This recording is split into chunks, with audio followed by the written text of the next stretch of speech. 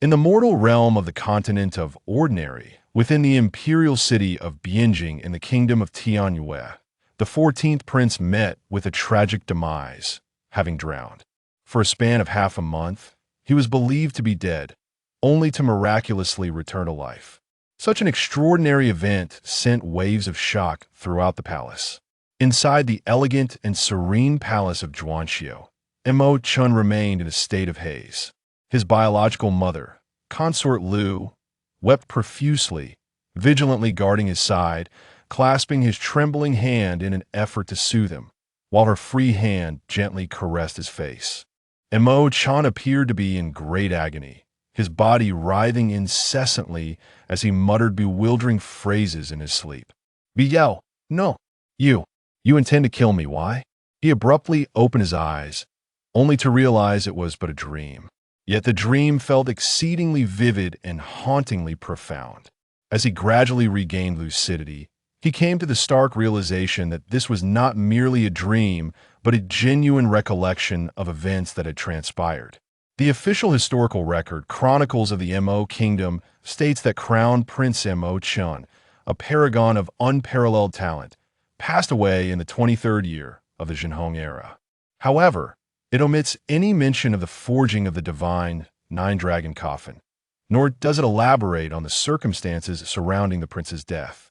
The royal family of the kingdom of Tianyue shares the surname Mo, akin to that of the sovereign of the great Mo kingdom a millennium ago. From the 23rd year of Zhenhong to this year, precisely 1,000 years have elapsed. A millennium-old corpse has granted rebirth to the deceased.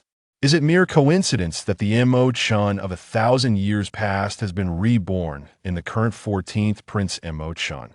Or is it the will of fate? Gazing at the unfamiliar yet familiar woman before him, whose face was adorned with tears and a look of profound compassion, Chen felt a flicker of emotion within. This woman, gentle and enchanting, with kind eyes and a benevolent demeanor, was none other than his mother, consort Lu. Within the depths of his heart, Chen felt a twinge of guilt as he mused. I am sorry. Your son has perished. The Chen of today is no longer your son. Nevertheless, I shall treat you well, for you are my dear mother. Indeed, the accounts within the Chronicles of the Extraordinary are not without merit.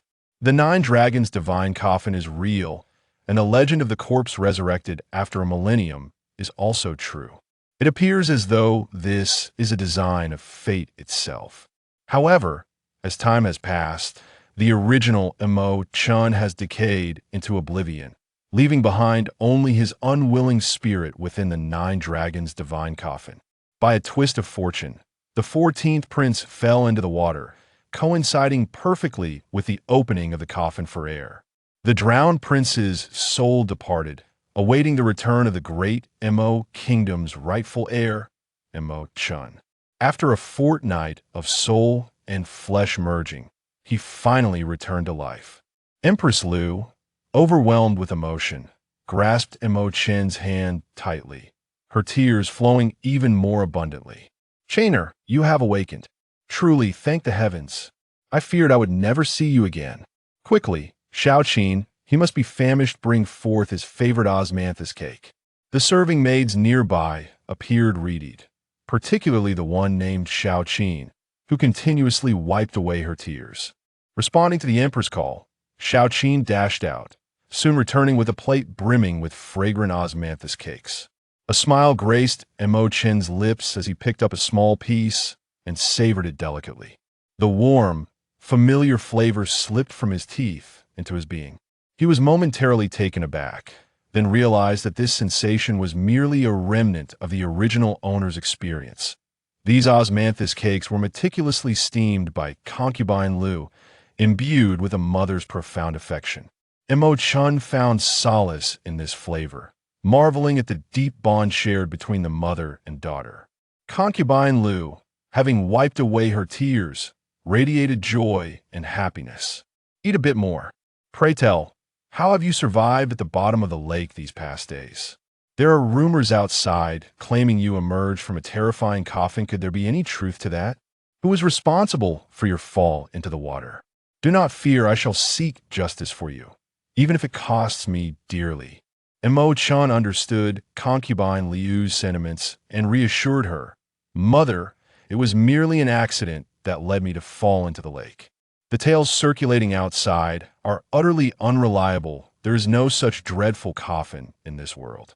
I was fortunate enough to discover a peculiar space beneath the lake where I could rest, a space devoid of water, allowing me to breathe. The ice on Lake by Shui was exceedingly thick, rendering escape impossible. Thankfully, as the weather began to warm, a hot spring emerged beneath the lake, causing the ice to melt, which granted me a narrow chance of escape. Is that truly how it was? Concubine Liu questioned, her skepticism evident.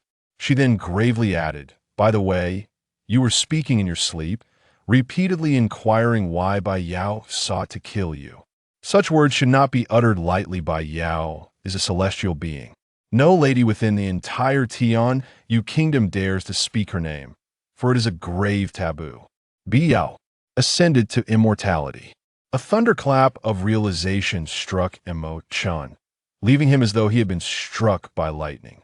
No, it cannot be her, there must be another. At that moment, his heart churned like turbulent waves. If it were indeed she, this enmity would be repaid tenfold. In an instant, the hatred within him blazed like a raging inferno. The depth of love breeds a correspondingly intense hatred. The emperor of Tianyue Kingdom, Tianxin, summoned Zhang Tianxing from the Qintian monitor to his study in solitude. Tianxin, a master of martial arts, naturally exuded a formidable aura. He commanded respect without anger, his eyes opening and closing like stars floating in the cosmos. The 14th prince had drowned, his body unseen for half a month. Yet today, he reappeared alongside the divine dragon coffin at Baiyu Lake. It must be that the divine dragon coffin had rescued him. Oh, where is the divine dragon coffin? I am truly unaware, Your Majesty. According to several palace maids who witnessed it, the coffin opened, and mist surged forth, enveloping the entire imperial garden in an instant. After a brief moment, the mist dissipated and the mysterious coffin vanished, revealing the 14th prince lying by the lake. This clearly indicates that the divine coffin is not of this mundane world and has indeed saved the 14th prince. Zhang Tianxing spoke with trepidation. Tianxin pondered for a moment before nodding. I am somewhat familiar with the divine dragon coffin. It seems the 14th prince is indeed fortunate. However, it is regrettable that this child possesses exceedingly poor talent. At 15, he is yet to awaken his martial soul, and after such a fright, it is likely he will struggle to achieve anything. In truth, Tianxin's concern did not lie with Chen's fate, but rather with the whereabouts of the divine dragon coffin.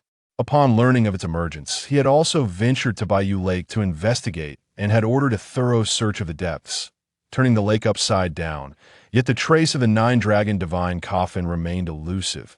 For an emperor, the abundance of offspring and concubines, alongside countless affairs, renders him perpetually occupied, both mentally and physically.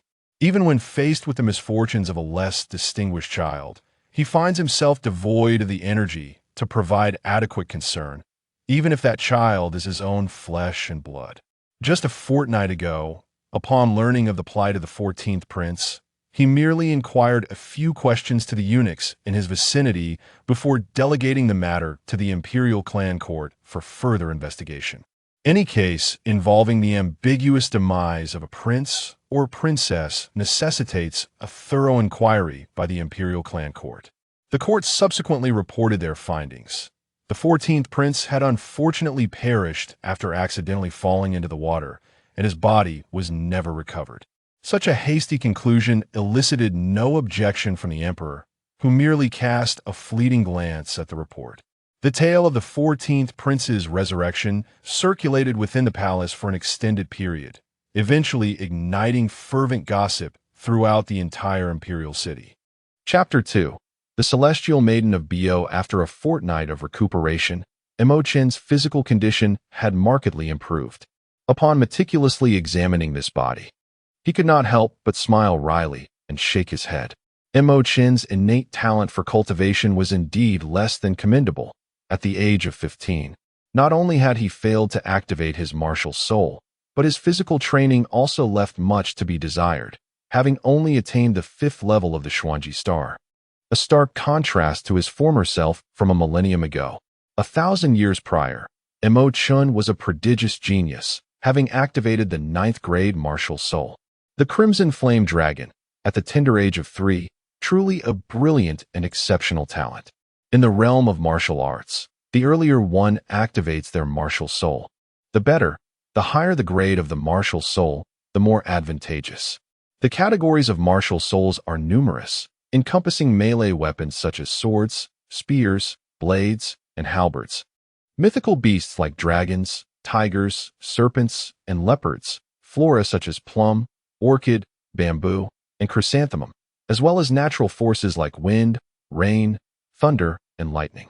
The variety of martial souls is vast and varied, with differing qualities and grades.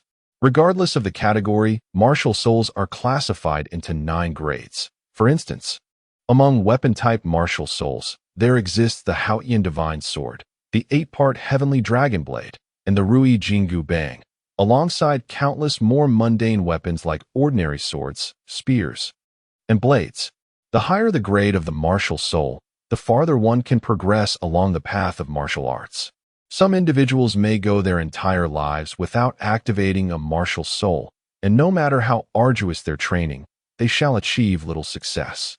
The martial arts world is distinctly stratified, comprising 9 major realms: martial apprentice, martial warrior, martial master, grand martial master, martial general, grandmaster, great grandmaster, and martial immortal. Each realm is further divided into 6 minor realms, namely Iron Star, Gold Star, Soul Star, Xuanji Star, Earth Extreme Star, and Heaven Extreme Star.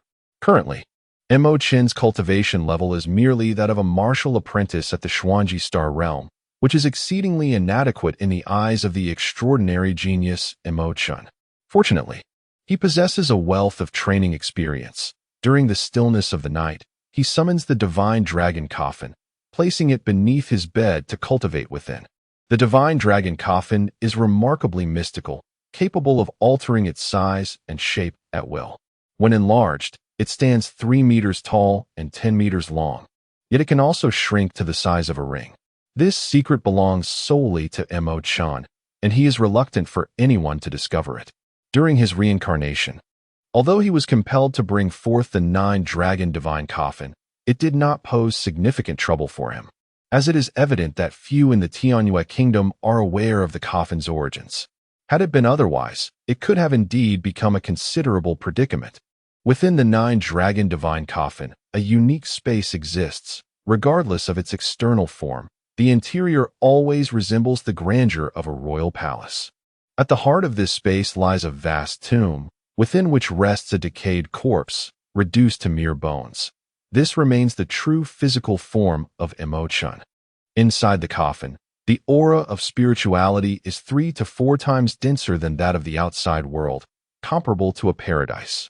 At this moment, Chen has reached a bottleneck at the level of the Earth Extreme Star Martial Apprentice. To break through, he must refine true Qi and establish the Dantian space.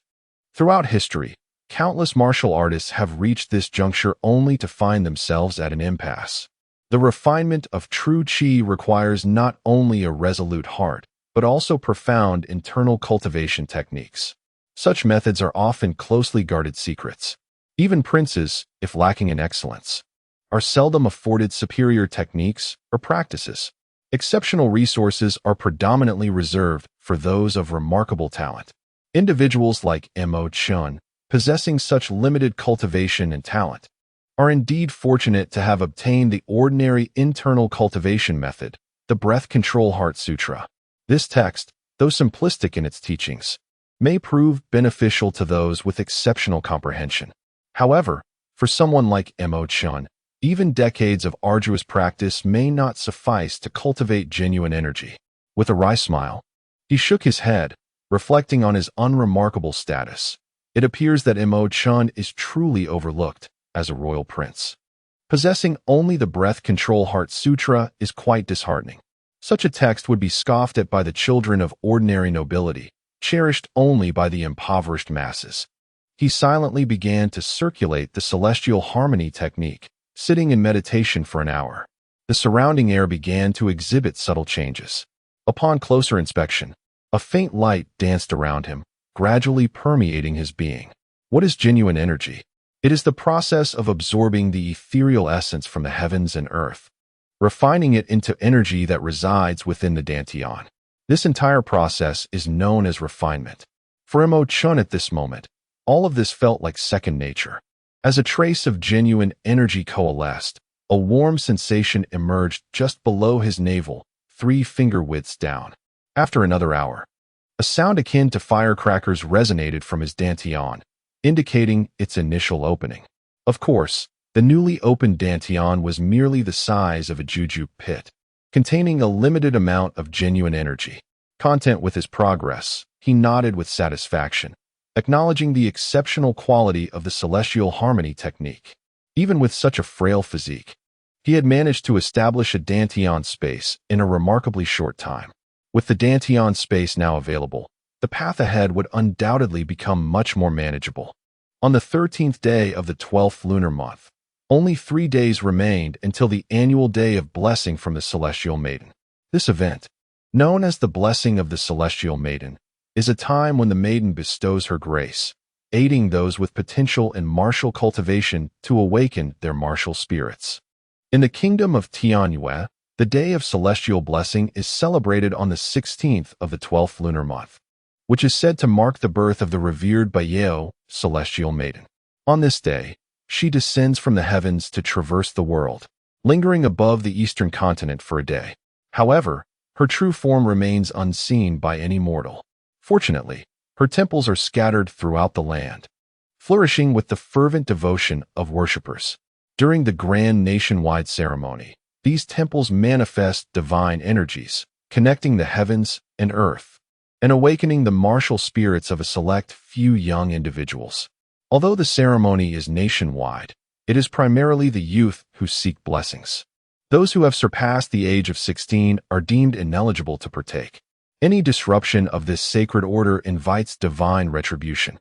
Moreover, the young participants must present their own offerings, typically consisting of livestock, fine wines, and celestial fruits. Consequently, in the days leading up to the blessing of the Celestial Maiden, many young men and women are preoccupied with preparing their offerings. In Bianjing, numerous youths, in a show of reverence for the Wuji Celestial Maiden, venture 30 miles beyond the imperial city to the demon-subduing mountain to hunt beasts for sacrifice. Notably, they are instructed to capture but not slay. The killing is reserved for the day of sacrifice on the 16th of the 12th lunar month. Many imperial descendants and noble youths engage in a subtle competition on this day, where the mightier the sacrificial beast, the greater the prestige. In truth, a millennium ago, the blessing of the Celestial Maiden did not exist.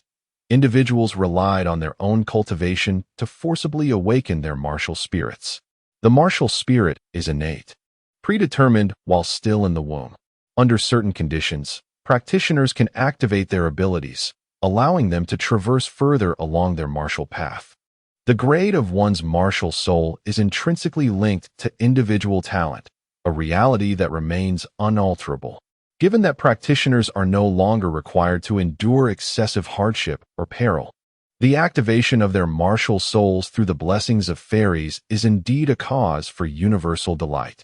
However, this reliance has led many to lose their innate ability to activate their martial souls. Chen, for one, harbors no hopes for the blessings of a fairy.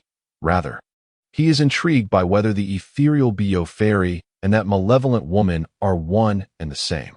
To ascertain this, a visit to the fairy temple is necessary. The fairy temple, the largest in Bianjing City, is nestled on the cool hills southwest of the city.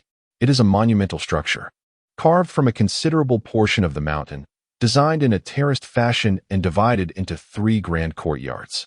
Upon entering, the first sight is the majestic mountain gate, adorned with 4 dragon-carved pillars that soar into the heavens, delineating the main entrance from the left and right side doors. Within the gate, to the left and right stand the bell tower and drum tower, while directly ahead lies the fairy hall. Inside the hall, for fairies, Mei Lan Song and Ju, are collectively known as the four immortals of the cold seasons. The central courtyard is the Bio Fairy Hall, the most significant area, encompassing nearly the entirety of the space of the preceding and following courtyards. Before the Bio Fairy Hall, a vast square unfolds, featuring a gigantic water pool at its center. Standing proudly in the middle of this pool is an imposing 10-meter-tall statue carved from blue stone, its right hand raised in a gesture reminiscent of celestial flight, its garments billowing as if caught in an ethereal breeze, evoking the impression that it is poised to ascend into the skies. This statue represents the Bio Fairy, exuding an aura of divinity. Although merely a statue, the multitude gazes upon it with profound reverence, too awed to dare a second glance, fearing that such an act might incur the wrath of the heavens for desecrating the essence of the fairy. In the celestial hall, the revered figure of the fairy Biao stands majestically, flanked by the statues of the four immortals of winter, which appear to be a head shorter than her. Though they are all referred to as fairies, the four immortals of winter are but attendants to Biao. Behind this primary courtyard lies the scripture pavilion and the quarters of several Taoist priestesses. The ritual of bestowing blessings by the fairy takes place before the statue of Biao in the celestial hall. To kneel in the square, one must evidently possess the status of royalty or nobility. Wealthy youths and commoners may also partake in the worship, yet according to custom, they are confined to the front hall and outside the mountain gate. Chen, donning plain attire, stealthily exited the imperial palace and sold a dragon-horned steed in the marketplace, swiftly departing. Typically, a prince leaving the palace would be accompanied by a grand entourage, yet Chen, being less favored, encountered a more modest spectacle despite his princely status. Otherwise, it would tarnish the royal family's reputation. Chen had long harbored a disdain for such tedious ceremonies, and venturing out in plain clothes had become a common occurrence. As he approached the foot of Liang Mountain, the bustling traffic on the official road was evident. From a distance, one could see wisps of blue smoke curling upwards from the fairy temple, a testament to its flourishing incense offerings.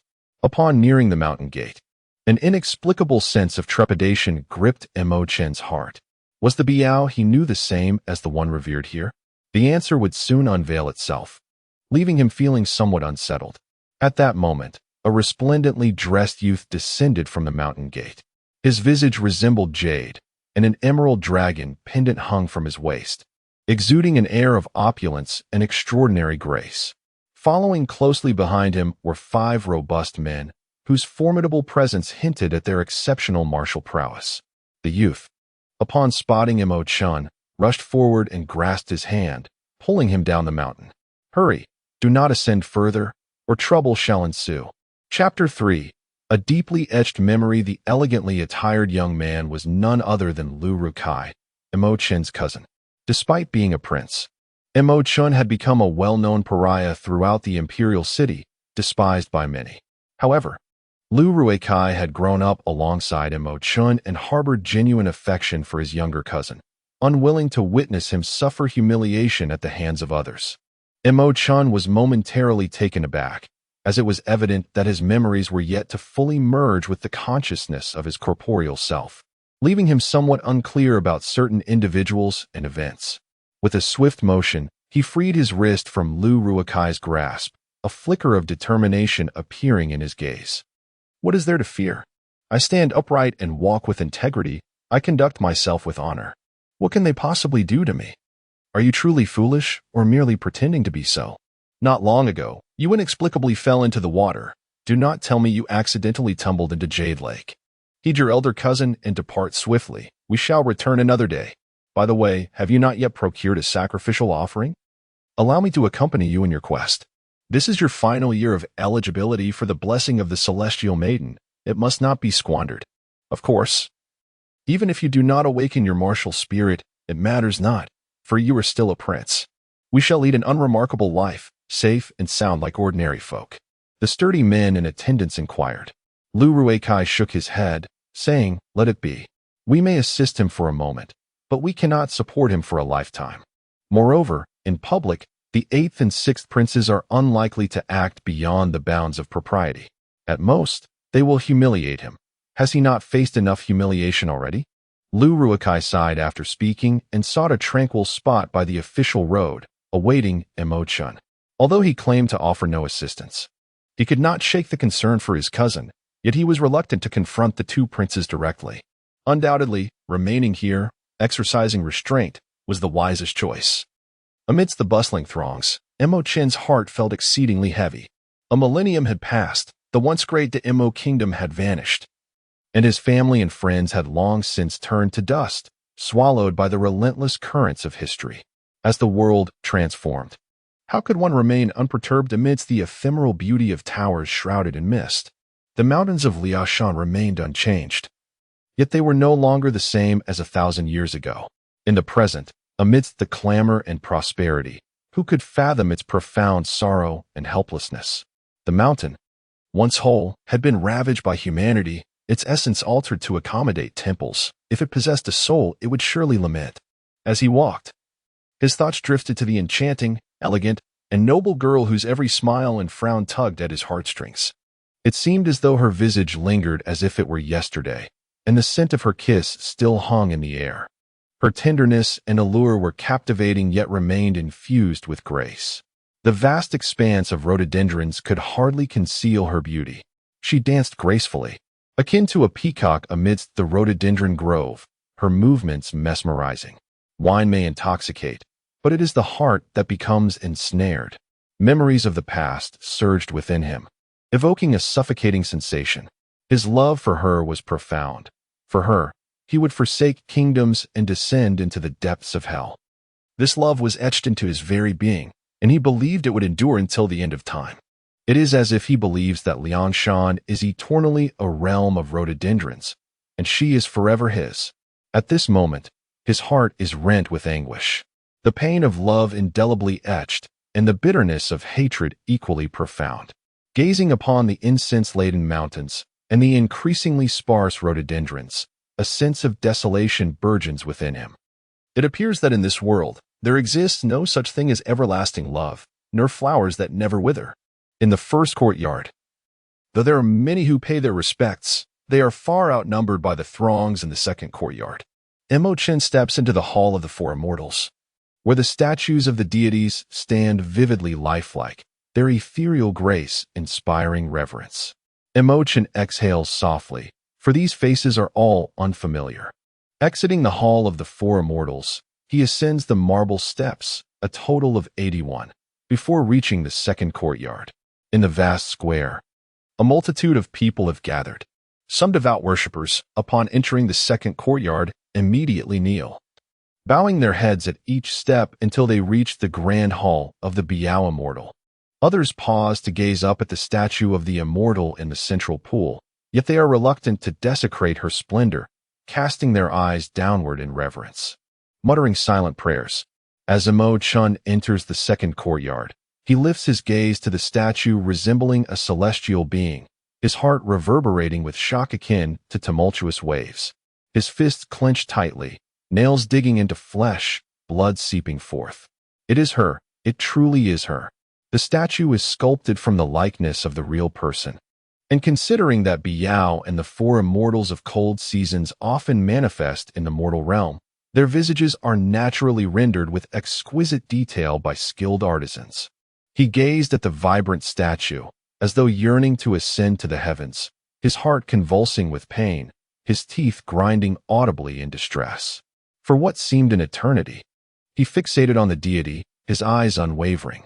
His peculiar behavior soon attracted the attention of those around him. Some murmured in discontent, questioning, how can this man be so brazen? To openly stare at the statue of the celestial Biao is nothing short of sacrilege. This is intolerable. Such a person should be apprehended and brought to justice. Young man, do you not fear divine retribution for your blasphemy? Their whispers ignited a sense of loathing within him. How could such a woman be revered as a celestial being? What manner of ascent had she achieved to warrant such admiration? Suddenly, he cast a frigid glance around. his eyes imbued with a chilling fury and the weight of despair, causing those nearby to involuntarily shudder.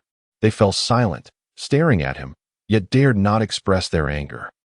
Chen walked slowly, his gaze eternally fixed upon her lofty figure, a fierce hatred igniting within him. Wait, he thought, after 2 decades of arduous cultivation, I shall compel the celestial to kneel before me. Consumed by hatred, he found himself shouting, his voice resonating like thunder, abruptly silencing the commotion of the courtyard. A profound stillness enveloped the scene, lasting mere moments before erupting into a cacophony of accusations and curses that overwhelmed Chen. Who is this scoundrel? Truly unaware of his own peril. How dare he? Has he lost his mind? He must be tired of living. To blaspheme the divine. He deserves the wrath of the heavens. In the presence of the enchanting Biao fairy, revered for her eternal youth and immortality, the 6th and 8th princes were startled by a commotion and promptly emerged from the hall. This deity, worshipped for centuries, was now being blasphemed in public. The 8th prince chuckled, "Sixth brother, let us not interfere. This fool is courting death. To desecrate a divine being invokes the wrath of both gods and men, and he shall surely suffer the consequences." No sooner had the 8th prince spoken than a dozen impassioned youths surged forward, fists raised, intent on attacking Chen. While the 6th prince harbored disdain for Chen, he recognized that as a member of the imperial family, his violent demise at the hands of the crowd would be a grave insult to the royal lineage. He swiftly intervened, pulling the fervent youths aside. "Listen to me. This is my distant relative. He is merely misguided. A deity would not stoop to quarrel with a fool." Then, turning to Chen, he commanded, "Kneel and beseech the deity for forgiveness." The onlookers, struck by the 6th prince's refined demeanor and imposing presence, hesitated to approach. With the weight of the 6th prince's hand pressing down on his shoulder, Chen felt a tremendous force bearing down on him, causing his knees to buckle as if he were on the verge of submission. With a cold snort, he turned to glare at the 6th prince, unleashing a powerful mental force through his gaze. Caught in that moment, the 6th prince felt as though he were ensnared, his arm growing weak with astonishment. A true man stands tall. He kneels only before heaven and earth, and bows only to his parents. How could he submit to a woman? As the word kneel fell, Chen's body suddenly trembled, his arm darting like a serpent to grasp the arm of the 6th prince. The prince immediately sensed a formidable force and instinctively recoiled, his arm releasing Chen involuntarily. In that fleeting moment of surprise, Chen had already retreated with great agility, disentangling himself from the throng of raucous onlookers. By the time the crowd regained their composure and commenced their frenzied pursuit, he had already escaped the confines of the second courtyard. "Ah, has he grown considerably stronger?" The 6th prince mused, a hint of astonishment in his voice. "8th brother, did you observe his gaze? It is strikingly different from before, almost fearsome in its sharpness. Facing his eyes feels akin to staring into the fury of a saber-toothed tiger." 8th prince could no longer maintain his laughter. His face had drained of color, and with a quivering voice, he uttered, I did see it, yet I cannot shake the feeling that his gaze resembles that of the Grim Reaper." Chapter 4. The emergence of beasts. Chen sprinted forth like a galloping steed, his movements uniquely swift, leaving the crowd in his wake. Yet, these fervent devotees were relentless in their pursuit, thundering after him like a legion of 1,000 horses. Although their formation was somewhat chaotic, their resolve remained steadfast and unwavering. Moments later, Chen barreled through the crowd, carving a path as he made his way to the official road outside the fairy temple. Awaiting on the thoroughfare was Lu Ruakai, who, upon hearing the tumultuous commotion emanating from the temple courtyard, felt a sudden tightening in his chest. "This is not good. It appears my cousin is in trouble, and it seems to be quite serious." With a powerful leap, he propelled himself upwards, soaring several meters before colliding with the rapidly descending Chen. The force of their impact sent both of them staggering back 2 meters. Moreover, Lu Kaikai stood a full 10 centimeters taller than Chen, with Chen's forehead barely reaching the tip of his nose. The collision had left a piercing pain in Lu Ruakai's nose, prompting an involuntary yell, accompanied by a spray of blood. "You rascal! Cousin, run!" Despite the impact, Chen hardly felt any pain. After a brief pause, he took off running. Why are so many people shouting and fighting? Do they wish to beat you senseless? Don't ask so many questions. If you want to avoid a beating, fleeing is our priority. My dragon-horned horse is just 20 meters ahead. We must ride away. Lu Ruekai urged anxiously. Chen had already spotted the horses tied up at the nearby stable, but his own steed had been stolen, unattended. He dashed forward and decisively landed a punch on a young stable hand inspecting the horses. With a thud, the lad was plunged into darkness, collapsing onto the ground. As Lu Rueikai's fury surged, he realized that his cousin's mount had already dashed away like a gust of wind. "You scoundrel! In broad daylight, you dare to steal a horse. You shall meet a dreadful fate." Lu Rueikai was left astonished. When had his cousin transformed into such a formidable presence? Was this truly the same person? He swiftly mounted his horse and galloped away, the two steeds racing into the distance. Among the throng of followers, there were certainly some affluent individuals. Witnessing Chen's escape on horseback, several of them mounted their own steeds and gave chase. Lu Ruekai pursued fervently, his eyes wide in disbelief. He could scarcely comprehend that his cousin, who had never ridden before, possessed such exceptional equestrian skills.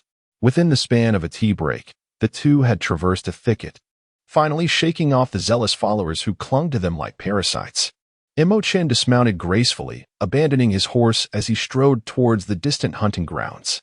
Lu Rueikai followed closely, dismounting with fluidity akin to flowing water. He hastened to catch up. Now that Chen was safe, surely he would divulge why those individuals relentlessly pursued him. "These foolish folk meddle in affairs that do not concern them. I merely uttered a word against my woman."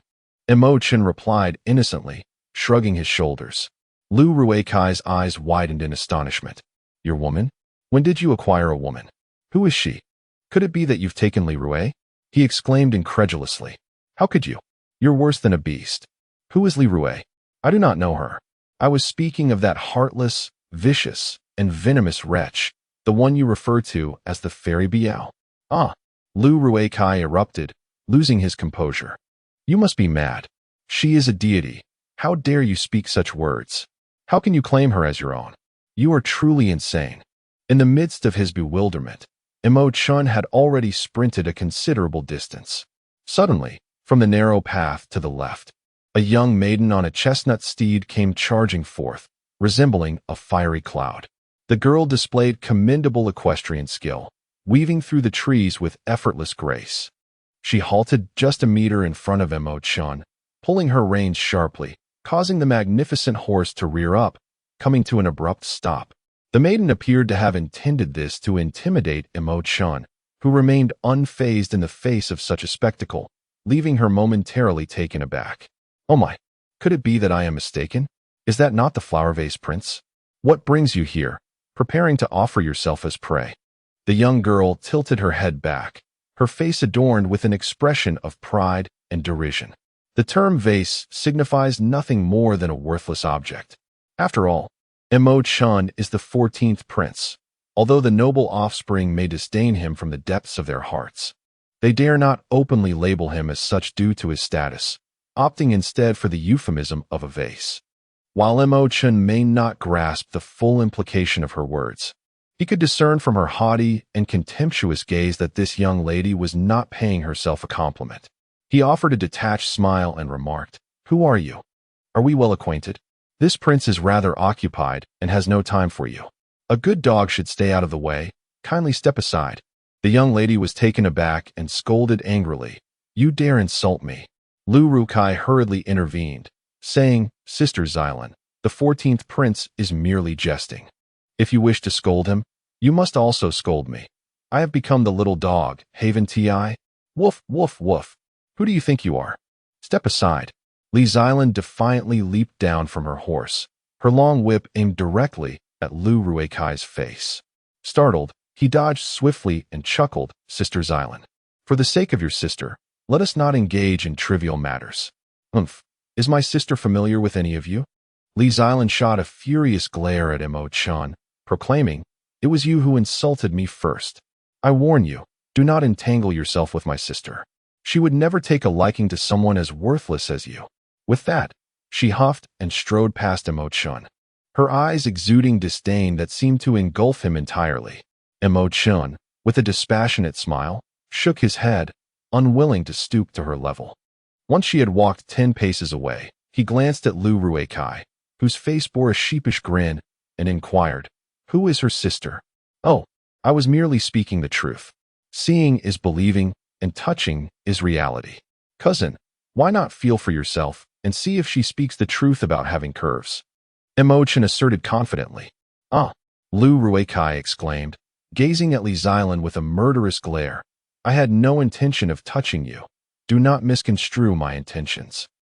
Chen continued to tease with a serious demeanor.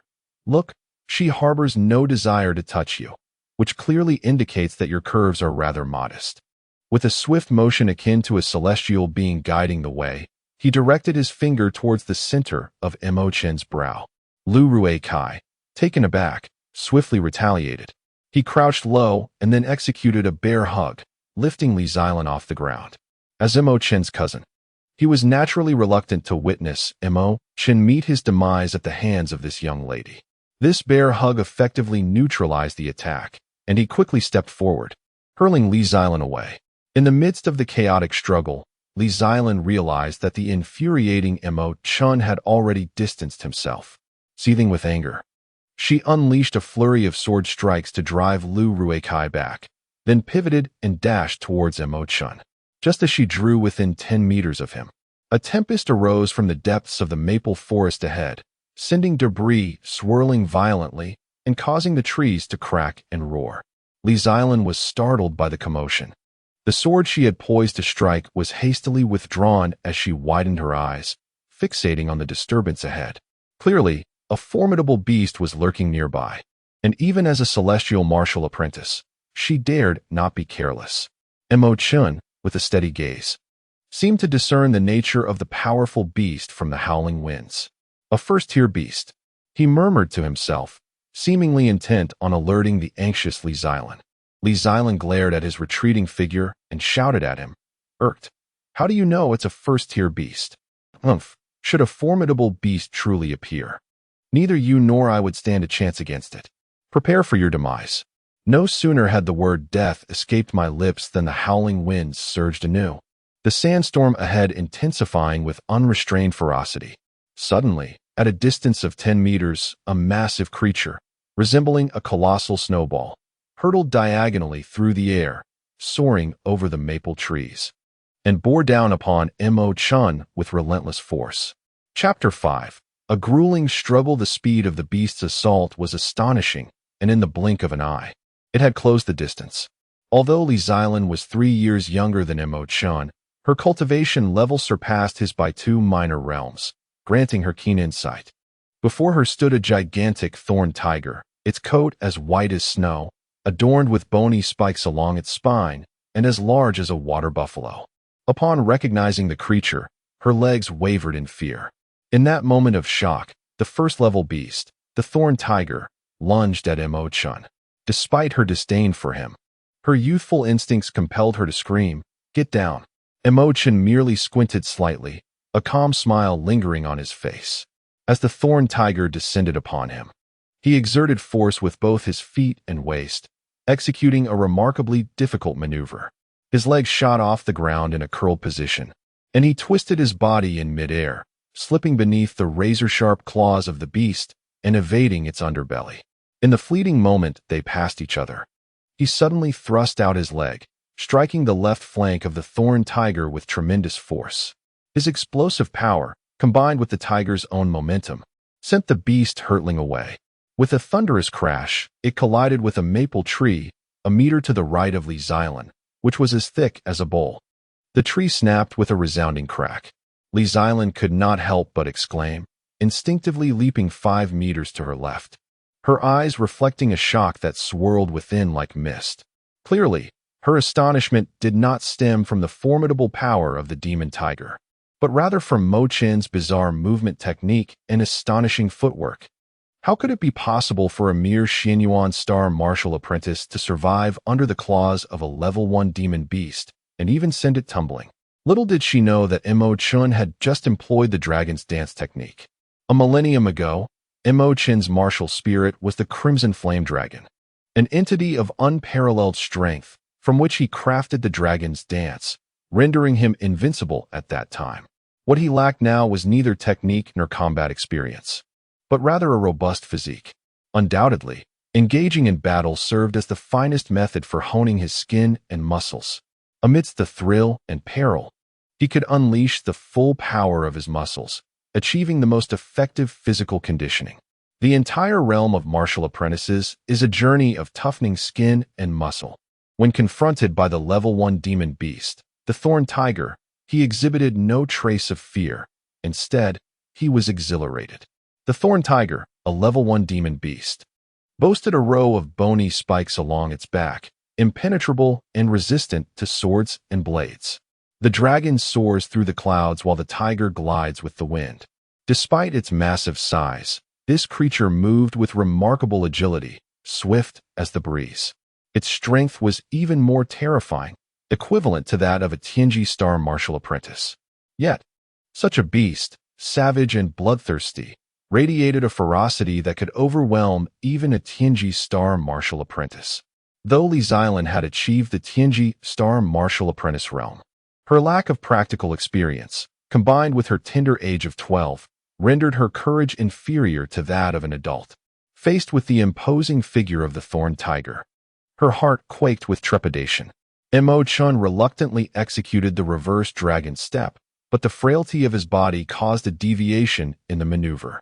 Although he narrowly dodged a lethal strike, he was nonetheless struck by the tiger's claw on his right shoulder. He fell to the ground, his shirt soaked with blood seeping from the wound. Fortunately, it was merely a flesh wound, not affecting his bones or tendons. He shook his head with a bitter smile and let out a low growl. "Come again." The rolling demon tiger was startled by his fierce roar, springing back to its feet and fixating its gaze on Mo Chen. The eyes of man and beast met, and the tiger trembled violently, consumed by the provocation emanating from Mo Chen's sharp glare. With a deafening roar that shattered the air, the surrounding trees rustled ominously, and not far away, Li Xilan turned pale, her sword trembling in her grip. In that instant, she found herself devoid of courage to strike. Had it not been for the presence of others, she would have long since fled. At that moment, Lu Kairui also arrived. Upon seeing the massive beast, he couldn't help but exclaim, "Goodness, what a colossal creature!" Lu Kairui, a martial apprentice of the Celestial Star, possessed a strength of 400 jin, and his flesh had been significantly hardened through training.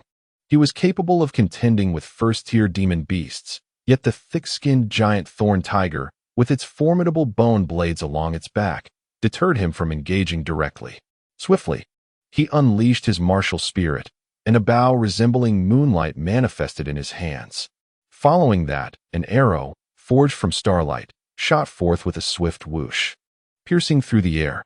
The moonlight bow was a second-tier martial spirit. At the tender age of 8, Lu Kairui awakened his martial soul.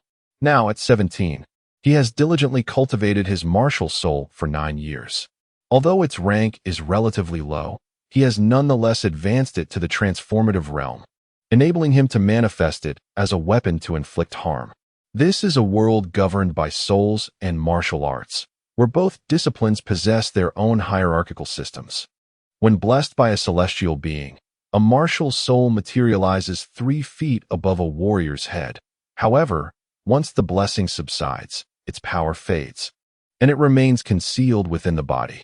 To strengthen the martial soul and unleash its potential for offense, arduous training is essential, a process known as soul cultivation. Martial cultivation and soul cultivation are not mutually exclusive. Rather, they complement each other. A robust martial practice enhances the soul's strength, while a potent soul fortifies martial prowess. In a flash, the light feather arrow surged toward the formidable spiked tiger.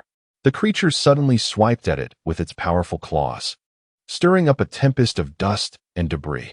With a resounding crack, the light feather arrow was instantaneously shattered. Impressive. Lu Ruikai furrowed his brow as a barrage of light feather arrows erupted. The spiked tiger emitted a fierce roar, leaping into the air while unleashing a flurry of claw strikes. One after another, the light feather arrows were obliterated, and in an instant, the beast was upon Lu Ruikai. The moonlight bow serves as a weapon for ranged attacks, but as the demon tiger closed in, its limitations became apparent. Upon landing, the creature kicked up a cloud of dust and executed a sweeping strike with its powerful tail. The silver appendage resembling a long whip aimed directly at Lu Kairue's lower body. Caught somewhat off guard, Lu Ruikai leaped upward. Yet he was still struck by the tiger's tail. With a resounding crack, the fabric of his left pant leg tore, leaving his flesh mangled and exposed. With a cry of pain, he immediately rolled away, seeking refuge behind a tree as thick as a person's waist. At that moment, the demon tiger launched another assault, its claws rending a large chunk from the sturdy trunk with a resounding crack. Lu Ruikai, drenched in cold sweat, shouted, "Li Xilan, don't just stand there in a daze. Hurry and help, or we shall perish here." Trembling with fear, Li Xilan steeled herself, gritting her teeth before launching herself like a swallow skimming the water, attacking low to the ground. Upon reaching the demon tiger, she thrust her sword upward with a swift motion. Do not underestimate the demon tiger. It was remarkably agile. In a sudden twist, its left forepaw struck the back of her sword. With a resounding thud, an immense force coursed through the blade into Li Xilan's arm, leaving her hand numb and causing her sword to slip from her grasp. Panic surged within her as she felt a chilling wind rush toward her, prompting her to retreat swiftly. Yet, she was still struck by the tiger's tail, sent tumbling through the air and crashing to the ground. In just 2 exchanges, the 2 formidable martial disciples found themselves injured and spitting blood. The demon tiger, emboldened by its success, let out a ferocious roar, offering no respite to Li Xilan as it charged at her once more. Lu Ruikai, horrified, rushed to her aid. However, the demon tiger feigned an attack, swiftly turning to confront Lu Ruikai, who was rushing in. Lu Ruikai, suspended in midair, found himself without leverage, wielding the moonlight bow like a shield to withstand the impending strike. The impact of the tiger's paw against the bow was tremendous, scattering moonlight like celestial blossoms, showering the area with a cascade of luminous rain. Lu Ruikai was violently thrown back, akin to a kite with its string severed, crashing into the nearby tree and snapping it in two. He spat blood, his voice filled with urgency as he cried, "Xiao Chen, flee. We are no match for them." After his desperate plea, he coughed up more blood and fell unconscious, evidently gravely injured. Li Xilan's face paled in horror. She rolled on the ground, grasping her long sword, and struck fiercely at the eyes of the beastly tiger, like a venomous snake poised to attack. The tiger suddenly lowered its head, its bony spikes on its back extending menacingly. The sound of metal clashing rang out like the echo of a blacksmith's hammer as their weapons collided. Realizing her assault had failed, Li Xilan retreated in haste, but the tiger rose on its hind legs, resembling a human in stature. Standing tall, the tiger made Li Xilan appear as insignificant as a mere sprout. Its razor-sharp claws glinted ominously as they descended mercilessly towards her head. A fierce gust of wind bore down upon her, and the overwhelming ferocity of the creature nearly severed her soul from her body. Her legs felt as if they were weighed down by lead, rendering her nearly immobile. My life is forfeit. In that fleeting moment, her fighting spirit crumbled, and she found herself devoid of the courage to strike again, closing her eyes to await her fate. Chapter 6. Slaying the beastly tiger. Li Xilan was utterly stunned, witnessing the vase-like prince perform a back throw, launching the ferocious and brutal thorn tiger from above. The ground ahead shattered under the impact, debris flying into the air. Yet, the beast was remarkably resilient. Despite the violent throw, it remained unharmed, rolling on the ground before leaping back up to roar at Chen. Chen cast a sidelong glance at Li Xilan and admonished, Don't just stand there foolishly. If you wish to survive, step aside. Blushing with embarrassment, Li Xilan stamped her foot and swiftly evaded. At this moment, the position of the demonic tiger was the closest to Chen. The two faced each other for a brief moment before the demonic tiger let out a resounding roar, suddenly unleashing a fierce gust of wind to attack. Chen stood steadfast as a mountain, his eyes gleaming like two sharp blades. In the instant the fierce wind rushed towards him, he abruptly twisted his waist, executing a complex maneuver with remarkable agility. His body tilted sharply, and with a powerful contraction of his legs, he darted out from beneath the giant thorn tiger's claws and belly. Once again, he displayed that enigmatic footwork, leaving Li Xilan utterly astonished. She simply could not comprehend how this seemingly frail figure could exhibit such bravery today, employing such astonishing techniques in succession. Though she observed how Chen exerted his strength and rotated, she inwardly questioned whether she could ever replicate such challenging movements. A misstep could lead to a painful injury. With a resounding thud, Chen's feet propelled the giant thorn tiger away once more, its head crashing violently against a nearby maple tree. The sound of snapping wood echoed through the air. The tiger, feeling the pain, rolled on the ground before leaping back up, its gaze fixated on the immovable Chen. A flicker of human-like shock and fury in its eyes. After a brief pause, it let out another roar that reverberated through the forest, then leaped over 5 meters high, pouncing once again at Chen. Yet, Chen remained as steady as ever, continuing to execute his mysterious footwork, sending the demonic tiger flying once more. Upon closer inspection, the 3 instances of his reverse dragon maneuver exhibited subtle differences. During the first execution, with an injured shoulder, it appeared rather clumsy. The second attempt was much more fluid, while the third flowed like a gentle stream, radiating an elegant gracefulness.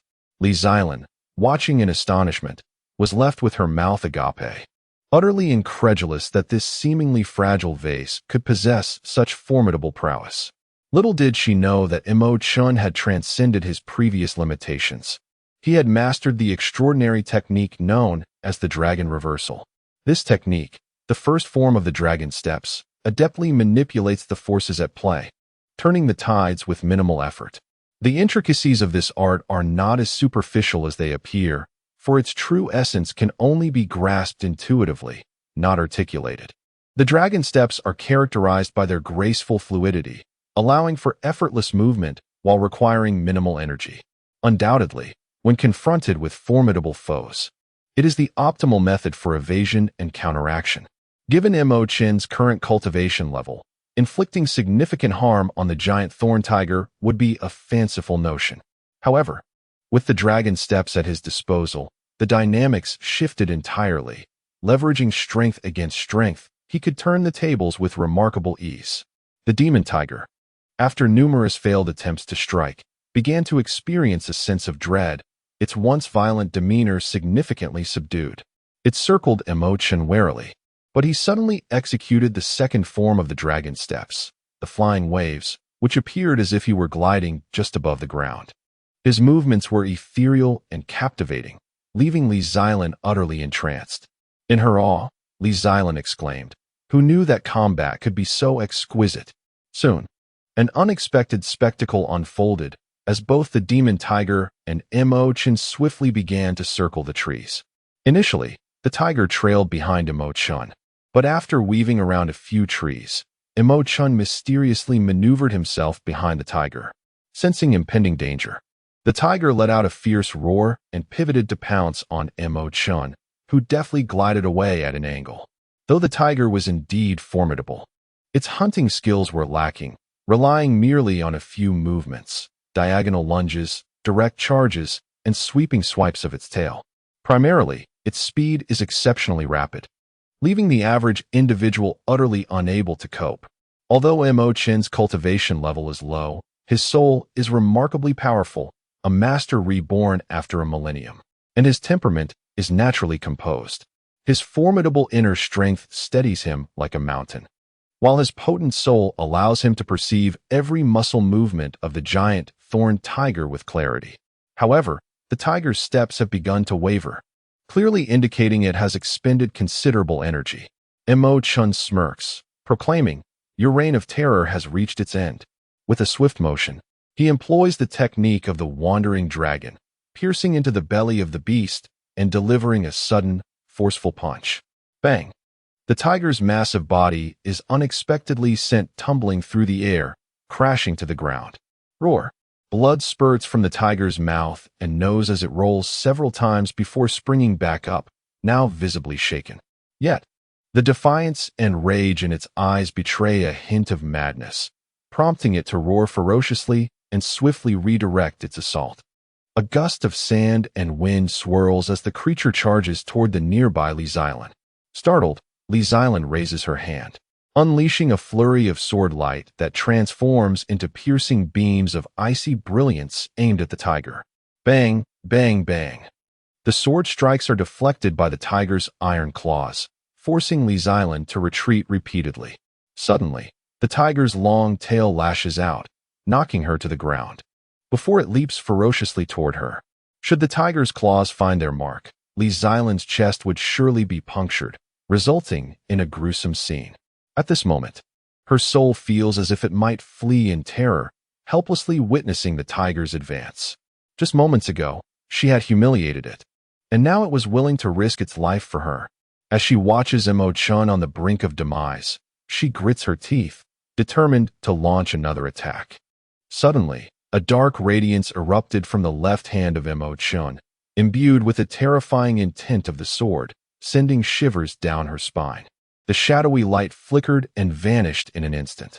With a resounding crash, the monstrous tiger was sent flying, blood cascading through the air. A deep gash appeared on the tiger's abdomen, its entrails spilling forth in a torrent of crimson. Mortally wounded, the creature writhed on the ground before succumbing to its fate. Chen, drenched in blood and bearing several new wounds on his chest and back, remained undaunted, casting a fleeting glance at the stunned Island. "No need for gratitude. And do not misunderstand. I was not saving you, merely hunting the tiger. The first-tier giant thorn tiger has yielded spiritual flesh, which is quite delectable." With that, he picked up the long sword that Island had dropped and began to slice into the tiger's abdomen. In no time, he extracted 2 square pieces of glimmering spiritual flesh. Clearly shaken, she was astonished that a mere Xuanji star martial artist, often referred to as the Vase Prince, could slay a first-tier beast like the giant thorn tiger, while she, a Tianji star martial artist, had nearly been devoured, an utter disgrace. Chen paid her no heed, instead approaching the unconscious Lu Ruikai and pressing on his acupoint. Lu Ruikai suddenly opened his eyes wide and exclaimed, "Xiao Chun, run." Chen shrugged, smiling, "Why should I run?" Lu Ruikai collected himself, realizing the beast had perished, and his eyes widened in shock. He scrambled to his feet, bewildered, and expressed his gratitude towards Island. "Sister Island, you are truly remarkable. I never imagined you could slay a first-tier beast like the giant thorn tiger. Truly, she is a paragon of strength, a remarkable woman of valor, and I am utterly in awe of you, as boundless as the flowing river." This is sheer humiliation, a blatant affront. Island was consumed by indignation, her fist striking his nose with fervor. "Why don't you go die?" she exclaimed. "Oh, how dare you hit someone?" Lu Ruikai, innocently clutching his bleeding nose, retorted with some irritation, "What is so commendable about killing a first-level demon tiger? Why be so arrogant? Utterly unreasonable. Who would dare marry you when you grow up?" The youth had thick lips that protruded outward, despite his large, bright eyes brimming with vitality. The disproportionate lips marred his aesthetic appeal, rendering him somewhat unattractive. He rushed over, and, upon seeing the colossal, spiny tiger on the ground, was taken aback. Casting a glance at Chen and Lu Ruikai, he then fixed his gaze upon Lu Ruikai. "Could it be that you killed this demon tiger?" "Certainly not." Lu Ruikai snapped, still seething with anger. The youth with thick lips erupted into laughter. "Island, can you believe it? At such a tender age, he managed to slay a first-level demon beast, the spiny tiger. Remarkable indeed." Our Li family has birthed yet another genius. Second brother, Li Xilan exclaimed, utterly mortified, stamping her feet in frustration. Others bully me, and you do too. Chapter 7. A sudden turn of events. Li Zidong, the youth with thick lips, widened his eyes in disbelief. Sister, how have I bullied you? Why not just admit it? He continued. Oh, the flower vase prince is also here, looking rather injured. It appears my sister saved you. Hey, flower vase prince, my sister rescued you. Do you not know how to express gratitude? After all, you are a prince. Even if of little use, with a few thousand taels of silver in hand. Shouldn't such a person be struck down by heavenly wrath? Lu Ruikai was momentarily taken aback. Could it be that his cousin was rendered speechless by fear? How could he accuse himself of being ungrateful and repaying kindness with enmity? You shameless wretch! Li Xilan cried out, tears streaming down her face in her fury.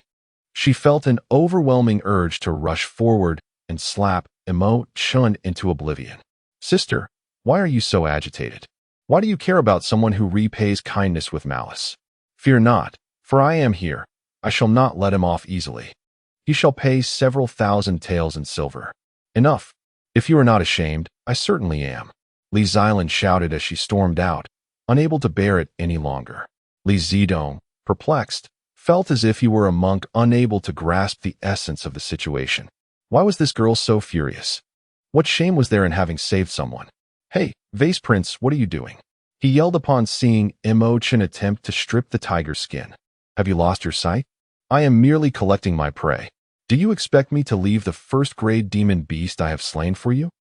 Chen smirked derisively. What? You claim that this giant thorn tiger is your kill? Li Zidong exclaimed, his eyes nearly popping out of their sockets, disbelief etched across his face. Lu Ruikai also cried out, Cousin, do not jest like that.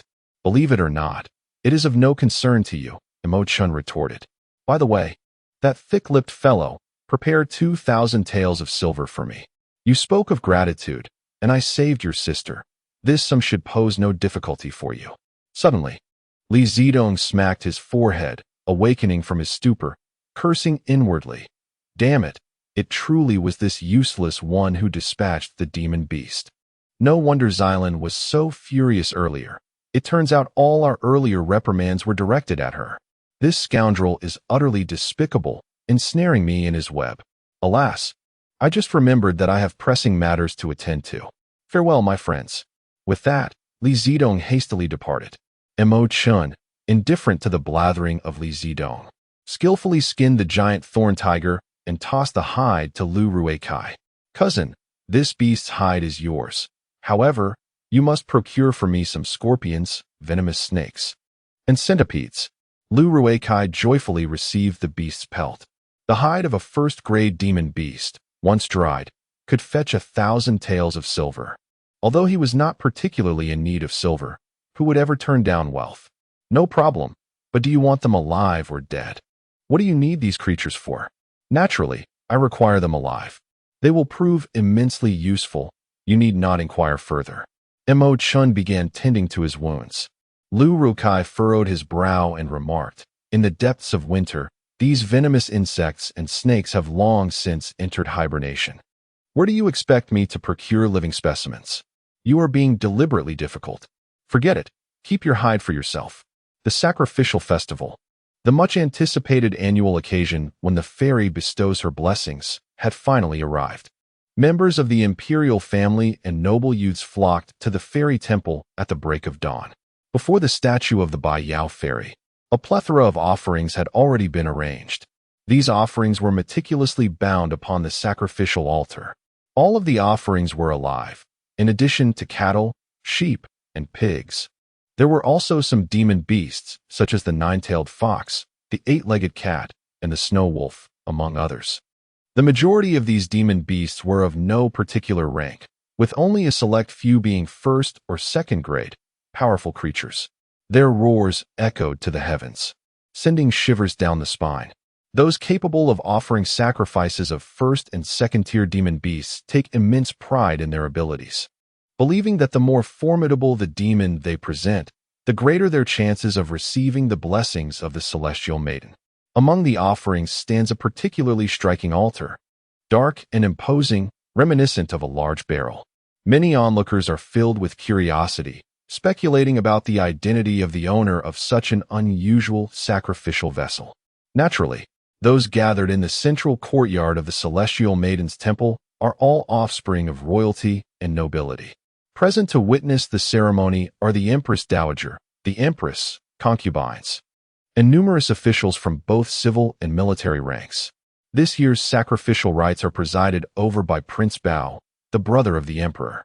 In previous years, such significant ceremonies were personally conducted by the emperor himself. However, this year is exceptional, as the emperor is occupied with a diplomatic meeting in Datong City with the Khan of Yunming. Thus, the responsibility has fallen to Prince Bao. The princes who have activated their martial souls are naturally there to partake in the spectacle. The 5th and 8th princes stand together, engaged in conversation regarding Chen. This 14th prince, always making a fool of himself since he was 4 years old, continues to bring disgrace upon the royal family. He should not have come. His presence is utterly futile. Their voices carry, deliberately loud enough for the nearby Lu Guifei to overhear. Lu Guifei frowns, her phoenix-like eyes glinting with anger.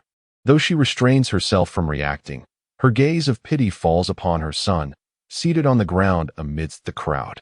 At that moment, Prince Bao gestures, pointing towards Chen. Remove this disrespectful individual from the Celestial Maiden's inner hall. Lu Guifei trembles, unable to remain seated any longer. Suppressing her tears, she rises, questioning. Prince Bao, how has the 14th prince shown disrespect towards the Celestial Maiden? Princess Lu was still unaware of the events that had transpired 3 days prior, when her beloved son had caused an uproar in the fairy hall, insulting the celestial being, Bio. Such an affront would typically warrant a death sentence. However, in a display of mercy, the fairy chose to postpone judgment, given the approaching grand sacrificial ceremony. Princess Lu was taken aback, tears streaming down her face. How is this possible? 2 guards swiftly approached Chen, forcibly lifting him and escorting him away. The 8th prince wore a cold smirk, thinking that even if this useless fool managed to escape death, his days were numbered. He would never allow Chen to jeopardize his and the 3rd prince's future. It was he who had reported Chen's transgressions against the fairy. Before Prince Bao could intervene, he suddenly recalled the incident upon spotting Chen seated among the crowd and promptly expelled him. Some concubines began to lash out at Princess Lu. She lowered her head, enduring the humiliation, and stepped away from her seat, collapsing to her knees before the Empress Dowager. Your Majesty, grant Chen a chance. This impacts his entire life. The Empress Dowager, her face lined with wrinkles and bearing the weight of age, still exuded an air of authority. She waved her hand dismissively, saying he is at fault. How could Bio the fairy be desecrated? It is already a great mercy that he is not to be executed. The Empress maintained a stern expression. If you plead any further, you shall be dragged away to receive 10 lashes. What a spectacle it is, a noble consort weeping in public. Chen was expelled from the inner courtyard of the fairy temple, shrugging off the incident. Seizing the moment when others were distracted, he stealthily made his way to the back of the temple and climbed atop the roof of Bio's pavilion. Hearing the Empress's scolding, he frowned slightly, wondering if this woman had ever crossed paths with his mother. As noon approached, the sun hung high in the sky, casting down rays that offered little warmth. Nevertheless, the fervor among the crowd soared. With the resounding voice of Prince Bao, the grand sacrificial ceremony commenced. Under his leadership, all present knelt reverently before the statue of the Celestial Maiden, fervently offering their prayers. Simultaneously, temples dedicated to the celestial beings across the nation engaged in earnest worship and supplication. Suddenly, auspicious signs manifested in the heavens, signaling that the celestial realm was connecting with the mortal plane and the blessings of the Celestial Maiden were about to descend. Those favored by her grace would be enveloped in a radiant light, awakening the dormant spirit veins within them. In an unexpected turn of events, the executioner responsible for the peculiar water vessel abruptly opened the lid with a resounding bang. At that moment, He let out a terrified scream, abandoning his axe and fleeing. This sudden disruption transformed the solemnity of the sacrificial ceremony into chaos. From the dark depths of the vessel emerged a swarm of fiery scorpions, blazing centipedes, and flaming serpents. These creatures, far more venomous than ordinary scorpions, centipedes, and snakes, did not require hibernation. Their bodies glowed like embers, impervious to the biting cold. They could not be classified as demonic beasts, yet they instilled profound terror. A single bite from them, without timely intervention, could prove fatal. At that moment, the children, who had been kneeling in devotion, were startled by the surge of venomous creatures and leaped to escape. The scene erupted into chaos, surging toward the front courtyard like a tumultuous tide. The crowd was thrown into panic, and Prince Bao's fury erupted. Who is responsible for this? Who has done this? He was indeed a master of the grand martial realm, suddenly leaping into the chaotic crowd. With a sweeping motion of his hand, a chilling aura surged forth, and in an instant, several fire cloud scorpions and fiery centipedes met their demise. Seasoned axemen rushed forth, shouting as they endeavored to slay these venomous creatures. Strangely, the poisonous insects did not attack humans. Instead, they surged towards the central pond. The fairy temple was undeniably a sacred place. As the waters of the pond in front of the Biao Fairy Hall remained warm, even in the heart of winter, when one reached out to touch the water, it felt pleasantly warm. These venomous insects seemed to be drawn by some unseen force, crawling into the pond and swimming towards the statue of the Biao Fairy. Immediately, long tendrils of white mist began to rise from the pond, reminiscent of steam billowing from a red-hot sword plunged into water. In the blink of an eye, these insects reached the statue of the Biao Fairy and began to gnaw voraciously at it. The crunching sounds echoed eerily, akin to the sound of bones being shattered by a ferocious beast, sending chills down one's spine and inducing a sense of discomfort. The crowd was left bewildered, unable to fathom how the statue had attracted such venomous creatures and fallen into this dire fate. Chapter 8. The Mysterious Martial Soul. The fire attribute poison insects. With their terrifyingly hard exoskeletons, or scales, possess teeth as sharp as swords, capable of devouring stone and gold with ease. Amidst the cacophony of crunching, the statue of the Biao Fairy became marred and pockmarked, with perhaps 100 fire cloud scorpions, 200 fiery centipedes, and countless fiery serpents fiercely gnawing at it. The scene was truly spine-chilling. The lower part of the statue was soon riddled with holes from the relentless biting. The faces of the royal descendants turned ashen, while Prince Bao maintained a semblance of composure, shouting, "Where are the executioners? Eliminate these venomous insects at once." The executioners, hand-picked warriors of exceptional caliber, should have easily dealt with such pests.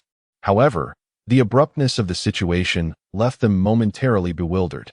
Suddenly, ominous thunder rumbled overhead, and several bolts of lightning descended, incinerating a few on the spot.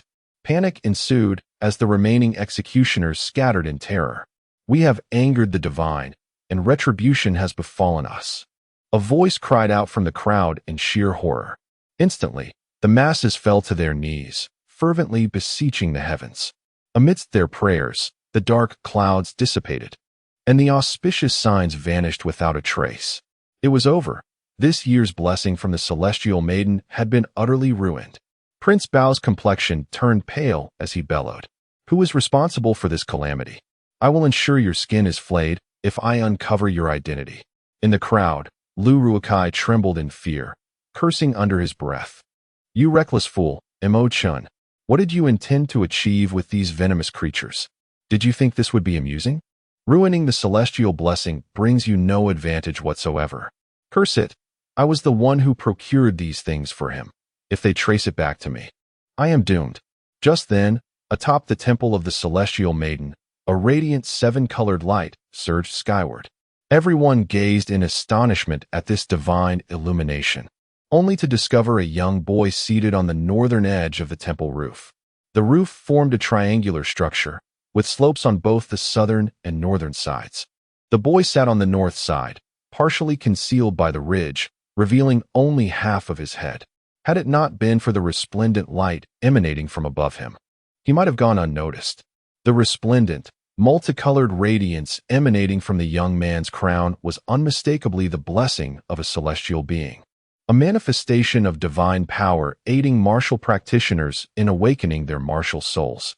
Prince Bao raised his gaze, fixated upon the shimmering light that soared several meters into the air, utterly astonished. Indeed, in ancient times, martial artists relied solely on their own abilities to activate their martial souls. This capability, however, has long since faded from existence. It was truly unexpected to witness someone possessing such an extraordinary talent. It appears that an unparalleled genius has emerged. The martial generals beside Prince Bao observed the change in his expression, which had brightened considerably, and felt a sense of relief wash over them. Should we inquire about his identity? No. Issue a decree for complete silence. Everyone must remain still and not disturb him. If the blessing of the celestial being fails, we may have another chance next year. However, a prodigious talent such as this is a rare occurrence in a millennium. Should we disrupt him and cause the activation of his martial soul to fail, it would be a tremendous loss for us. Prince Bao's command was swiftly executed, and even the Empress Dowager and the Queen refrained from making any hasty movements. All present raised their heads, gazing at the towering column of divine light, speculating about the identity of this remarkable individual. In their recollections, there had been no such extraordinary talent within the entire imperial city. Even the so-called genius, the ninth prince, who received celestial blessings at the tender age of 3, possessed merely a 7th-grade martial soul, the Li Hor Fei Feng. Yet this individual had astonishingly surpassed the 9th rank and attained an exceptional martial soul. How terrifying! The queen furrowed her brow, contemplating. If this individual were a prince, he could not be allowed to remain. If he were a noble scion, however, he might be worth cultivating as an ally. Most of the princes had already activated their martial souls. How could one possibly be a prince? It seems I have been overly concerned. With this thought, the queen's heart felt considerably lighter. When a martial soul is activated, a resplendent 7-colored light bursts forth from the crown of one's head, soaring skyward. The intensity of this divine light determines the rank of the martial soul. Chen sat cross-legged atop the roof, which stood 3 meters high. From below, the divine light appeared to extend beyond 13 meters. Such a martial soul would undoubtedly astonish the world. Yet, it was a pity that the crowd below could not fathom that the mysterious prodigy on the rooftop was Chen himself. As the spectators gazed on with eager anticipation, the divine light gradually descended, and the martial soul was on the verge of revealing itself. The crowd's eyes were filled with fervent curiosity. They yearned to witness the appearance of an extraordinary martial soul. As the divine light completely dissipated, the moment of revelation was at hand, and everyone held their breath. In an instant, the entire celestial temple, along with those outside its confines, fell silent, collectively awaiting the emergence of the exceptional martial soul. 1 second, 2 seconds, 3 seconds. At that moment, time felt agonizingly slow, like a languid river, stretching out the anticipation to an unbearable degree. With a resounding boom, akin to thunder crashing above, the martial soul was activated. Excitement surged through the crowd as they widened their eyes, fixated on the rooftop. A small, fluffy creature, resembling the size of a cat, finally materialized. Its entire body was covered in white fur. Though its form was diminutive, it resembled a rabbit devoid of ears, with a mouth so small that it was nearly imperceptible. Even more peculiar, this creature spun about, adorned with a ring of eyes atop its head. Observant individuals would count and discover that it possessed 6 eyes. It is truly unfortunate that no one noticed the brilliant eye atop its head, shining as bright as a star. Everyone stood in stunned silence, their hearts heavy with disappointment, as many wore expressions of profound disillusionment. The legendary Supreme Martial Souls, Ice-Souled Divine Light Dragon, Golden 5-Clawed Dragon, 5-Clawed Azure Dragon, each one a breathtaking existence, as grand as mountains, radiating an overwhelming majesty. All believed that this enigmatic being could independently activate its martial soul, unleashing a 10-meter arc of radiant light, and that the activated soul could hardly be less than a ninth-grade soul. However, reality proved to be cruel. What manner of martial soul was this? The crowd could scarcely recognize it, appearing pitifully weak, devoid of any semblance of might. From exhilaration to despair, it felt as though they had plummeted from a peak into a valley. Prince Bao's initial excitement became somewhat stiff, yet he was not entirely defeated. He pondered. Since it could generate a 10-meter beam of divine light, it must possess some grade of martial soul. He commanded the martial soul appraisal officer to consult the martial soul manual. The officers swiftly rifled through the various grades of martial souls. Your Highness, there is no such beast among the first-grade souls. Your Highness, there is no such beast among the second-grade souls. Your Highness, there is no such beast among the third-grade souls. They continued to report through the fourth and fifth grades, yet still found no such beast. The expressions of Prince Bao and the crowd softened. Prince Bao declared, "Continue searching. It cannot be too inferior. It must be at least above a seventh-grade martial soul. One cannot judge by appearances, and this martial soul is no exception. Perhaps we are indeed rather uninformed." The crowd nodded in agreement, acknowledging the possibility. For the divine light that erupted during the activation of the martial soul was indeed a rare phenomenon. Following the investigation of the 6th and 7th ranks, no such beast was found. Prince Bao nodded. "Continue the search, and bring that young man down." It appeared that the martial soul was likely of the 8th or 9th rank, promising substantial rewards: an 8-part cleansing elixir, a 16-part blood essence, a 20-part energy-gathering potion, along with a grant of 5,000 taels of silver. Such rewards were exceedingly generous. After all, when the 9th prince activated his 7th-rank martial soul, it had already garnered widespread admiration, and his rewards were hardly more than this. The Empress, feeling a twinge of jealousy, remarked sternly, "Prince Bao, do not draw conclusions so hastily. The investigation is far from complete." Prince Bao chuckled. There should be no discrepancies. Who is this person, and how could he possibly surpass the 9th brother? The 8th prince furrowed his brow, visibly displeased. "I believe that martial soul is merely a peculiar rabbit, lacking any rank." At that moment, Chen had already stepped into the crowd, the white-haired beast hovering above him still present. Instantly, the crowd erupted in excitement.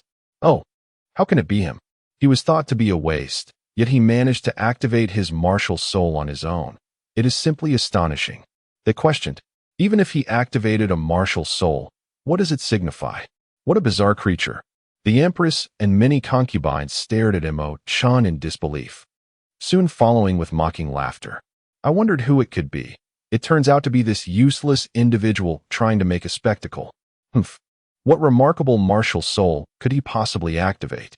Most likely, it is a worthless one. Others echoed. Indeed, how could he activate a martial soul on his own? It defies all logic.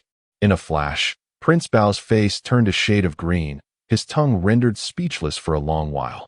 At this moment, the soul assessment officer continued to report, "There are no such souls of the 8th rank. There are no such souls of the 9th rank." The Empress sneered repeatedly, declaring, "I told you so. It is indeed a worthless soul. All rewards are nullified." Lu Guifei was stunned, her expression one of disbelief, before tears of agitation streamed down her face.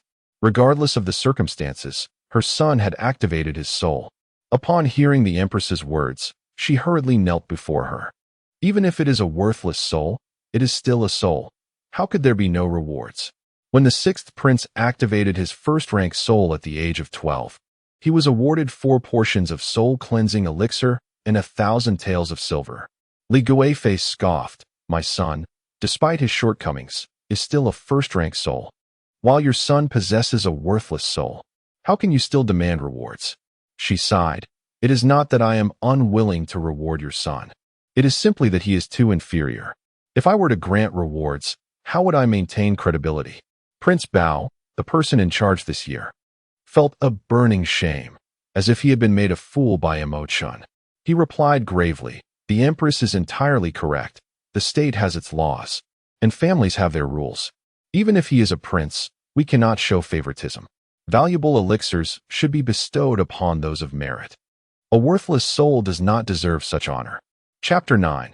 The mysterious vortex. The emperor was indeed intent on investigating, and he knew he would not escape culpability. His eyes narrowed slightly. You need not concern yourself. I will surely uncover who caused this disturbance. Such pests are rare, and only a few pharmacies in the imperial city sell them. The immortal pavilion has been under strict guard since the day before yesterday, so ordinary people cannot enter. Discovering who placed that peculiar barrel is not a difficult task. Is that so? And what if you uncover the truth? To kill that man, even if he were slain, the blessing of the fairy would still be lost, and we would have squandered a year. Chen, neither servile nor arrogant, remarked, I can activate my martial soul on my own. Can others not do the same? Why must we rely on the strength of others? The Prince of Treasures, puzzled, inquired, others can do it too? Chen replied with a smile. To others, I am merely the vase prince in flattering terms, or the useless prince in less kind ones. If someone like me can accomplish this, why cannot others?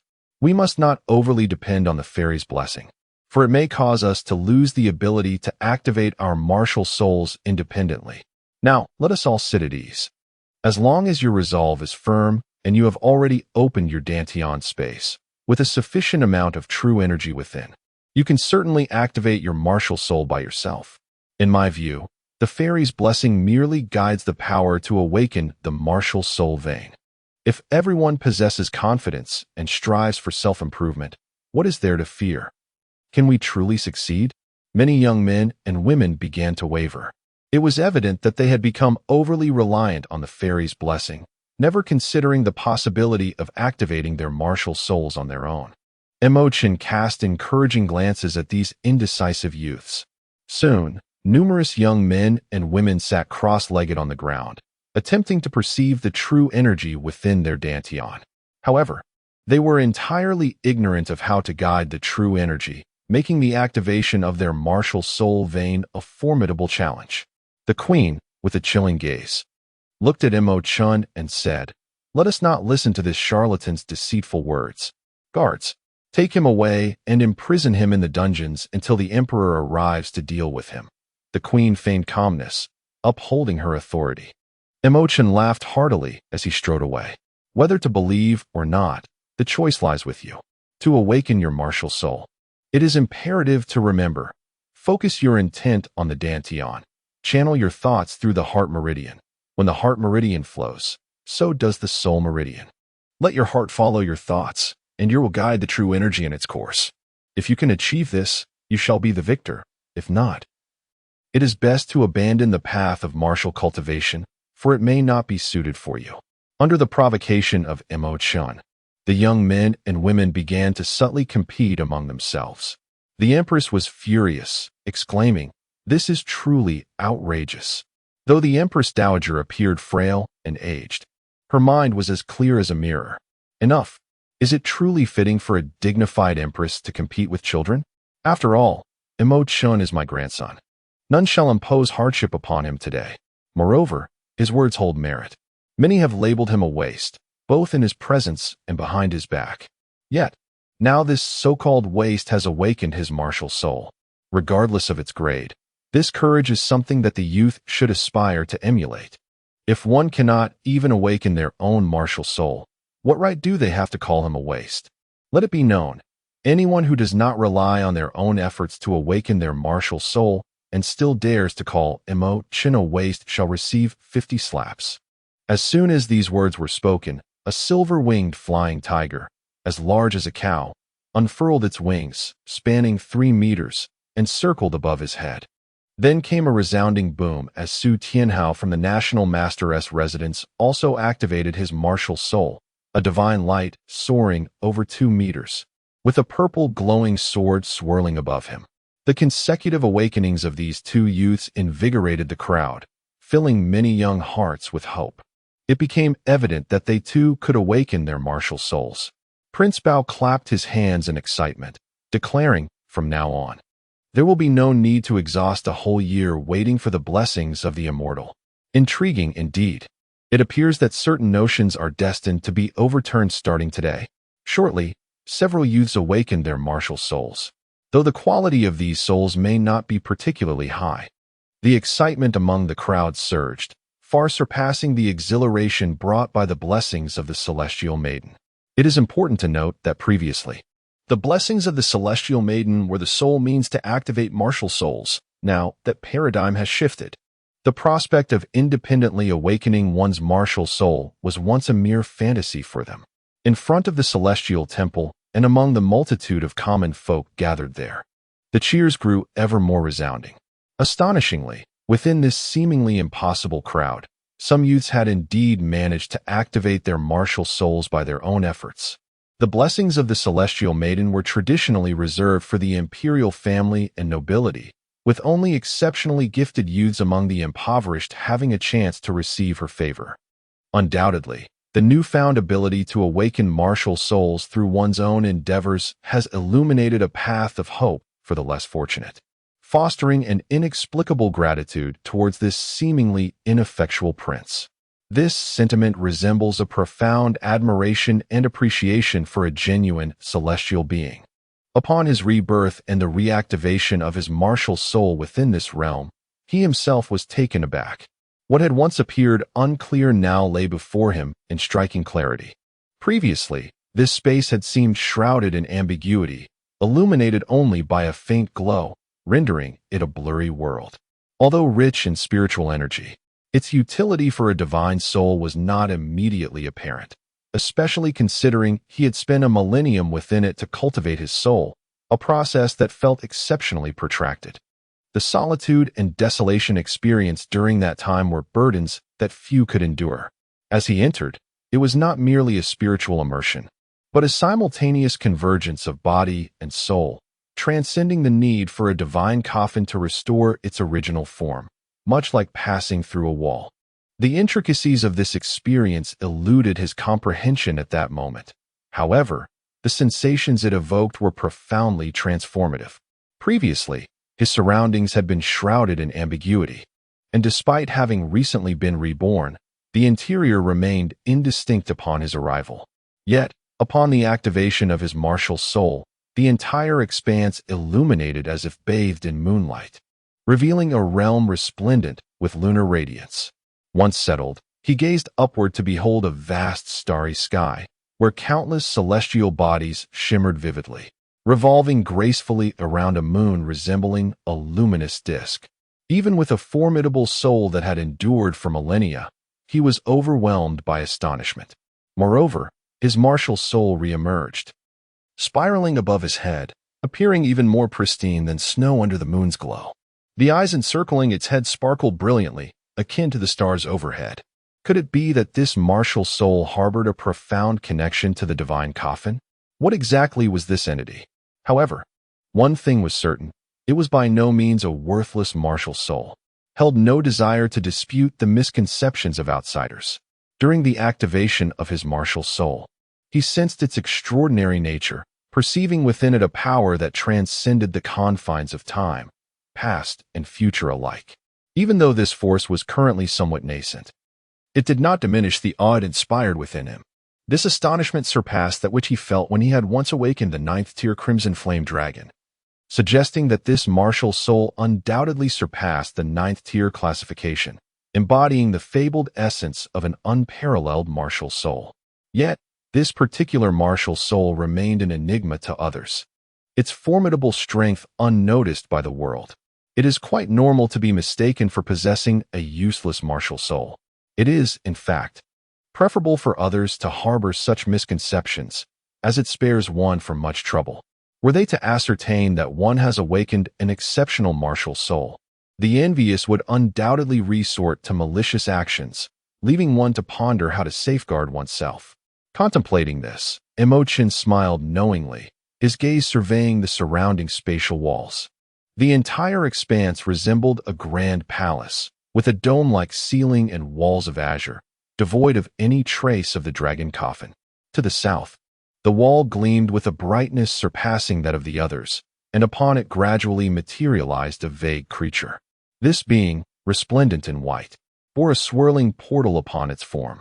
Simultaneously, The enigmatic martial soul above Chen's head emitted a peculiar cry, transforming into a shimmering silhouette that darted into the vortex.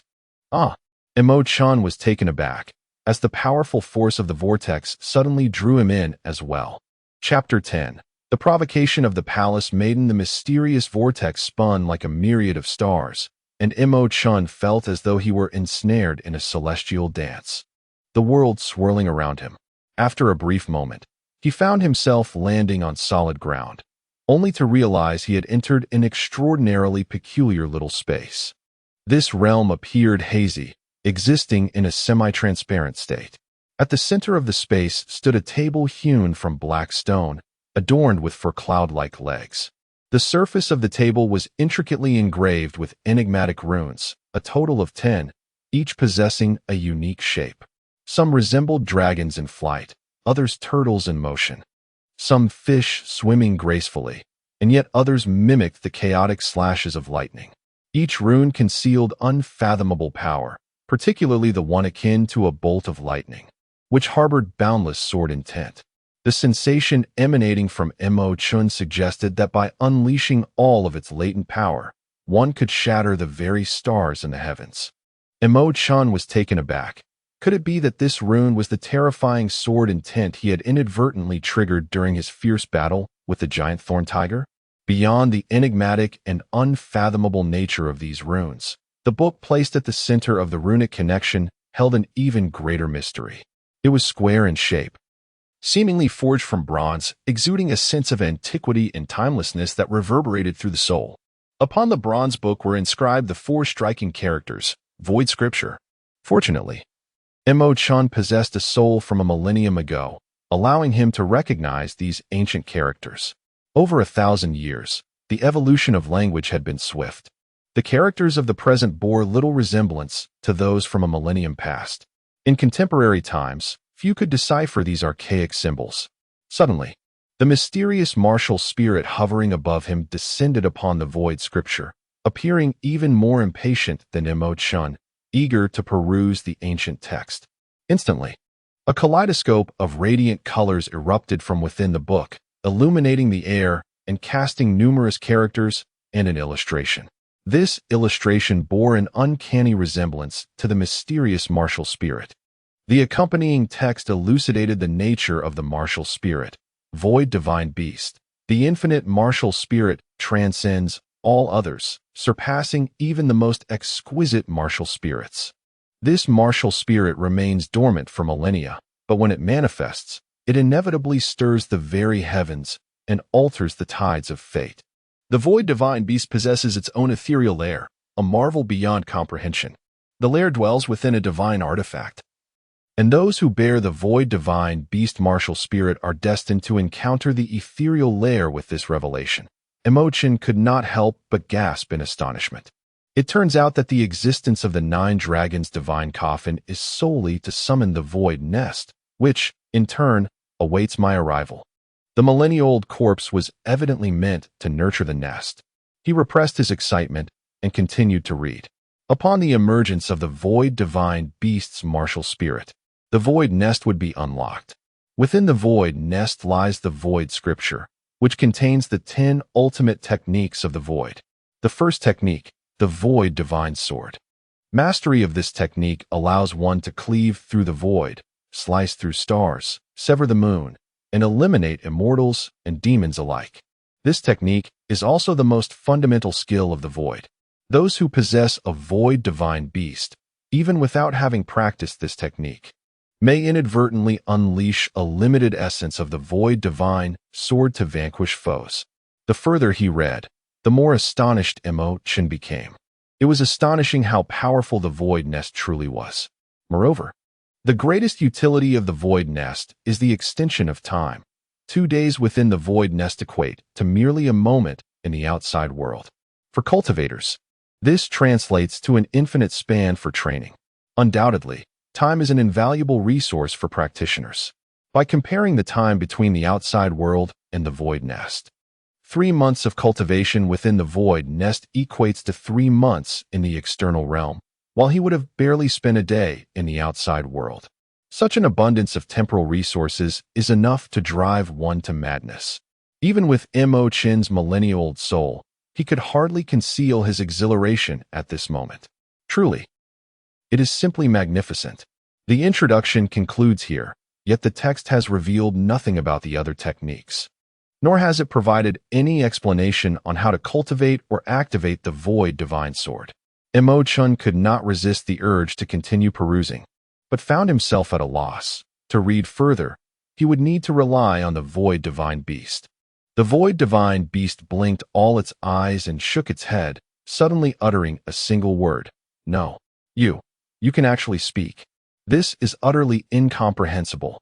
Mo Chen was astounded. A millennium ago, he had cultivated the Crimson Flame Dragon to the realm of a separate incarnation, yet the dragon still could not articulate words. Seeing you at a loss for words, my speech is indeed a gift from you, it replied mischievously. Your language is quite intricate, I must say. The void divine beast circled around Mo Chen and continued chattering. You wish to run before you have even learned to walk. The void scripture is immensely profound, and you are currently far too weak. It is commendable that you can grasp even a fraction of it. Only when you strengthen me will I possess the capability to turn to the next page. Without me, this tome is no different from a mere stone for you. Goodness. It appears you have little prowess yourself, merely flipping through pages. If that is the case, what use do I have for you? By the way, is your flesh delectable? Mo Chen inquired, a hint of mischief in his gaze. The void divine beast's numerous eyes widened in shock, and with a sudden puff of air directed at his face, it exclaimed, Not tasty at all. You wicked creature, how dare you think of consuming me, you big bad wolf. With that, it glowed with divine light and entered Mo Chen's body. Inside, it huffed indignantly, Wicked one, can you even eat me? Don't even think about letting me out again. Mo Chen found himself both amused and exasperated, while the luminous void scripture gradually dimmed and soon closed, as if it had been carved shut, rendering it completely inaccessible. You stingy creature. I was merely jesting. Calmly, Mo Chen engaged in relentless practice of the first and second forms of the dragon's dance within the confines of his ethereal sanctuary. This exquisite technique, a harmonious blend of offense and defense, revealed its profound intricacies, particularly as Mo Chen stood at the threshold of the Xuanji Star Martial Disciple realm, a stage marked by the tempering of flesh and spirit. Employing this technique was akin to forging his very being.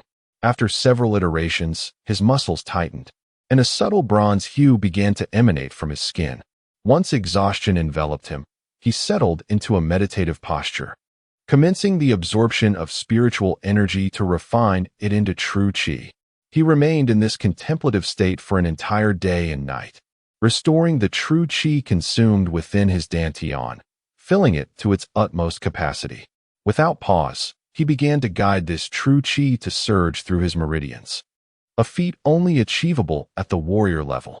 However, Mo Chen's remarkable heavenly control nerve allowed him to open his dantian and store true qi, enabling him to direct its flow through his meridians, akin to activating a martial spirit.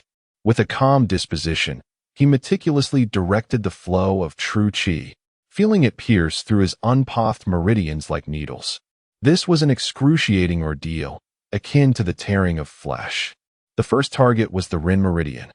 Once it was unblocked, the Dantian space would consequently transform, accelerating the condensation of true qi. With a series of sharp cracks, several crucial acupoints in the Ren meridian were swiftly breached. The searing agony soon dissipated, replaced by a gentle warmth and comfort. Almost immediately, his skin shimmered, and a surge of power coursed through his flesh and muscles. This phenomenon signified that he had ascended to the realm of the Earth Extreme Star Martial Disciple. Typically, a martial artist of the extreme star level possesses a strength of 300 pounds, sufficient to contend with the ferocious beasts such as the Savage Bull.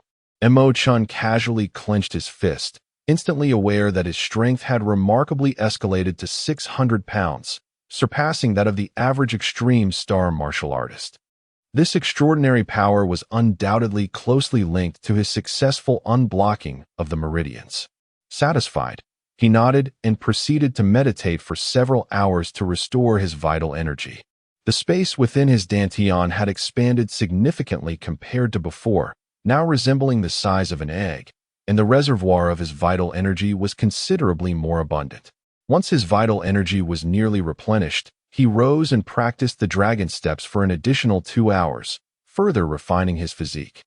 The path of martial cultivation involves external honing of muscles and skin, while internally nurturing one's breath.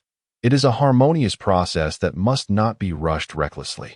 Why should we be left with the remnants of the headpieces while others receive the best? Complained another palace maid. Our provisions are inferior to those of the other court. Our noble concubine is no less deserving than the others.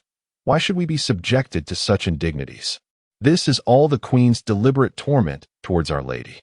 In my opinion, our 14th prince is utterly disappointing. With such a young master, I fear we have little hope for the future. I truly regret entering this palace. Chen stepped out, casting a sidelong glance at the maid. She had a pointed chin and almond-shaped eyes, exuding a hint of spitefulness. The other maids, upon noticing Chen, hastily lowered their heads. Yet, this particular maid stood defiantly, gazing at him with an air of arrogance. Chapter 11. A minor punishment. The brazen demeanor of one maid left Chen both amused and exasperated. He shook his head, his gaze suddenly turning piercing. With just a single glance, the maid trembled and promptly fell to her knees. She could never have anticipated that the gaze of this seemingly inept master would be so piercing, akin to two swords piercing through her very soul. The palace maid's complexion turned pale, yet she stubbornly held her head high, her voice trembling slightly. What do you want? The tone of the other maids shifted upon hearing Su Mei's voice, their expressions tinged with astonishment. Did you not wish to see the strength of a man's wrist? A cold smile graced Chen's lips as he glided forward with an elegant gait, swiftly closing the distance between them. Su Mei, having anticipated this encounter, was prepared to defend herself should this ineffectual master resort to violence. She certainly would not remain passive. However, in an instant, her vision blurred, followed by a resounding slap that ignited a fiery pain across her left cheek. Shock and fury surged within her as she attempted to retaliate, only to realize that the master remained in place, seemingly unperturbed. Her eyes widened in disbelief, a sense of inexplicable terror enveloping her. If he had wielded a sword, would her head not have already fallen? The sharp sound of the slap echoed, prompting Ding Qin to lift her head and exclaim, Su Mei, you have gone too far. How could you strike the face of the 14th prince? The other maids shared her sentiments, convinced that the prince would be at a disadvantage in a confrontation with Su Mei. Yet, as they observed the prince's visage, still strikingly handsome and unscathed, they found themselves bewildered. Their gazes instinctively shifted to Su Mei, only to discover her eyes brimming with tears and her left cheek swollen, marked by 5 distinct fingerprints. Oh dear, Su Mei, what happened to your face? Have you finally come to your senses and realized your fault, striking yourself instead? Su Mei was so overwhelmed with frustration that she nearly spat blood. However, what consumed her more was an overwhelming sense of terror. Pointing at Chen, she stammered, You are employing demonic arts? Ignorance. Do not presume that being a celestial star martial artist makes you remarkable. True, I have just broken through. And I am merely a terrestrial star martial artist. Yet you must understand that sometimes, mere cultivation without refined martial skills is utterly futile. To kill you would be as effortless as squashing an ant. Before her words could settle, Chen had already departed with an air of nonchalance. The body-refining powder was a spiritual medicine used in medicinal baths, capable of exquisitely tempering the body, yet the 3 packets available were pitifully scant. The other 2 eunuchs, likewise bearing trays, found theirs devoid of contents. Upon encountering the 14th prince, they did not offer a salute. One eunuch called out, 14th prince, your timing is impeccable. Here is your spiritual medicine. Take it away. It saves us the trouble of making an additional trip. Chen cast a dispassionate glance at the meager spiritual medicine and scoffed. How audacious, you wretched servant. Who has devoured my spiritual medicine? An inexplicable fury ignited fiercely within Mo Chen's heart. He understood that this was not merely his anger, but rather fragments of memories belonging to the original owner of this flesh. It indicated that Mo Chen had been grievously bullied by those within the palace, fostering a deep-seated hatred towards them. While the monthly provisions for each prince varied, they shared a commonality. Each month, the basic offerings were the same: 2,000 silver coins, 10 packets of body refining powder, 10 gathering chi pills, and 10 blood pills. Exceptional princes and princesses received additional rewards. However, within Mo Chen's recollections, he had never once received the full extent of even the most fundamental monthly offerings. It was either this prince who had abducted him or that young master who had seized him. In any case, once in their grasp, only 3 meager portions of body-refining elixir remained. The expressions of the 3 eunuchs darkened. "What are you shouting about? Being given this much already shows your worth to us. Do you want it? If not, we shall take it away. Who grants you the audacity to pilfer the prince's possessions?" Mo Chen's cold smile widened as he stepped forward, an overwhelming aura pressing against the eunuch's face. The eunuch trembled, utterly astonished that the seemingly useless prince could exude such a commanding presence. "I allowed them to take it. You wouldn't hold it against me, would you, 14th brother?" The 8th prince, Mo Yunfeng, emerged from a nearby corner, his smile laced with mockery. "How bold you've become just by activating a useless martial soul. I've taken your medicine. What can you do about it?" Mo Chen's indifferent gaze swept across Mo Yunfeng's infuriatingly smug face, and a surge of memory flooded his mind.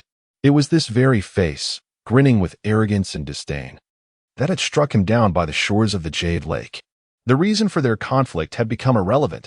What mattered was Mo Chen's seething fury, which was tempered by calculated restraint. As the chubby face turned away, he suddenly seized his neck with a fierce grip, pulling him forcefully to the ground. Not far from them stood a handsome youth, watching the scuffle with cold indifference. In his wrath, Mo Chen launched a surprise attack, nearly choking Mo Yunfeng to unconsciousness. The handsome youth, the 3rd prince Mo Yunxian, snorted disdainfully, flicking his fingers, and a fiery red light shot forth, aimed at Mo Chen's arm. As a result, Mo Yunfeng abruptly turned, inadvertently propelling Mo Chen, who was struck mistakenly at his temple. A burst of flame seeped into Mo Chen's temple, leaving merely superficial marks on his skin. However, the force shattered the entire acupoint, leading to his instantaneous demise. Mo Yunfeng freed himself from Mo Chen and, upon realizing the latter was lifeless, was instantly struck with terror. The technique employed by Mo Yunxian was the soul incineration. Had it struck elsewhere, it would have merely inflicted excruciating pain upon Mo Chen without proving fatal. By a twist of fate, it struck his temple, completely incinerating his feeble soul, leaving no visible scars on the surface. The 3rd prince furrowed his brow slightly, evidently taken aback by the unintended murder of Mo Chen. Nevertheless, he appeared exceedingly ruthless and resolute, delivering a kick that toppled Mo Yunfeng. "Old Ba, today's events must remain a secret, otherwise we are doomed. Although he is a worthless individual, he is still a prince. If our father discovers we have slain him, we will either meet our end or face dire consequences. Our fates will be sealed." Mo Yunfeng was nearly paralyzed with fear, trembling as he stammered, "Is this something we can conceal? We must find a way to submerge his body in the Jade Lake, creating the illusion that he drowned." Mo Chen collected his thoughts, a more pronounced cold smile gracing his lips. "So it was you and Mo Yunxian who orchestrated my supposed drowning." Mo Yunfeng's heart trembled. "You? Have you regained your memory? And even if I have, 3rd brother did not kill you, nor did I. Regardless, you survived. If you wish to report this, you will need someone to believe you. I truly cannot fathom how you returned to life after having lost your breath. Heaven has forsaken me, leaving me with no recourse." The animosity in Mo Chen's eyes vanished without a trace in an instant. This hatred was never truly his. His spirit was remarkably robust, effortlessly suppressing the surge of animosity. "Leave your offerings. You may depart now." "Ha ha ha, I must have misheard." Mo Yunfeng's plump face beamed with arrogance, for in his eyes, Chen would never have a chance to rise again. Even his activated martial soul was but a scrap, leaving him bereft of means to reclaim his standing. The three eunuchs laughed uproariously, as if they had heard the most amusing joke in the world. Amusing, is it? Chen's lips curled into a faint smile, an air of indifference enveloping him as he struck an elegant pose. This gesture was a provocation, an audacious challenge. His action caused Mo Yunfeng's laughter to falter momentarily, as he realized he was daring to challenge me. Ha ha ha. His mind must be clouded. The last time you ambushed me successfully, there will be no second chance. I shall demonstrate the formidable might of a Tianjixing martial apprentice.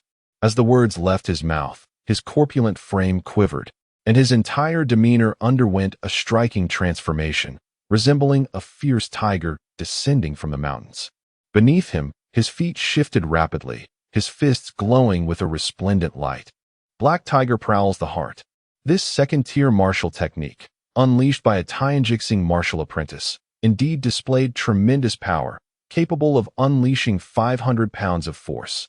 A typical Tianjixing martial apprentice possesses a physical strength of 400 pounds, which only amplifies when performing specialized martial techniques. Though Mo Yunfeng was quite rotund, his execution of Black Tiger Prowls the Heart was solid. After all, he was a Tianjixing martial apprentice. Effortlessly overpowering a Daijixing martial apprentice was merely child's play. Three eunuchs clapped in delight, eagerly anticipating the moment when Chen would be left battered and bruised. Standing resolutely, Chen remained immovable, as the force of a fist approached, stirring his long hair in the air. This fellow must be paralyzed with fear. It seems that he has been rendered motionless by the imposing presence of the eighth prince. How amusing, he deserves it. Just as Mo Yunfeng's radiant fist was a mere finger's breadth away from Chen, the latter swiftly reversed his body in a manner that left onlookers astonished. In truth, the agility of the celestial star martial apprentices and the terrestrial star martial apprentices is not vastly different. It is merely the disparity in strength and the resilience of their flesh that sets them apart. With the application of the Dragon Dance step, Chen's speed evidently surpassed that of Mo Yunfeng by a considerable margin. With a slight maneuver of the Dragon Dance, he evaded the punch, and, as he sidestepped, his elbow struck fiercely beneath the eighth prince's arm. The impact was thunderous, causing Mo Yunfeng to roll violently, blood spewing from his mouth. Clearly, Chen's elbow strike had inflicted damage upon his internal organs. In an instant, the laughter of the three eunuchs came to an abrupt halt, their faces paling in disbelief. Suddenly, they blinked, and Chen's foot landed squarely upon the plump visage of the eighth prince. Chapter 12. Counterattack. The three eunuchs stared, dumbfounded, their expressions filled with confusion. When did this seemingly useless prince become so formidable and commanding? The eighth prince, a martial apprentice of the celestial star, possessed explosive strength of at least 500. How could he be knocked to the ground in a single exchange? It felt like a dream, too surreal to comprehend. The eighth prince roared in anger, striking the ground with forceful thuds. My third brother is a gold star warrior. You have no idea of the terror that warriors embody. Now release me, and obediently bow your head in repentance. Perhaps I shall consider sparing your wretched life. Chen's laughter echoed, a disdainful smirk gracing his lips. What is a mere warrior? After all, in just a few days, I shall ascend to that status myself. What a farcical third brother. I guarantee he will be reduced to a pitiful state. Regardless, you are still my eighth brother. I shall not take your life. There is no need for you to fear. Simply return what you owe me and then depart. His laughter sent shivers down the spines of the three eunuchs, their legs trembling as if beset by a violent storm. At that moment, an inexplicable dread enveloped them, and they found no trace of arrogance in Chen's words. They could not fathom why the aura exuding from him instilled such a profound sense of certainty in his capabilities. Could it be that formidable confidence is infectious? You are delusional. Despite his considerable girth, the eighth prince displayed an unwavering spirit, his countenance reflecting an indomitable will. His fury surged forth, mingling with the blood that spilled from his mouth. Chen chuckled coldly. You appear quite resolute. Allow me to sever that part of you and see whether your resolve is stronger than the swiftness of my blade. His tone remained remarkably calm, his voice unraised. Yet it bore an overwhelming weight, piercing through the ears of the three eunuchs like icy needles. In unison, they quivered, halting their steps, slowly turning around with faces twisted in despair, shuffling forward like mourners in grief. Chen retracted his foot and delivered a forceful kick to the eighth prince's rotund waist. With a roll, the eighth prince tumbled to the ground, sprawled out like a discarded doll, utterly immobilized. He continued to spew blood from his mouth, appearing gravely injured and on the brink of death. Yet, deep down, Chen understood that he had not dealt a fatal blow. This fellow was merely acting, feigning a life-threatening injury to disarm him. With a bemused smile, he seized the copper tray handed to him by the eunuch and leapt suddenly, soaring over 3 meters into the air. The brass tray emitted a hissing sound as it cut through the air, sparks flying. A beam of yellow light descended, akin to a sword strike, which sent the three eunuchs into a state of utter panic, rolling on the ground in terror. Meanwhile, the ostensibly gravely injured eighth prince felt a chilling breeze slicing through him, causing him to involuntarily urinate in fright as he cried out, "Oh my mother, do you wish to render me childless?" His corpulent body, spurred by shock, jerked backward 1/2 meter, releasing a foul odor. Trembling, he rose from the ground, resembling a defeated rooster, grinding his teeth in indignation. Consider yourself fortunate. Suddenly, he shook his hand, and the obsidian ring on his left hand gleamed, dropping out of it 20 essence refining pills, 20 blood pills, and 15 qi gathering pills. Chen did not even blink, apathetically gesturing towards the ring on his hand, beckoning him to relinquish it. You are being excessive." The eighth prince's pallid face turned a deep shade of ashen, contorted with pain, his entire being racked with discomfort, primarily due to his deep sense of loss. Excessive? In light of the happiness that awaits you in the latter half of your life, this ring and its contents seem rather trivial. The obsidian ring was a first-class void ring, possessing its own space, priceless and sought after, yet rarely available. It was a possession exclusive to members of the royal family and the nobility. Although Chen is a prince, his poor performance renders him unworthy of possession. The ring, despite its considerable value, pales in comparison to the happiness of the lower body. Indeed, it seems almost weightless. The eighth prince, though portly, does not lack intelligence. When faced with the choice between happiness and the ring, he naturally opts for the former. However, his heart brims with resentment as he tears off the ring and hurls it violently at Chen's face. "You are indeed formidable, but this ring, bestowed upon me by our father emperor, has been refined with my blood. It bears the imprint of my martial soul, and with your cultivation level, possessing it would be utterly futile." Chen reached out and grasped the obsidian ring. Meeting the eighth prince's mocking smile, he too smiled in return. He pinched the ring between his fingers and, with a sudden force, his finger was sliced open, blood staining the ring. In no time, the blood was absorbed into the ring. Witnessing this spectacle, the eighth prince appeared as if he had seen a ghost, his astonishment rendering him speechless. The remnants of his illusions and dignity shattered to pieces. Weapons are classified into various grades: mundane, magical, Taoist, spiritual, immortal, and divine. The obsidian ring, inscribed with 1 or 2 void inscriptions, creates a miniature space within, categorizing it as a first-grade magical artifact, surpassing the realm of mundane items. Each level of weaponry is further divided into 5 tiers. Although the void ring is merely a first-grade magical artifact, its refinement is exceptionally challenging, rendering it particularly precious. All magical artifacts and those of higher grades necessitate blood refinement for utilization. Otherwise, they are merely slightly more powerful than mundane items. A magical artifact refined with blood will bear the imprint of its owner's martial soul. To claim such an artifact for oneself, one must erase the original owner's martial soul imprint. Erasing the imprint of a martial soul is an arduous task, even for those at the martial master level. Removing the martial soul imprint left by a martial apprentice requires considerable effort. It is utterly unrealistic for individuals of the same rank or those one tier higher to eliminate the magical tool imprints of others. Consequently, the eighth prince, wearing a mocking and provocative smile, hurled the void ring towards Chen's face. Little did he anticipate that this individual would effortlessly erase his own martial soul imprint, as if sipping tea. Could it be that this scoundrel possesses knowledge of demonic arts? Otherwise, how could he so easily obliterate the martial soul imprint I left behind? It seems we were blind to the greatness before us, and we have wronged you in the past. As a prince, there is no need for you to stoop to the level of lowly beings like us, is there? Perhaps you should dismiss us as mere trifles and let us go. Chen disdainfully rolled his eyes. This man was utterly spineless. He shook his head and uttered a succinct yet forceful word, scram. Su Mei's gaze towards Chen was devoid of any trace of disdain, replaced instead by confusion and intrigue.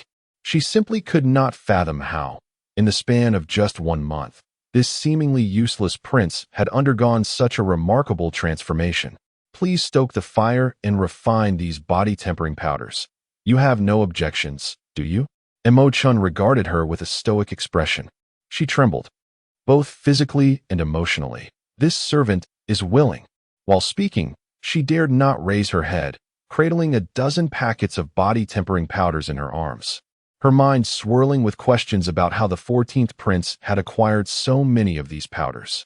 Gazing at Su Mei, who was lost in thought with her head lowered, Chen chuckled softly. You appear quite perplexed. How is it that I suddenly possess such an abundance of spiritual elixirs? It is rather simple, really. Just moments ago, the 8th prince attempted to rob me, only to find himself outwitted and robbed in return. To my astonishment, his resources are indeed plentiful. Within this obsidian void ring lies a treasure trove of exquisite items. Ah! Su Mei exclaimed, her grasp on the body-tempering powder faltering, causing it to scatter across the ground. The 8th prince was robbed by you. Although Su Mei was a celestial star martial apprentice, she was acutely aware of the vast disparity in strength between herself and the 8th prince. Despite being of the same rank, their power levels were significantly different.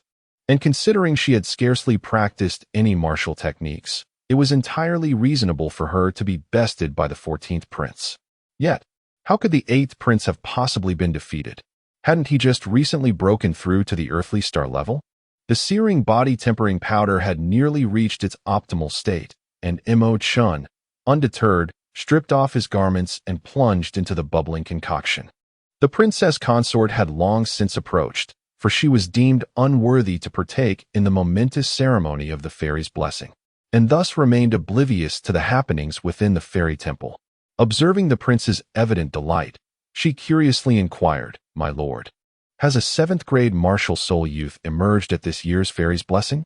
You are unaware, my lady, that my inept nephew has managed to activate his martial soul all by himself. Not only that, but he has also inspired many young men and women to awaken their martial souls as well. I could scarcely have dreamt that such an event would transpire. Is it true? My nephew Chen possesses such remarkable abilities? How did he accomplish this? Is there hope for Zhou?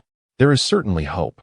Since he possesses the means to activate his martial soul, perhaps he can resolve the issue of Zir's inability to condense true energy and establish the space for her Dantian.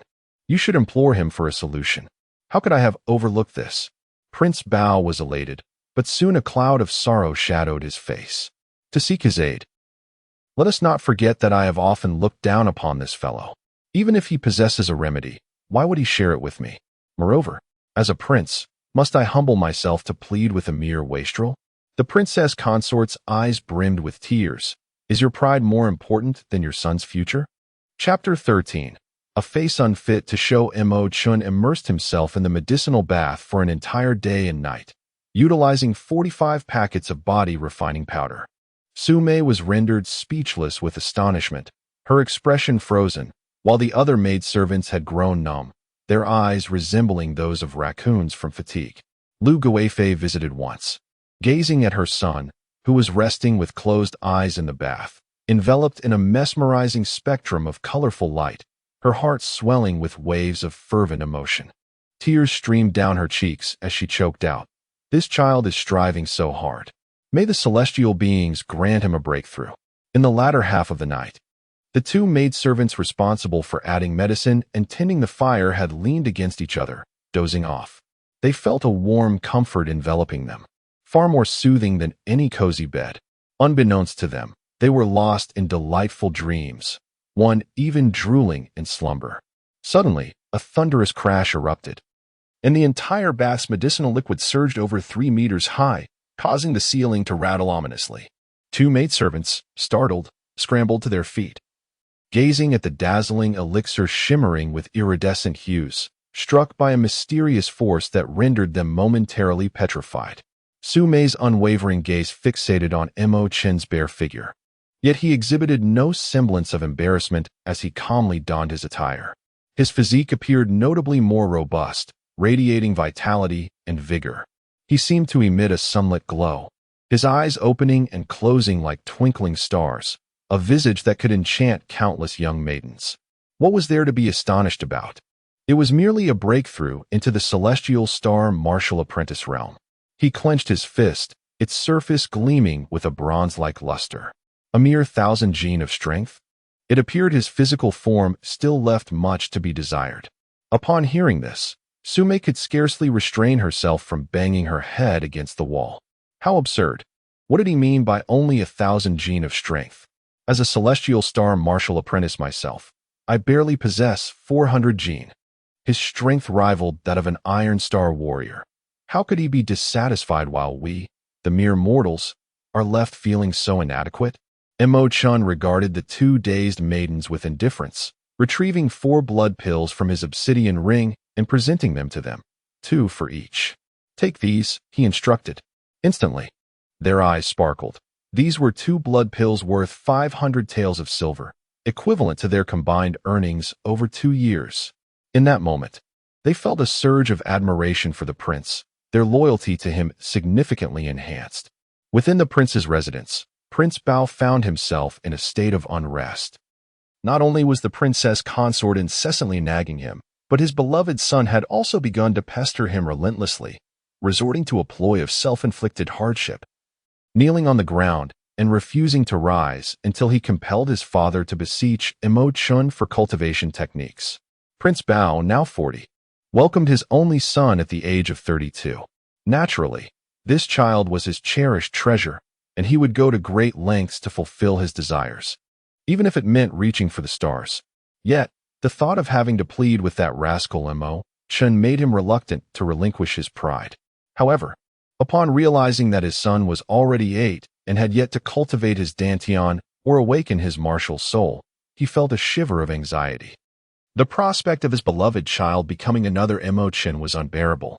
He felt a pang of sorrow. How could he allow his precious boy to be deemed worthless? After soothing the princess and Yunja, he pondered with a furrowed brow, seeking a solution that would not require him to humbly ask for help while still acquiring the means to cultivate his son's dantian space from Chen. 2 days later, a breakthrough finally emerged. The individuals he had dispatched to investigate the origins of the poisonous insects had made progress. It was revealed that these insects had been procured by General Lu Ruikai, which brought a wide smile to his face as he generously rewarded those who had assisted him. Ha ha ha, fortune favors me. Armed with leverage against Chen, he promptly summoned him to the palace. As a prince who was often overlooked, it was a rare occasion for Prince Bao to extend an invitation to Chen. The prince's residence appeared quite desolate, devoid of any welcoming gestures for esteemed guests. Chen, aware of his status, proceeded into the guest hall under the guidance of a young eunuch. Both the princess and Yunja were present. Upon seeing Chen, the princess rose with a smile, exclaiming, "Ah, my dear nephew, how I've longed for your presence. Come, sit with your aunt. This child has grown increasingly handsome." Smiled faintly. Aunt praised me not long ago, but merely remarked that I am like an embroidered pillow, appealing yet of little use. One may be fair of face, yet without any talents. One will inevitably be looked down upon. The princess offered an awkward smile. Despite being indulged, was a kind-hearted child, viewing his royal brothers with an unprejudiced eye. Particularly sensitive to any bullying directed at, he shared a close bond with her. Upon spotting, he bounded over joyfully, his face alight with innocence. Two small dimples gracing his chubby cheeks as he looked up adoringly. "Brother Chen, how have you achieved this? I have longed to play with you. Yet my father forbids it." Smiled warmly, "It has been quite some time since you last sought my company. I have missed you too. Among these noble heirs, you are the most endearing little one." Xiaozhe, have you been slacking off lately? I have now broken through to the Heavenly Pole Star Martial Apprentice level. We had promised to advance together and conquer the capital's rivals. You vowed to protect your brother once you became formidable, ensuring no one would dare bully me. You must keep your word. What? You've reached the Heavenly Pole Star Martial Apprentice level in just 2 days.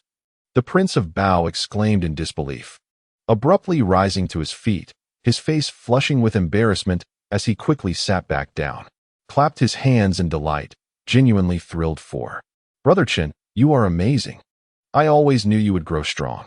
Just wait and see who will dare to look down on you in the future. How wonderful, simply splendid." The princess chuckled awkwardly, attempting to curry favor as she remarked, "Young Master Machen is a late bloomer. Those individuals lack vision. Look at your relationship with Zhaja. It has improved remarkably. Since you have made such progress, might you impart some wisdom to Zhaja on how to cultivate his dantian?" At that moment, Machen comprehended that the intention of the Prince Bao was precisely this. He chuckled self-deprecatingly, realizing he had been overly suspicious, thinking that the prince had uncovered some secret to use against him. In truth, he had already contemplated guiding Yunja. This could be considered a response to his own conscience, for his circle of friends was scant. Thus, finding a companion during times of exclusion and disdain was indeed a rare treasure. Observing Machen's silence and lowered gaze, Prince Bao misinterpreted it as a rejection and instantly altered his demeanor. "Machen, do not refuse my goodwill. This is not a negotiation," he asserted. "Father, how can you act this way?" Yunja glared at his father in indignation. "Princess, take Yunja away. I wish to speak with Machen. You need not remain." The princess understood and led Yunja away, casting a reproachful glance at Machen as they departed. Yunja struggled to break free. But the princess was not one to be easily outmaneuvered, easily maintaining her grip on the 8-year-old. Machen observed the composed yet stern expression of Prince Bao, a smile creeping onto his face. It was amusing that he could still smile, for soon he would have cause to weep. "I have already uncovered that those fire cloud scorpions, fiery centipedes, and blazing serpents were all purchased by your cousin, Lu Ruikai. Moreover, some have claimed to have seen you near the temple of the goddess on the night of her blessing, holding that peculiar vessel.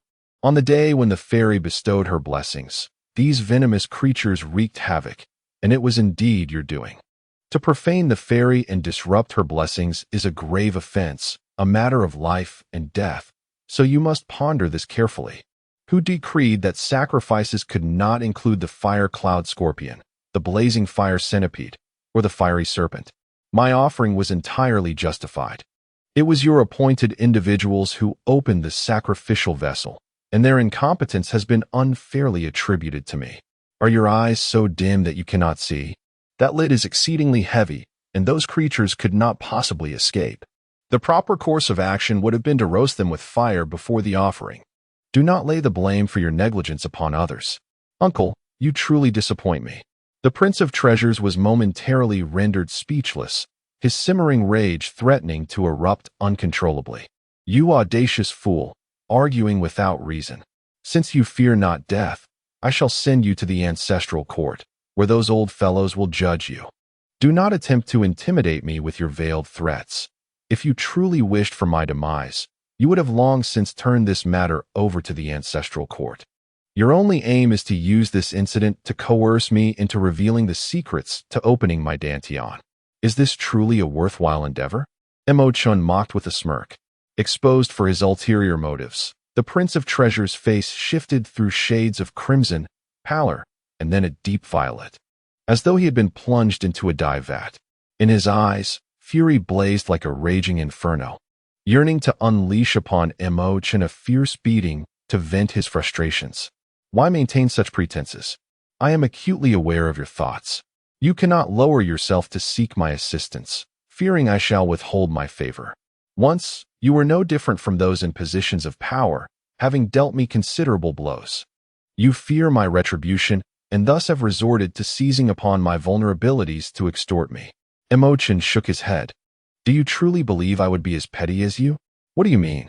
Suddenly, Prince Bao felt as exposed as a newborn infant. Laid bare under the piercing gaze of this little rascal, a mix of shock and profound embarrassment washing over him. In truth, just moments ago, he had intended to share the method with Yunja, only to find that you turned against me faster than one could flip a page. Sigh. Chapter 14. A face unfit to be seen. Chen generously imparted the technique for cultivating the dantian to Yunja, his magnanimity and open-heartedness leaving Prince Bao feeling utterly ashamed. Unable to contain his thoughts, Prince Bao marveled inwardly. How has this child transformed? Exhibiting a composure and maturity that is almost frightening? With Chen's assistance, Yunja swiftly entered a state of transcendent cultivation. To establish the dantian space, one must focus and calm the mind, devoid of distractions. Achieving such a state is no simple task. Indeed, Yunja possessed considerable innate talent. His only shortcoming lay in his restless temperament, which hindered his ability to settle his mind. Chen surrounded him with a few sticks of dragon's saliva incense, known for its calming properties. Coupled with the Great Dream Sutra he imparted to Yunja, it soon enabled him to attain the harmonious state of unity with the cosmos. Observing from the sidelines, Prince Bao and the princess were filled with trepidation, their eyes wide with anticipation. The princess, fearing she might involuntarily exclaim, had resorted to biting her finger to stifle her voice. The hearts of parents are filled with concern. Even the usually imposing Prince Bao felt tears welling in his eyes, scarcely daring to breathe, lest he disrupt his son's path to enlightenment. As the surrounding light grew increasingly radiant, Yunja's dantian suddenly quivered, emanating a resplendent seven-colored glow. Following this, a sound akin to firecrackers erupted, and a surge of light flooded into his body. Yes, I have succeeded, Yunja exclaimed, filled with exhilaration, as he leapt up and circled around Chen 3 times. At that moment, Prince Bao and the princess released all their pent-up anxiety, embracing each other in a fit of joy. How wonderful! Truly wonderful! The prince sighed, taking a moment to regain his composure. The princess, her eyes brimming with gratitude, sincerely expressed her thanks to Chen without a trace of pretension. Chen smiled with satisfaction and gently patted Yunja on the shoulder, saying, "Little Jia, do not let pride consume you. We are men, after all. We must triumph without arrogance and accept defeat without despair. The journey of life is long, so do not allow transient victories or defeats to disturb your inner peace." Prince Bao nodded earnestly, recognizing the maturity and steadiness of Chen, whose transformation was astonishing. In the past, I owe you an apology. You have truly surpassed my expectations. I shall refrain from overly sentimental expressions of gratitude. Here, I possess a sword manual, vast and profound. Its rank difficult to ascertain even for me. I am not suited for sword forging, but it may prove beneficial to you. With that, a flash of dark light emanated from the onyx ring on his left hand, and an ancient, tattered parchment rolled forth, which he then handed to Chen. Chen, who initially appeared indifferent, cast a fleeting glance before being enveloped by a tremendous sword intent that surged forth from the sword manual, causing his heart to quiver.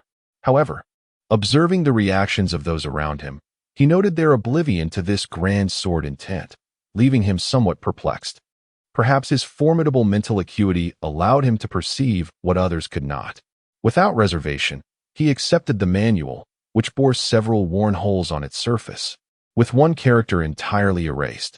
The remaining visible characters were written in an ancient script, leading him to suspect that Prince Bao, the previous owner, might not have comprehended the inscriptions. It seemed plausible that he was unaware of the manual's true nature, akin to retaining an inconsequential item out of a sense of reluctance to discard it, thus bestowing it upon Chen as a mere gesture of goodwill. Chen, however, recognized the ancient characters, which were indeed the most revered script of the great Mo kingdom from a millennium past. The first character of Sword of the Heart was lost. Yet upon discerning the subsequent 3 characters, he could hardly contain his exhilaration.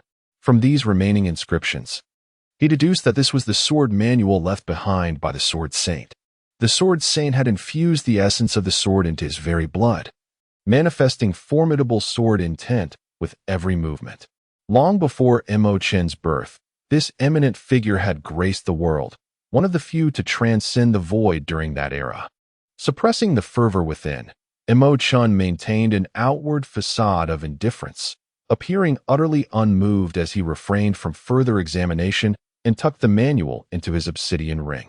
Observing Mo Chen's placid demeanor, Prince Bao offered a sheepish smile, feeling that his gratitude lacked sincerity and thus presented an additional artifact, the dual Python Spirit Light Sword. The twin Python Spirit Sword, though merely a second-tier artifact, is indeed extraordinary. Even the esteemed Prince Bao possesses but a scant few such treasures. Mo Chen, unreserved, accepted the twin Python Spirit Sword, and with a gentle stroke of his fingertip, blood flowed forth, swiftly absorbed by the luminous blade. His action was quick, yet it did not escape the keen gaze of Prince Bao, who stood utterly dumbfounded. This twin Python Spirit Sword had been refined by him, and naturally bore the imprint of his 4th-tier martial soul. Now, having attained the rank of a Grand Martial Master, his martial soul had reached the realm of soul and flesh integration.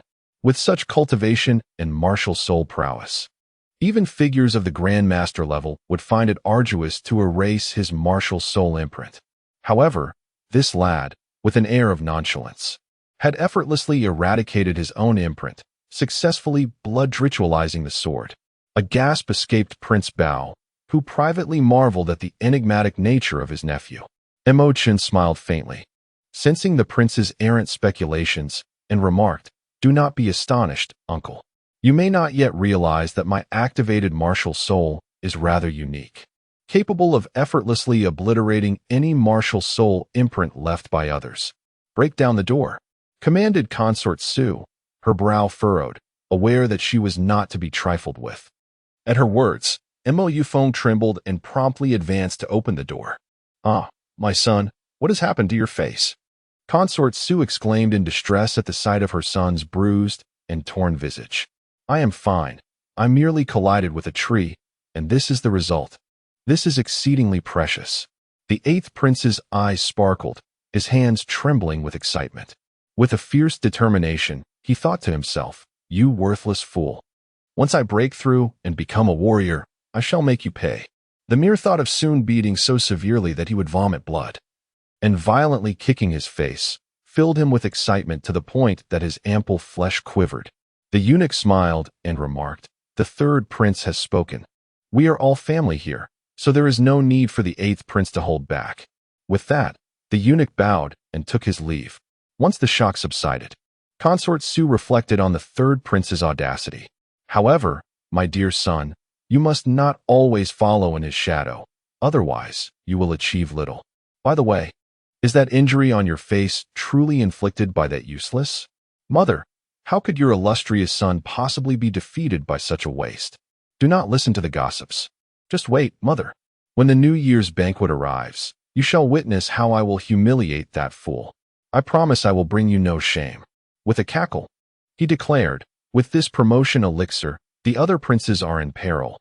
This year, I shall undoubtedly be the rising star." Chapter 15.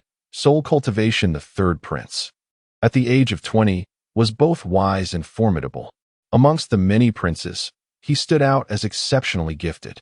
A year prior, he was merely at the level of an Iron Star martial artist, but 6 months ago, he had ascended to the Golden Star warrior rank, his strength reaching an impressive 1,500 pounds.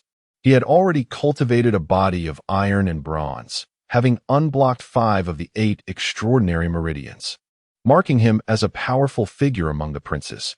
Coupled with his mastery of the flame soul incineration and the mighty diamond palm, he could wield artifacts with great ferocity, rarely encountering a rival within his realm. Moreover, his martial soul is remarkably unique, manifesting as a black soul-rending palm. which inflicts immense harm upon both the martial artist's soul and spirit. Although classified as a third-grade martial soul, there have been instances of it tearing apart even fourth and fifth-grade martial souls. It is worth noting that he inadvertently killed Mo Chun and subsequently commanded Mo Yunfeng to submerge Mo Chun in the Jade Lake. Should this matter come to light, he would undoubtedly be unable to escape the infamous label of fratricide, thereby jeopardizing his future irreparably. Nevertheless, he remained composed and, after a brief inquiry, discovered that the situation had not escalated. It was uncertain whether Mo Chun was too fearful to speak or if he had genuinely lost his memory. He contemplated how to manage this affair. After much deliberation, he concluded that the path of murder was fraught with peril. While silencing a witness may seem the safest option, it also posed the greatest risk. If the emperor were resolute in his investigation, the truth would inevitably surface.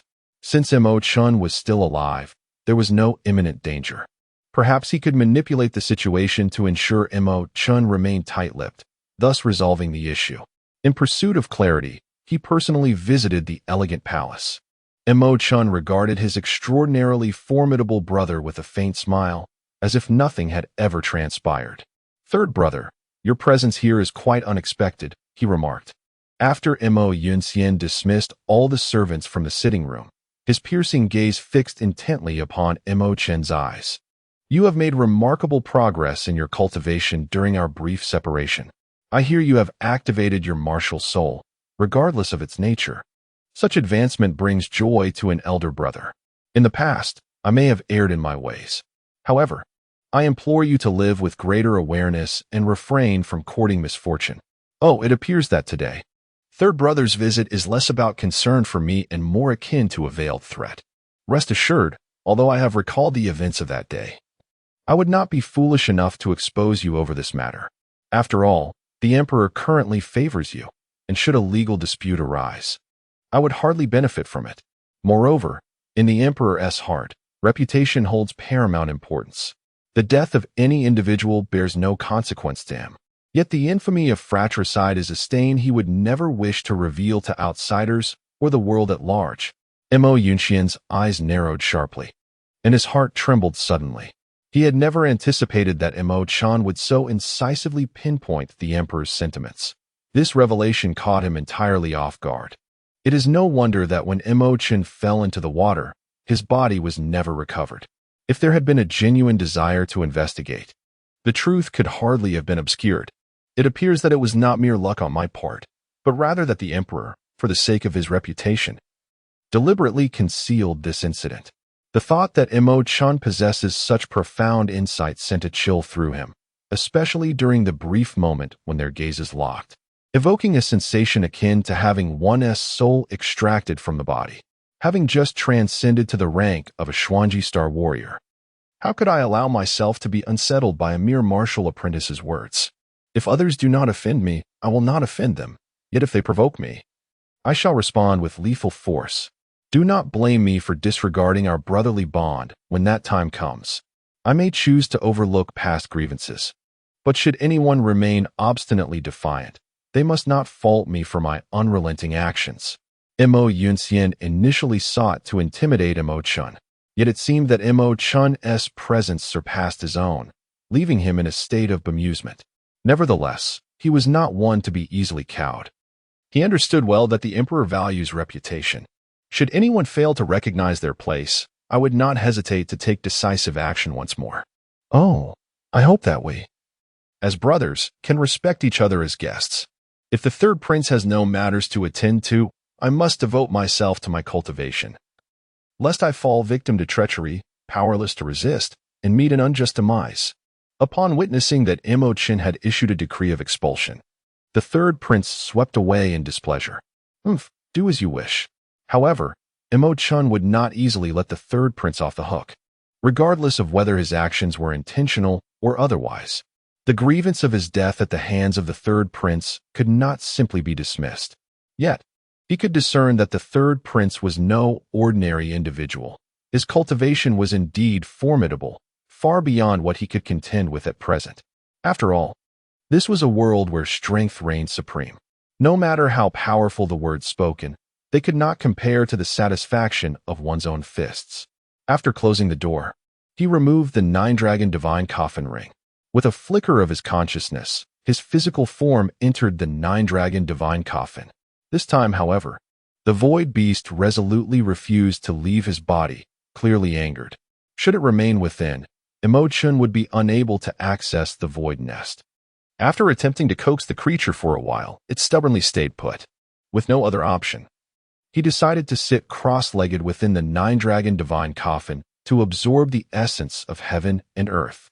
His dantian space, roughly the size of a fist, quickly filled with true energy, preparing him to break through to other meridians. Through his diligent efforts, the governing vessel was swiftly opened, and a violet glow enveloped him, granting a sensation of clarity and fluidity throughout his body, along with a significant increase in strength. He had now become a celestial star martial apprentice. Coupled with herbal baths and intense physical refinement, he had cultivated a body as resilient as bronze and iron. Such a physique was perfectly suited for the opening of meridians. He possesses the experience of a master cultivator. For him, unblocking the meridians is no longer a challenge. Although he endures some physical discomfort, the process flows remarkably smoothly. In the past, Prince Chen, before the age of 20, had already unblocked all 8 extraordinary meridians and 36 regular meridians, achieving the profound realm of a grandmaster, a feat unmatched by anyone his age in nearly a millennium. The grandmaster realm, characterized by the process of refining one's essence and marrow, grants the skin a jade-like smoothness and the bones a spiritual resonance. Within his dantian, a luminous orb of energy takes form, which can be projected outside his body to heal wounds or unleash devastating attacks. Furthermore, it condenses into a golden elixir, allowing for the swift absorption of the world's spiritual energy at an astonishing rate, enhancing his power to an astonishing level of 10,000 pounds. Such a realm is indeed formidable, enabling one to establish sects and earn a legendary reputation through the ages. Even the aspiration to create a sovereign domain and rally followers to dominate a region seems easily attainable. With a series of resonant thuds, the internal channels of his body successfully surged, and at that moment, meridians began to circulate his true energy. In an instant, his strength soared to 1,500 pounds, a truly terrifying force for a heavenly extreme star martial artist. He faintly sensed a sign of breaking through the martial artist realm, yet he diligently suppressed this notion. In the path of cultivation, it is not always advantageous to achieve breakthroughs prematurely. In his past life, while at the heavenly extreme star martial artist level, he had already unblocked the 8 extraordinary meridians. With a power level reaching 3,000 pounds, sufficient to annihilate certain heavenly extreme star warriors. At present, his true energy remained abundant, and the capacity of his dantian had expanded further, clearly linked to the unblocking of 4 meridians. After suppressing the urge to break through, he proceeded to cleanse the Yangxiao meridian. This meridian is as crucial as the governing and conception vessels. If opened, his dantian space would expand to twice its original capacity. Only with an enlarged dantian space could he store sufficient true energy, allowing his strength to endure in battles against foes. However, he discovered that while cleansing the meridians, not only was his martial spirit in motion, but another soul was also stirring. This soul bore a close connection to his mental strength and was of central importance. It was the human spirit. His rebirth was attributed to the potency of this spirit. Many blacksmiths and alchemists cultivate their mental strength, which is essentially the cultivation of the spirit, distinct from the training of the martial spirit. In his past life, Chen paid little heed to the spirit, believing that for martial cultivators, mental cultivation was inconsequential. However, after his rebirth, he completely transformed this perspective. Had his spirit not been sufficiently robust, his rebirth would have been impossible. Moreover, upon death, the cultivated martial spirit perishes with the body, dissipating into nothingness. A comparison reveals the advantages of the spirit. What astonishing transformations might occur if the spirit could be cultivated to match the strength of the martial spirit? Chen pondered. evidently filled with aspirations for the future.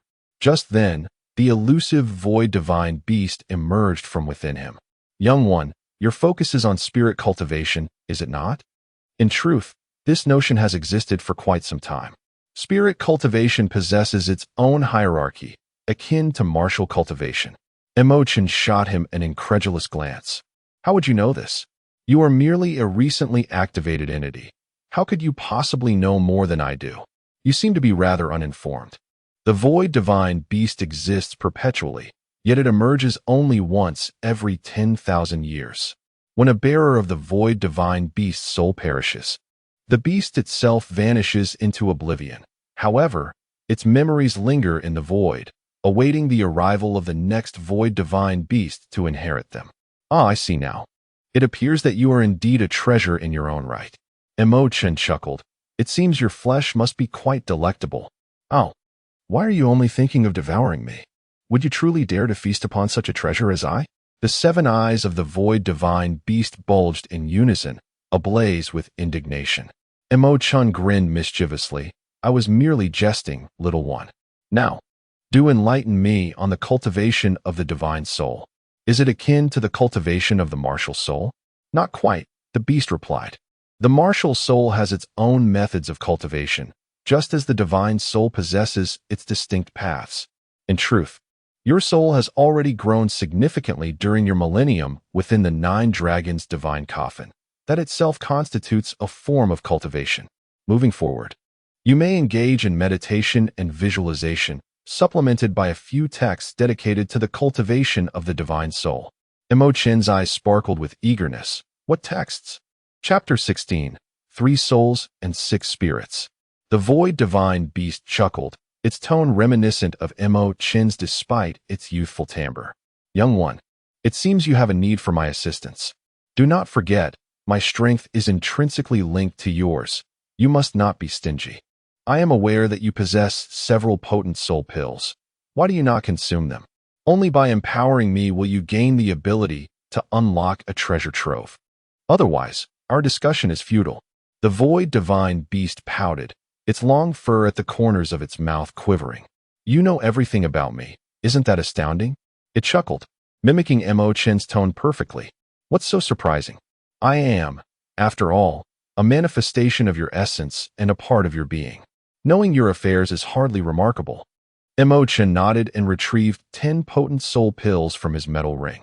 These soul pills belonged to the 8th prince and were classified as second-tier elixirs, immensely beneficial for enhancing powerful martial souls.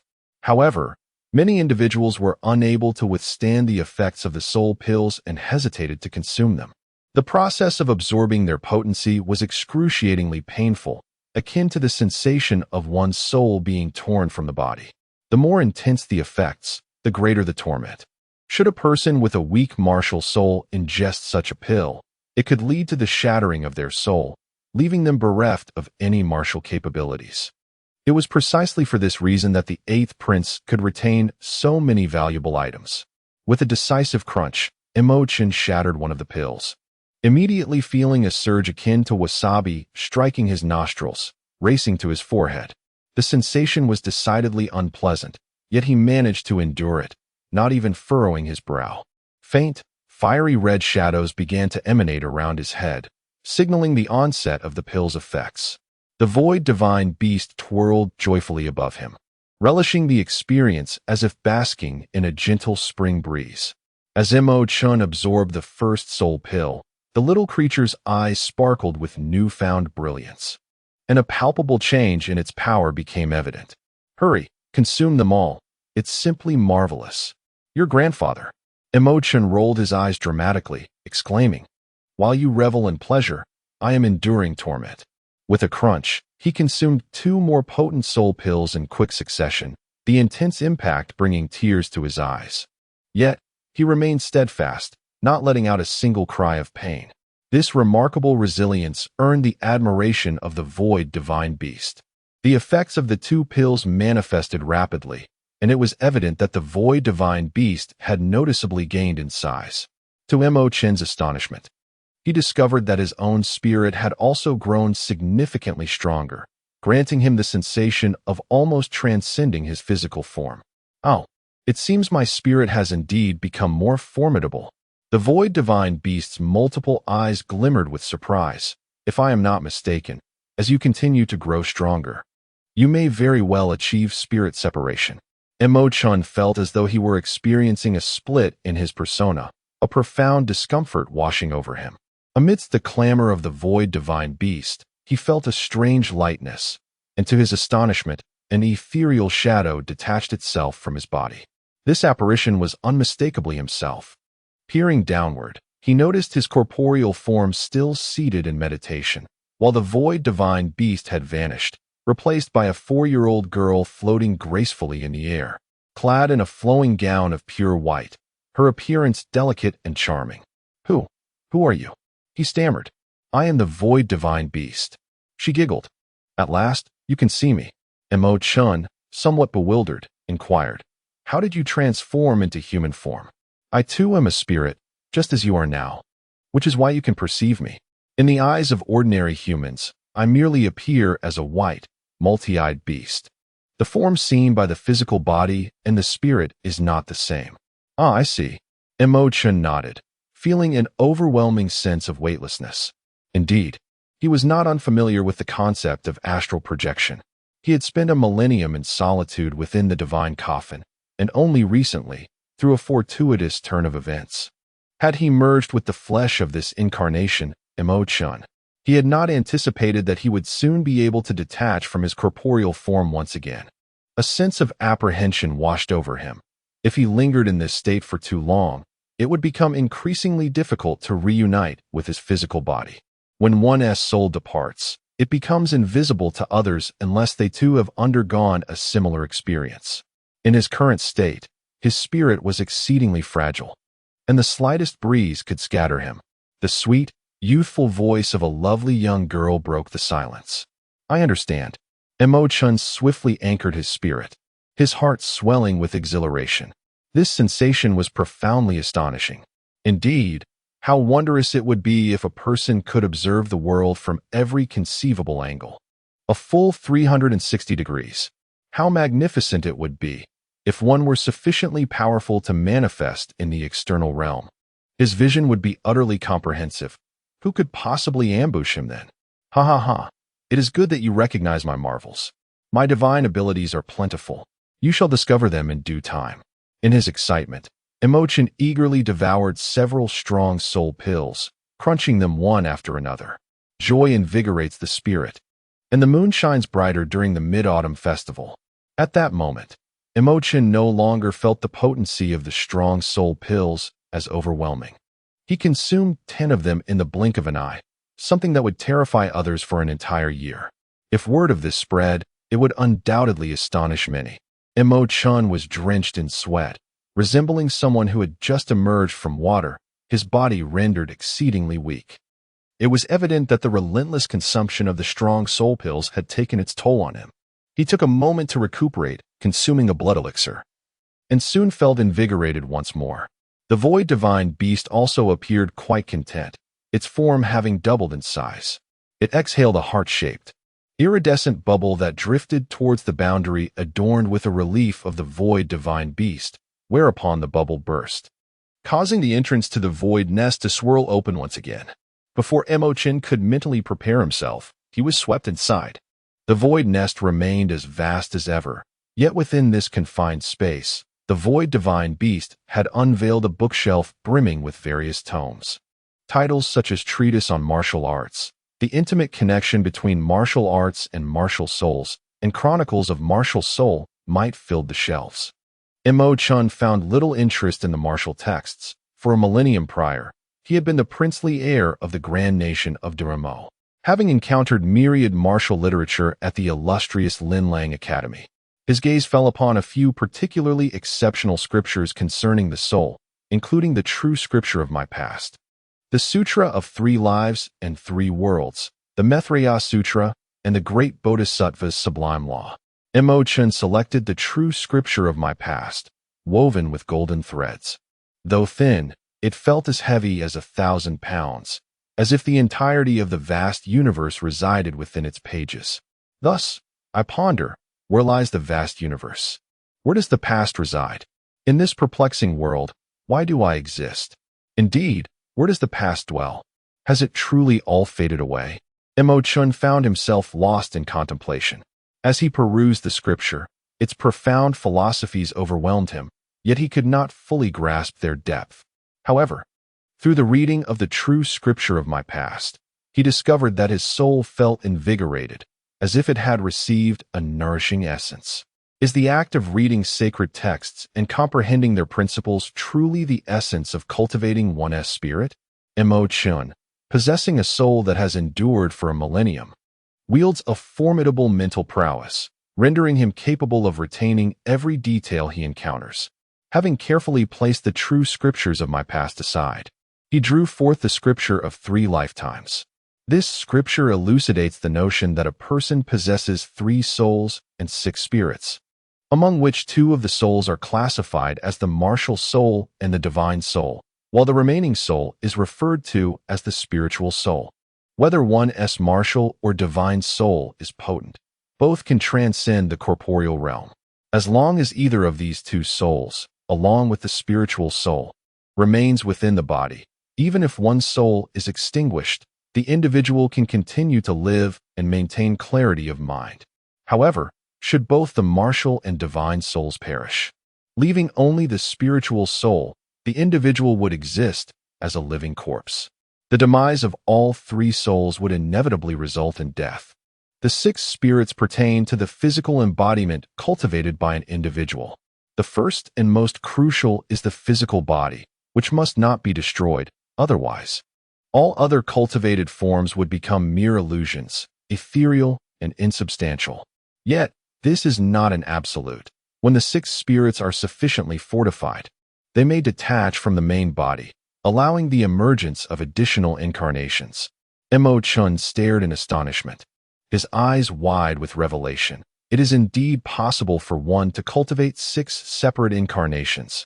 He diligently perused other scriptures, gaining a comprehensive understanding of the cultivation of the divine soul.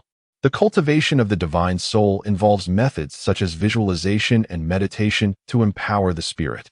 The divine soul also possesses its own tiers of cultivation, the realm of spiritual void, characterized by a robust spirit and steadfast mind, the realm of return to the abyss, where the divine soul can transcend the physical, and the realm of night wandering, allowing one to roam freely at night, capable of soaring thousands of miles away.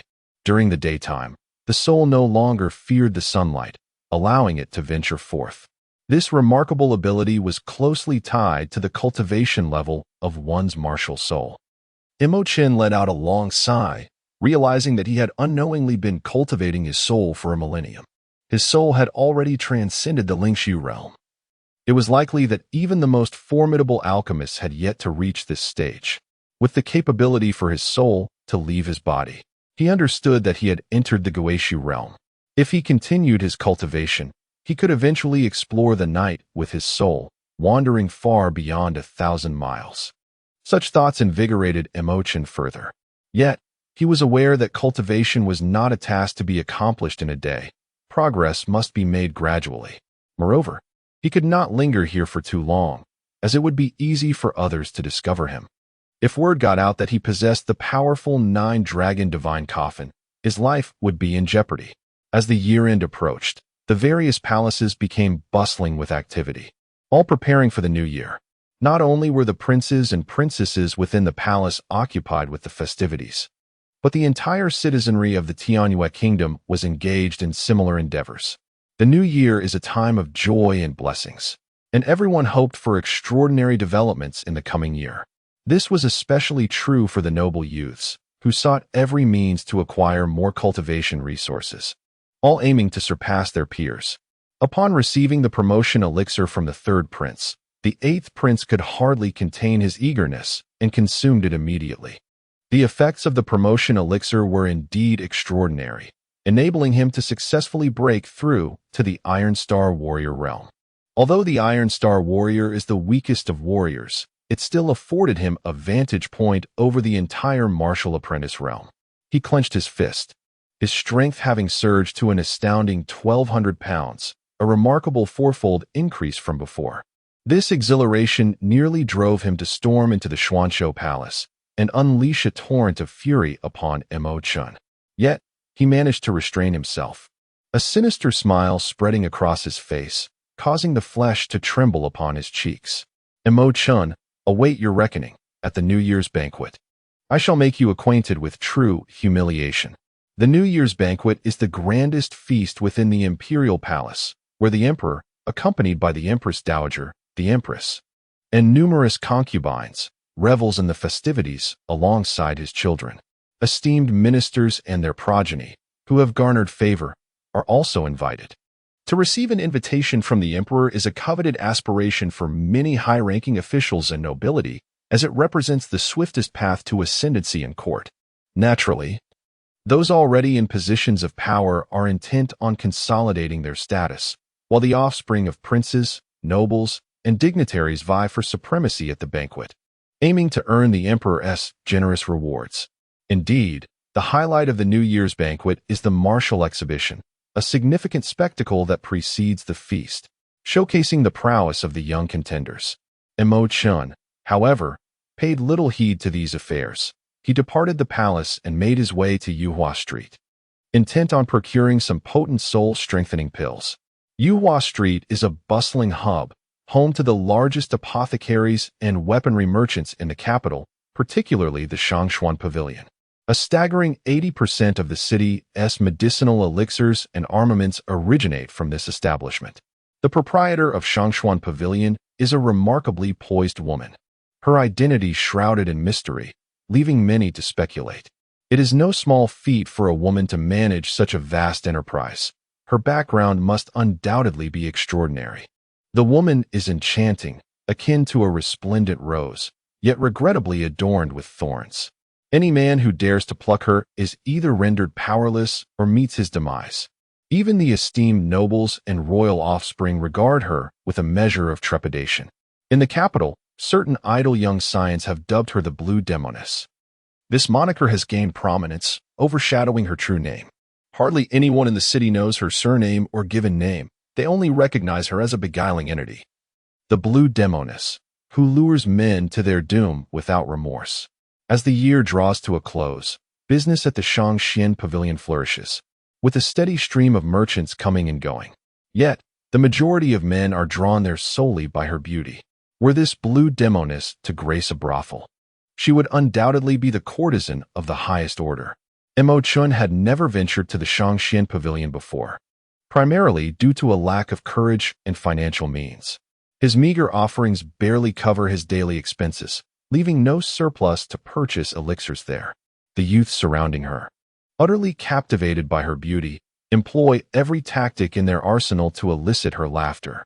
She is none other than Li Rui, the eldest daughter of General Li Jun, and one of the four renowned beauties of the capital, as well as the object of Mo Chen's affections. His clumsy attempts to court her have long since become a source of ridicule in the capital, fodder for the conversations of many noble heirs during their leisure hours. A few perceptive youths spot Mo Chen from a distance. Isn't that the vase prince? I wonder what shameless ploy he will resort to this time to pursue Sister Rui. They chuckle. Though he may be a prince, he is but a wastrel, unworthy of Sister Rui. Li Rui cast a nonchalant glance at Mo Chen. Exuding an air of haughtiness akin to a swan, her neck elegantly arched as she stood resolutely in place.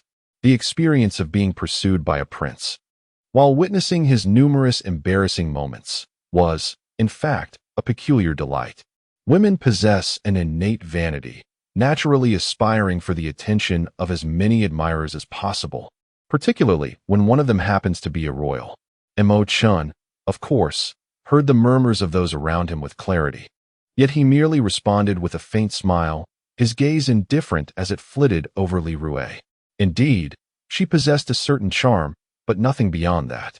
As the crown prince of the great Mo kingdom, he had encountered countless beauties, and the standards of beauty had evolved over the millennia. While others might regard Li Rui as ethereal, to Mo Chen, she was merely vibrant, nothing more. He strolled leisurely, his eyes focused ahead, brushing past the crowd.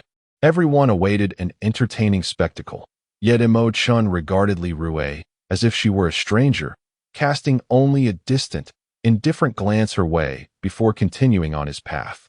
Ah, is this not the 14th prince? Has he come to the realization that he is unworthy of my attention, deliberately avoiding me? Chen halted, slightly tilting his body and casting a sidelong glance at Li Rue. Who are you? Are we acquainted?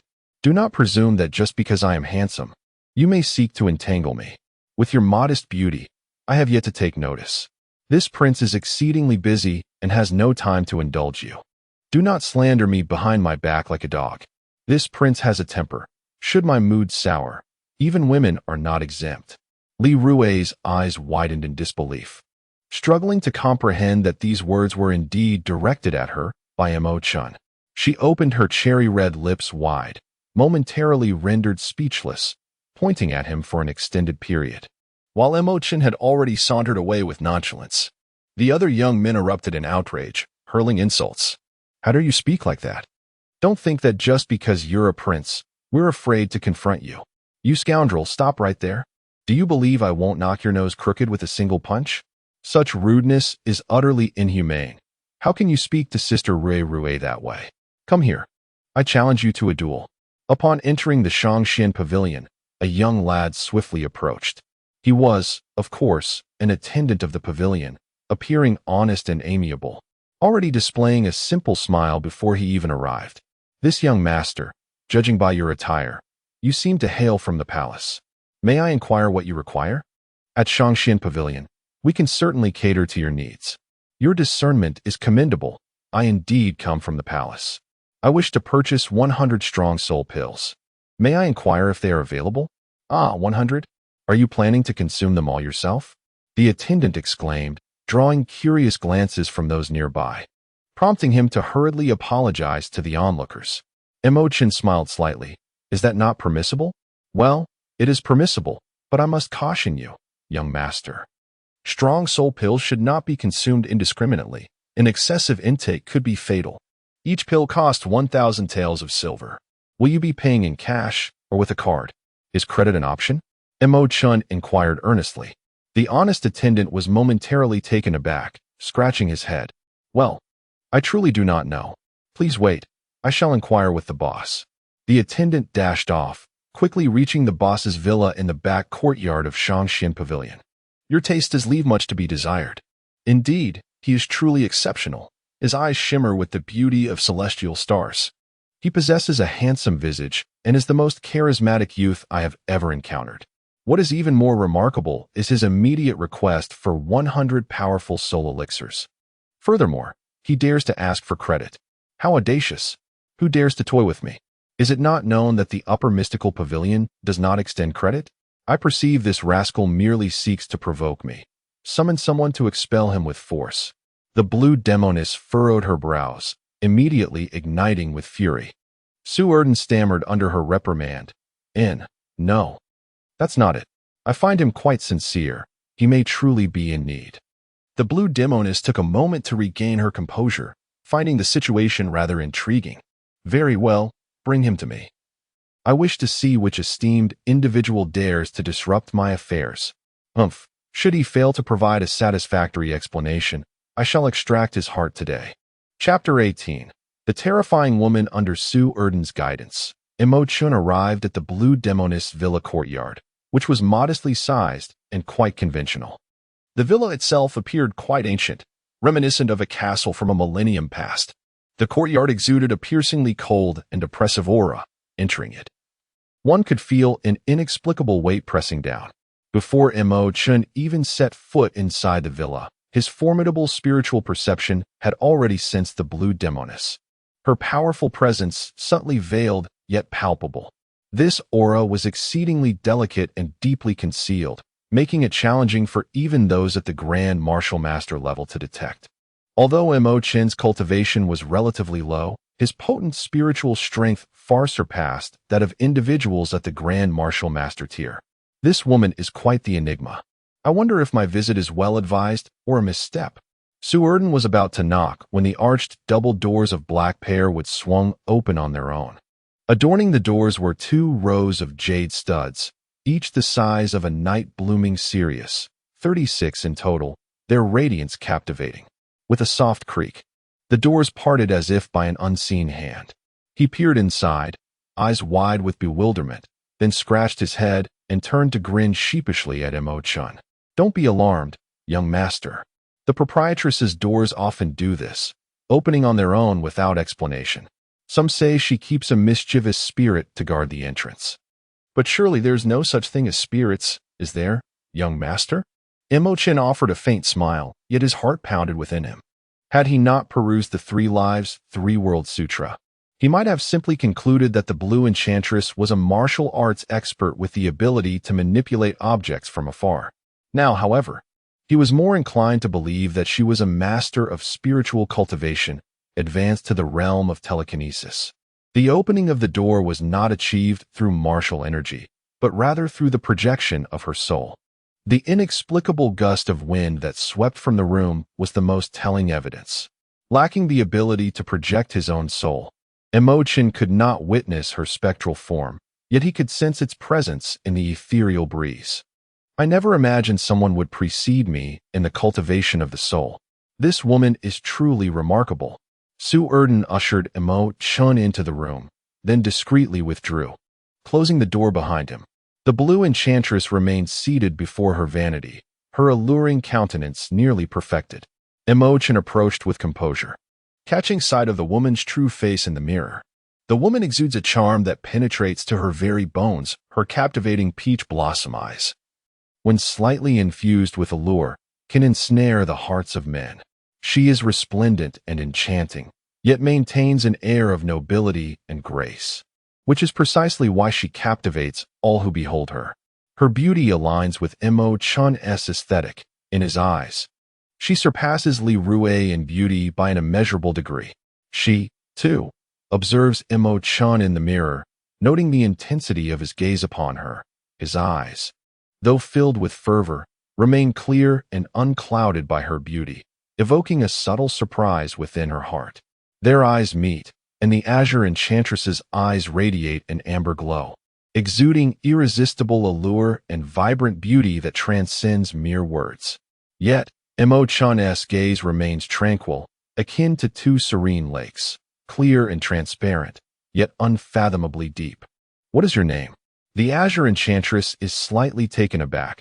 She never anticipated that this seemingly youthful boy, around 15 or 16, would possess such composure and an aura of formidable strength. "I am the 14th Prince, Chen. Others refer to me as the Vase Prince or simply as useless. A name is merely a label." With a faint smile, his elegant discourse and remarkable poise have already piqued the Azure Enchantress's interest. Habitually, she presents a seductive smile, knowing that some men, unable to withstand her charm, may entertain nefarious thoughts, often leading to their demise beneath her enchanting smile. Indeed, the more alluring and smile-prone a woman is, the greater the peril she may embody. "Interesting. I hear you seek 100 soul-strengthening pills and wish to purchase them on credit?" "Indeed, I am quite sincere. Even if the proprietor charges some interest, it matters not." "You wish to fleece the unwary? The number of men who have perished at my hands is beyond count. Though you are a prince, know that in my presence, should I choose to take your life, even the current emperor would be powerless to intervene." As she spoke, she approached Chen, emanating an aura of danger that enveloped her.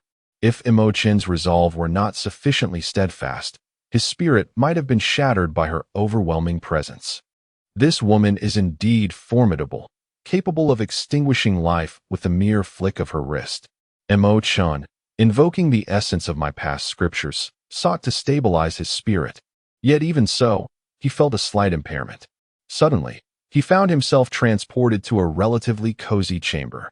Inside, a grand bed was set, surrounded by walls adorned with blooming flowers, their fragrance wafting through the air. To his astonishment, upon the bed lay a naked Blue Enchantress, beckoning him. Alarmed, Chen realized he had inadvertently entered her spiritual visualization. Everything before him was an illusion. Indeed, this woman possesses remarkable power, able to draw my spirit into her contemplation at will. I must not falter. If I cannot guard my mind, my spirit may fall victim to her.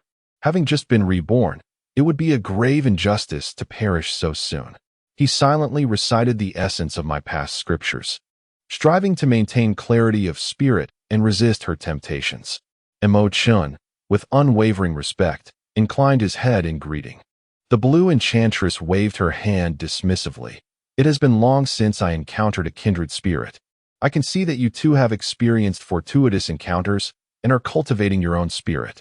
Exercise caution. When your spirit is too weak, do not recklessly venture outside. Otherwise, the formidable aura emanating from a martial arts master could shatter your very soul into a million pieces. Once the soul is extinguished, one becomes akin to a living corpse. This path is fraught with challenges. It appears that the initial stages of cultivation are exceedingly arduous. Indeed, the journey of soul cultivation lacks effective methods, relying heavily on visualization to strengthen the soul in its early phases. I find it curious, since you are cultivating your soul, why do you require so many soul-strengthening pills? These pills are intended for enhancing martial spirits and bear no relevance to soul cultivation. Naturally, Chen would not disclose to her that he is an exception. With a smile, he remarked, I merely engage occasionally with some alchemists to refine my soul and augment my mental prowess. I am not genuinely traversing the path of soul cultivation, as you suggest. Perhaps, however, I must decline your request. I never engage in transactions that are not mutually beneficial, and I do not extend credit, even if you possess striking features. It holds no weight. Unless, the blue demoness elongated her words intentionally, leaving the conclusion unspoken. Chen understood that this enchanting lady was teasing him. Unless what? Feel free to propose any conditions. Unless, you stay with me for the night.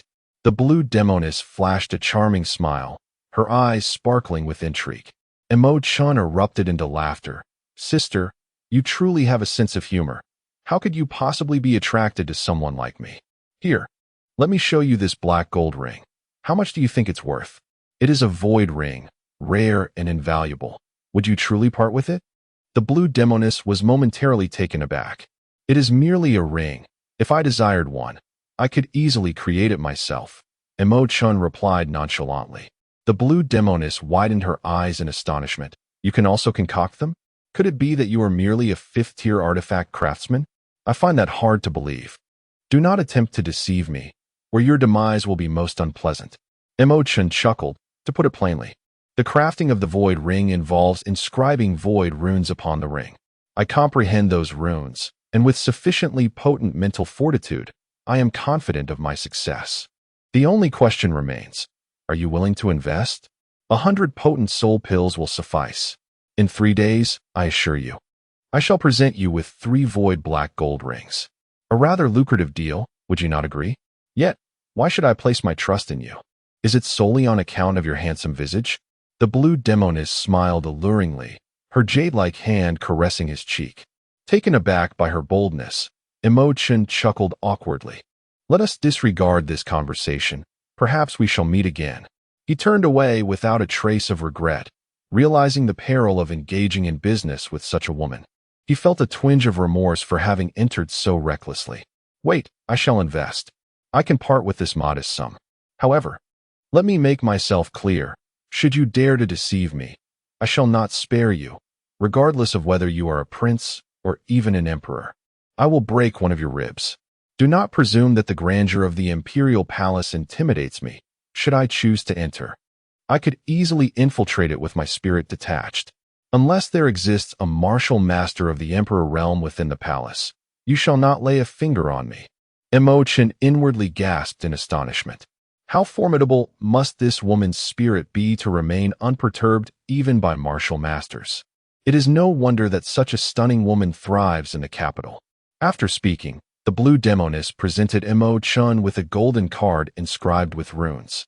Within this narrative lies a substantial sum of 100,000 taels of silver, which I shall use to reserve 3 void rings. Should you fail to deliver, I shall demand your head as recompense. Do not worry. Chen took the card and swiftly exited the villa, making his way to the Shangxian pavilion, where he procured 100 strong soul pills, 100 chi-gathering pills, and 10 ordinary black gold rings before hastily departing. Chapter 19. Engraving the void runes. Upon returning to the elegant palace, Chen firmly shut the door and immersed himself within the 9 dragons' divine coffin. He then urgently implored the void divine beast to grant him access to the portal of the void nest. Only within the confines of the void nest could he hope to buy himself time. It is crucial to understand that the crafts of alchemy and artifact forging are not realms one can casually enter. Engraving void runes is a formidable challenge. Otherwise, how could a first-grade void ring be so rare and coveted? Even a 5th-grade craftsman might succeed only once out of 100 attempts, and that would still yield merely a first-grade void ring. What exactly is the void? It is an ethereal expanse, light and transparent, intangible and elusive. To inscribe void runes on other mediums is an endeavor fraught with difficulties.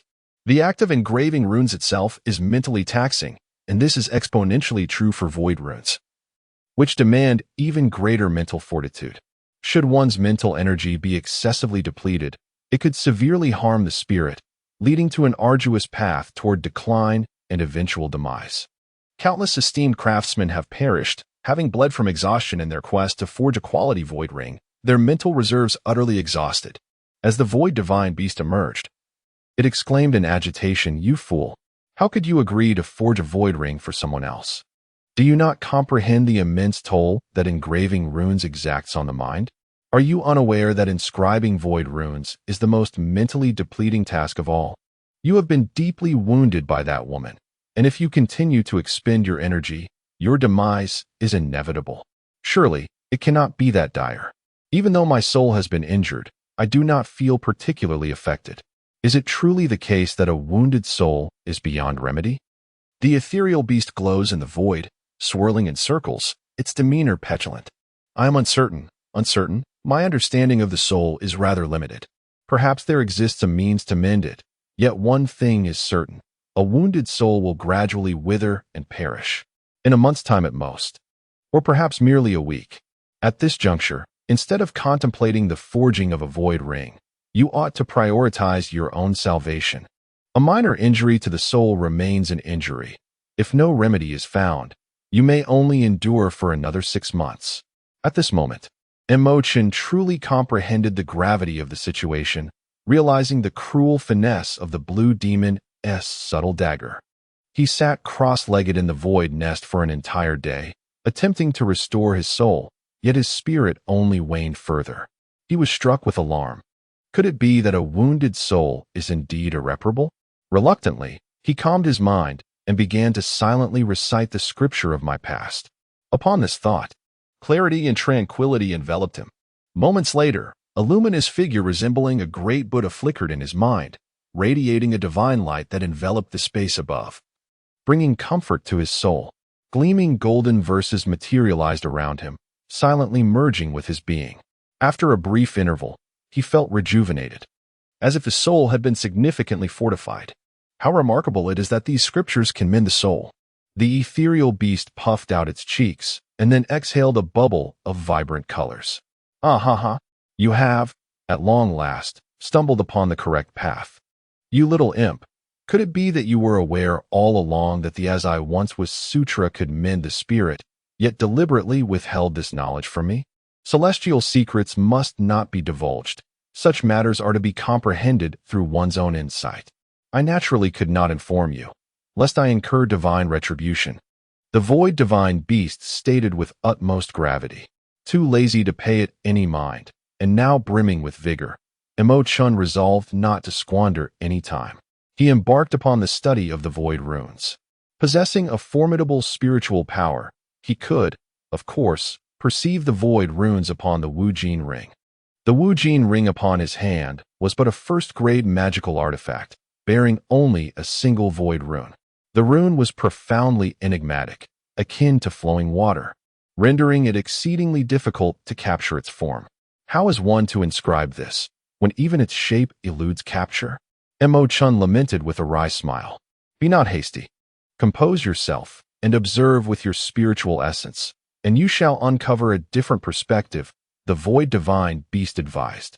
Complying with its counsel, Chen extended his spiritual essence half a meter from his corporeal form, and indeed, he discovered a discernible variance. Though the void rune was in perpetual flux, its movements were not entirely without pattern. It appeared as a luminous dragon, meandering within the confines of the ring. Indeed, it is so, but how is one to engrave it? The void is formless, yet it possesses form. It all hinges upon your comprehension. You must employ your spiritual power to conjure a mental stylus and inscribe the form you perceive within the void.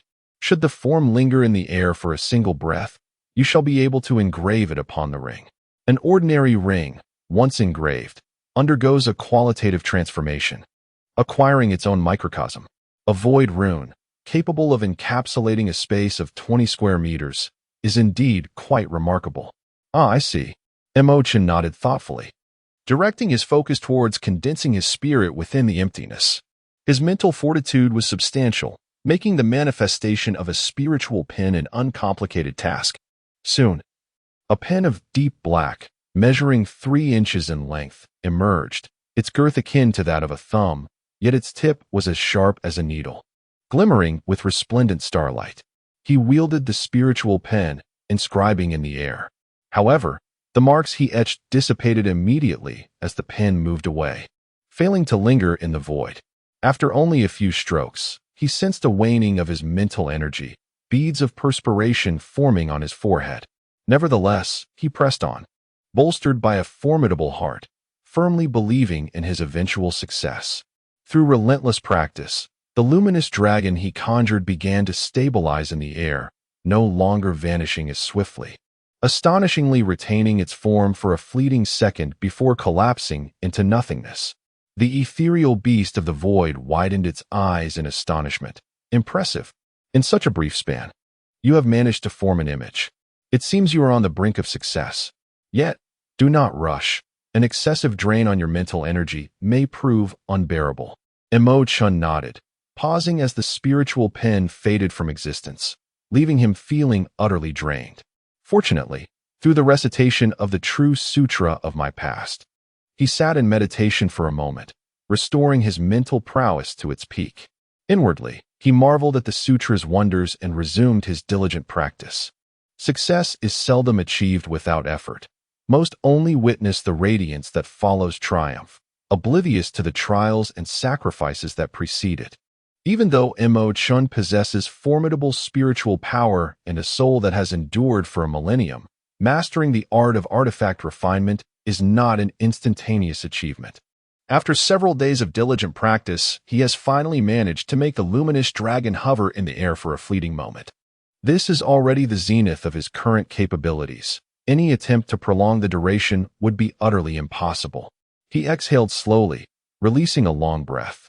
Subsequently, he consumed a blood pill. Although he found himself in the void's nest, 3 days felt like an eternity. Despite the external world having only passed the time it takes to enjoy a cup of tea, he still felt hunger gnawing at him. Fortunately, the blood pill served to replenish his energy and alleviate his hunger. The ability to inscribe void runes in midair is merely the first step. The subsequent challenge lies in etching them onto a common ring. This task is far more arduous, demanding absolute precision in the control of one's spiritual power. A slight deviation could result in the ring being punctured, rendering it useless. Furthermore, the depth of the etchings must be just right. Too shallow or too deep, too long or too short will not suffice.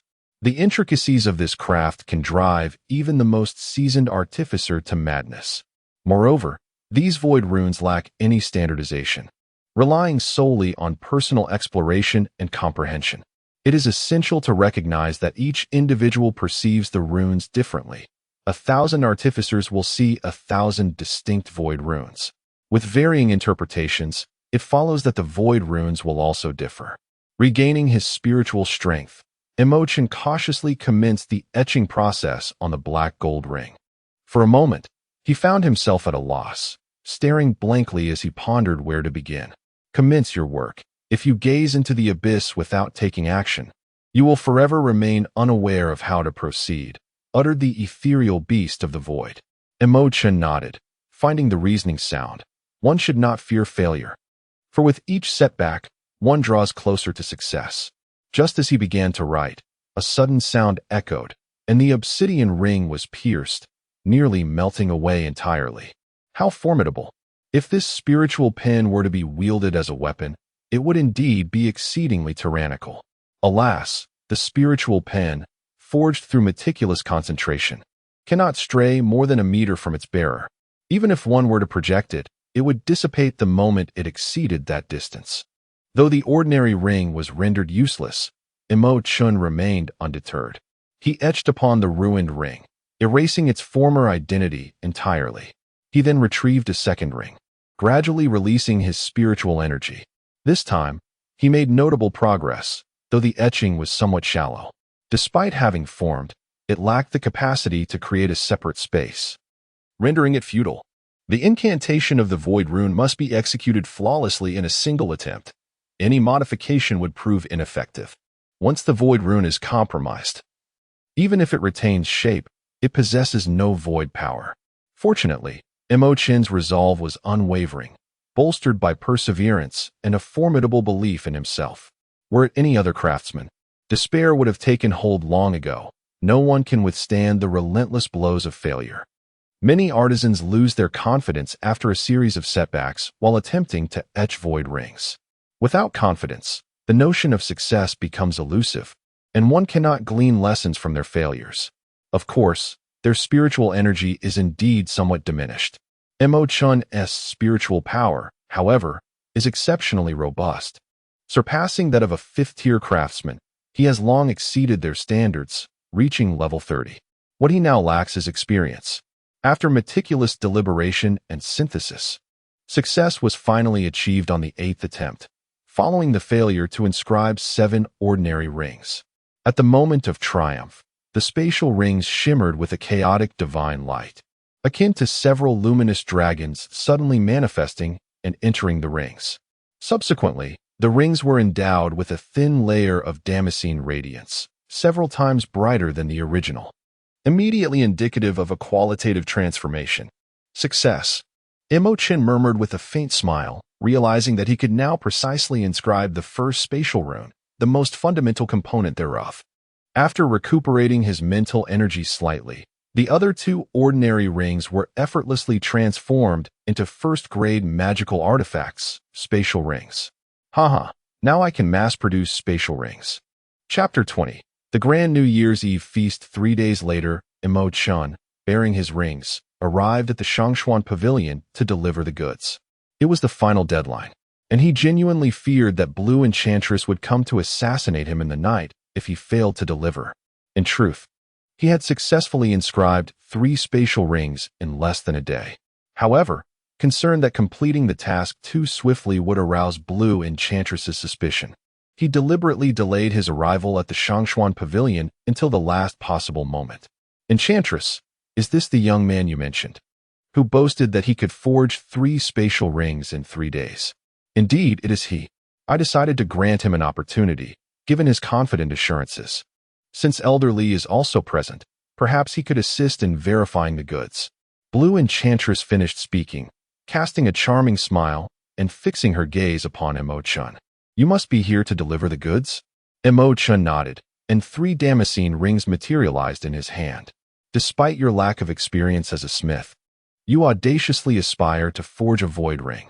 I am eager to witness the worthless trinket you produce. The smith, with unwarranted arrogance, received the ring, his countenance undergoing a dramatic transformation the instant it touched his hand. Did you truly craft this? Indeed, replied with a playful smile. I dedicated 3 days, ruined 7, and only managed to create 3. I trust the master is pleased. Gazing at the void ring, also experienced a subtle shift in her expression. Her mental fortitude surpassed that of, yet she had never successfully forged a void ring. She understood that smithing demanded comprehension and precise control over one's mental strength.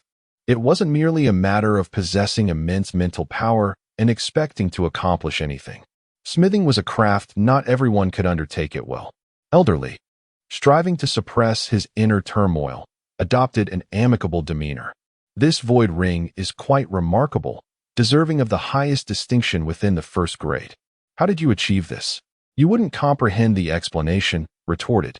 Now that you've assessed it, I consider my delivery complete. Farewell.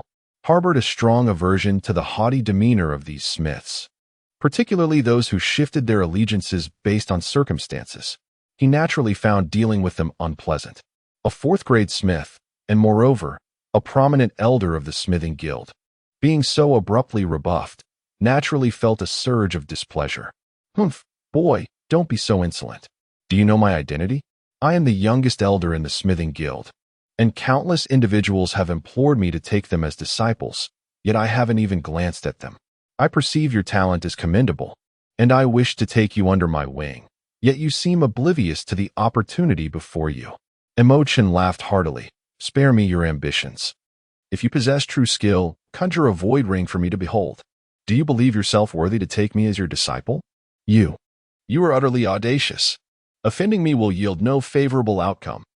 Chen smirked coldly. What, do you intend to kill me? His eyes suddenly ignited with brilliance, radiating with formidable mental power that pressed down upon his opponent. As a fourth-tier artifact refiner, his mental prowess was already formidable. Yet Elder Li was horrified to discover that his adversary's mental force surged like a torrential river, rendering him breathless. In but a moment of locked gazes, he was drenched in perspiration. It was only when Chen retracted his mental energy that Li found some relief.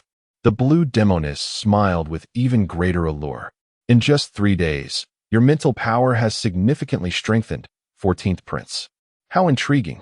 Elder Li's complexion turned ashen, resembling a defeated rooster, his once proud head bowed low. Within him, tumultuous waves of disbelief churned. This youth was undeniably powerful. How could this be? Upon hearing the blue demoness address him as the 14th Prince, his eyes widened in astonishment. The rumors surrounding the 14th Prince were well known even within the Artifact Refining Guild. You are the 14th Prince? How can this be? Chen replied nonchalantly. There is nothing impossible. Even the seemingly useless can be repurposed. Moreover, some individuals blossom later in life. I am one such person. With a serene smile, Chen turned and departed. Elder Li, humiliated by a mere youth, felt a surge of indignation, a fleeting glint of malice flickering in his eyes before he hastily exited the Shangshuan Pavilion. The blue enchantress gazed at the 3 void rings, her smile radiating brilliance as she murmured to herself, "It seems that the one I have been waiting for has finally arrived." As the night deepened into stillness, Chen once again entered the 9-dragon divine coffin, though he did not venture into the void nest. He yearned to explore the Sword Saint's heart of the sacred sword manual, deeming it unnecessary to enter the void nest, regardless of day or night. The interior of the 9-dragon divine coffin was shrouded in a misty moonlight, with starlight twinkling in the heavens. This small space resembled a miniature world, truly wondrous in its essence. With Chen's formidable intellect, even without a lamp, he could discern the contents of the sword manual with clarity by the dim moonlight. Upon perusing the manual, he discovered that the heart of the sacred sword indeed embodied profound wisdom. The manual contained a total of 12 forms, each representing a distinct grade of martial technique. Regrettably, the heart of the sacred sword was incomplete, with only 7 forms remaining, the higher-level techniques having been lost. The first form, Flowing Shadow, Flying Swan, when mastered, granted the practitioner a first-tier martial art. Chen, wielding the twin python spirit sword bestowed by the Prince of Treasures, began to cultivate this technique. The movements flowed like water, comprising a total of 22 variations.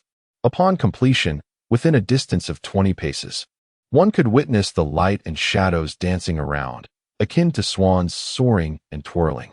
This form may not be deemed overwhelmingly fierce, yet it possessed a lingering, entwining power that made it exceedingly difficult for foes to approach. It could be said that this technique balanced both offense and defense, displaying extraordinary finesse. Even against opponents utilizing second-tier martial arts, one might not find an advantage.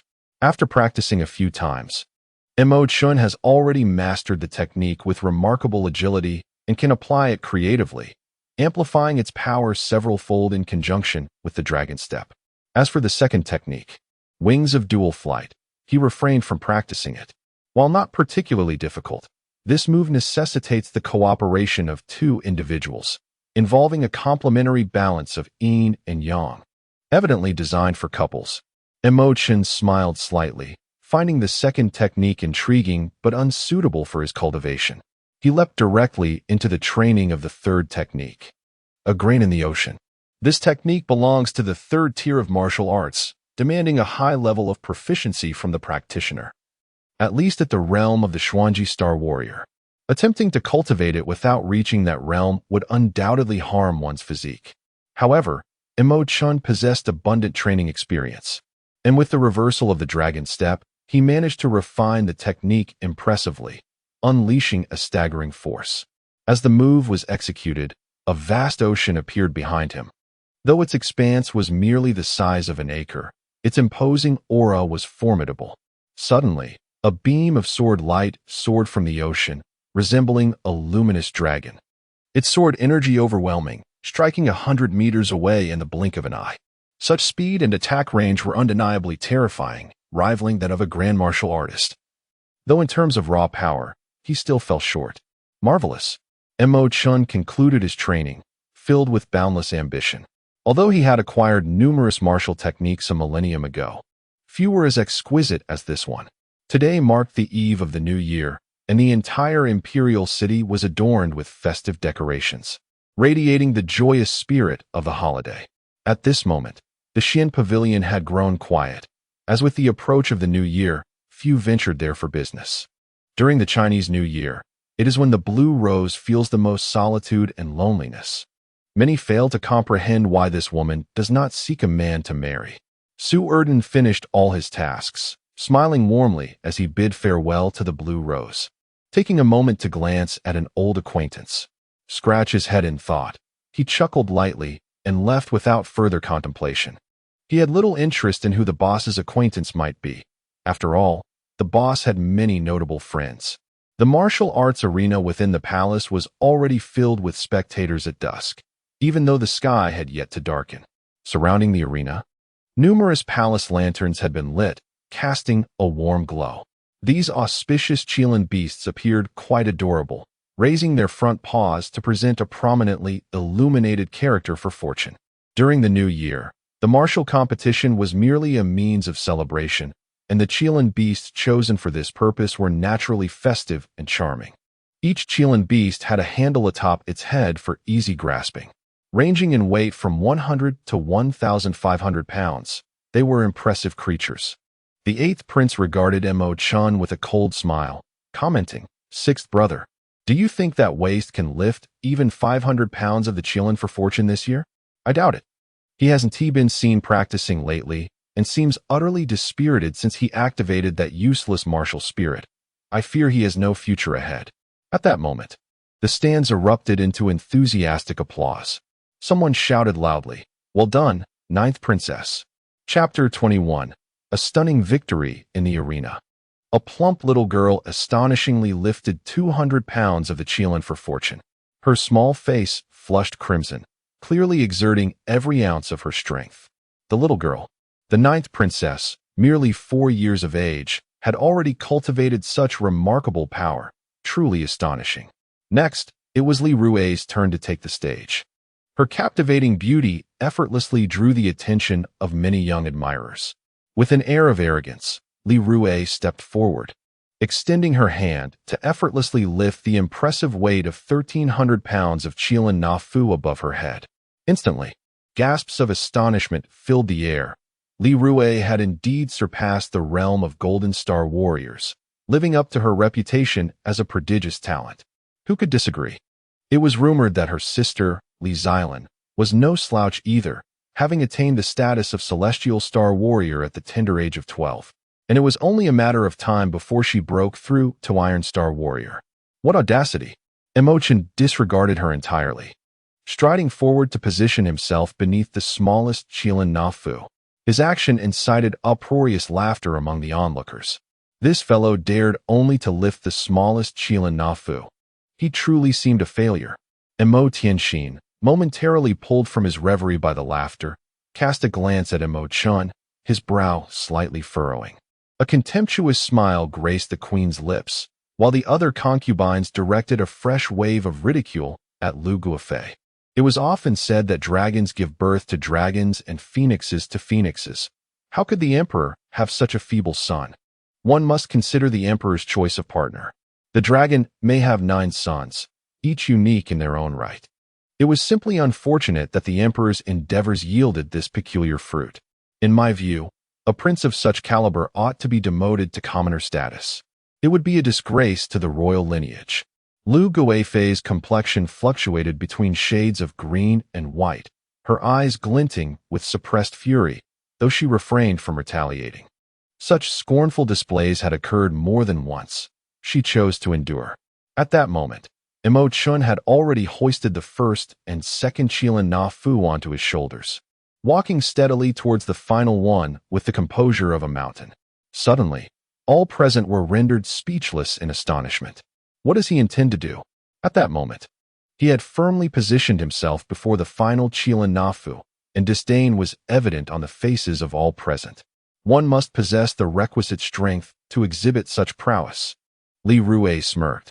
This is merely self-humiliation. Suddenly, Chen's hand had a firm grip on the handle of the largest Qilan Na Fu.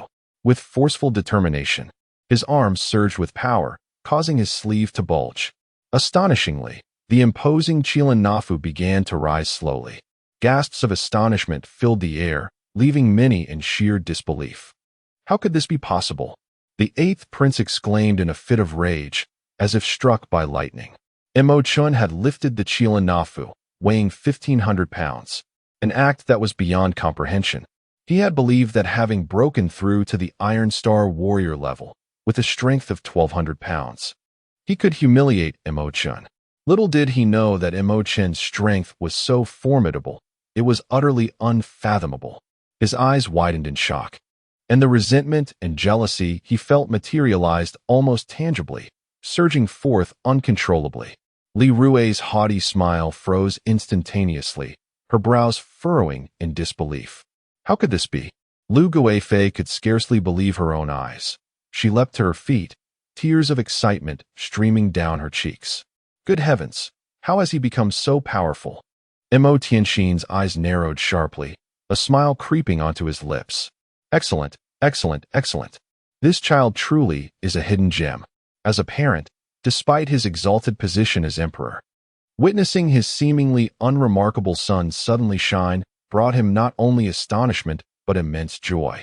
The sound of slaps echoed like a multitude of resounding blows upon the faces of many, leaving them flushed with embarrassment. Moments ago, they had mocked and ridiculed Chen's exuberance. Now, witnessing him effortlessly bearing 2 auspicious Kirin on his shoulders while lifting a massive one weighing 1,500 pounds, their shame was palpable. The concubines who had scorned Lu Guofei fell silent, their hearts turbulent with inner turmoil. Chen's body trembled as the 2 small Kirin soared 3 meters into the air. Simultaneously, he exerted force with his arms, launching the larger Kirin aloft. With deft precision, he caught the descending small Kirin, setting them gently upon the ground before raising the larger Kirin high above his head. This spectacle elicited gasps of astonishment from the young onlookers, while many composed ministers spontaneously broke into applause. Those skilled in flattery quickly seized the moment to extol the emperor, proclaiming, "Congratulations, Your Majesty, for the emergence of yet another prodigious prince.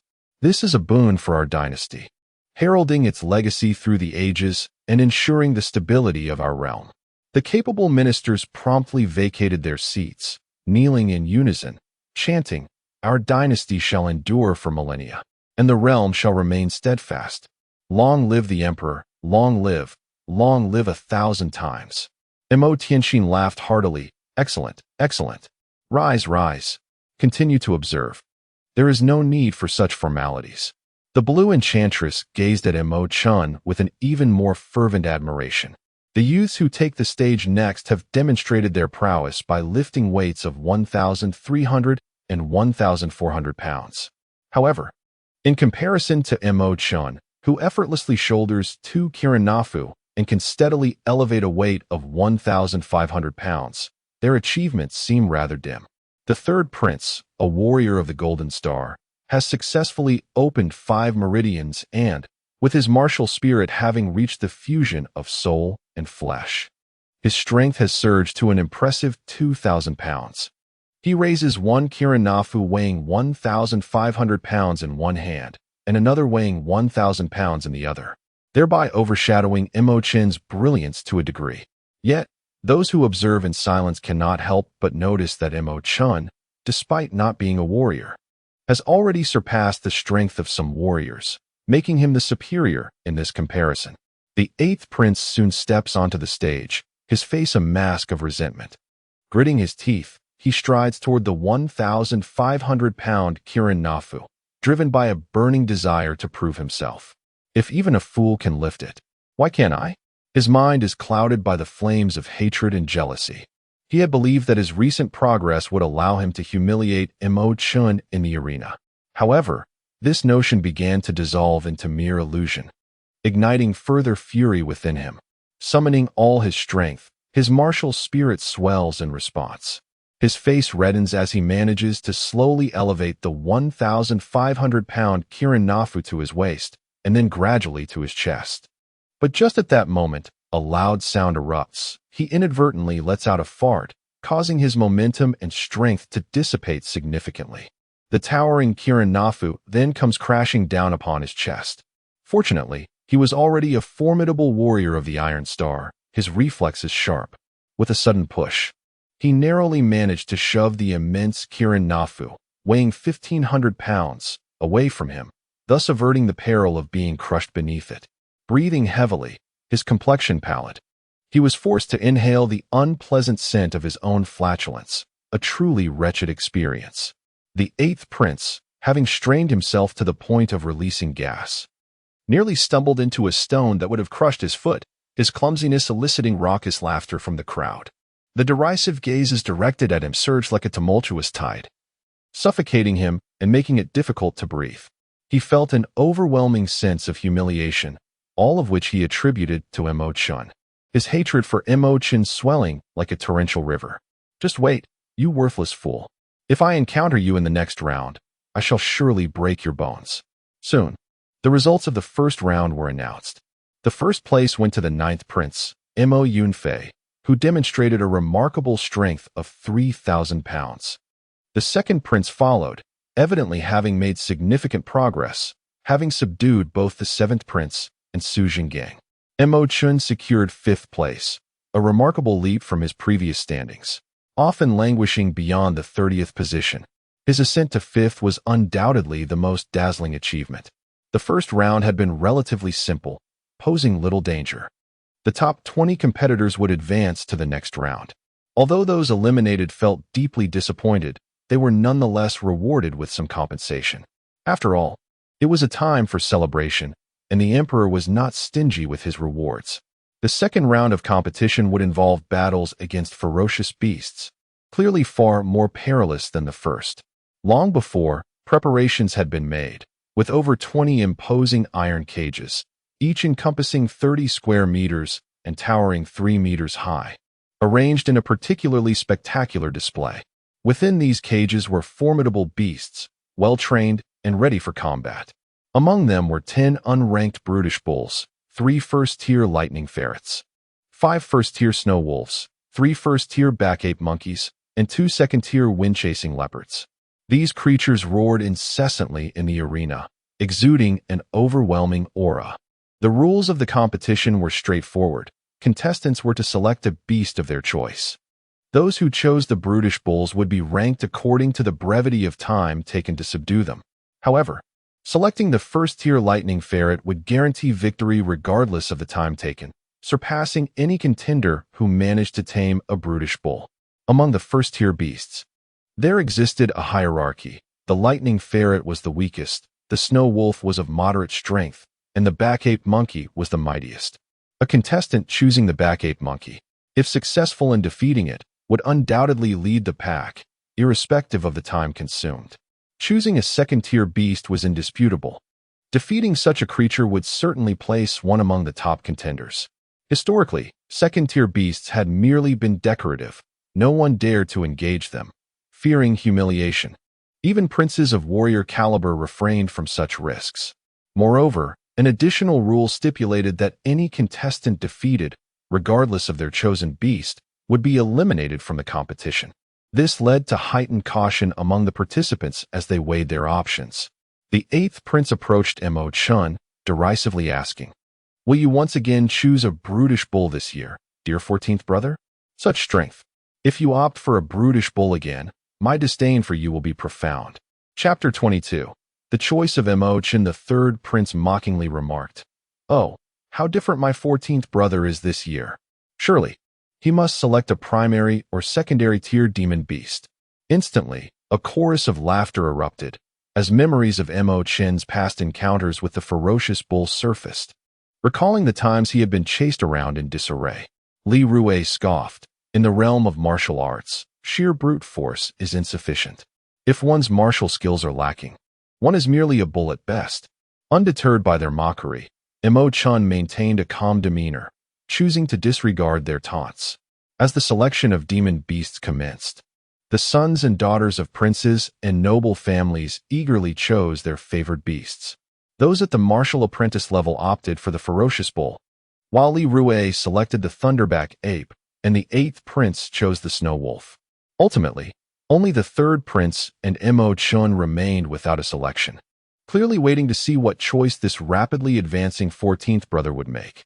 As many noticed that the ferocious bull was no longer available, only the lightning weasel, 2 thunderback apes, and 2 wind-chasing leopards remained. Whispers circulated among the onlookers, speculating that the 14th prince was destined for failure this time, regardless of his choice.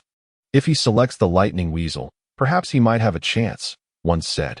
"But I can see that his cultivation is merely that of a celestial star martial apprentice. Even with a bit of strength, the speed of the lightning weasel's attacks would be daunting. Even for a celestial star warrior, he is surely no match." Li Rue wore a smirk, remarking, "He deserves it.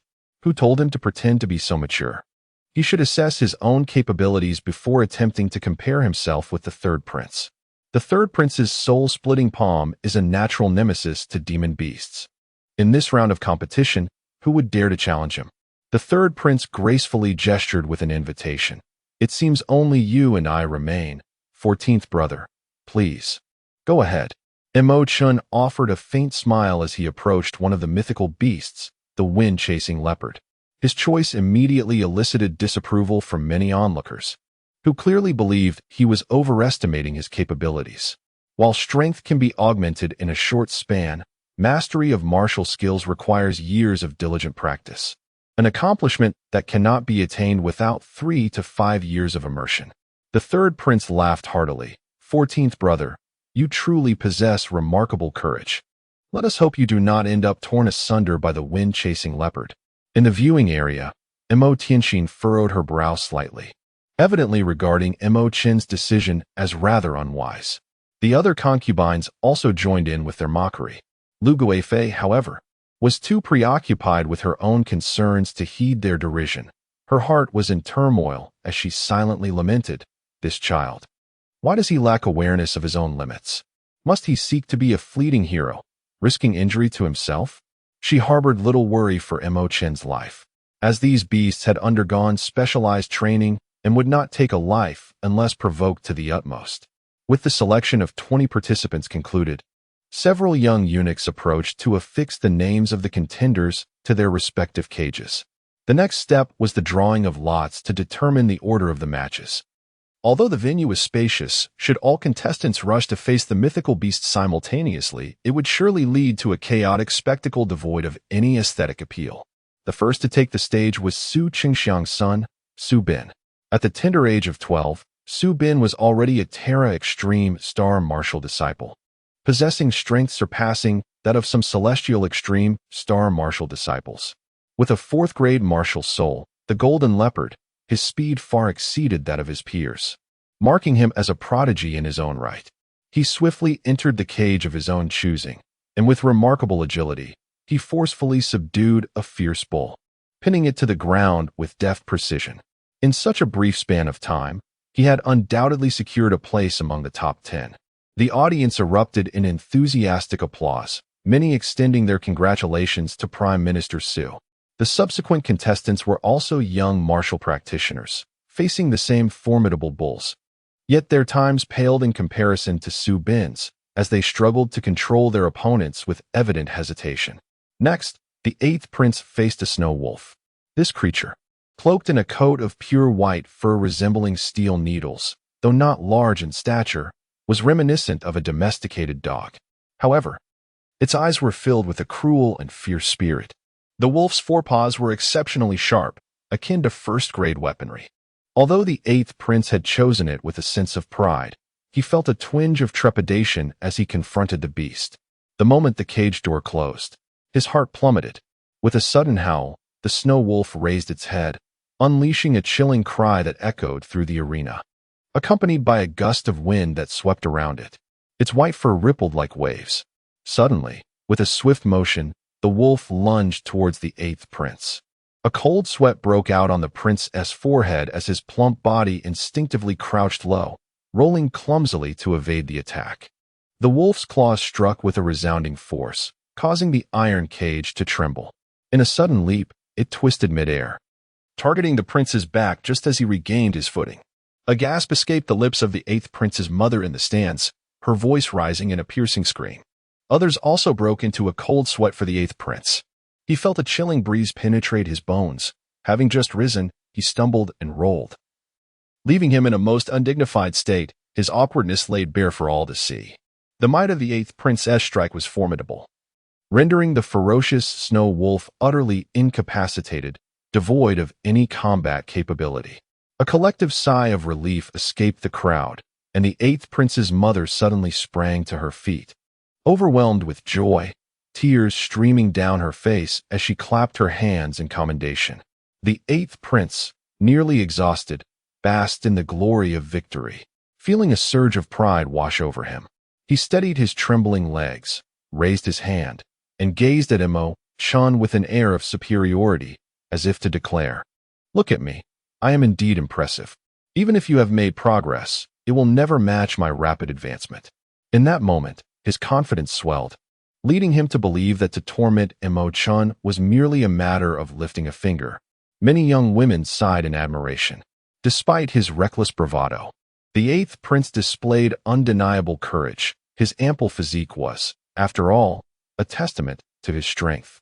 "Well, go ahead and marry him," one chimed. "Huh, I'm not fond of the plump," another retorted. "Then marry the 14th prince," came a playful suggestion. "He may be a handsome vase, but he has all looks and no substance." "Uft, you lack vision. Don't underestimate the 14th prince. I believe he has undergone a transformation. No longer the mere ornament he once was."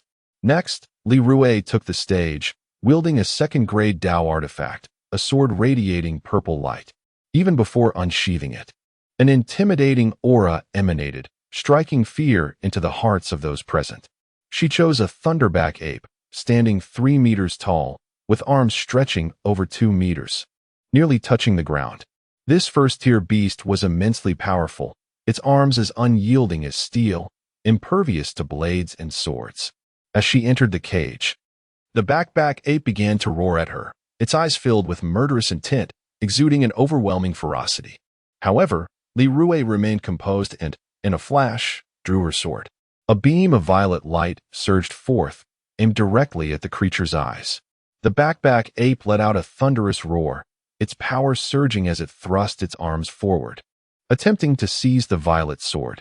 This was a second-grade Dao artifact, inscribed with 2 lightning runes, bestowing it with formidable electrical might. With 2 resounding clangs, the creature astonishingly grasped the sword, its immense strength nearly causing Li Rue to lose her grip. Taken aback for a moment, Li Rue swiftly activated the sword's electrical energy, unleashing a wave of lightning that coursed from the blade into the ape's arm. The backpack ape shrieked in terror, its body trembling like a leaf in the wind. As it was propelled backward, its continuous roars revealed a growing apprehension towards the violet sword, though its arms were as strong as steel and unyielding to the sword's sharpness. The sword's electrical power inflicted significant harm upon it. Li Rue smirked coldly, leaping into the air like an ethereal being.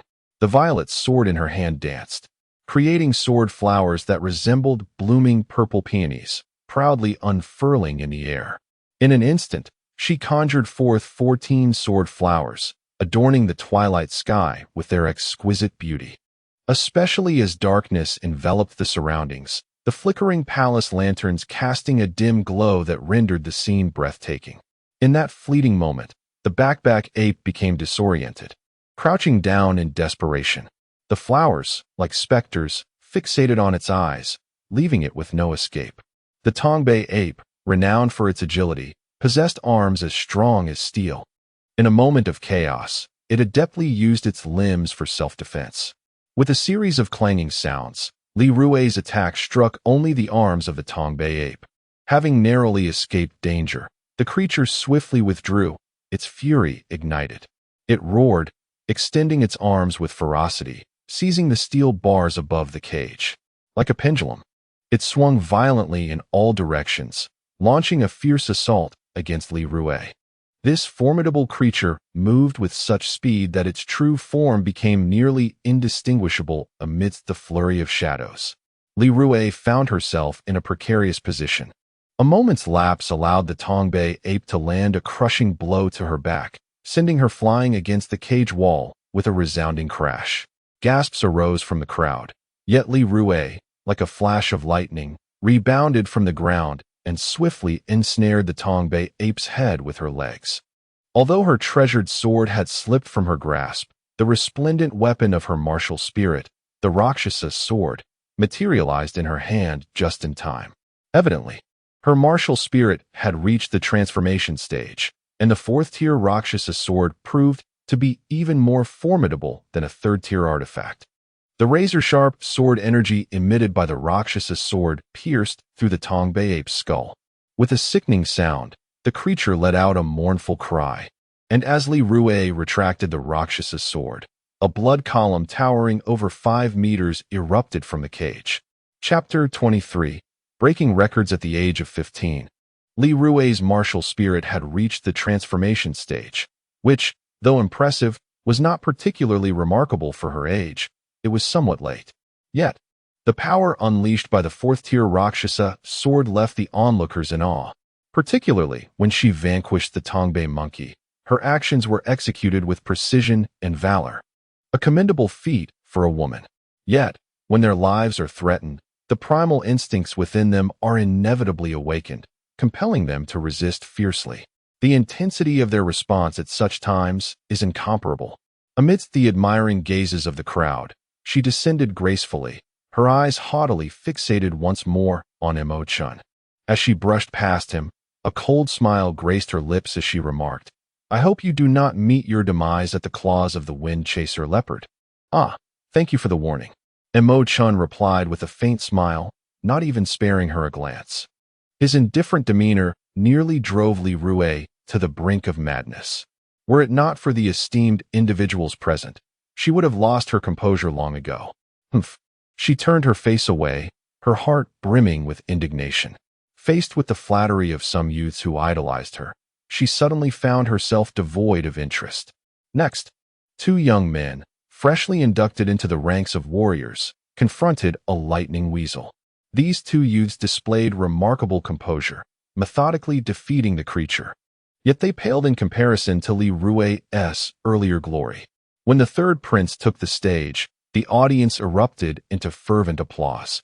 His performance this year was commendable, overshadowing that of the other princes. Barring any unforeseen circumstances, he was assuredly on track to secure second place. The first place remained with the 9th prince, who, despite not participating in the battle, had successfully set a record by swiftly defeating a level 2 wind chaser leopard. Such an impressive achievement remains unmatched to this day. He undoubtedly holds the title of first, and no one dares to contest it. As the third prince took to the stage, he summoned the manifestation of his martial soul. Evidently intent on competing with the 9th prince and wishing to swiftly vanquish the wind-chasing leopard. It is noteworthy that both he and the 9th prince are offspring of the empress. Without the presence of the 9th prince, the radiance surrounding him would undoubtedly shine even more brilliantly. However, despite being younger, the The ninth prince possesses a formidable seventh-grade martial soul, excelling in every aspect, which ignited within the third prince an overwhelming fury and envy. A hand, as large as a cushion and as dark as night, emerged from behind the third prince. Hovering ominously above his head, a swirling black mist accompanied it, emitting a mournful wail that instantaneously made the spectators feel as if the cage holding the wind-chasing leopard had opened a portal to the depths of hell. The chilling aura of death rapidly enveloped the area, causing the youth and maidens watching from afar to tremble uncontrollably. Clearly, this soul-rending palm exuded a vile and merciless energy, instilling trepidation even in other martial souls. Even those of higher rank would hesitate in the presence of the soul-rending palm, for they risked suffering harm from it. The wind-chasing leopard, a second-tier magical beast, was adorned with a coat of earthy yellow fur interspersed with black stripes. Its size was double that of a snow wolf, moving with the swiftness of the wind, covering 20 steps in the blink of an eye. Moreover, its fur and bones were extraordinarily tough, impervious to ordinary weapons. As the black mist surged toward it, rather than exhibit any fear, the wind-chasing leopard leaped forward, its forepaws suddenly manifesting two curved blue blades of light. With a fierce swish, it struck at the third prince. The offensive power of a second-tier magical beast was not only terrifying, but also accompanied by its unique combat techniques. The Wind Chaser Leopard, wielding its self-cultivated blue lightning blade, a technique of the second rank, effortlessly rends the copper skin and iron bones cultivated by martial artists. It is precisely this formidable ability that renders such a beast terrifying. As the blue lightning blade descended, it dissipated the surrounding black mist, striking the body of the third prince with unrelenting force. Suddenly, a massive black hand, suspended in the air behind him, transformed into a shadowy apparition and came crashing down. With two resounding claps, the two fearsome blue lightning blades were shattered, scattering into luminous droplets. The black hand, undeterred, unfurled its 5 fingers, morphing into 5 gleaming swords of darkness, imbued with an aura of unspeakable terror, aimed straight at the Wind Chaser Leopard. In that moment, the Wind Chaser Leopard, deprived of its momentum, began its descent. Sensing the impending doom and unleashing a series of terrified roars, its anguished cries lingered in the air, but within moments, its body was cleaved into 6 pieces, blood splattering across the confines of its cage. From the instant of the strike to the dismemberment of the Wind Chaser Leopard, scarcely a breath had passed, while the third prince stood motionless, exuding an imposing presence and composure that was rare even among the youth. A profound silence enveloped the arena, only to be shattered by a thunderous applause. The third prince's rapid progress was undeniable. Indeed, if it were not for the ninth prince, he would undoubtedly be the rightful second. Alas, his brilliance could not overshadow that of the ninth prince, a sentiment echoed by many. The third prince appeared to take great satisfaction in his display of prowess, clearly having orchestrated the demise of the Wind Chaser Leopard with meticulous control. The queen naturally felt a sense of pride. The ninth prince was undoubtedly a prodigy, and now her third prince was also performing admirably. With both of her own sons exhibiting such excellence, how could she not feel a swell of pride? Mo Tianxin clapped in approval, exclaiming, "Excellent, excellent. This third prince never fails to surprise me." The multitude of ministers began to sing praises, and the flattery had already caused Mo Tianxin to become quite euphoric. The next few contenders appeared lackluster in comparison. After all, the third prince was formidable, having vanquished a second-tier beast with a mere breath. He was not far from surpassing the ninth prince's record. Meanwhile, Chen, who had been forgotten in a corner, slowly stepped onto the stage, drawing the attention of the crowd. "Chen, wait. It's not too late to back down." In her moment of joy, Mo Tianxin suddenly thought of this audacious child. On this festive occasion, she certainly did not wish to see one of her sons injured or, worse, killed by a beast. Imperial concubine Lu, noting the emperor's words, quickly advised, "Child, your father speaks wisely. One must act according to one's capabilities. There is no rush to prove oneself." This child simply did not understand the gravity of the situation. Choosing a lightning ferret was more than enough for you to handle. Do not assume that just because you have gained some strength, you can truly match a warrior. You are still far from it. Imperial concubine Su seized the opportunity to ridicule him further, and the other concubines joined in the mockery of Chen.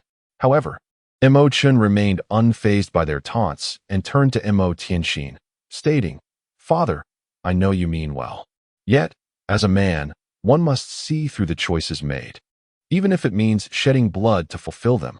Surely, you would not want to witness your son cowering weakly beneath your wing." Having spoken, he strode confidently into the cage of another wind chaser leopard. Simultaneously, his formidable mental prowess silently infiltrated the creature's mind, thoroughly subduing it. With a mere flick of thought, the twin python spirit soared from the obsidian ring materialized in his grasp. Amidst the disdainful gazes and mocking remarks from the onlookers, he struck with the speed of lightning. The transition from sword to hand and the subsequent thrust occurred in the blink of an eye. The wind chaser leopard had not even registered the threat before its head severed from its body. This was a second-tier beast, yet it perished without any reaction. Its head rolled within the confines of the cage, while its body remained upright for a moment before collapsing to the ground. Blood splattered across the face and attire of the eunuch standing guard outside the cage, the acrid scent of beast blood overwhelming his senses. Stunned, he stood frozen for a moment, touched his face, and then exclaimed, "Oh my heavens, this is the blood of a second-tier beast." In that instant, all present were rendered speechless. The arena fell into a profound silence, including those in the viewing stands. Eyes widened in disbelief. They struggled to comprehend the suddenness of the event, leaving them momentarily paralyzed. The once arrogant Li Rue turned pale, her confidence shaken. In her eyes, Chen was merely a waste, incapable of ever catching up to her. Yet, inexplicably, he had just slain the second-tier wind chaser leopard, and in an instant, the eighth prince's sudden outcry shattered the oppressive silence. How was this possible? This waste could never have killed the wind chaser leopard. He was convinced there must be some trickery involved. The wind chaser leopard appeared almost as if it had been waiting for its demise at his hands. Could it be that he had orchestrated this all along? Was equally astonished, and even the seasoned veterans around him were left speechless, their mouths agape in disbelief. With their remarkable cultivation levels, they could all discern that was merely a martial apprentice of the celestial pole star. How could someone of such humble prowess possibly terminate a second-tier beast with such ease? Instantly, the arena erupted into a cacophony, the noise crashing like relentless waves. As authoritative voice rang out, "These beasts were personally selected by me. There is no doubt regarding their authenticity." Immediately, the crowd was thrown into a frenzy. With the emperor himself making such a declaration, it was clear that no foul play had occurred. In light of this, achievement was indeed astonishing. A mere martial apprentice of the celestial pole star had managed to eliminate a second-tier beast in an instant. Was this not even more impressive than the ninth prince? In a moment, shocked, envious, and admiring gazes fell upon like a tempest.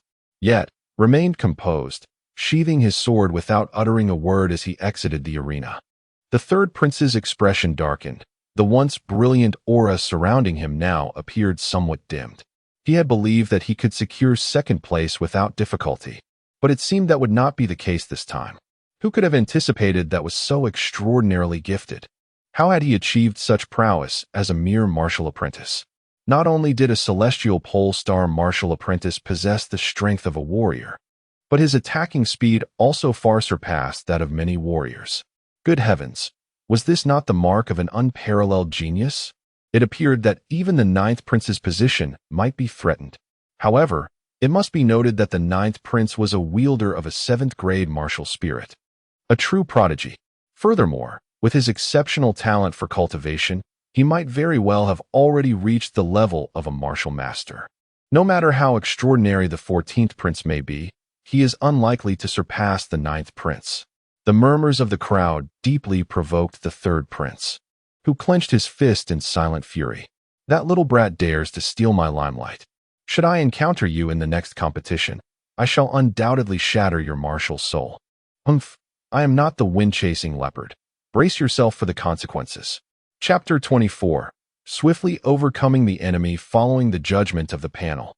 It was confirmed that Chen had indeed annihilated the level 2 beast, the wind-chasing leopard, in mere seconds, thus breaking the record set by the 9th prince.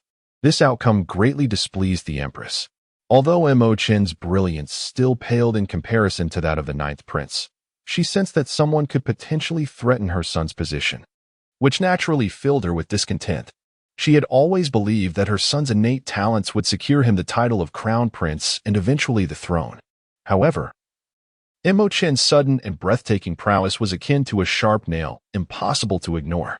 Not only did she feel discomfort, but many concubines also harbored considerable displeasure, particularly the mother of the 8th prince, who could only express her feelings through gritted teeth. The results of the competition were swiftly announced. And as a celestial star marshal disciple, Chen undoubtedly deserved to be hailed as the champion for his ability to vanquish the wind-chasing leopard. The 9th prince had held the first position for so long that it was only fitting for someone to dethrone his record. Being a genius, it would indeed be a disgrace for him to settle for second place. It would be far more honorable for him to withdraw from the rankings altogether. As such matters are concerned, it is naturally the emperor himself who has decreed them. Although the empress harbors dissent, she dares not voice it, and within her heart, a growing resentment towards Chen has taken root. In the second round, the rankings revealed Chen in first place, the 3rd prince in second, Li Rui in third, and the 7th prince in fourth. The top 3 positions underwent a remarkable upheaval, rendering this year's competition notably thrilling, particularly as Chen surged forth like a dark horse, eclipsing all others. Many spectators privately mused, strange occurrences abound each year, yet this year seems particularly rife with them. Who could have imagined that this so-called waste would soar to such heights? The subsequent 3rd round of the competition was the most fiercely contested, as the rankings therein would directly determine the distribution of monthly supplies and cultivation resources, with a higher position being decidedly advantageous. Moreover, the individual ranked first would be awarded a mysterious and exquisite Dao artifact. Weapons are categorized by levels, distinguished as common artifacts, magical artifacts, Dao artifacts, spiritual artifacts, celestial artifacts, and divine artifacts. Beyond magical artifacts, each level is further divided into 4 grades: inferior, middle, superior, and exquisite. These distinctions are significant. For instance, an inferior Dao artifact contains merely 1 powerful rune, while a middle-grade Dao artifact possesses 2 formidable offensive runes. An exquisite artifact, however, contains 6 or more. The power of the runes encompasses various elemental forces such as wind, rain, thunder, lightning, fire, and ice. The grade of the runes determines the overall grade of the weapon. The distinctions of these levels are most clearly understood by weapon artisans, who have devised these classifications. At this moment, the blue demoness on the observation platform was utterly enraptured, frequently casting flirtatious glances towards Chen. Seldom cast a glance in her direction, completely disregarding the flirtatious glances she threw his way. This woman was undeniably formidable. Accepting her advances would not bode well. The 3rd round of the competition commenced swiftly, the night sky enveloped in darkness akin to carbon ink. Yet the entire imperial city shimmered with radiant lights. Fireworks occasionally soared into the heavens, blossoming into resplendent flowers across the sky. As the footsteps of the new year drew ever closer, the youthful competitors in the arena bore entirely different states of mind. Some appeared lost in melancholic reverie, while others were elated beyond expectation. Some seethed with barely contained resentment, and others were so despondent they felt on the verge of bloodshed. The 3rd round of the competition was the final showdown among the top 10 contenders from the previous round, making the rankings of paramount importance. Li Rui's impressive ascent to 3rd place in the 2nd round filled Li Junho with pride, earning him accolades from the officials surrounding him. Li Junho's daughter has performed admirably this year, while the 14th prince's performance has been even more astonishing. It seems they are indeed a match made in heaven. The entire court was well aware of Mo Chun's relentless pursuit of Li Rui. Previously, his reputation had been too insignificant for anyone to dare mention the matter in Li Juho's presence. However, this year, Mo Chen's remarkable performance could not be overlooked. Nor did it cast any shadow upon Li Rui's reputation. The ministers, ever opportunistic, began to entertain the idea of acting as matchmakers. Initially, Li Junho had never held high hopes for Mo Chen and had refrained from interfering directly with his daughter's affairs. He would never have considered such a worthless son-in-law. Yet, in this moment, his resolve began to waver. Those who flattered him observed his demeanor carefully, noting his lack of displeasure. They interpreted it as tacit approval of the unfolding situation. Continuing with fervor, one suggested, why not propose a royal marriage when the emperor is in high spirits? However, this notion was ill-advised. As far as I know, Ruier harbors little affection for the 14th prince. If the emperor were to abruptly grant a marriage. After all, it is said that matchmaking is dictated by the words of the matchmaker and the orders of the parents. Is it possible that Lord Li Jun cannot even determine his daughter's fate? That is not. Lord Li Jun's face flushed crimson, and he found himself at a loss for words. The competition soon commenced, and as fate would have it, the 8th prince indeed drew the lot to battle against Mo Chen. Yet at this moment, he was engulfed in doubt, questioning whether he truly possessed the ability to conquer this prodigy.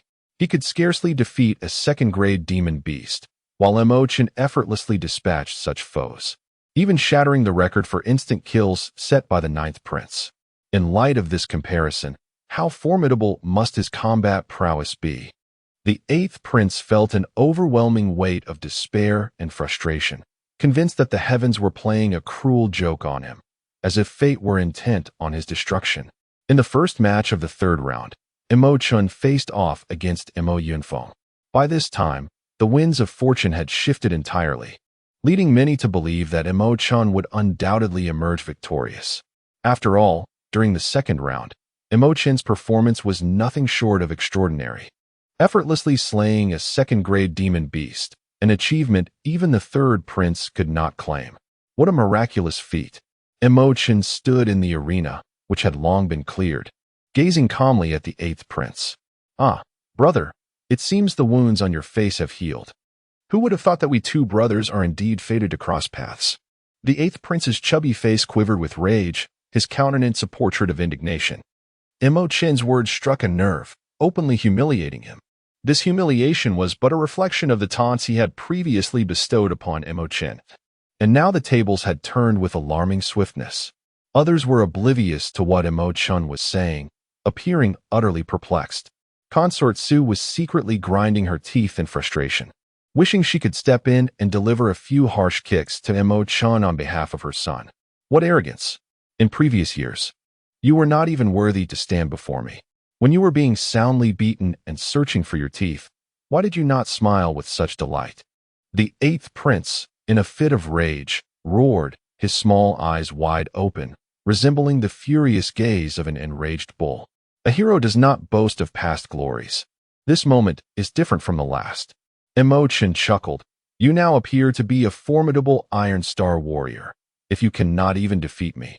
A mere Celestial Star martial apprentice, it would be better for you to buy a block of tofu and end it all. The 8th prince, thoroughly incensed, bellowed. You insolent brat, when did it become your place to humiliate me? Behold, in a surge of anger, the 8th prince unleashed all of his true energy, combining it with the power of his martial soul. With the second-grade martial skill, the bone-transforming soft palm, his strength surged to an astonishing 1,600 pounds. For an Iron Star warrior, such power was already formidable. In the first round of the strength testing competition, one was not permitted to use martial skills, otherwise. Even in a desperate state, the 8th prince would not have been able to lift the 1,500 pounds of the Qilin's blessing. The bone-transforming soft palm, embodying both softness and strength, sliced through the air with a howling wind aimed directly at Mo Chen's face. The force of that palm was truly astonishing. Mo Chen stood as steadfast as a mountain, the roaring wind whipping his dark hair back, just as the palm was a mere 2 fingers away from his face. He reacted instinctively, launching a punch into the 8th prince's armpit. He did not employ any formidable martial skill. Rather, it was his instinctive reflex that allowed him to swiftly strike, exploiting the 8th prince's vulnerability.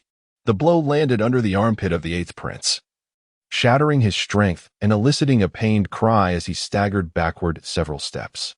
Even for those who have mastered martial arts and attained a body as resilient as bronze and iron, the armpit remains a notably vulnerable area.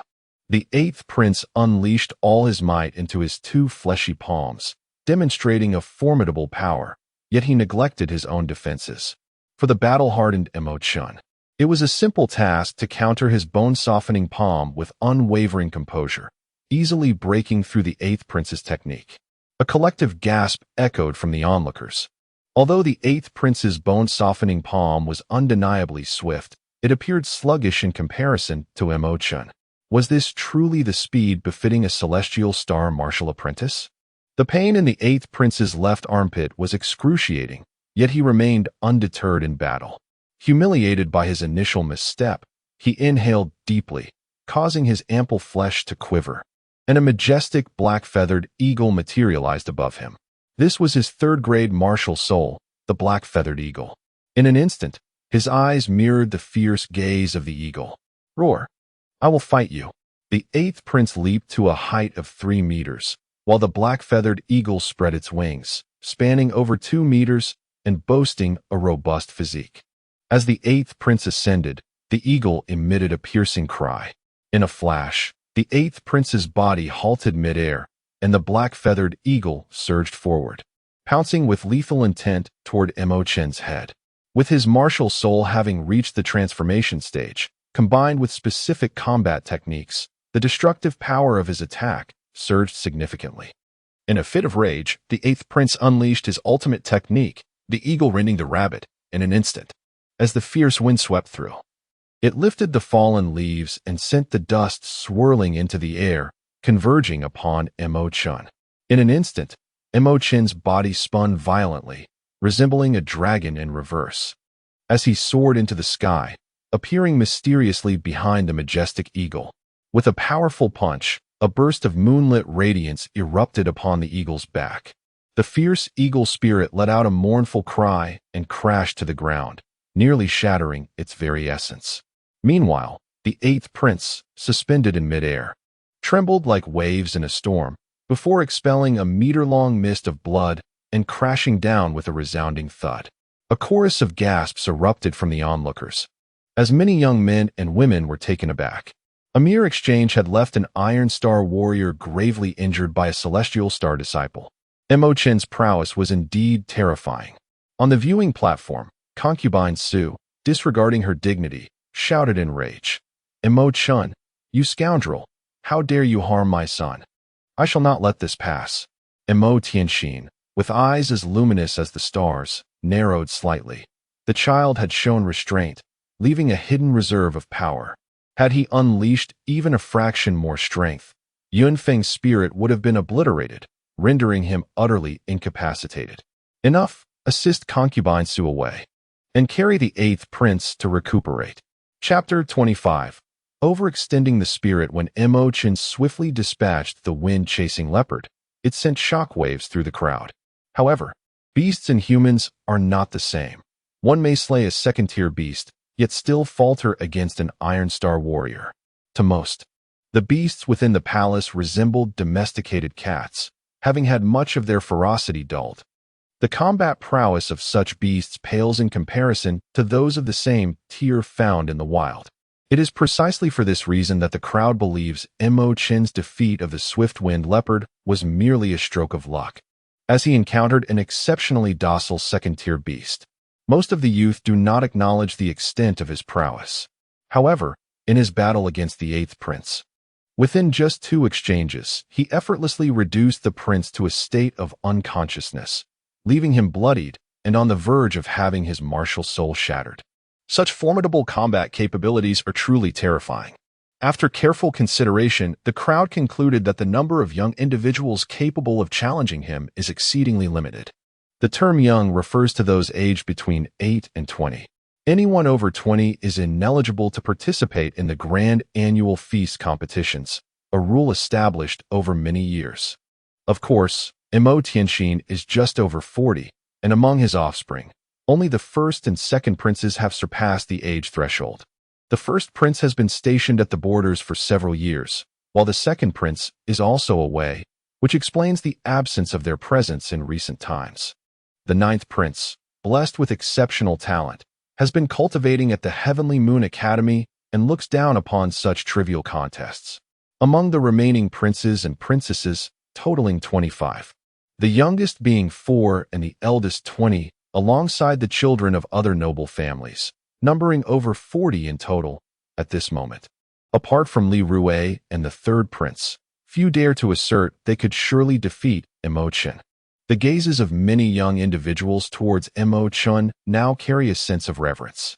Numerous young women have completely revised their impression of him, suddenly perceiving him in a more radiant light. Li Rui furrowed her brow slightly, inwardly reflecting. This fellow's combat strength has increased alarmingly fast. I can no longer be certain of victory should I encounter him. From whom has he received such extraordinary guidance that his progress is so remarkable? The third prince cast a sidelong glance at Emo Chen. To him, Emo Chen's speed appeared rather ordinary, and he remained steadfast in his belief of inevitable victory. In his eyes, no matter how formidable an ant may be, it remains but an ant, utterly incomparable to his own stature as a mighty elephant.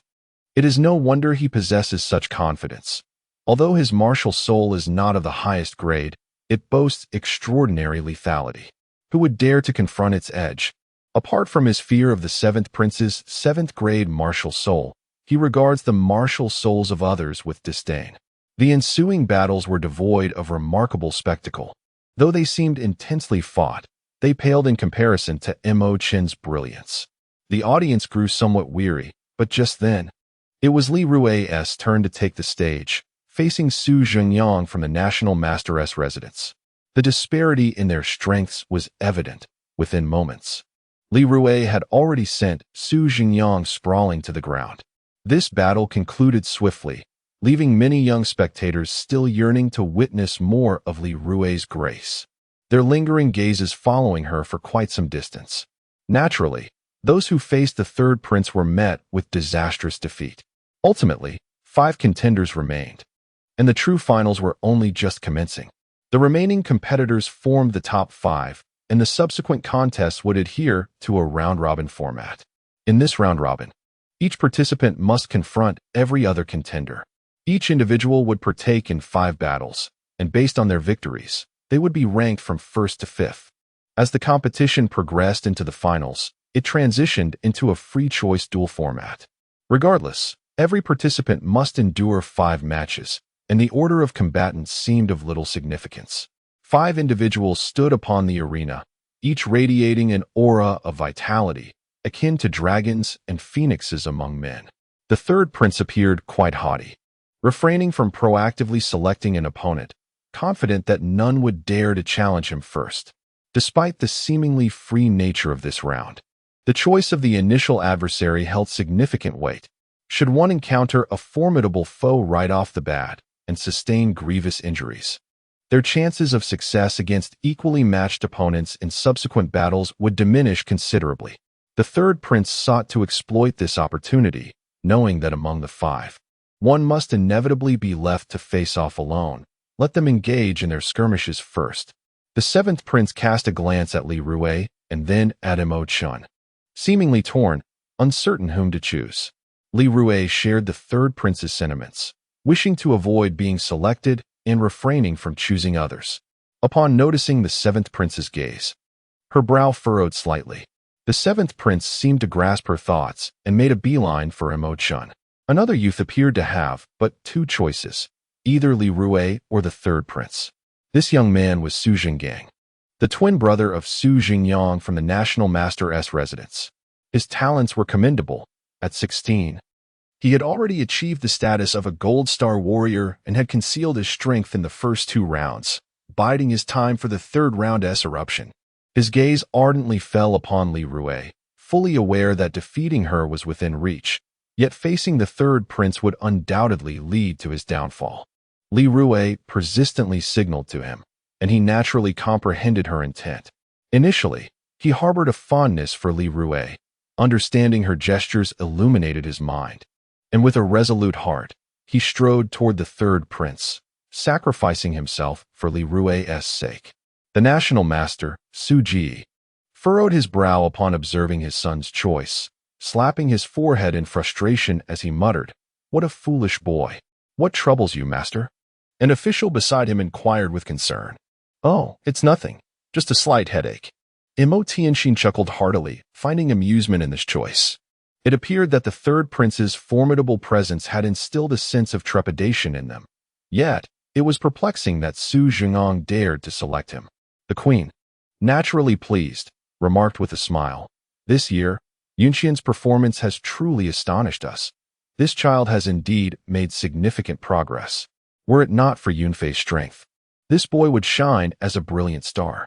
Haraha, how could my son be lacking? This year, even Imo Chun has impressed me greatly." The third prince's brow slightly furrowed before he scoffed, "Su Zhengong, it seems your head has been squeezed by the door. By choosing me, you are undoubtedly destined for the bottom." "Not necessarily. Only through battle can we ascertain who is truly stronger. Since I have made my choice, I shall forge ahead without hesitation. After all, I am a Golden Star warrior, just as he is. Why should I believe myself inferior?" The youth, brimming with passion, felt a surge of anger for the sake of a fair maiden. He would consider it worth the sacrifice, even if it meant shedding blood. Su Jingong did not regret his decision. Suddenly, his aura intensified, a radiant crimson light erupting from behind him as a fiery nine-headed serpent surged forth from within. The fiery nine-headed serpent, a fourth-grade martial soul, transformed into a torrent of flames, exuding an overwhelming presence. Confronted by a formidable opponent, Su Jingong was unreserved. He unleashed his martial soul, launching the rain of fiery pear blossoms in a swift assault. The battle commenced without further ado, devoid of unnecessary words. This is profoundly related to his decisive and vigorous personality. Imo Chun, the seventh prince, and Li Rue temporarily withdrew to the sidelines to observe the battle. A tempest of flames, each the size of a fist, surged towards the third prince with ferocity.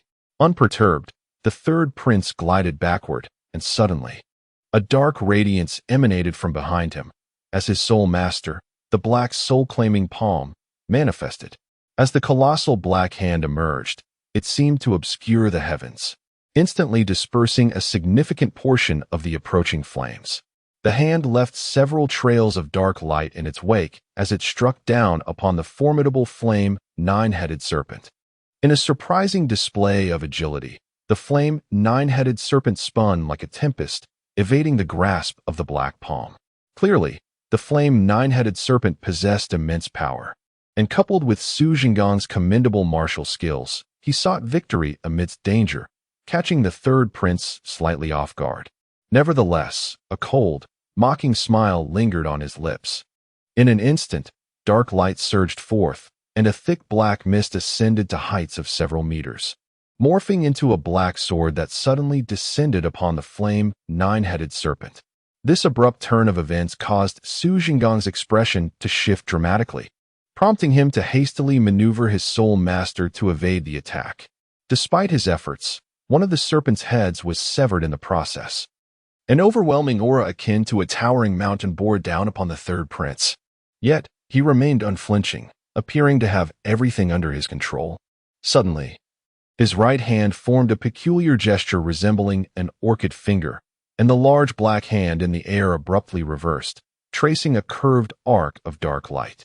With a resounding crash, the black hand struck the wall of flames. In an instant, flames of crimson, gold, and ebony erupted like a flamboyant display of fireworks, soaring upwards to heights of over 10 meters, scattering into a myriad of sparkling embers. The formidable wall of flames, which appeared invincible, was effortlessly shattered by the third prince. Just as he reveled in his triumph, a chill swept over his countenance as he abruptly realized that the destruction of the fiery barrier was merely the prelude to a lethal assault.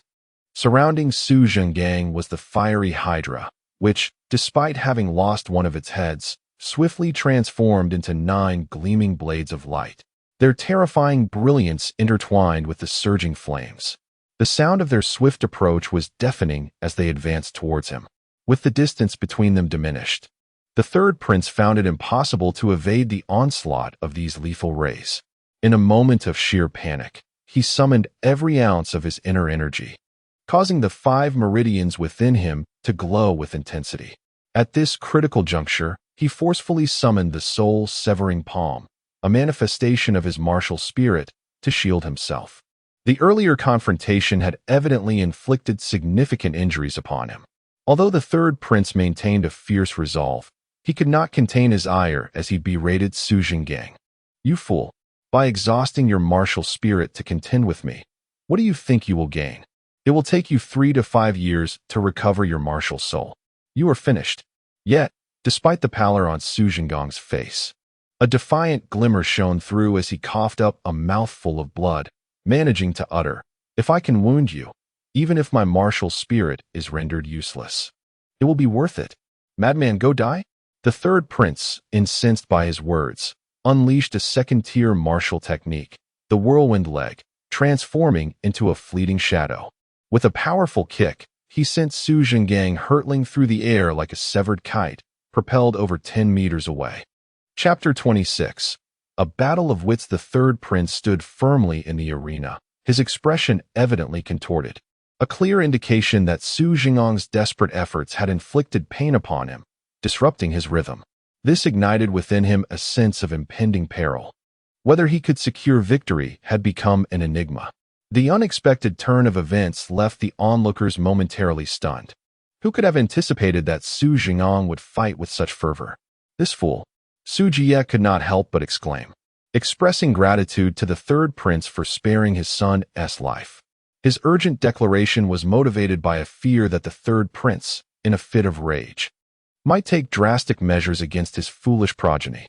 Yet, the third prince was far from foolish. Despite his overwhelming anger, he managed to suppress his murderous intent. After all, it was the new year, a day of celebration, and all present were individuals of considerable esteem. Should he truly succumb to violence, he would find fleeting satisfaction. Yet the national master would undoubtedly harbor resentment towards him, and his father would be greatly disheartened by such an act. If even his father were displeased, his momentary gratification could transform into a lasting regret. "Do not mention it. Why would I ever take his life? I merely lament the waste of such potential." His words bore double meanings, both paying respect to the national master and subtly humiliating Li Rue. He issued a veiled warning to her, suggesting that none present were foolish, and it would be prudent for her to conceal her cleverness. Chen observed the entire contest, shaking his head, yet his heart was filled with profound reflections, truly grasping the notion of a femme fatale. A millennium prior, had he not been as foolish as Su Zhengang, willing to forsake everything for love? And what had been the outcome? Had he not become a victim of love's fickleness?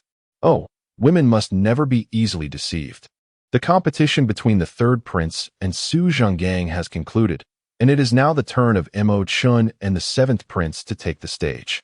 The seventh prince, having a good rapport with Su Zhengang, witnessed firsthand the subtle signals exchanged between Li Rue and Su Zhengang, which propelled Su Zhengang to exert himself to the brink of his martial spirit's destruction.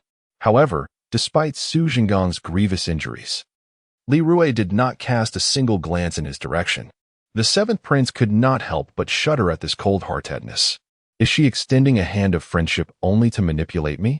If I were to suffer as Su Zhengang has, would she similarly disregard me? Having seen through this woman, the seventh prince sighed inwardly. Upon reaching the center of the arena, he declared, 14th brother, your progress this year is remarkable, and I am proud of you. In this competition, friendship takes precedence over victory. I find myself feeling somewhat unwell. I concede. The seventh prince's unexpected withdrawal from the contest left the crowd in astonishment. A wave of murmurs rippled through the assembly of young spectators. How could the seventh prince concede? Given his prowess, it was certainly not a foregone conclusion that he would be defeated by the 14th prince. Alas, the third prince grinned widely, giving a thumbs up to the seventh prince. Wise decision, seventh brother. If we, as men, allow ourselves to be outmaneuvered by a woman, our intellect would indeed be in question. Li Rue's face flushed crimson, as if set ablaze. With a disdainful huff, she retorted, "Why speak in riddles? If you possess the skill, do not lose to a woman. What is wrong with being a woman? Women are not inferior to men. A few grown men should be ashamed of themselves for retreating in weakness and placing all the blame on women. I stand here. Have I ever uttered a single word? Why should I bear the blame?" Mo Tianxin laughed heartily. This young girl is eloquent and possesses remarkable intelligence. She speaks the truth. A woman is no less than a man. This girl's future accomplishments are boundless. She is the eldest daughter of Li Junho, quite well matched with our ninth. The Empress, aligning with the Emperor's sentiments, smiled and said, "Oh, so it appears the ninth has an interest in her?" "Not quite," he replied. "I merely considered the Emperor's fondness for her and thought to arrange a marriage for the ninth." Mo Tianxin shook his head. The ninth's future is limitless. How could he be shackled by marriage? Let us discuss this matter in a few years. Initially, the Empress harbored little affection for Li Rue, having perceived her to be overly cunning. Yet, she was aware of Mo Chen's relentless infatuation with this woman. Now, as Mo Chen ascended like a brilliant star, she felt quite uneasy. She sought to persuade the Emperor to bestow a marriage between her son and Li Rue, intending to deliver a significant blow to Mo Chen. As a woman who had experienced such matters, she understood that the emotional turmoil faced by young lovers could be devastating, potentially ruining a lifetime. When she saw the Emperor's disapproval, she reluctantly acquiesced, redirecting her gaze with renewed intensity towards Mo Chen. Mo Chen, momentarily taken aback, quickly comprehended the reasoning behind the seventh prince's decision. He smiled gently. "Since my elder brother has made such a choice, I find myself at a disadvantage." The blue demoness was already laughing uncontrollably, utterly astonished by the brilliance of this competition, which was rife with wit and courage, each element present in abundance. The queen cast a disdainful glance at the blue enchantress, fully aware of the whispers surrounding both the emperor and herself. She harbored no affection for this woman, harboring a desire to eliminate her swiftly. Despite her repeated attempts to dispatch assassins, each envoy inexplicably vanished. This woman was indeed formidable. With the withdrawal of the seventh prince, the competition underwent a subtle transformation. It was as if two contenders had vacated the field, effectively thwarting Li Rue's carefully laid plans. Nevertheless, Li Rue remained undeterred, deliberately provoking the third prince and Mo Chen, saying, "You two gentlemen ought to engage in a proper contest. Surely you wouldn't want to resort to battling a mere woman like me first." Mo Chen, "At this juncture, no one would mock your withdrawal, so why overexert yourself?" The third prince, however, was not easily deceived. He smirked. "Indeed, my 14th brother and I should face off in a dignified manner. However, I respect his choice. If he chooses me first, I shall gladly oblige. Should he opt for you, I will await him here." His words were piercing, overtly dismissing Li Rue, implying she would inevitably succumb to Mo Chen. In truth, he was employing a strategy of provocation, engaging in a battle of wits and psychological warfare. Though Li Rue was intelligent, she was ultimately outmatched by the third prince's cunning, and his words struck a nerve. Enraged, she retorted, "Just wait. It will undoubtedly be me who challenges you." Mo Chen, with a faint smile, paid little heed to the intrigues between the two, indifferent to whom he battled. With an elegant gesture, he presented a starting stance to Li Rue, declaring, "Since that is the case, there is no need for pleasantries. Let us engage in battle. You have stated that women are no less than men, and I shall give it my all. Even if you exert yourself fully, you remain no match for me. Why feign strength?" At that moment, Li Rue began to regret her impulsive decision, still harboring the illusion of a turning point, attempting to persuade Mo Chen to concede. "Since you possess no hope of victory, what is the purpose of this fight? How about this? You certainly lack superior martial arts. I have here a first-grade technique, the cloudy palm. If you desire it, take it. Chen cast her a scornful glance. Withdraw, and I shall offer you a second-grade technique. The Great Sorrow Palm. To employ one's own words against them is a cunning move indeed. The crowd of youths erupted in astonishment, some laughing derisively. This 14th prince talks a big game. How could he possibly possess the Great Sorrow Palm? Huh, I've never even heard of it. He is surely fabricating tales. Fools. He is merely provoking Li Rue. Observe how her face has turned an angry shade of purple. With a sudden stomp, Li Rue cracked the earth beneath her feet. In that case, do not blame me for my ruthless actions. Draw your sword. Chen shook his head. Against you, I need not unsheath my blade. You, wretched fool. Li Rue's fury erupted instantaneously. She had been disregarded by Chen more than once, a stark contrast to her previous dismissals of him. With a sneer, the violet sword was drawn, its dazzling cold light illuminating Chen's face in an instant. The birds returned to their nests. Her silhouette danced with ethereal grace, reminiscent of a celestial being in flight, as her long sword arched upward with precision. A chilling aura surged forth from beneath Chen, striking directly at his consciousness. Yet, to Chen, her movements were merely trivial. His mental fortitude was unparalleled. Although Li Rue's actions were swift, they unraveled before his discerning gaze. To the onlookers, it appeared as though a flash of light had darted forth, arriving at Chen's very presence in an instant. The distance between them was a mere 10 meters. Practically a single step, coupled with the fact that the purple glowing sword was a second-tier artifact, enhanced by 2 powerful purple lightning runes. Chen held unwavering confidence in his daughter, believing that his failure to draw his sword would be tantamount to courting death.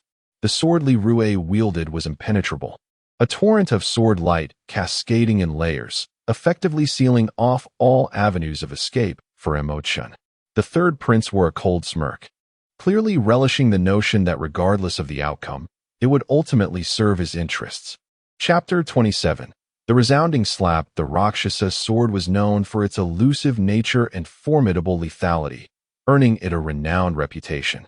Once the Rakshasa sword's martial soul reached the transformation stage, its hallmark trait became its ability to vanish without a trace. In the face of such a martial soul, a lack of adequate preparation could lead to dire consequences. The Rakshasa sword could strike with lethal intent at a moment's notice, guided solely by the wielder's thoughts. Li Rue's swordsmanship, the unfeeling moonlight sword, had ascended to a realm where her will seamlessly guided her blade. The relentless barrage of her lethal techniques cornered Chen, leaving him with no avenue for escape except upwards. Yet, this solitary path to salvation was, in truth, a treacherous snare, expertly laid by her design. The spectators at the viewing platform were utterly captivated, and even the formidable powerhouses nodded in approval of Li Rue's exceptional swordsmanship. This move was ruthless, and as Chen charged forward, he found himself devoid of any leverage. Escape was rendered impossible. The outcome was already evident. Even if Chen managed to tilt his head and evade death, he could not escape the inevitable strike to his shoulder, ensuring that he would be gravely wounded, if not fatally so. However, in what seemed like a dead end, Chen's body, devoid of any support, twisted and writhed like a serpent, miraculously propelling himself backward by half a foot in the void. The Luo Sha sword, aimed at his nose, struck nothing but air. In a fleeting moment, Chen's palm traced a graceful arc in the air, swiftly aiming for Li Rue's delicate face. I have awaited this strike for far too long. Li Rue, confident of her imminent victory, fought with reckless abandon, naively believing that Chen would be severely injured, if not killed. In her mind, the status of this man as a prince was inconsequential.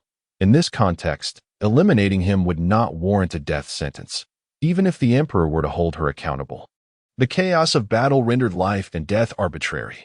Considering the emperor's vanity, she assumed he would likely show leniency. While orchestrating her scheme, she had already resolved to eliminate Chen, determined to inflict severe harm even if he were to survive. It was precisely because she believed her plan was flawless that she fought without reservation, leaving herself vulnerable to unforeseen consequences. as Chen deftly evaded her ruthless strike. She was momentarily taken aback, her eyes widening in shock. Suddenly, a resounding slap from Chen struck her, expanding before her eyes like lightning, leaving her no chance to escape. The sharp sound echoed through the air as she was sent flying, blood spilling from her mouth as she tumbled to the ground. Dizziness enveloped her, and she saw stars as she struggled to rise, appearing unsteady as though inebriated.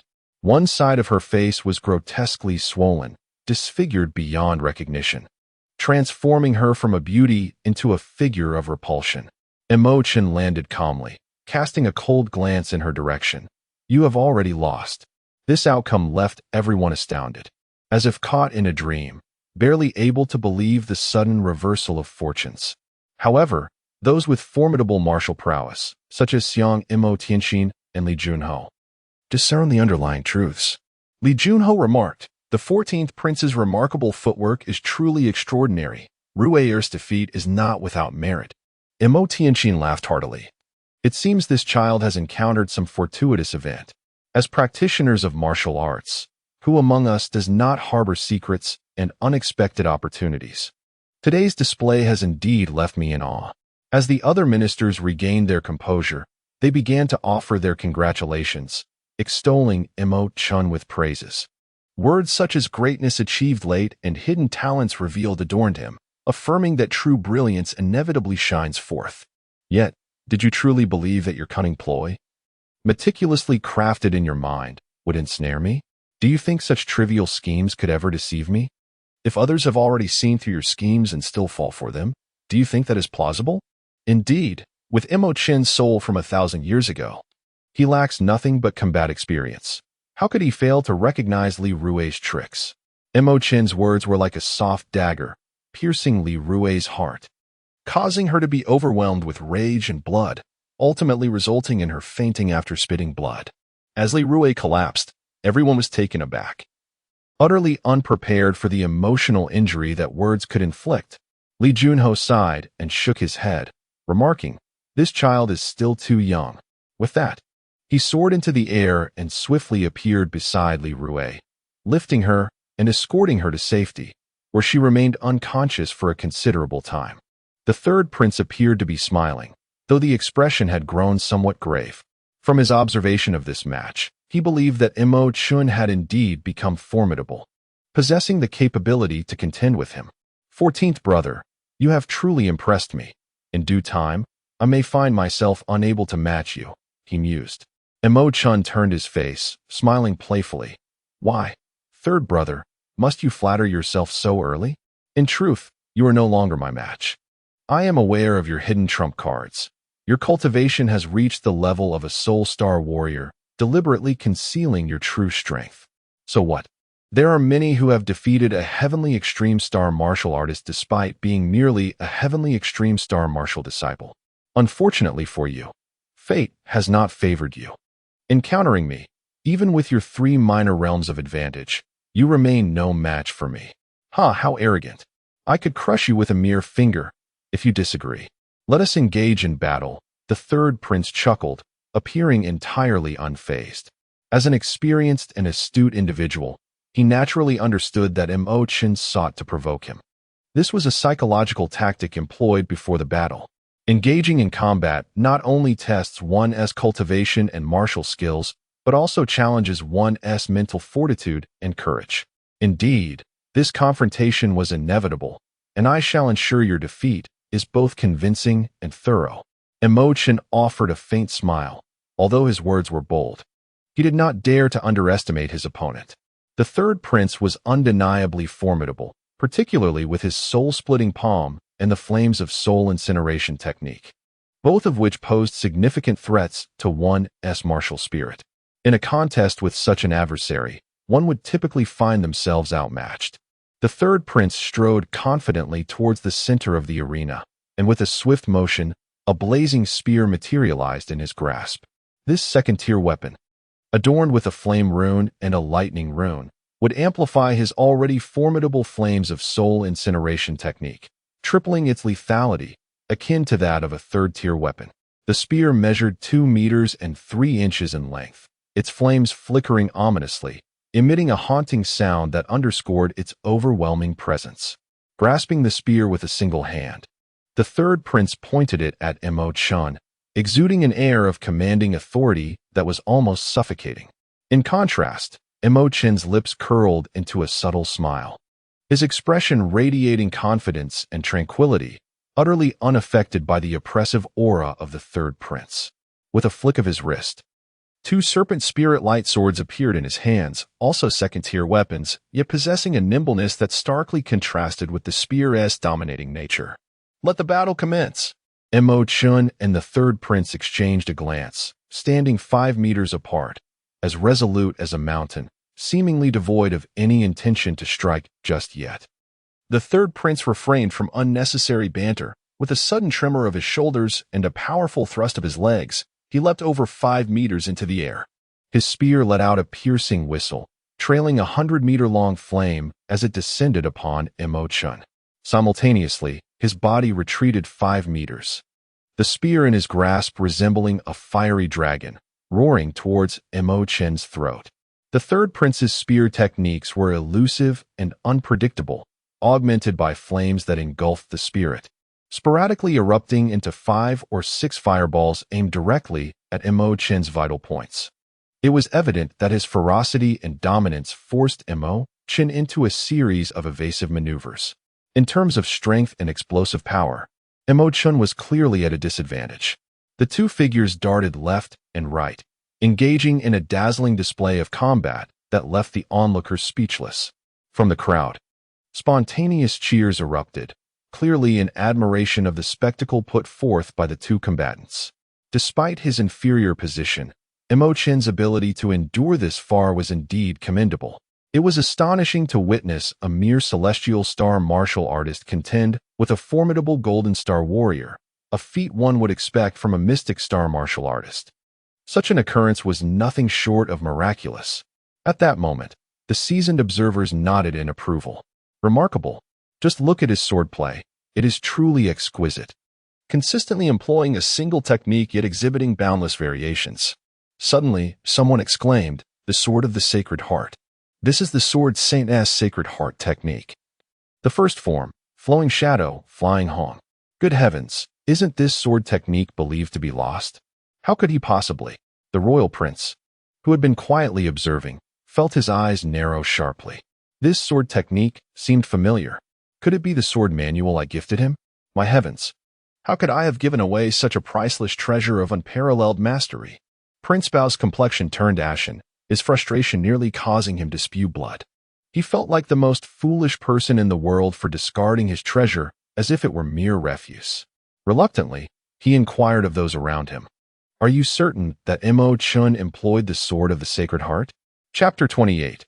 A shock to the entire assembly. The national teacher, Sujia, responded, "Although the sword of the Sacred Heart, once wielded by the sword saint, has long been lost to time, many of its exquisite techniques, such as flowing shadow and flying hong, double wings in flight, a grain in the vast sea, white tiger howling in the west wind, and black tortoise revolving wheel, remain widely known."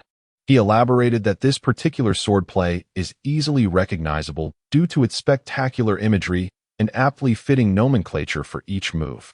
Upon hearing this, Prince Bao's expression darkened further, his heart twisting in anguish. Tianxin, having overheard their conversation, smiled and remarked, "You are indeed correct, dear Su. The sword saint was a figure from a millennium ago, and his illustrious reputation has endured through the ages. It is truly astonishing that the long-lost sword of the Sacred Heart has been acquired by Chen." With a flushed face, Prince Bao interjected, "Your Majesty, it was merely by chance that I obtained a fragment from the Upper Xin Pavilion, which I recently gifted to my esteemed nephew, the 14th. Oh. Tianxin paused momentarily, then burst into hearty laughter. "Brother Hong, you are indeed extravagant." Prince Bao sighed, confessing to my shame. "I cannot read a single character from the sword manual. Thus, I presented it to Chen as an ordinary sword manual. Ha ha, Chen is indeed fortunate. Allow me to express my gratitude on behalf of Chen. You shall be richly rewarded later." Prince Bao smiled, adding, "We are all family. There is no need for rewards." As long as your majesty understands my loyalty, that is sufficient. On the arena, the shadows of weapons danced like serpents of flame, weaving swiftly through the air. Chen's technique, the flowing shadow flying swans, was exquisitely executed, creating an illusion of countless swans soaring and circling around, rendering the figures of the two combatants nearly invisible. Although the third prince was formidable, maintaining pressure on Chen, he could not even graze the edges of his garment. After a brief period, the third prince felt a pang of urgency. He suddenly unleashed his martial spirit, a massive black hand the size of a mat, emitting a low rumble as it descended with force.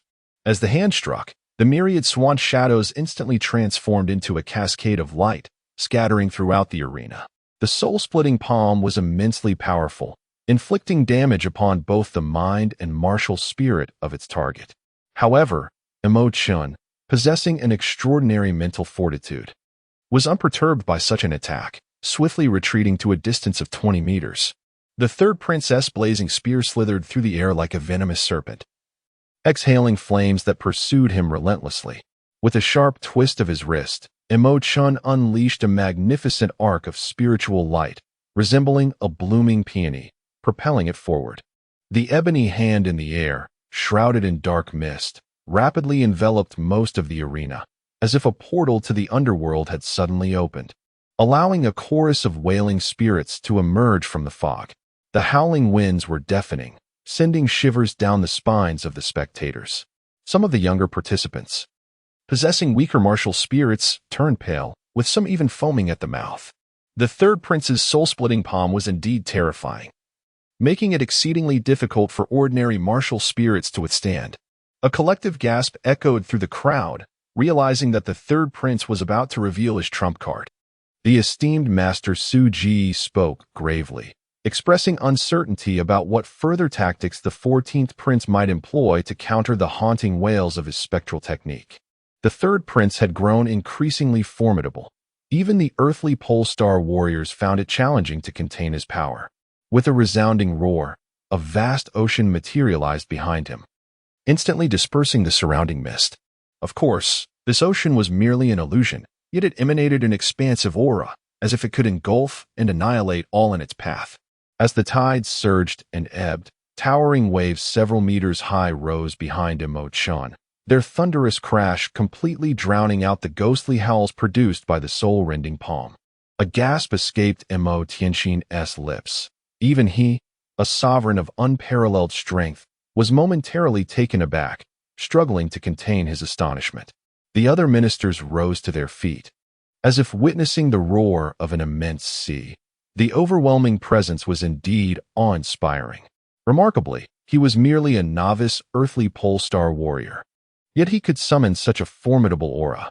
Though everyone understood that much of this grandeur was illusory, the mere manifestation of such power was commendable. A grain of sand in the vast ocean, someone discerned, exclaiming that this was a technique from the sword of the Sacred Heart. The Prince of Treasures turned pale, lamenting as he struck his forehead in regret. He mused to himself, this young man, merely at the earthly pole star warrior level, has mastered the grain of sand in the vast ocean and unleashed such tremendous force. If I were to achieve mastery, who among the great martial masters could possibly compete with me? The more he contemplated, the deeper his heartache grew, filled with regret. In that moment, the third prince's spirit seemed on the verge of collapse. His proud, soul-splitting palm martial spirit unleashed the ultimate second-tier technique, the ghostly cry of bewilderment. Instead of intimidating his opponent, it provoked a counterattack. Could it be that the Sacred Heart sword was truly so extraordinarily powerful? Suddenly, a fearsome blade light erupted from the sea behind Chen, slicing through the sky like a startled swan, cleaving towards the soul-splitting palm.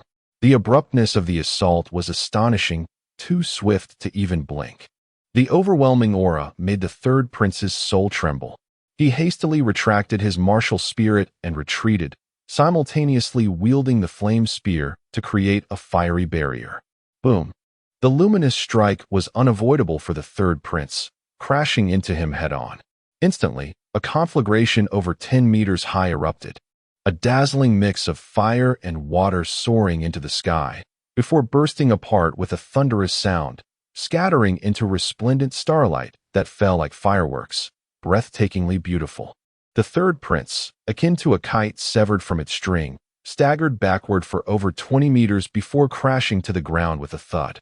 With a cough, he spat out a mouthful of blood, clearly suffering severe injuries from the impact. Rising from the ground, he wiped the blood from the corner of his mouth, still reeling from the shock, yet his face had become as serene as water. I concede. After uttering these words, he retrieved the flame's spear from the ground, storing it within his obsidian ring. His gait remained steadfast, indicating he still possessed the strength to continue fighting, yet he wisely chose to yield. This outcome left the crowd in a frenzy, followed by waves of applause. Chen had undeniably become a figure of great renown. This battle was sufficient to resonate throughout the entire capital, as he emerged as a dazzling star, universally recognized as a genius following the ninth prince. Denial was futile. Even those reluctant to acknowledge it could not escape the truth. Within a mere month, he ascended from a mere Xuanji star martial apprentice to a Tianji star martial apprentice. Despite being 3 minor realms beneath others, he still emerged triumphantly. One must not underestimate these 3 minor realms. They represent distinctions between martial apprentices and warriors, a stark contrast to those of the same rank. Moreover, it was widely known that he had only recently acquired the sword manual of the Sacred Heart from the Precious Prince. Yet he was able to grasp the intricate techniques of the Sacred Heart sword with remarkable finesse. Few in the world possess such exceptional talent and comprehension. In an instant, many young men and women were consumed by envy and admiration. Mo Tianxin clapped enthusiastically, unable to contain his excitement. As the competition concluded, even before the results were announced, he eagerly summoned Chen to his side. What a splendid child! I never anticipated your aptitude would be so extraordinary. I heard that your sword of the Sacred Heart was bestowed upon you by your royal uncle. Witnessing your achievements, I can only imagine the bittersweet pride he feels. The precious prince chuckled awkwardly. My royal brother mocks me once more. Seeing this child shine so brilliantly brings me joy, not sorrow. The empress wore a face of discontent, but was compelled to feign a smile. At that moment, concubine Lu had regained her composure. Opening her eyes to see her son unharmed, tears of joy streaming down her face. For her, any form of glory paled in comparison to the paramount importance of her son's safety. Chen, displaying remarkable magnanimity, presented the sword manual of the prince, bowed to the emperor. I believe this manual embodies a profound mastery that ought to be shared among the royal family. For the teachings of the sword sage deserve to be celebrated and propagated. Mo Tianxin was momentarily taken aback, then erupted into hearty laughter. Chen, your composure and generosity bring great joy to your father. Without hesitation, he accepted the sword of the Sacred Heart, glancing at Prince Bao. Brother Hong, you have no objections, do you? The prince, drenched in cold sweat, could only respond, how could I possibly object to my elder brother's jest? Many onlookers, particularly the younger generation, failed to comprehend the value of such a precious gift and derided him as a fool. They did not grasp the wisdom behind the saying that a common man is not guilty, yet possesses a treasure that may invite calamity. As numerous individuals recognized the sword of the Sacred Heart, the sword manual in Mo Chen's possession became a hot potato, effectively diverting any potential misfortune. After all, with the emperor's formidable power, even those with ulterior motives would find it futile to act against him. Moreover, Mo Chen had already mastered the manual, rendering it insignificant to him. Upon the competition's conclusion, Mo Chen rightfully claimed the first position, earning an exceptionally generous reward. Among the spoils were a third-grade Dao artifact, the Falling Moon Bow, 10,000 taels of silver, 50 blood chi pills, 50 gathering chi pills, 100 blood condensation pills, and 50 body refinement elixirs. Naturally, others in the top 10 received corresponding rewards, with the top 5 being particularly lavish, including a coveted opportunity for an elixir baptism, an opportunity that many would yearn for. Chapter 29. The baptism of elixirs as the grand exhibition of martial prowess concluded. Numerous ministers showered praises upon the emperor, who does not relish sweet words of flattery. Mo Tianxin found himself somewhat elated by the accolades. At this moment, a minister proposed, "Your Majesty, the daughter of General Li Rue, has blossomed into a beauty beyond compare. Prince Mo Chen exhibits exceptional valor. I believe these two children are well suited for each other. Why not bless their union and amplify your joy?" Mo Tianxin narrowed his eyes slightly, casting a glance towards General Li. "Do you share this sentiment, dear minister? Are you suggesting that I bestow a marriage between these two children?" General Li hastily replied, "Your Majesty's will is absolute. Naturally, I harbor no objections." Li Rue, caught off guard by this turn of events, felt a wave of frustration wash over her. She contemplated voicing her dissent, but it appeared that her father had no inclination to oppose the idea. To her dismay, the detestable fellow had outright rejected her, professing a lack of affection for her, asserting that a reluctant fruit lacks sweetness. It was as though he were implying she had pursued him. How ironic, considering he had once clung to her like a stubborn leech, and now he claimed disinterest. Li Rue was engulfed in a tempest of indignation, her blood boiling in fury, leading to a sudden outburst. With a gasp, she spat blood and fainted once more. The Empress furrowed her brow. She had initially intended to use Li Rue to undermine Mo Chen. However, to her dismay, Mo Chen exhibited no interest in Li Rue. Fortuitously, she had refrained from facilitating their union. Otherwise, introducing such a scheming woman into the palace would surely be a source of considerable vexation. Mo Tianxin's expression darkened slightly as he waved his hand dismissively. "Enough, enough. Matters concerning the children should be decided by themselves. Let us old fogies refrain from meddling." Li Jun's countenance was already quite mortified. Being rejected for marriage in public was a deeply humiliating experience, leaving one to wonder how he could guide his daughter in the future.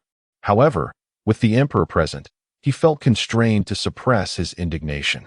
He lifted Li Rue into his arms and addressed the emperor. "Your Majesty, Rue's injury is quite severe. I humbly request permission to take my leave. Depart, and ensure she receives proper care. This child possesses many admirable qualities, yet she is excessively headstrong." Now, it was others who had publicly declined the marriage proposal, leaving the emperor without recourse to intervene. It infuriated him. This little rascal truly vexed him to no end. The grand New Year's banquet soon commenced. Undoubtedly the most engaging and talked about feast many had ever attended, especially with the exquisite blue demoness, renowned throughout the realm, gracing the occasion. It was only natural for the accomplished gentlemen to indulge a bit more in their cups. Days passed leisurely, and Mo Chen had successfully opened all the meridians, his power surging to a formidable level. Strangely, however, his strength plateaued at 2,500 pounds, ceasing to increase further.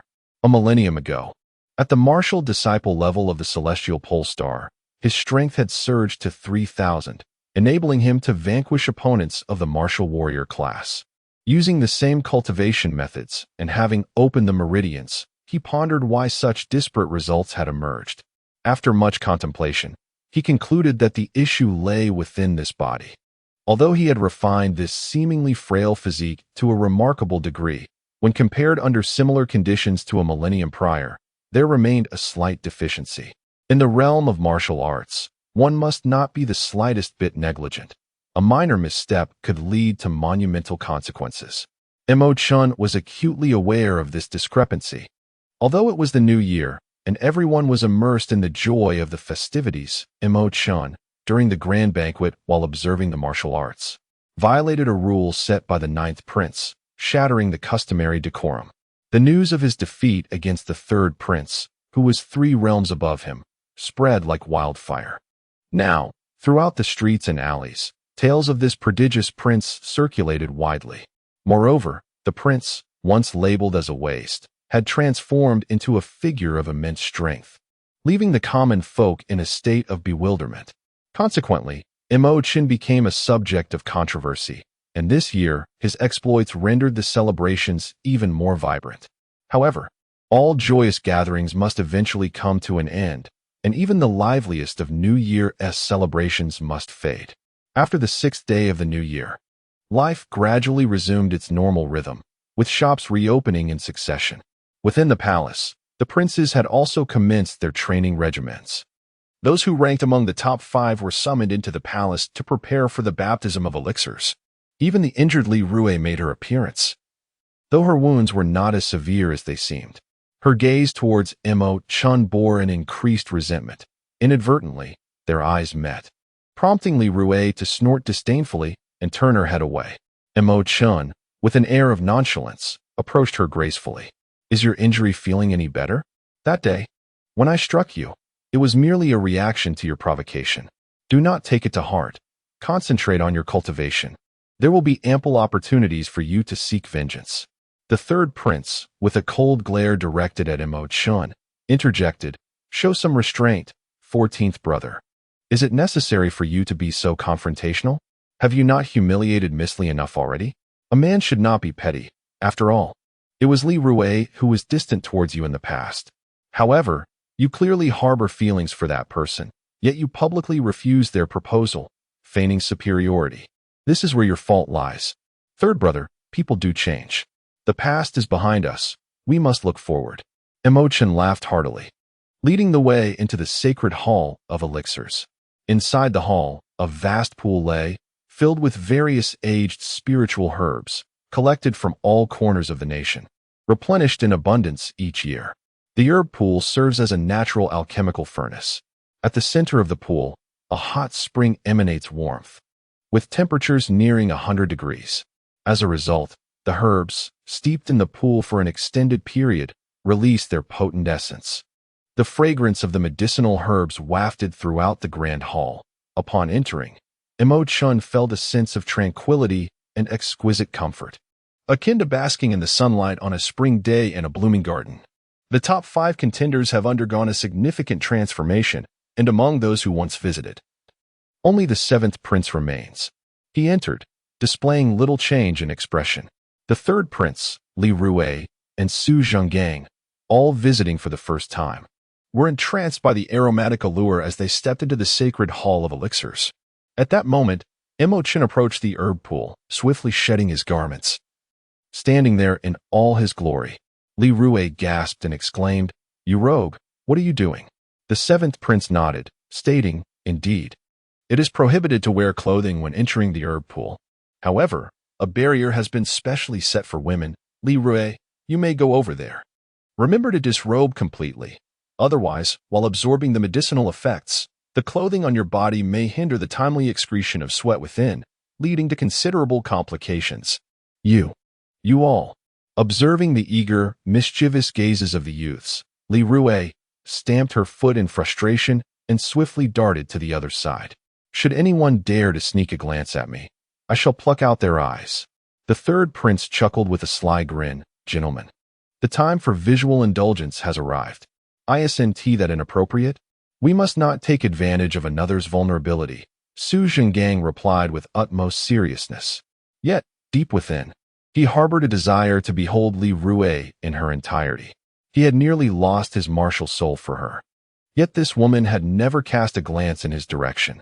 His affection had long since morphed into resentment. Viewing her completely would be the first step toward revenge. Zhonggang should cherish this opportunity. During the medicinal bath, he must not lose focus. After the medicinal bath, your martial soul will swiftly recover. Perhaps, following this treatment, complete healing may be achieved. The 7th prince seemed to perceive Su Zhonggang's thoughts. The third prince hastened to the elixir pool, quickly shedding his garments before plunging in. The elixir pool was nearly divided into 2 sections. The central area boasted the highest temperature, while the edges were only slightly elevated above the human body's warmth. Although bathing at the edges was the most comfortable, the medicinal effect was the weakest.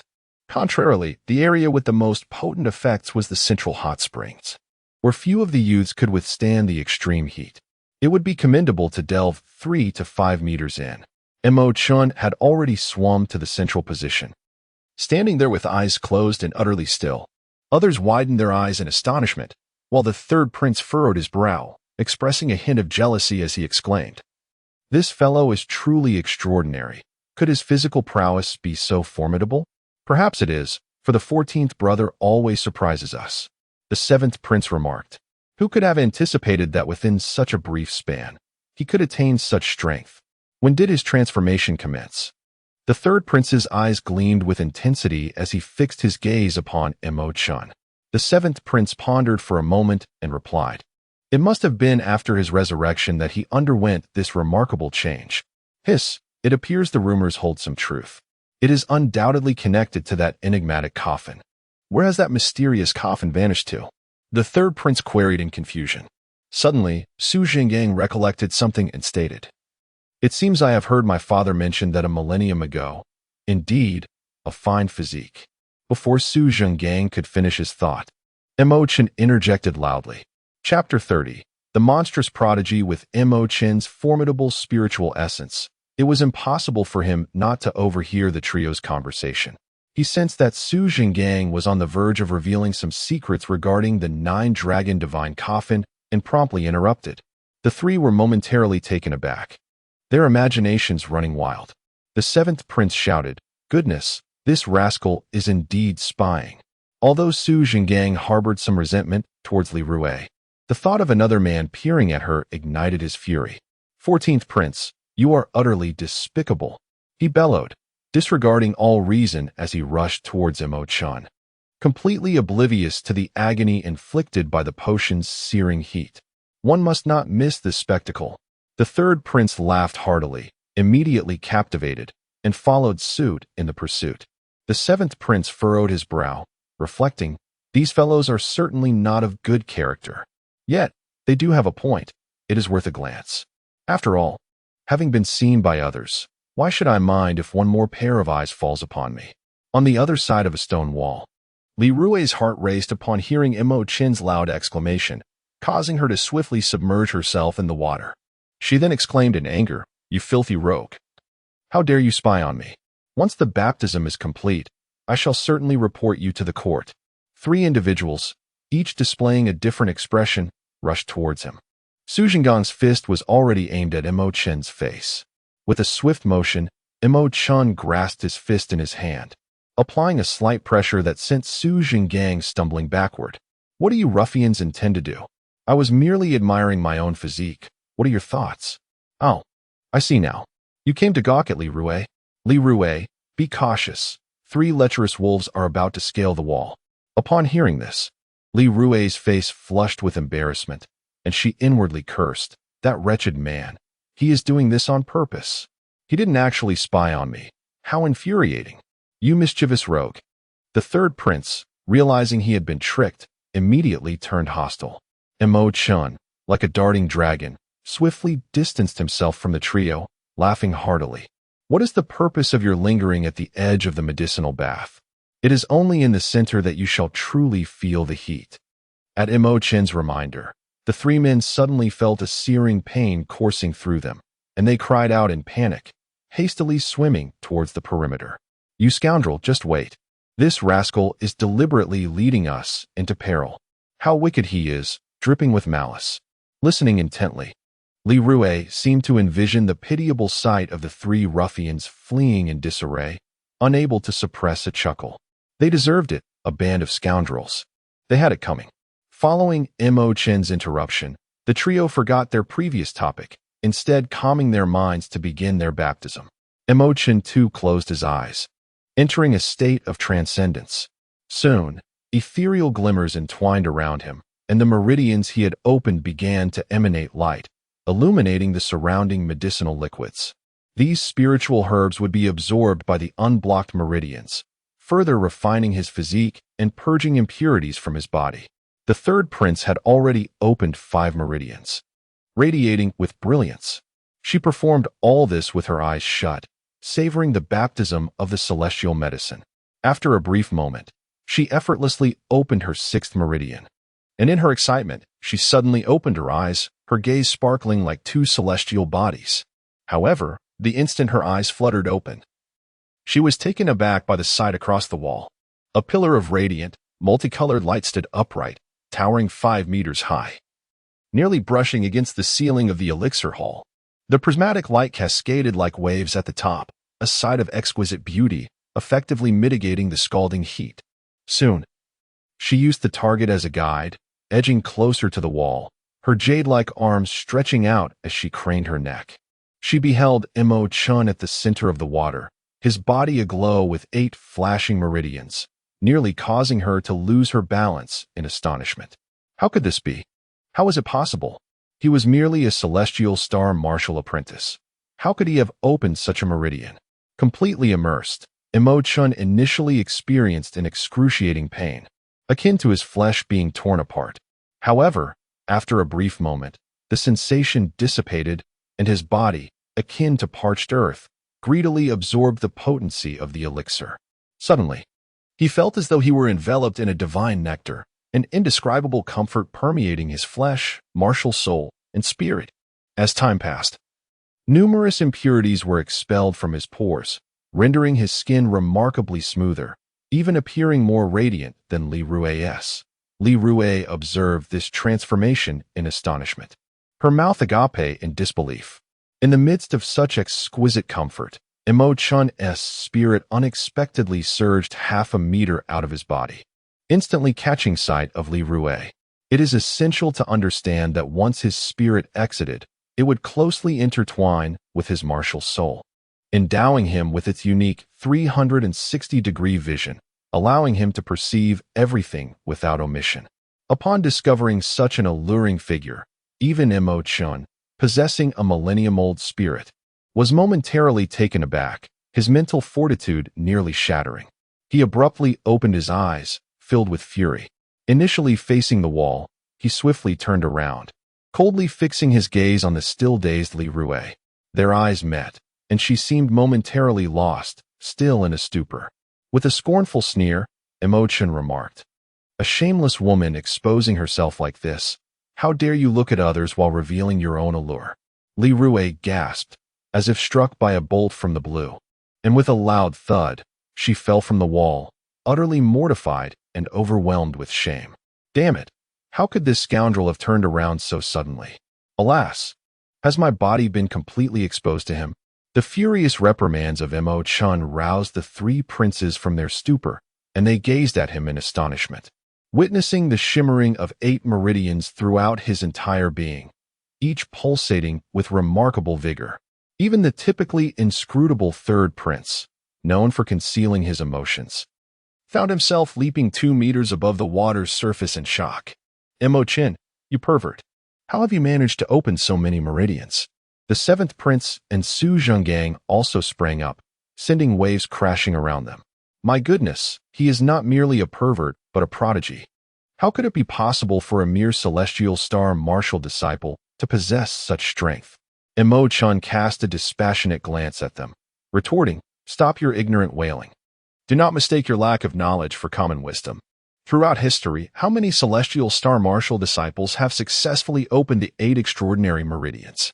You have merely been blessed by the fairy Biao, yet your antiquated mindset has rendered you intellectually stagnant. Allow me to clarify that fairy Biao is not a benevolent entity. Her blessings are, in essence, a mockery, transforming you into devoted followers. You have already suffered greatly from this, yet remain oblivious. What nonsense are you spouting?" Su Zhenggang exclaimed, wide-eyed. It was the first time he had encountered someone so irreverent towards the fairy, uttering such blasphemous words. The 3rd prince was also poised to express his anger, but, upon reflection, found a certain logic in Chen's words. The jealousy in his heart towards Chen intensified. This scoundrel of the celestial star has activated the 8 extraordinary meridians. No wonder he is so formidable, leaving us in despair. Have you truly attained a physical strength of 3,500 Jin? Su Zhenggang felt as though his recently mended martial soul was about to shatter from the shock. The 7th prince exclaimed, "Are you trying to drive us to our demise? How can you possess such overwhelming power? Hiss, young man. Do you truly wield a strength of 3,500 pounds? The 3rd prince's eyes narrowed sharply. Can we not feign ignorance? Is deception truly so amusing? It appeared that the 3rd prince was utterly unconvinced. Chen shrugged indifferently. Your belief is of no consequence. With that, Chen clenched his right fist, which immediately radiated a bronze hue. Boom! As his fist descended, it effortlessly pierced through the stone wall, creating a hole the size of a fist. The sheer force of this blow rendered the three onlookers as statues in astonishment. Chapter 31. Blood and Flesh Nourishment. Boom! The half-meter-thick marble wall was breached, revealing a hole the size of a fist, its edges appearing as if sliced by a blade. Achieving such a feat required not only immense strength, but also precise control over that strength. The ability to wield power with such accuracy is something even martial masters might struggle to accomplish. This individual is truly terrifying. In just a few short days, he has left me far behind. Hiss. The seventh prince gasped in disbelief. I even suspect he may soon surpass the ninth prince. Meanwhile, Li Rui, curled up in the water, felt utterly embarrassed and wished to avoid any gaze. Suddenly, a thunderous sound jolted her from her reverie, causing her to surface from the water as if awakened from a dream, only to be met with the scalding heat of the water. As she lifted her head, she discovered a fist-sized hole, and in her astonishment, she gazed into it, only to find a pair of eyes staring back at her. She was instantly filled with rage and humiliation, her fists clenched tightly, splashing as she struck out from the hole. Bang! Su Jingong, who was observing the scene, was caught off guard and received a punch, falling into the water, his vision filled with stars. Li Rui erupted in anger, cursing, "A bunch of filthy rascals. I won't let you off. I will report you."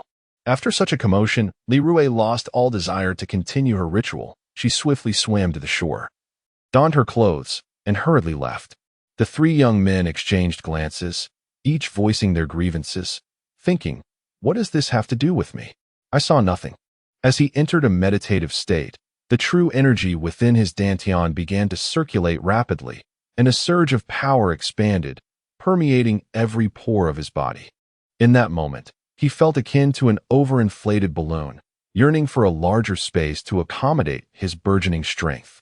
Only through a breakthrough could he attain the martial realm of solidifying meridians and unblocking channels, elevating his physical body to a new level. Though his power had already surpassed that of a celestial warrior, his physique still lagged far behind that of a true warrior. The disparity lay not only in flesh, but also in bones and sinews. Upon reaching the warrior level, one's capacity for recovery after injury would vastly exceed that of a martial apprentice. As the force surged fiercely, his tendons felt as if they were being stretched, the pain akin to a brutal axe cleaving through flesh. The process of breaking through was both agonizing and a manifestation of expanding power. With a resounding bang, Chen felt as if he were a burst balloon. His muscles, once taut, suddenly contracted, and his blood and flesh began to nourish his bones.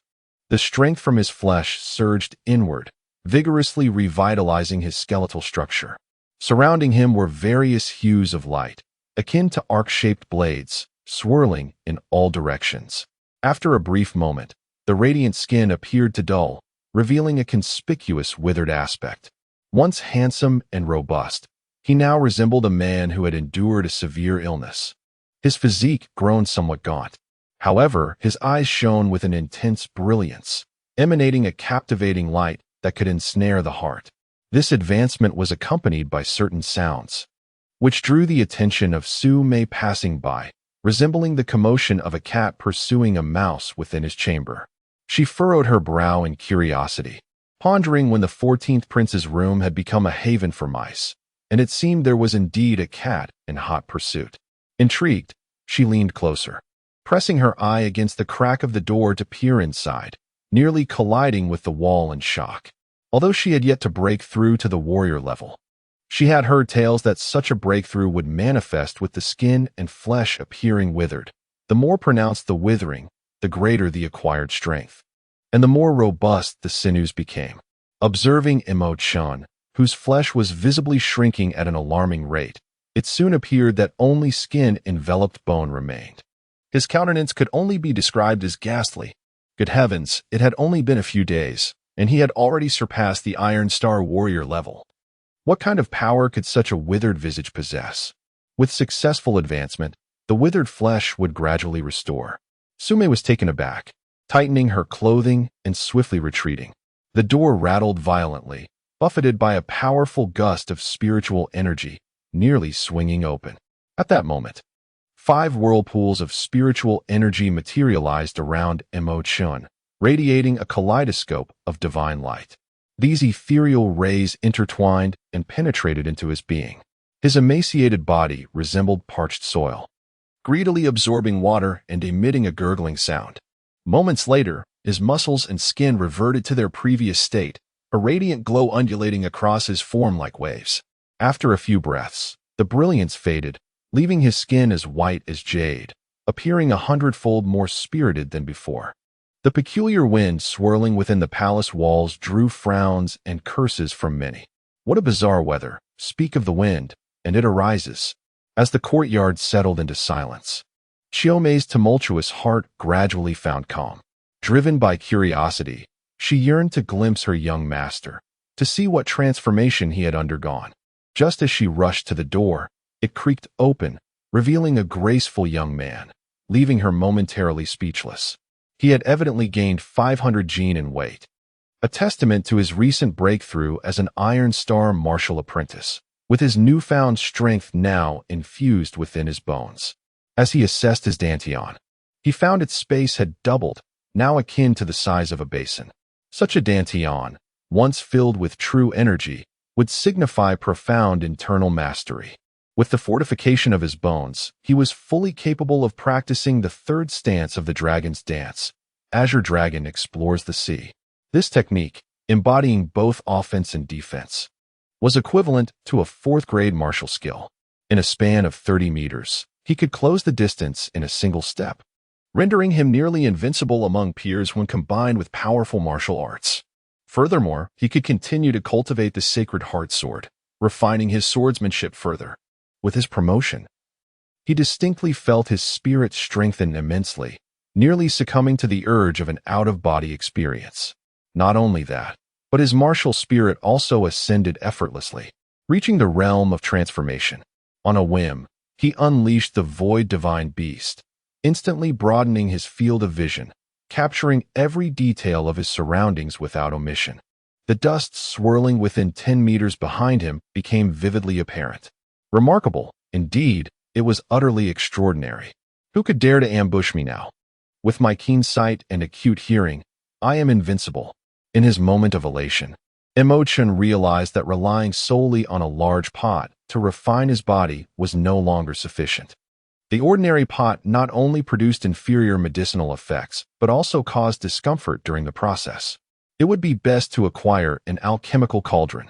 Just like weapons, alchemical cauldrons possess their own ranks, categorized into 9 distinct levels. The quality of the elixirs produced is greatly influenced by the cauldron used. A first-tier alchemist, utilizing a first-tier cauldron, could never concoct a second-tier elixir. However, should a first-tier alchemist employ a second-tier cauldron, it is not impossible to produce second-tier elixirs, provided they possess sufficient materials and spiritual energy. High-grade elixirs are hard to come by, and high-grade alchemical cauldrons are even more elusive. Just as Chen was about to enter the Upper Xian Pavilion, a charming young girl, her cheeks flushed with a hint of shyness, blocked his path.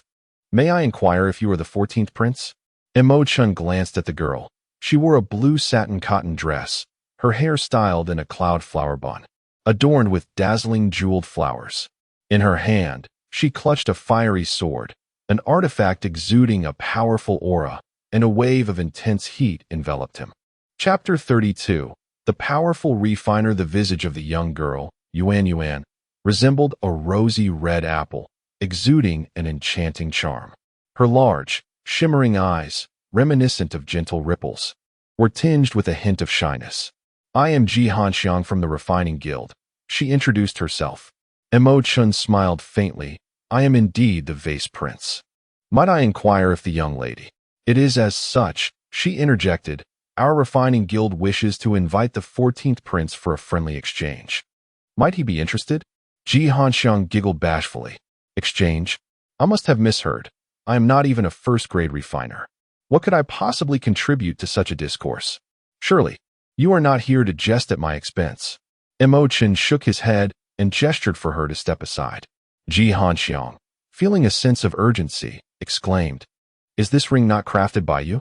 As she spoke, a jet-black ring glimmered in her hand, its luster significantly surpassing that of an ordinary first-grade void ring. Chen cast a glance and recognized it as one of the pieces he had refined the previous year. And what of it? Does my lack of title as a refiner negate my ability to craft artifacts? Please do not misunderstand. My father is quite curious about your methods. Hence the request for a discussion. Very well, he replied. If it is Ji Hanxiang who wishes to meet me, I shall oblige. By the way, does the refining guild possess a third-grade alchemy furnace? Indeed, we even have fifth-grade ones, Ji Hanxiang said with a bashful smile, her gaze flitting nervously across Chen's face. Upon meeting his eyes, she quickly averted her own. The Alchemy Guild, with its numerous courtyards, forms an immense architectural complex, truly magnificent in its grandeur. Under the guidance of Ji Hanxiang, we traversed several thoroughfares before finally entering the heart of the Alchemy Guild. Within an ancient and elegant courtyard, an elderly man was slowly stretching his limbs. Clad in a loose-fitting silver robe, with hair as white as snow yet a visage that retained youthful vibrancy. He appeared to be an enlightened master, exuding an aura as tranquil as autumn waters, seemingly a part of nature itself. Chen's heart fluttered slightly, recognizing the extraordinary presence of the elder, whose aura evoked a sense of serene joy. A brief assessment revealed the elder's formidable spirit, his mental prowess undoubtedly reaching level 65. It was evident that this was Ji Huichang, the president of the Alchemy Guild, a 7th-tier alchemist. Such a powerful alchemist was a rarity, with only 5 known across the entire mortal realm. Upon noticing Chen, the elder approached with a warm smile, devoid of any pretentiousness, resembling a kind grandfather, radiating warmth and amiability. Chen gazed at him, momentarily taken aback, pondering how this venerable figure could possibly have a daughter so young. The elder's eyes were profound and inscrutable, glimmering with wisdom, as if he had discerned Chen's thoughts. I am Ji Changkong, an old man who has been blessed with a daughter in my twilight years. To outsiders, I might as well be her grandfather. Haraha. And you must be Chen. I wonder what brings you here at the behest of President Ji. Chen's lips curled into a gentle smile, maintaining an air of composure, entirely unfazed by the elder's formidable spirit. Despite the elder's seemingly gentle aura, it harbored a powerful mental force that instinctively inspired reverence in others. The elder squinted slightly and remarked, "Indeed, your mental prowess has reached at least level 40. Such formidable mental strength at such a tender age is truly a remarkable gift from the heavens." The young girl, Ji Hanxiang, momentarily forgot her youthful modesty and exclaimed in a state of astonishment, "Father, his mental strength has also reached level 40. This is simply incredible. Some individuals are endowed with extraordinary talents, possessing immense mental strength from birth, while others are fortunate enough to possess unparalleled cultivation treasures, enabling them to attain formidable mental prowess through rigorous practice. Throughout history, such remarkable figures have appeared only once every few centuries.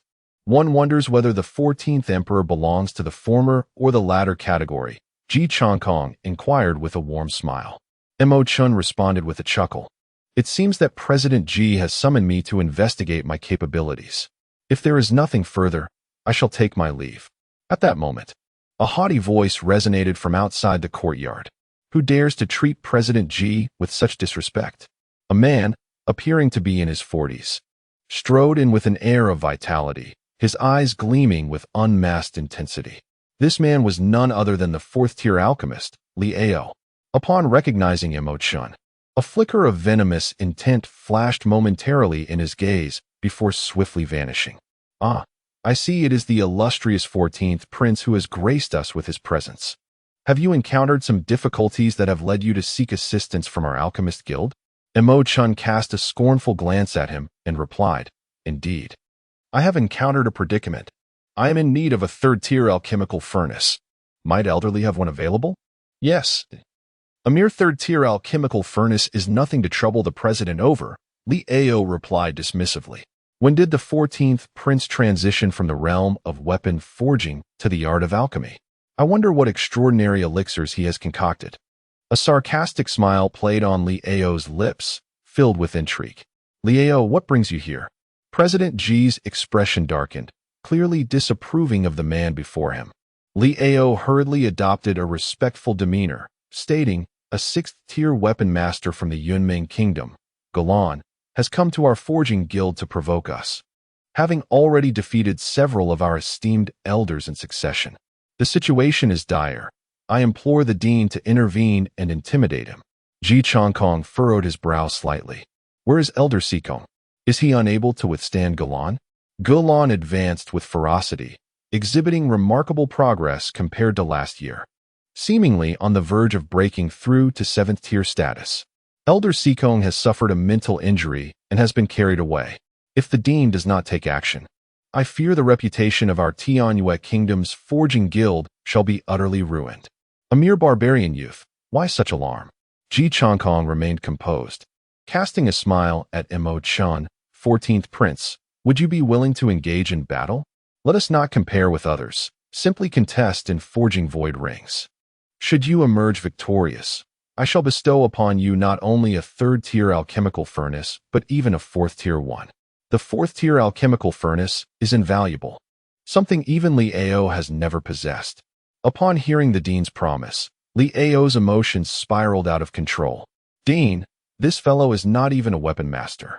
What right does he have to represent our forging guild in competition? Perhaps I should take the stage myself? Ji Changkong shot him a glare. Li Ao trembled.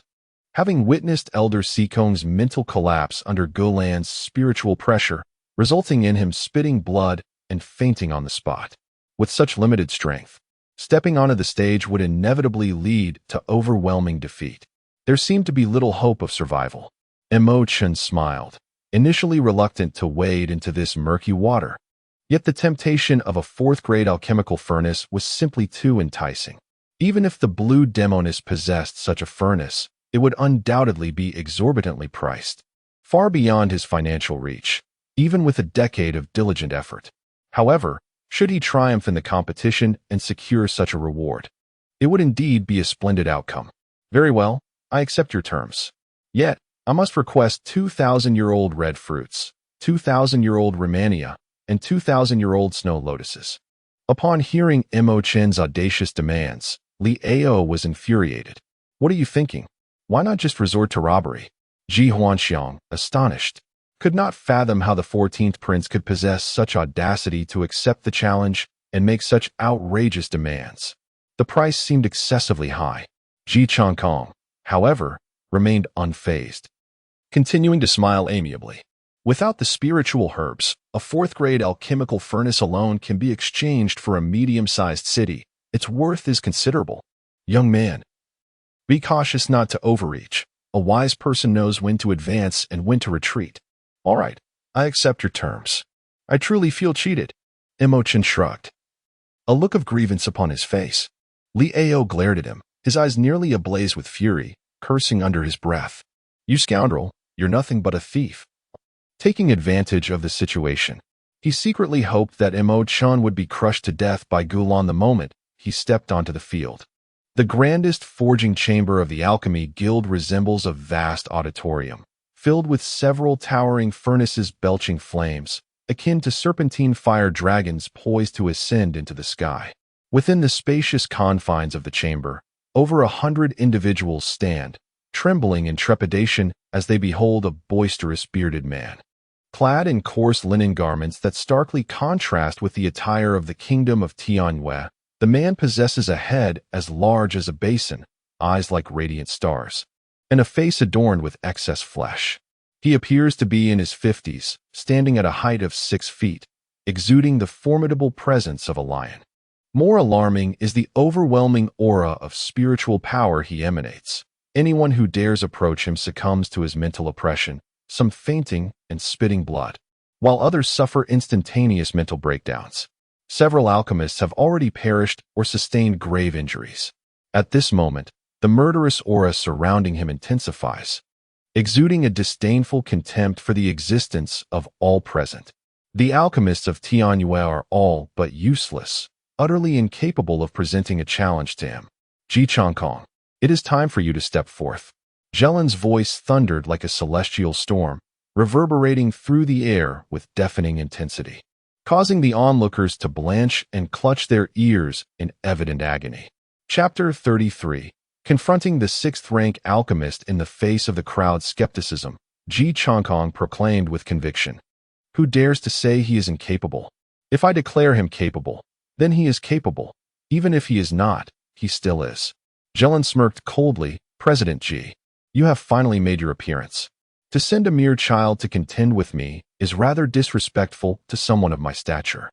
Respect or disrespect is not the issue of others. Demonstrate your abilities, and we shall see who prevails. If you cannot even defeat a single young opponent, what qualifications do you possess to compete with me? Ji Chang's demeanor abruptly shifted, exuding an aura of authority without anger. Li Ao wore a pained expression, utterly perplexed as to why the elder president had summoned Mo Chen to the arena, a decision that seemed to invite humiliation. Mo Chen, calm and collected, approached with confidence. He circled around Gran, a playful smile gracing his lips. Old man, do you dare to challenge me? Gran, infuriated, retorted, ignorant child. Then prepare to experience the might of my formidable mental strength. In an instant, Gran unleashed his mental power like a tidal wave, crashing toward Mo Chen. Mo Chen felt as if a mountain was bearing down upon him. Mental power is formless yet immensely potent, should one's mental fortitude prove insufficient. The adversary's might could inflict grievous injury or even tear the soul asunder. In comparison to Gran, Mo Chen's mental prowess was undeniably inferior. However, he had cultivated his spirit, enabling him to maximize the potential of his mental energy. Moreover, he had reached a state of spiritual transcendence, allowing him to create illusions within the minds of others through visualization. As Gran's mental force bore down upon him, Mo Chen condensed his mental energy into a spiritual pen, its cold light flashing as it pierced through Gran's formidable defenses. At such close proximity, Mo Chen's spiritual pen was perfectly suited for the task, capable of inflicting harm without leaving a trace. For anyone else, having their mental barrier penetrated would surely result in spiritual injury. Yet Gran, remarkable as he was, merely experienced a brief moment of shock before swiftly mending his breached mental defenses. Nonetheless, Mo Chen's mental energy had already infiltrated Gran's mind, and suddenly, a grotesque demon materialized within his mental realm. Those who cultivate the spirit inevitably harbor a certain malevolence, which grows in tandem with the strength of their mental faculties. Gran, being a craftsman of artifacts, naturally engages in spiritual training. However, his practice remains rudimentary, and he is yet unaware of how to visualize a demon. Mo Chen merely assisted him in this visualization. Suddenly, Gran's complexion turned pale, his expression as rigid as a wooden carving, rendered motionless. At that moment, he found himself ensnared in an illusion, his mind conjuring a vast and desolate wasteland. He surveyed his surroundings, each barren expanse evoking a chill within him. Just as despair enveloped him, a fearsome demon emerged, a creature with a head as large as a basin, its upper body robust like that of a bull, yet its calves as slender as hemp stalks. Towering at 3 meters, the demon wielded a black trident, emitting a shrill, ear-piercing shriek. The creature leapt several meters into the air, the trident in its grasp sparking with erratic flames as it hurtled towards Gran with a ferocious howl.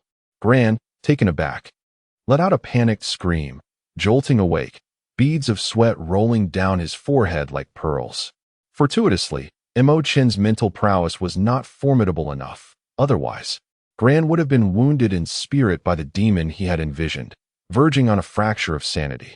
Gran suddenly cried out, beads of sweat dotting his brow, astonishing those around him into speechless disbelief. They were no fools. It was evident that the two had engaged in a mental contest, with Gran suffering a minor setback. A collective gasp echoed through the crowd, astonished by the audacity of this young man who had managed to put the audacious Gran at a disadvantage. Ji Huanxiang bit her finger, her expression one of innocent admiration, visibly smitten by Chen's prowess. The other craftsmen, at this moment, found themselves utterly embarrassed. This individual, not even a weaponsmith, possesses an astonishingly formidable mental prowess that instills fear in many.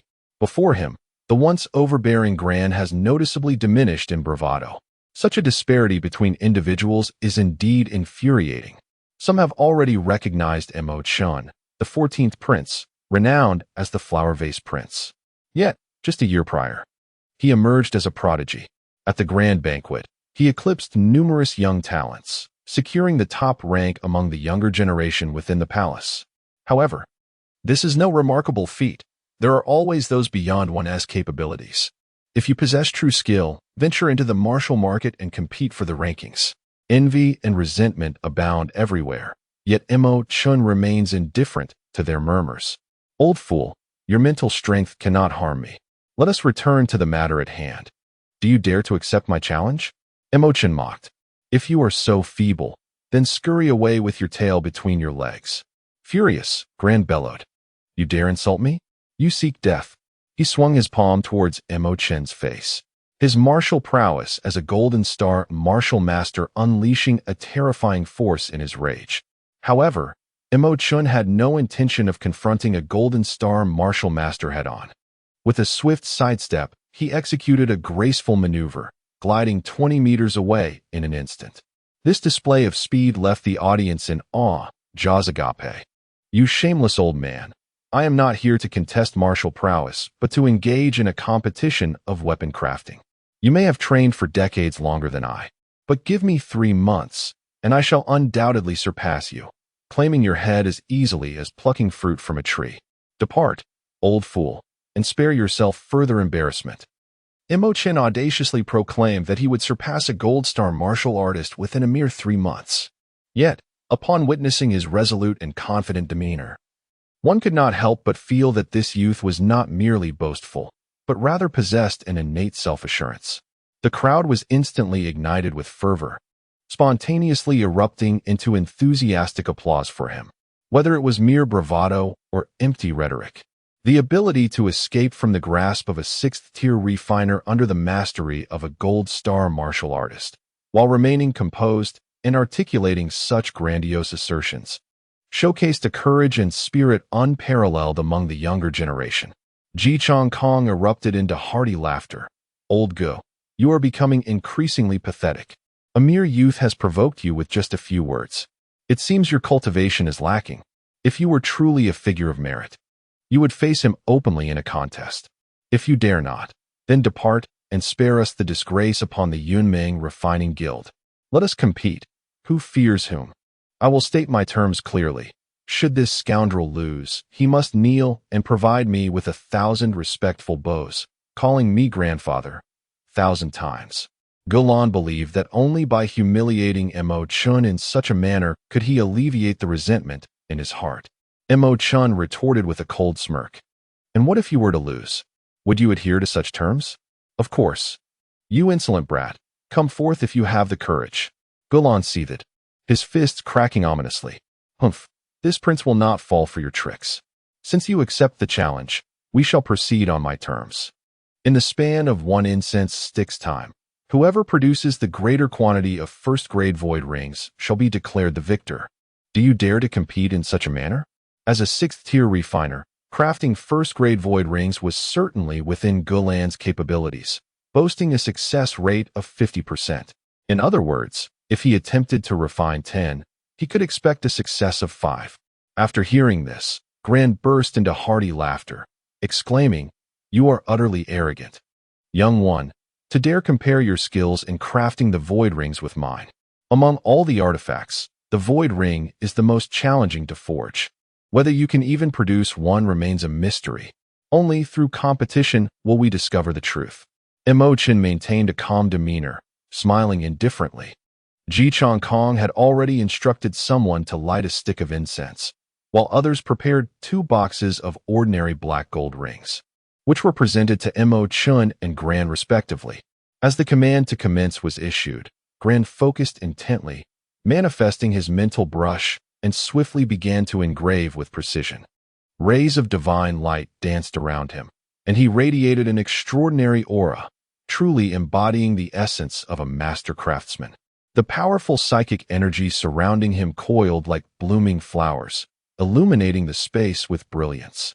After a brief moment, a distinct sound resonated as the first void ring was successfully forged and placed onto the tray.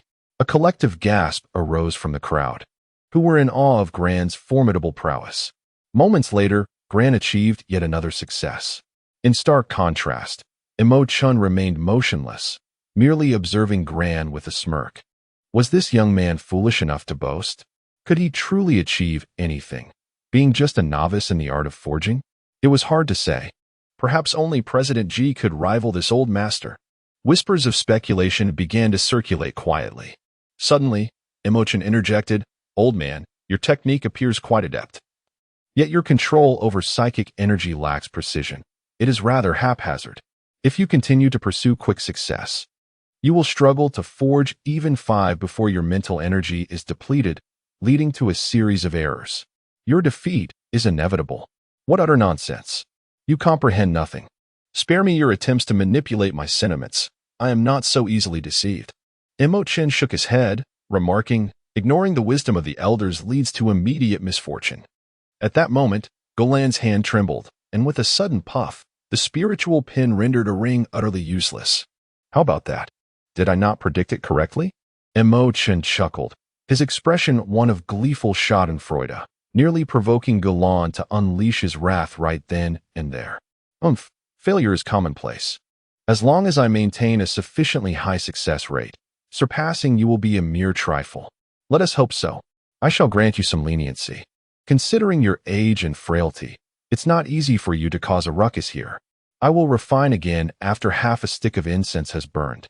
To avoid accusations of bullying an elder, Chen spoke with utmost seriousness, his intention being to unsettle his opponent as composure.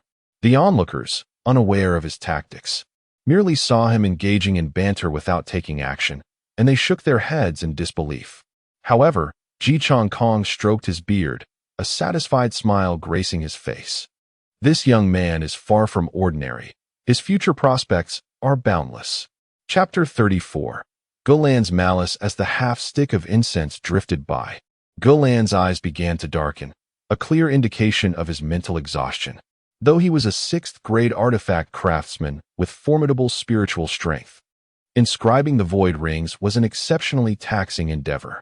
Within that brief period, he had successfully crafted 10 void rings, yet had rendered 8 of them defective, which was relatively commendable.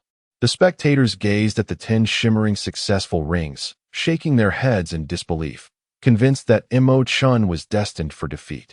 At this moment, Chen had already stretched his muscles and bones, and his spirit surged with a sudden intensity. A radiant aura enveloped him as the pen of his mind emerged with remarkable sharpness, grasped firmly in his hand. He picked up an ordinary ring and, with unwavering focus, began to engrave.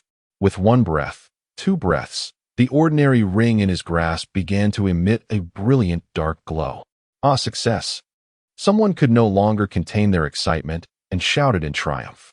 Jelen, feeling an immense drain on his spirit, furrowed his brow, striving to suppress his soul, concerned about the potential damage to his essence. At this moment, he had neither the inclination to speak nor the will to do anything but close his eyes and meditate. He reassured himself that the young man would surely falter. His own efforts should suffice. Yet, the continuous cheers rang out. A symphony of clinking sounds reminiscent of pearls cascading onto a jade platter, stirring his mind into a tempest of anxiety. Suddenly, he opened his eyes wide, only to discover that within just a handful of breaths, that rascal had managed to craft 5 ethereal rings. Such a success rate was nothing short of miraculous. Instantly, the crowd erupted in fervent applause, gazing at Chen's radiant form, as if he were a deity descended from the heavens, a reincarnation of the divine craftsman. Li Ao's eyes widened in disbelief, spitting out in frustration. He muttered under his breath, cursing, "This rascal is simply inhuman. If he continues to grow, he will be invincible." Jelen sensed the impending crisis and hurriedly summoned a gust of concentrated spirit, directing it toward the incense. The onlookers were so engrossed in watching Chen that no one noticed the incense, which was burning rapidly, 3 times faster than normal. Fully immersed in the crafting of the void ring, Chen was oblivious to the passage of time, which was swiftly dwindling. "It's successful," someone exclaimed, their voice filled with awe. Suddenly, another shouted, "Ah, the incense is almost finished." At that moment, all eyes turned to the incense. Bewildered by how quickly time had elapsed, it seemed but a brief while. Galan, having gathered his mental energy, swayed slightly, yet wore a jubilant smile. "Youngster, no matter your prowess, time has run out. Who told you to be so arrogant? How could you hope to surpass me in just half a stick of incense?" Chen glanced at the incense, nearly extinguished, realizing Gulan had tampered with it. He closed his eyes and pondered briefly before suddenly opening them wide, his mind fracturing into 3. With the tremendous force of his mental energy, 3 ethereal pens emerged, each poised to inscribe upon the 3 ordinary rings within the box. Instantly, the crowd erupted in excitement. Even a formidable figure like Ji Chong Kong felt a jolt of astonishment. It is known that even he would find it exceedingly difficult to focus on 3 tasks simultaneously. Galan's eyes narrowed in shock, his voice trembling. "How is this possible? How can you divide your focus and yet manage to multitask so adeptly?" Chen possessed a unique method of soul cultivation. Upon reaching the material manipulation stage, one could bifurcate their soul to achieve multitasking. Although he was currently at the Night Wanderer stage, with formidable mental prowess, he was still far from the peak of the material manipulation stage. Nevertheless, a spark of inspiration struck him, leading to a sudden fracturing of his mental focus, enabling him to accomplish 3 tasks at once. This approach bears a striking resemblance to the spiritual division of the realm of material manipulation, yet it is far simpler, merely requiring the separation of one's spirit, albeit with a degree of attenuation. Chen was compelled into this course of action, driven by desperation. What other choice did he have? Was he truly willing to submit to that cunning scoundrel, bowing 1,000 times and calling him grandfather 1,000 times over? The forced division of his mental energy instantly induced a throbbing headache, akin to the sensation of splitting himself into 3 entities. This was a form of mental fragmentation, yet there existed intricate threads of connection among them. The experience was remarkably fascinating. He gritted his teeth and persevered. This modicum of suffering was trivial in comparison. Compared to the agony he endured a millennium ago, when Su Biao pierced his heart with a single sword strike, this pain was exceedingly light. His eyes bulged wide, resembling radiant stars, dazzling and captivating. Soon, beads of sweat appeared on his forehead, and his complexion grew pale. Galan, having executed a cunning maneuver, watched in astonishment as Chen forcibly divided his spirit and then erupted into hearty laughter. "You are courting death. Mental division? It is only natural that you would suffer a mental breakdown. I do not believe you can forge 3 void rings simultaneously. Even a reincarnated master of artifact forging would find that impossible. For an insignificant creature like you to aspire to such heights is utterly preposterous. Truly shameless." Many onlookers discerned the underlying malice and began to denounce Golan's unscrupulousness. At that moment, however, Chen spoke up, exuding confidence. "I have not yet lost. How could I possibly lose?" As his words fell, the 3 ordinary rings suddenly underwent a miraculous transformation, gleaming with an enigmatic luster. He had succeeded. Chen nodded in satisfaction, yet the exhaustion weighed heavily upon him, causing his legs to buckle as he sank to the ground. The onlookers gazed at the shimmering ring, as if 3 suns had suddenly appeared, radiating brilliance. In an instant, the crowd erupted, their cheers and jubilations rising from the depths of their hearts. Even Li Ao, who harbored animosity towards Chen, momentarily set aside his grievances to applaud him. Gulan's visage turned ashen, trembling uncontrollably. "No, how is this possible?" he bellowed, abandoning the composure befitting a master craftsman. Ji Chong Kong laughed heartily, exclaiming, "Wonderful, truly splendid. I knew I had not misjudged him. This fellow is exceptionally formidable. Jihan Xiang's eyes sparkled with enchantment, her cuteness irresistible as she impulsively dashed forward to plant a kiss on Chen's cheek. Chen, already weary and seated on the ground, was momentarily taken aback by the unexpected kiss, left momentarily dazed.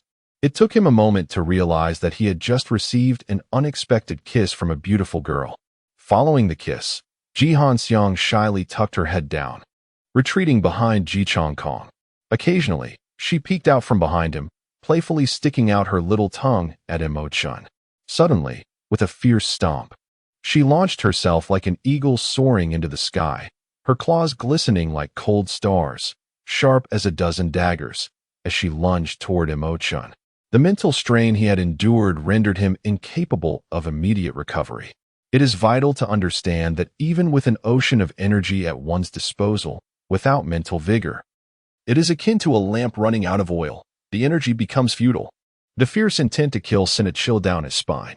As he watched his opponent charge towards him, he found himself powerless to resist.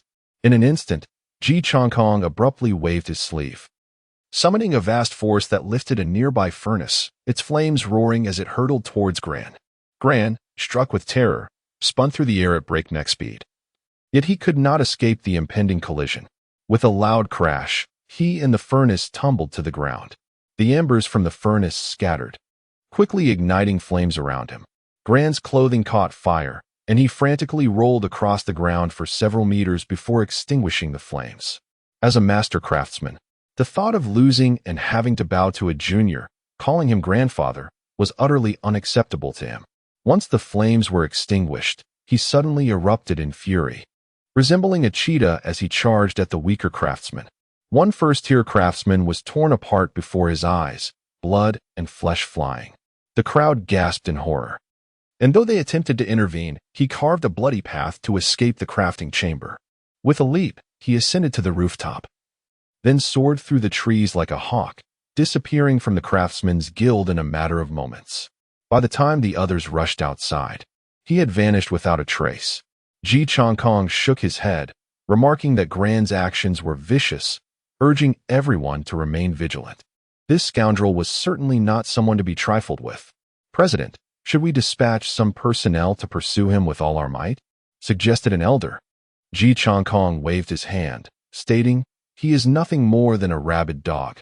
Moreover, he has sustained severe injuries from my attack and will not pose a threat in the near future." Let out a long sigh. Through this battle, he realized that the struggle of the mind was no trivial matter, revealing numerous shortcomings. For instance, once mental energy was depleted, it was exceedingly challenging to restore it in a short period. A deficiency in mental fortitude significantly impacts oneself, rendering it impossible to channel true energy for combat. It appears that while cultivating mental strength, one must also devise methods for swift recovery of mental energy. Accompanied by the crowd, encircled, many young individuals spontaneously surged forward, lifting him and tossing him into the air, erupting in loud cheers.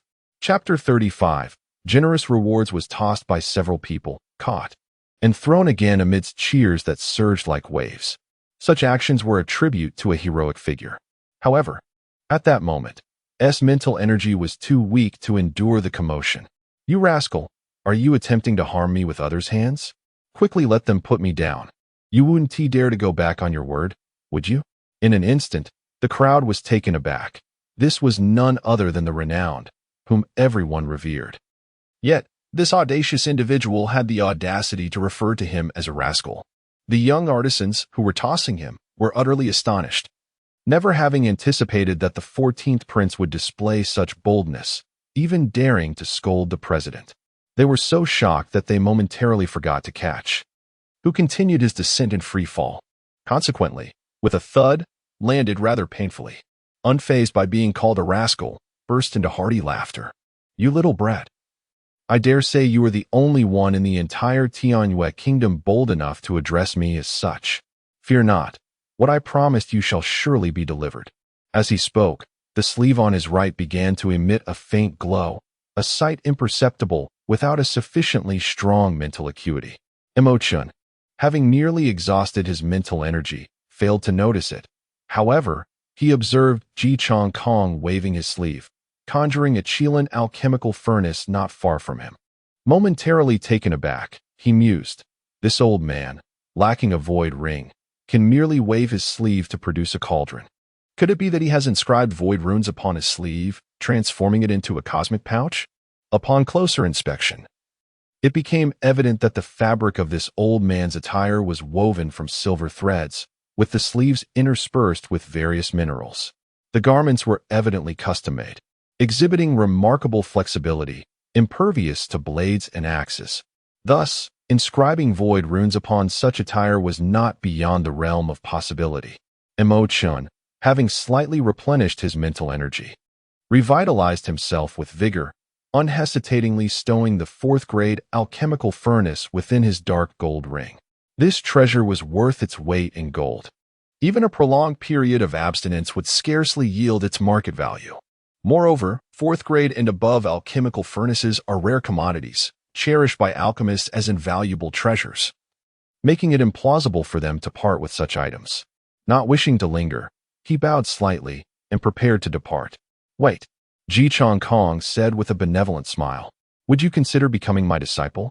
The crowd, hearing this proposition, could only salivate in envy. "No, friendship is feasible, but as for being my master, you lack the qualifications." Chen replied coolly. Such arrogance was truly astonishing. Some among the onlookers erupted in outrage. He is undoubtedly one of the foremost masters of weapon crafting in the mortal realm, a figure whom many would risk injury to seek apprenticeship under. Yet he remains resolute in his refusal. However, this scoundrel dares to declare that the master lacks the qualifications to accept him as a disciple. Such audacity is truly deserving of dire consequences. Some individuals, consumed by frustration, contemplate madness, pondering when President Xi might ever adopt a more conciliatory tone in accepting a disciple. Even if he were to be mercilessly cast aside, split open and left in tatters, he would still be overwhelmed with gratitude if it meant being accepted as a student. The disparity among people is astonishing. A multitude of onlookers seethe with indignation, while others wallow in despair, all casting incredulous glances at Chen. Unfazed by their scrutiny, Chen resolutely forges his own path. Ji Chong Kong, having been rebuffed by Chen, felt a faint flush rise to his cheeks, though it appeared to be anticipated. He smiled and remarked, "Very well. Do visit the Weapon Crafting Guild frequently. You may procure any item from the Shangxian Pavilion at a 30% discount. Additionally, we have certain resources within the guild that you may utilize. Furthermore, you shall receive a monthly stipend of 10,000 taels of silver. However, from this point onward, you will be affiliated with the Weapon Crafting Guild, and should any peril befall the guild, you must respond without delay." Faced with such enticing offers, Chen found himself genuinely tempted. Jihan Xiang, anxious that Chen might decline, rushed forward and playfully tugged at his arm. "Brother Chen, you must agree." Chen gazed at the adorable girl in surprise. Her familiarity was astonishing, having only known him for less than a day. Yet she had already taken to calling him Brother Chen with such endearment. However, her eyes radiated such innocence that, with a slight smile, Chen comprehended that this young lady had come to see him as an elder brother. The value of crimson gold surpasses that of gold by threefold. In an instant, Li Ao was engulfed by a torrent of resentment, cursing inwardly. "What audacity does this scoundrel possess to ascend above me? Truly, it is infuriating." Envy and jealousy ignited within him like a blazing inferno. He had always prided himself on his accomplishments. By the age of 40, he had attained the status of a fourth-tier blacksmith and secured a position as a junior elder. In the grand tapestry of the world, how many among his peers could boast of such a feat? His illustrious reputation had been eclipsed by Chen, leaving him with a profound sense of imbalance. Moreover, during his encounter with the Blue Demoness, he had been incensed by Chen's arrogance, perceiving it as a deliberate affront to his dignity. In that moment, he had already harbored a deep-seated hatred for Chen. However, given that Chen was a prince, he found himself momentarily unable to act. Otherwise, Chen would have long been ensnared in his schemes.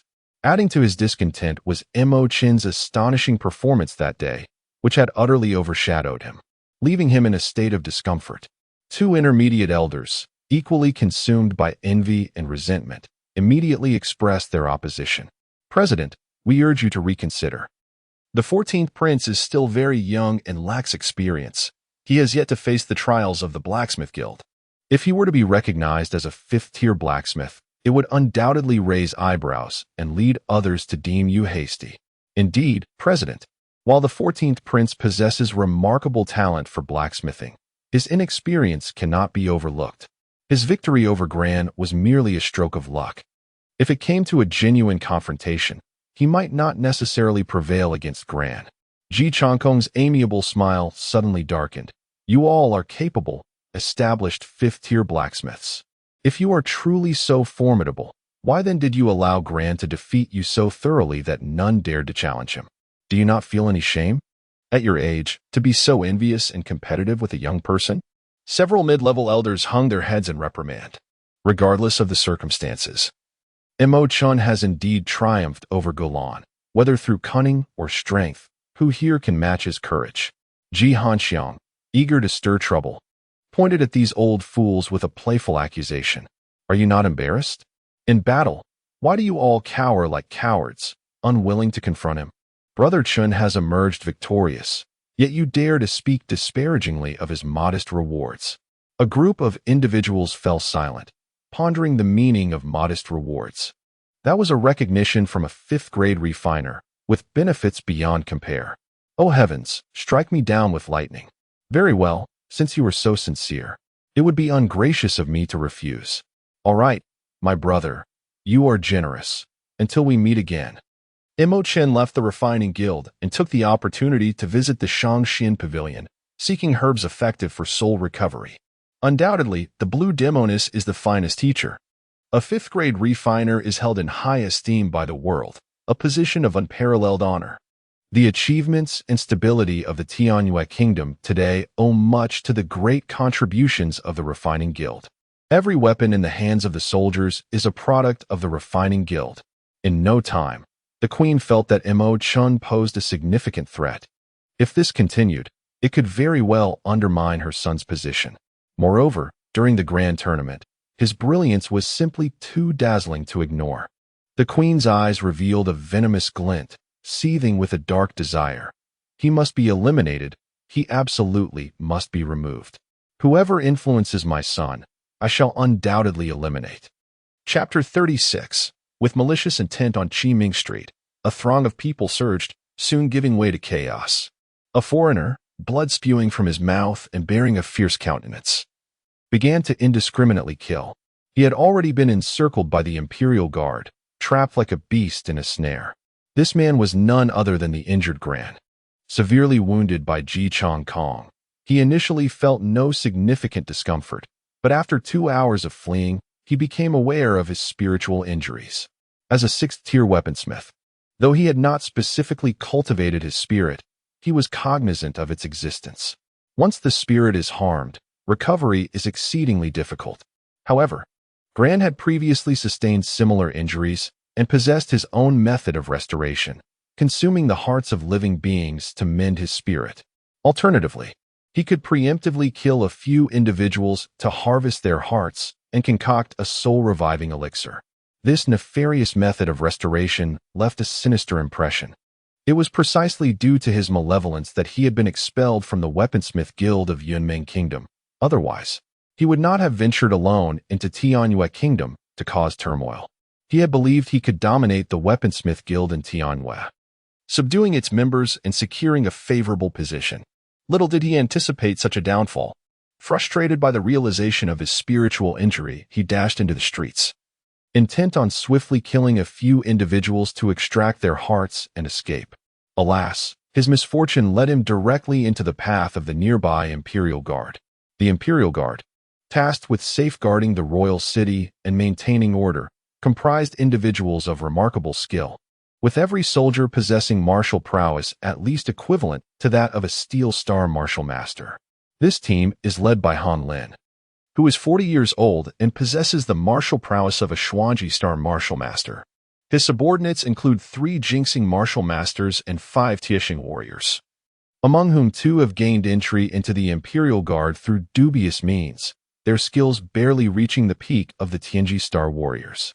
Although Gulan is a 6th-grade alchemist, his martial cultivation is not exceedingly formidable. He is merely a DG Star martial master. Nevertheless, his martial prowess poses a significant challenge to the members of the Imperial Guard. However, having sustained injuries, he finds himself constrained by Han Lin, while the others coordinate their attacks, making it difficult for him to escape momentarily. Despite the furious onslaught that causes the Imperial Guard to retreat repeatedly, they valiantly maintain their defense, effectively confining Gulan. Gulan clutches a beating heart in his hand, and in a fit of rage, he savagely chews on it a few times before striking at a soldier's face. This gruesome spectacle leaves the soldier in shock. A moment's distraction results in him being struck by the heart, leaving him drenched in blood. Han Lin furrows his brow, a chill coursing through him. It is the first time he has encountered such a brutal individual. Filled with rage, he exerts all his strength to suppress Gulan. The others, equally furious, muster their utmost effort and finally manage to subdue him. Gulan curses vehemently, "You bunch of bastards, do you know who I am? I am a 6th-grade refiner. Offending me means certain death." Upon hearing the term refiner, Han Lin and the others' expressions change drastically. They are fully aware that refiners are not to be trifled with, especially those from the refining guild, who carry an air of superiority. A few individuals were hesitating, pondering whether to let go or to hold firm when the 3rd prince leapt down from an extravagant carriage. "Spare him." Han Lin's eyes narrowed as he recognized the 3rd prince, a prominent figure in the capital, known to many. "I beg your pardon for my rudeness, Your Highness, but I am currently in pursuit of a murderous criminal and cannot afford to pay my respects," Han Lin stated. The 3rd prince, with an impassive expression, commanded, "Release him at once, he is my friend." At that moment, Gulan, who found himself at the end of his rope, felt a surge of vitality upon seeing a potential savior. With a sudden jolt, he pushed Han Lin and his companions aside. "I told you, you cannot contend with me. Your 3rd prince is my ally. Slaying a few commoners is hardly a cause for such alarm," he declared. The onlookers, filled with trepidation, exhibited expressions of indignation. Yet, they dared not voice their grievances, as they too recognized the 3rd prince as a formidable character. Offending him could lead to catastrophic repercussions. One could be annihilated along with their entire clan without recourse for complaint. With a flourish, the 3rd prince cast aside his sleeve, scattering 300 taels of gold upon the ground. "I have heard that Master Gulan was bested in a contest with the 14th prince, resulting in his disgrace. Is there any truth to this?" he inquired, a cunning smile gracing his lips. In truth, the 3rd prince had learned of the events within the alchemy guild an hour prior. The defeat of Chen at the hands of the renowned alchemist Yun Ming had already stirred the entire capital. Moreover, he had discovered that Gulan had escaped after being severely injured by Ji Chong Kong. Driven by a sense of opportunism, he sought to locate Gulan, and unexpectedly, after an hour of searching, he had indeed found him. Gulan was furious, yet upon noticing the 4 experts standing beside the 3rd prince, he could only suppress his anger. "Humph, are you so well informed? Did you save me merely to humiliate me? How dare you? In truth, we share a common foe. Regardless, Chen is still a prince. Should you slay him, the royal family would undoubtedly pursue you relentlessly. However, I am different, as another prince. If I were to take his life, even if they traced it back to me, they would be powerless to act against me. I see now. Your intention is for us to join forces, and you shall assist me in avenging today's humiliation." Gulan erupted into hearty laughter. The 3rd prince shook his head, stating, "This cannot be termed as cooperation. Rather, you shall serve as my advisor. I find myself in need of talents such as yours. With your esteemed assistance, I am confident that my future endeavors will surely succeed. As a master craftsman, you undoubtedly possess knowledge in alchemy as well. Particularly after achieving the rank of a 6th-tier weaponsmith, transitioning to a potion maker is quite feasible. Both craftsmen and alchemists share certain principles. They both harness spiritual energy. A sixth-tier weaponsmith, should they choose to delve into alchemy, would certainly be able to concoct exceptional elixirs. Moreover, both weapon crafting and potion making fall under the broader category of refining arts, yet weapon crafting is regarded as a greater accomplishment, while potion making is viewed as a lesser one. The status of a sixth-tier weaponsmith is elevated above that of a sixth-tier alchemist. Do you expect me to forge formidable weapons for your subordinates? Gulan sneered. No, I require you to brew potions. As for weapons, the artisans of the Weapon Crafting Guild can readily assist me in their creation with sufficient funds. Acquiring them is a simple matter. However, esteemed potions are a rarity in Tianyue Kingdom, where few distinguished alchemists reside. Most potions are, in fact, imported from Yunming Kingdom. I believe that for a master such as yourself, concocting potions should not pose a significant challenge. The purpose of the third prince is to enhance his own strength, and undoubtedly, recruiting a master alchemist to craft pills for him would be an excellent choice.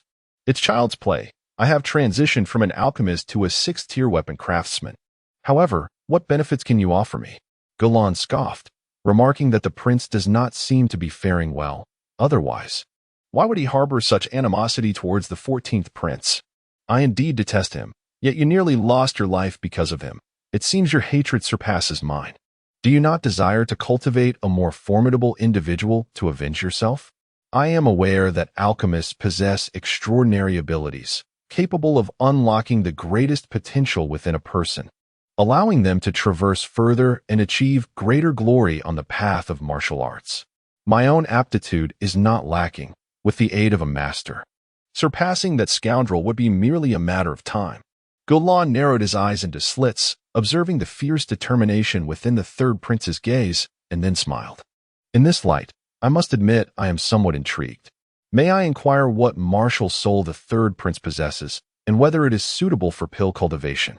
It is essential to understand that while pills can indeed provide temporary enhancements to a martial artist, they may ultimately become a significant hindrance in the later stages. If one's martial soul is particularly unique, such concerns dissipate.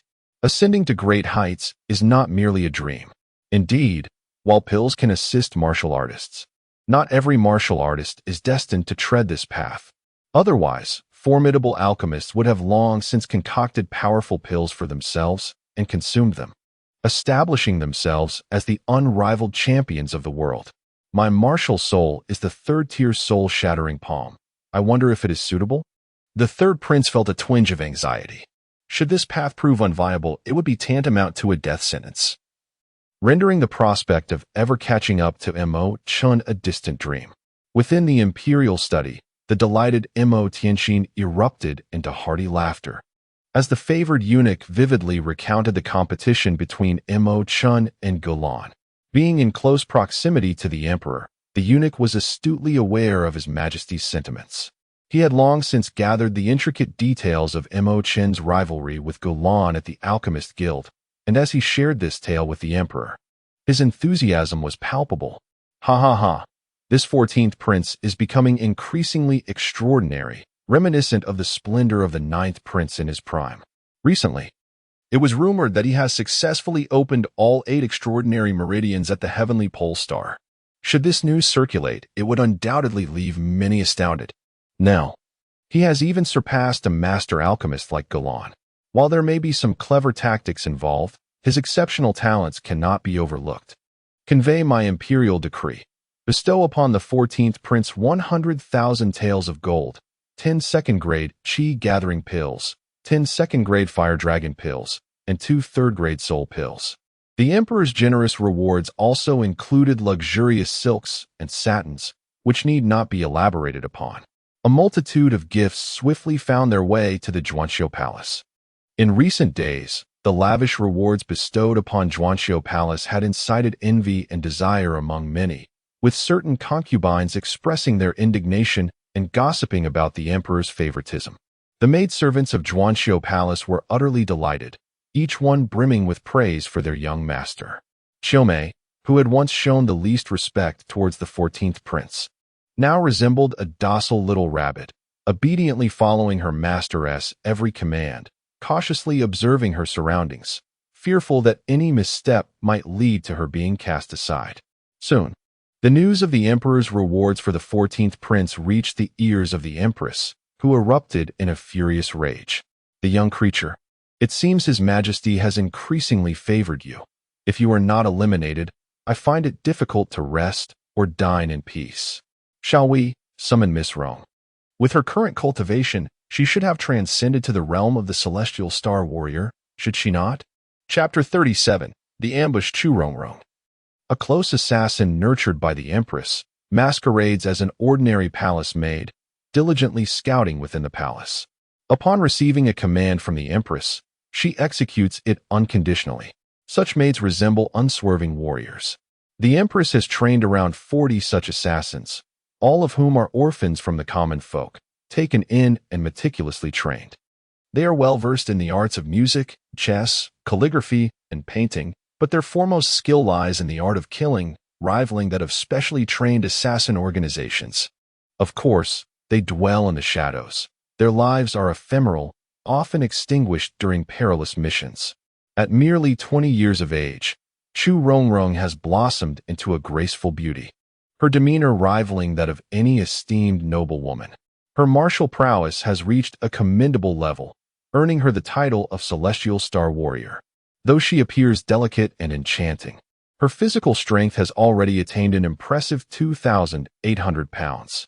Among women, a Celestial Star Warrior is a formidable presence. Coupled with her training in the enchanting sound wave technique and various lethal skills, even some Iron Star martial artists may fall victim to her hand.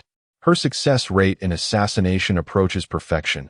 Over the past 2 years, she has undertaken 5 missions, with not a single failure, much to the Empress's satisfaction.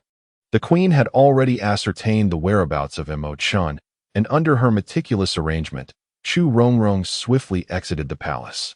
Having adorned herself with care, she soon found herself in the vicinity of the Shangxian Pavilion. However, having endured a wretched existence for so many years, they had not spared me. If that is the case, why not live boldly and brilliantly? Furthermore, those sent to take my life may not necessarily be my match. In truth, they have underestimated me far too much. Why should I fear those who scuttle about like flies? The blue enchantress smiled with satisfaction. I relish a man with a touch of arrogance. I can provide you with a means. However, you must offer something in exchange. What is it that you seek? 1 strand of your essence. Mo Chen felt a flicker of doubt. What would you do with my soul? That is my concern. I am only asking if you will comply. If not, you may leave at once. You need not return to Shangxian Pavilion. This place shall no longer cater to your business. The blue enchantress maintained her alluring smile. Yet there was a chill in her expression that sent an unsettling shiver through him. Women can turn on a dime, Mo Chen mused, recalling the unfeeling Bai Yao. That heartless woman. If you wish to end my life, it would be as simple as crushing an ant. Since this is a transaction, I choose to place my trust in you. Mo Chen resolved to take the risk. The blue enchantress nodded solemnly, and suddenly a radiant, ethereal glow emanated from her hand. In an instant, that glow transformed into a large orb of light, enveloping Mo Chen within. He felt a piercing headache, but it was fleeting. The light soon detached from his body, hovering in the air. Moments later, the orb vanished, leaving behind a nebulous version of himself, as fragile as a wisp that could be scattered by a mere breeze. The shadow, transformed into a droplet of blood by the enigmatic blue demoness through her peculiar sorcery, was ensconced within an amber the size of an egg. The blood within the amber radiated an astonishing allure. Mo Chen felt a tumult within his spirit. Yet upon examining his body, he discerned no adverse effects, which afforded him some solace. The blue demoness, appearing rather fatigued, spoke, star soul herb, nether flower, bone powder, millennium ginseng, and the core of a second-tier demon beast. Gather these ingredients, subject them to the purifying flames of the nether for a total of 9 days, and then refine them quickly in a 4th-grade alchemical furnace, and you shall concoct the revival pill. Mo Chen, upon hearing this, could not help but smile bitterly. The first 2 herbs were entirely unfamiliar to him. As for the nature of the nether flames, he was equally in the dark. The prospect of gathering these herbs seemed insurmountable, rendering alchemy a distant dream. This is my unique formula, and both the ingredients and the nether flames are rare. With your current cultivation level, you cannot possibly concoct the revival pill. However, I can provide you with some initially, on the condition that you present me with 10 second-tier void rings each month. The blue demoness regained a flush of color in her cheeks, evidently fatigued from extracting a fragment of Chen's soul. While acquiring second-tier void rings posed some challenge, it was far more manageable than the pursuit of rare herbs and the elusive nether flames. Yet, a question lingered in his mind. What exactly were the nether flames? Known also as the bone-cold fire, these flames emerged from the accumulation of corpses over millennia, possessing an exceedingly frigid essence. Finding such a phenomenon would indeed be challenging. But once acquired and subdued with one's spirit, the benefits would be immeasurable.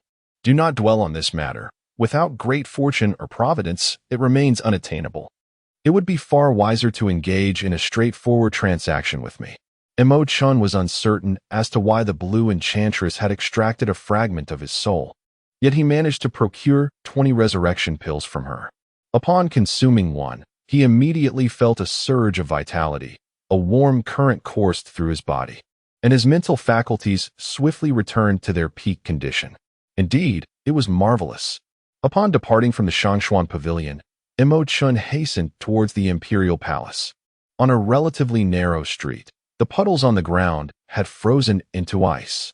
As he traversed the middle of the road, a woman approached from the opposite direction. Her head was bowed, adorned in a bright red cotton gown, with a white mink coat draped over her shoulders. She appeared to embody the elegance of a refined young lady. Despite her seemingly delicate demeanor, Chen sensed an unassuming strength. Her fragile facade concealed a restrained martial essence. The approaching figure was not benign. Chen advanced with a calm demeanor, his vigilance heightened. Just as their paths were about to cross, the young woman slipped and fell to the ground with a thud. What a fortuitous stumble! Had she not fallen, Chen would have merely brushed past her, harboring no doubts about her intentions. Yet, the coincidence of her collapse before him was too striking to ignore. He offered a faint smile and bent down to extend a hand of assistance. The young woman responded with a shy smile, her eyes shimmering with allure as she said, "Thank you, my lord." Her delicate hand grasped Chen's firmly. With a mere tug, he lifted her to her feet. In that fleeting moment, a glint of cold determination flashed in her eyes, and she expelled a silver thread aimed directly at Chen's forehead. This is the silver thread needle, an exceedingly treacherous second-tier martial technique capable of taking a life in an instant, elusive and insidious. The victim bears only a minuscule, nearly invisible red dot, making the determination of the cause of death exceedingly challenging. Chen had long been on guard. He swiftly tilted his head aside with a sardonic smile, seizing the woman's wrist and abruptly exerting force, propelling the girl into the air before releasing her. With a sharp whoosh and a resounding crash, she hurtled like a bolt from a crossbow into the adjacent wall.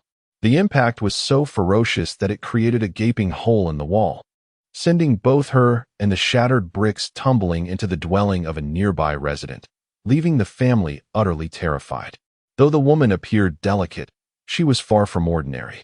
Remarkably unscathed from such a violent collision, she instantly sprang back to her feet, a glint of cold light flashing as a 2-inch dagger materialized in her grasp. In a blur, she charged at Chen, the dagger slicing towards his throat. From the speed and force of her attack, Chen discerned that this woman was a celestial star warrior. Her lethal martial skills were devoid of unnecessary embellishment, each move aimed at taking a life, ruthless and merciless. Chen executed the reverse dragon dance, his own weapon radiating brilliance as he grasped the twin python spirit light sword firmly. With a swift flick, he severed the other green python in two with her dagger. In a mere breath, she lunged towards Chen. With a nonchalant smile, he glided backward. And as he swung his sword, luminous red-hued flying swans emerged, swirling in all directions, crashing through the air. This was the flying swans of the sacred heart sword. Although this technique was classified as first tier, Chen, now a steel star warrior, unleashed a power that was beyond compare. The flying swan, embodying immense power, suddenly collided with its surroundings, piercing the walls and creating gaping holes. The unfortunate houses in the vicinity were left riddled with damage in an instant. The girl, none other than Chu Rongrong, was taken aback, her hands moving rapidly to conjure a shield of light. Amidst the cacophony of impacts, she felt her vital energy become chaotic. As the erratic flight of the shadowy swan proved nearly impossible to defend against. With two resounding crashes, two crimson shadows broke through from behind her, sending her sprawling forward. Blood spilling from her lips. Chen, reversing the long sword in his hand, struck her down with the hilt, then placed a foot upon her chest. Chapter 38. Enduring trials. The commotion from their battle had long alerted those nearby, particularly the residents whose homes had been devastated. They cried out in shock, rushing outside. Some bolder souls stood at a distance, peering into the depths of the street. Chen wore a cold smile, pressing his sword against the girl's throat. "Who sent you?" he demanded. "Kill me, and I shall not utter a word."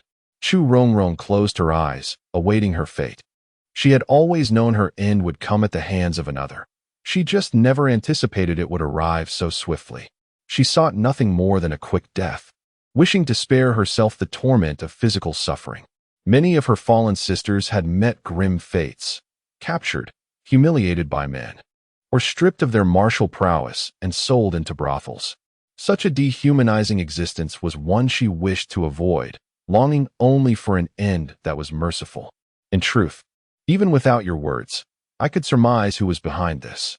Many harbor desires for my demise. Yet those who wish to take my life personally would never resort to sending others. Thus, the pool of potential assailants diminishes greatly. Whether spoken or unspoken, it holds little significance. You may depart, and be sure to convey to your master that if they wish to eliminate me, they must dispatch a formidable expert. If none are available, they should seek out a powerful assassin from elsewhere. However, should they attempt again, and I manage to seize the upper hand, their fate will be sealed. Do not presume yourself to be extraordinary. My capability to vanquish her is akin to plucking fruit from a tree. Chu Rongrong's eyes widened in astonishment. She had resigned herself to death, yet the 14th prince unexpectedly granted her freedom. As she gazed into Chen's calm, composed, confident, and commanding gaze, her heart quivered. The 14th prince is truly remarkable. It seems he has no intention of exploiting me. He appears utterly unconcerned by any plots or treachery. It seems none of my sisters could possibly pose a threat to him. She adjusted her attire and swiftly departed. A playful smile graced Chen's lips. This foolish girl truly believed my words. After a brief moment following Chu Rongrong's departure, Chen's formidable spiritual power radiated outward, swiftly tracing her path. Despite her cautious efforts, she inadvertently revealed her whereabouts. It was someone from the palace. Observing as Chu Rongrong approached a royal carriage waiting near the eastern gate of the palace, he pondered who it might be. Many wished for my downfall, yet aside from the 8th prince and the 3rd prince, there seemed to be few others. Given the 3rd prince's ruthless and venomous nature, should he desire my death, he would surely take matters into his own hands. The 8th prince, burdened by his own excess flesh, was consumed by a profound self-loathing, contemplating the possibility of his own demise, perhaps even dispatching an assassin to fulfill this grim desire. Yet, was there a formidable female killer in his vicinity? Chen shook his head, sensing that it did not seem to be the handiwork of the 8th prince. Upon entering the imperial palace, the task of surveillance became markedly more challenging. His spiritual energy could easily be dispersed by the presence of potent auras. However, after careful contemplation, he began to suspect that the consorts might be involved in these nefarious deeds. One should not underestimate these women of the inner palace. They possessed certain controllable abilities, making the task of sending a female assassin far from insurmountable. Indeed, it appeared that the martial soul had grown significantly more powerful. The void divine beast reveled in the experience, spinning and dancing joyously through the air. Chen projected his consciousness beyond the confines of his physical form, allowing it to soar out of the void nest, emerging from the 9-dragon divine coffin, despite it being daylight. And although his spirit was shielded from the sun's rays within the chamber, he could still feel a searing heat enveloping him, as if he were on the verge of being incinerated. In a state of urgency, he silently recited the ancient scripture of my past, and moments later, the scorching sensation dissipated. His spirit floated within the room, illuminated by the faint light filtering through the window, yet it suffered no harm. He paused momentarily, pondering whether, unbeknownst to him, he had inadvertently reached the realm of sun travel. It appeared that for his spirit to continue evolving, it must frequently venture forth. Harboring fears would only hinder progress. With the mantra of the ancient scripture of my past echoing in his mind, his spirit drifted aimlessly within the room for an entire hour. As the skies darkened and sunlight vanished completely, he summoned his courage and passed through the walls. A chilling breeze swept by, and a few maidservants happened to walk past, involuntarily shivering at the sudden drop in temperature. A sudden chill swept through the air, leaving me feeling utterly uncomfortable. I, too, felt as though I had plunged into an icy abyss. It was indeed peculiar. Chen gazed at several maidservants, listening intently to their conversation, and broke into a smile. He reached out to grasp some fruit from their hands, only to find his hand passing through them, rendering any attempt at grasping futile. Shaking his head, he mused, "It seems I am still far from mastering the realm of imperial objects." As Chen exited the elegant palace, his vision connected with the ethereal beast of the void, allowing him to observe the world in a complete 360-degree panorama. The sensation was truly marvelous. However, he also sensed that his spirit was somewhat feeble, merely having entered the realm of the sun's journey. If sunlight were to appear, he would be unable to traverse during the day. Although his spirit was light and airy after leaving his body, he no longer had to fear being scattered by a mere gust of wind. Ordinary breezes posed no threat to him. In fact, he could harness the wind to soar, traversing thousands of miles with ease. He also realized that his spirit could not approach martial arts masters of significant prowess. Their abundant vital energy radiated a solar-like brilliance, visible only when his spirit was detached. Such light could inflict considerable harm upon the spirit. Consequently, Chen kept his distance from others, drifting unknowingly to the graceful palace. He perched atop the courtyard wall, peering inside. There, he beheld the consort, Su, reprimanding a maidservant. "Useless wretch, I entrusted you with watching over the 8th prince. How could you fail in your duty?" With a resounding slap, followed by another, the maidservant's face became a canvas of bruises. This consort Su was exceedingly violent. In her fury, she took pleasure in striking the faces of her maidservants. After listening for a while, Chen also caught wind of information regarding an assassination attempt on him, yet he could not locate Chu Rongrong. Had he been mistaken? Just as doubts began to cloud his mind, he sensed the faint presence of the female assassin. Despite its subtlety, he was able to pinpoint her exact location. Indeed, the soul possessed such remarkable advantages. If only my spirit were sufficiently robust, could I not command everything within a radius of several dozen miles? With exhilaration coursing through him, Chen ascended into the air and soon hovered near Kunming Palace, where he observed Chu Rongrong swiftly entering. So, she was an agent of the Empress. To think she was affiliated with the Empress. Chen followed her, but as he approached the palace gates, a pair of Qilin beasts suddenly unleashed beams of divine light directed at his soul. The Qilin, creatures meant to ward off evil, reacted to Chen's ethereal form, which was deemed malevolent. The divine light struck him, causing excruciating pain that nearly shattered his essence. "I had warned you not to venture out of your soul lightly. There are far too many items within this palace designed to suppress malevolent entities. If you are not careful, your soul could very well disperse under such pressure." Calming himself, Chen swiftly entered a state of profound meditation. At that moment, a hazy image of a great Buddha materialized within his mind. Gazing at this indistinct figure, his restless spirit began to find tranquility. He remained in this meditative position for a full day and night, though only a brief moment passed externally.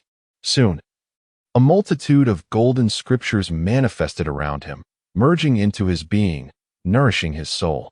His spirit rapidly rejuvenated, and after 12 hours, he suddenly opened his eyes, radiating brilliance. Not only had his essence returned to its peak state, but it had also grown considerably stronger. Fortunately, the scriptures aided me, Otherwise, I would have truly met my demise. It is important to remember that certain objects meant to ward off evil can have a profound impact on you. Unless you have cultivated yourself to the realm of manipulating objects, you will struggle against these entities. Why do you wander aimlessly with your spirit detached? If you were to encounter a formidable martial artist who detects your presence, a single strike could shatter your soul into oblivion. I understand. In the presence of such individuals, I shall certainly keep my distance. Although astral projection is perilous, it is an essential pathway to cultivating one's spirit. I sense my soul has grown considerably stronger. Chen chuckled softly. Furthermore, I have discovered the identity of the female assassins sent after me. The ethereal beast puffed its cheeks, blowing vibrant bubbles. So what if you know? Do you intend to slay the Empress within the palace? I am not yet capable of such a feat. But once I attain the realm of spirit manipulation, eliminating her will be as effortless as plucking a flower. Chen smiled with confidence, believing that day is not far off. After enduring these trials, his confidence in cultivating his spirit has significantly increased. This is indeed a brand new path, devoid of any prior experience and practice. Yet, he firmly believes in his potential. With his spirit restored, he dedicated 3 months to training within the Void's lair, consuming nearly every essence such as the energy-gathering pill, blood-chi pill, and spirit-strengthening pill. His physical form underwent tremendous refinement, with his bones beginning to emit a faint glow. Within those 3 months, he mastered the 4th form of the Sacred Heart Sword, the white tiger howling at the west wind, to an exceptional degree, and he could adeptly execute the Azure Dragon's ocean exploration technique. Moreover, he successfully comprehended a fragment of the sword intent from the Void God sword, inscribing it as runes upon the dual Python Spirit Light sword. Instantly, the sword radiated an extraordinary brilliance, elevating it to the status of a 3rd-grade Dao artifact. In Chapter 39, The Flamboyant Prince, Chen's physique resembled a parched land yearning for rain. Despite substantial nourishment from numerous elixirs, he appeared to be far from breaking through to the Golden Star Warrior level. However, his strength surged to unprecedented heights. Even a millennium ago, he had not been this formidable at the same realm. Presently, his strength had escalated to 4,000 pounds, entirely surpassing many Celestial Star Warriors. Some prodigious individuals within the Celestial Star Warrior realm could achieve a physical strength of 5,000 pounds. At this moment, Chen could effortlessly overpower the average Celestial Star Warrior. Within Kunming Palace, Chu Rongrong's assassination attempt failed, and she relayed Chen's words verbatim to the Empress. The Empress, in a furious rage that very day, ordered Chu Rongrong to be punished with 30 military strikes, leaving her grievously injured. It is worth noting that such punishments for martial artists are no ordinary penalties. They can shatter even the toughest of bodies. No one could withstand such brutality. Chu Rongrong was beaten to the brink of death, and the Empress's men covertly removed her corpse from the palace, discarding it in the wilderness. For a failed female assassin, death was a common fate, and being left in the wild was not unusual. However, fortune favored Chu Rongrong. She merely lost her breath momentarily and, after being abandoned in the wild for some time, miraculously regained consciousness and was rescued by a hunter. The words of Chen incited the Empress's wrath to an unprecedented level, solidifying her resolve to eliminate him. She was also concerned that Chen might genuinely discern that Chu Rongrong had been sent by her, thus deeming it imperative to eradicate him at the earliest opportunity. For 3 days, Chen remained within the confines of the palace, leaving her in a state of utter helplessness. Certainly, it would be foolish to resort to assassination within the imperial grounds. Fortunately, on the 4th day, Chen emerged from the palace, and with an ostentatious flair, departed in a palanquin from the elegant Xiu Palace. Upon learning of this, the queen's malevolent gaze gleamed with a sinister smile. Damn wretch, you have finally left the palace. I refuse to believe you possess such strength. This time, I shall deploy 5 Celestial Star Warriors. I am determined to see you perish.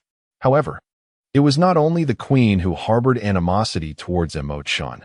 The 8th prince was also consumed with thoughts of how to eliminate him and exact his revenge. This peculiar fellow, after much deliberation, orchestrated the creation of a palanquin bearing the insignia of the 14th prince. He paraded it through the streets, brazenly abducting common women. This scheme aimed to tarnish Chen's reputation, transforming him into a notorious villain known throughout the capital. By inciting public outrage and escalating the situation, he believed Chen would inevitably face legal repercussions. With the third prince at his side to amplify the chaos, he could easily invert the truth and condemn Chen. Yet, this ploy, akin to a feudal exchange of peaches for plums, was riddled with flaws. The 14th prince, a true scoundrel, brazenly abducted women in broad daylight. And eliminating him would serve as a boon to the populace. In an instant, the women, infused with a sense of justice, rallied with newfound vigor, ready to fight back. The 8th prince's relentless pillaging across 8 streets had already incited significant turmoil. Ironically, he found himself ensnared, as the palanquin was surrounded by an agitated crowd, leaving him unable to move an inch. "Dare you challenge me to death?"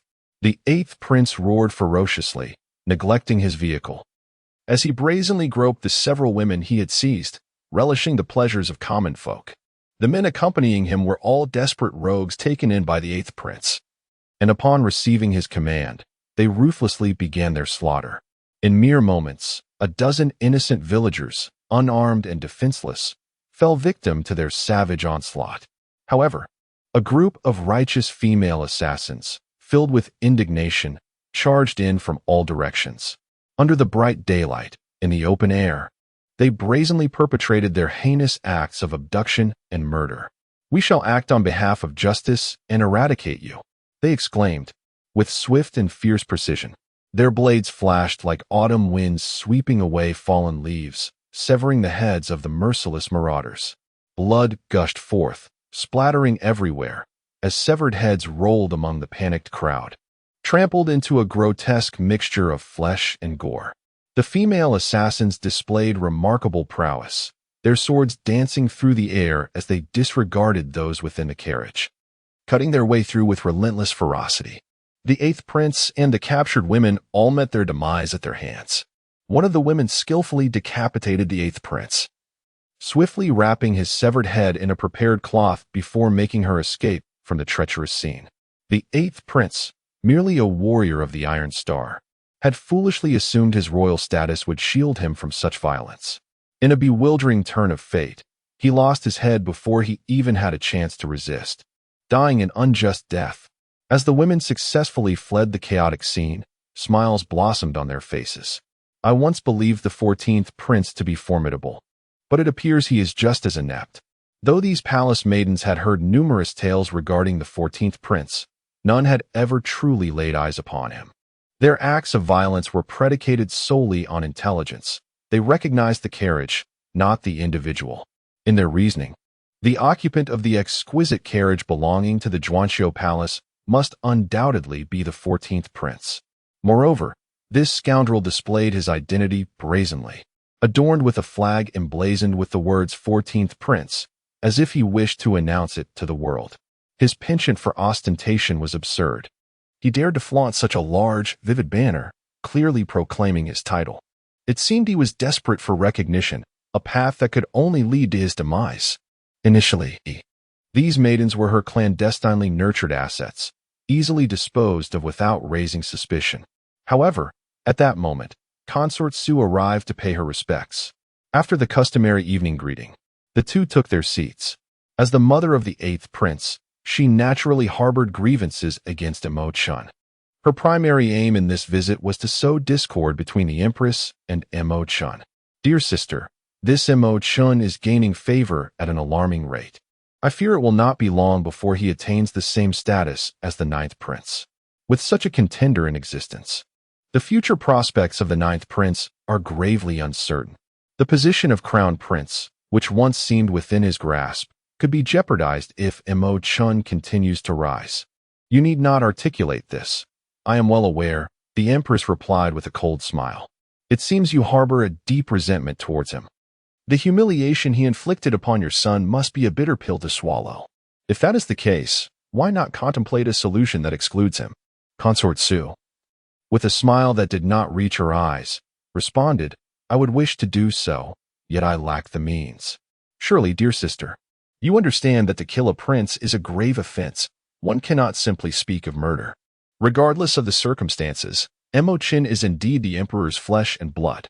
Presently, he is in his prime, and provoking him would yield no benefit for anyone." The empress spoke with utmost seriousness. Lady Su, the favored concubine, offered a somewhat disdainful smile, though she dared not express it too openly. "It seems that my sister still regards me as an outsider, despite my heartfelt sincerity towards her. To be candid, my son, though he has faced some setbacks, is quite resilient and is currently devising ways to deal with Chen. Do not be angry, dear sister. Forgive my loose tongue." As she spoke, she playfully slapped herself several times. The empress waved her hand dismissively. "Enough. Rise. We are sisters, and I know you well. Your loyalty to me is evident. However, you must remember to choose your words wisely. Otherwise, you may find your head in peril." "Understood." Under the empress's guidance, the two women entered a cleverly concealed underground chamber, ingeniously hidden from view. Lady Su followed, her heart racing with trepidation.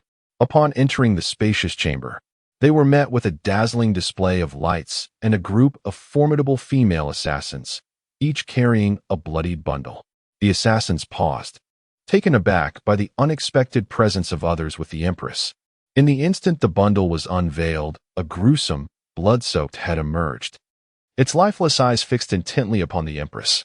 "Ah!" Both the empress and Lady Su gasped in unison, one ashen-faced, the other fainting dead away. The assassins, observing their dramatic reactions, were left perplexed.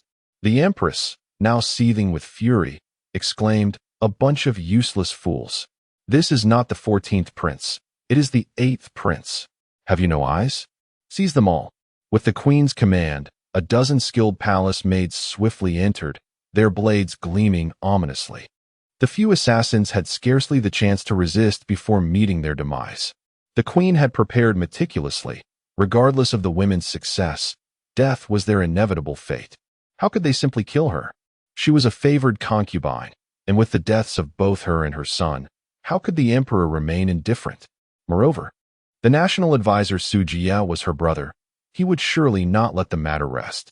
This incident had escalated significantly, leaving her at a loss for a solution. In desperation, she sent word to General Li Junho and clandestinely left the palace to meet him at the Liren Pavilion. Li Junho and the queen had grown up together. Had she not entered the palace, they would undoubtedly have become a loving couple. Despite her current status as queen, their bond remained strong and unbroken. Li Junho was undeniably a formidable ally behind her, and her family's long-standing influence provided her with stability. However, her family's power had gradually waned, leaving her reliant on Li Junho for support. Furthermore, she wished to keep this matter a secret from all but him.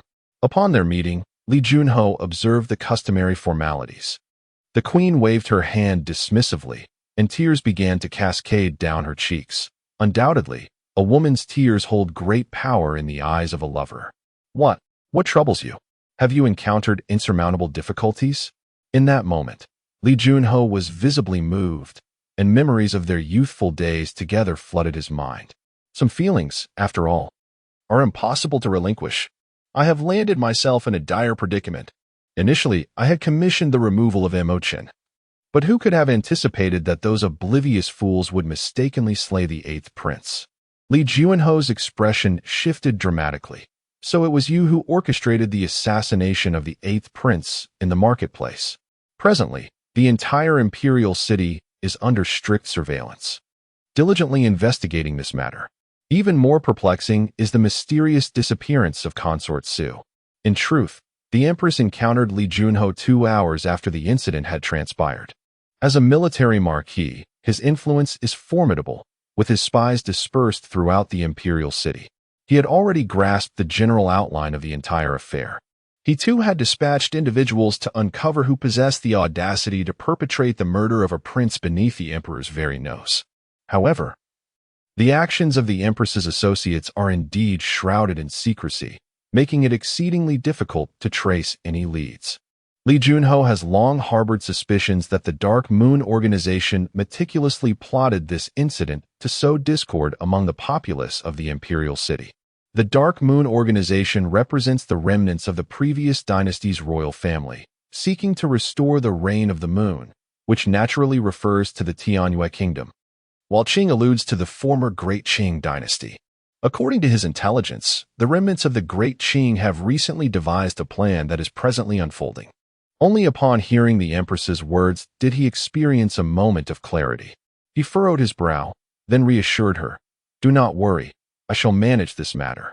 Are you aware of why your people mistakenly killed the 8th prince? I have yet to investigate this." The Empress wiped away her tears, her face filled with gratitude. It seems the 8th prince was indeed unfortunate. He had constructed a palanquin resembling that of the Zhuanxiu Palace, adorned with a banner proclaiming the 14th prince's name, brazenly parading through the streets and abducting maidens. I surmise his intention was to tarnish the 14th prince's reputation, framing him for this heinous act. He could hardly have imagined that at this very moment, someone would be dispatched to eliminate the 14th prince. Li Junho chuckled and shook his head. The Empress's eyes sparkled with intrigue. It seems his demise was not in vain. Indeed, this matter has become quite manageable. It is true. I instructed someone to create the illusion of a chivalrous hero acting on behalf of justice, to slay the nefarious 8th prince. The 8th prince's actions were already despicable, committing violence and framing others. These two grave offenses alone would suffice to bring about his downfall.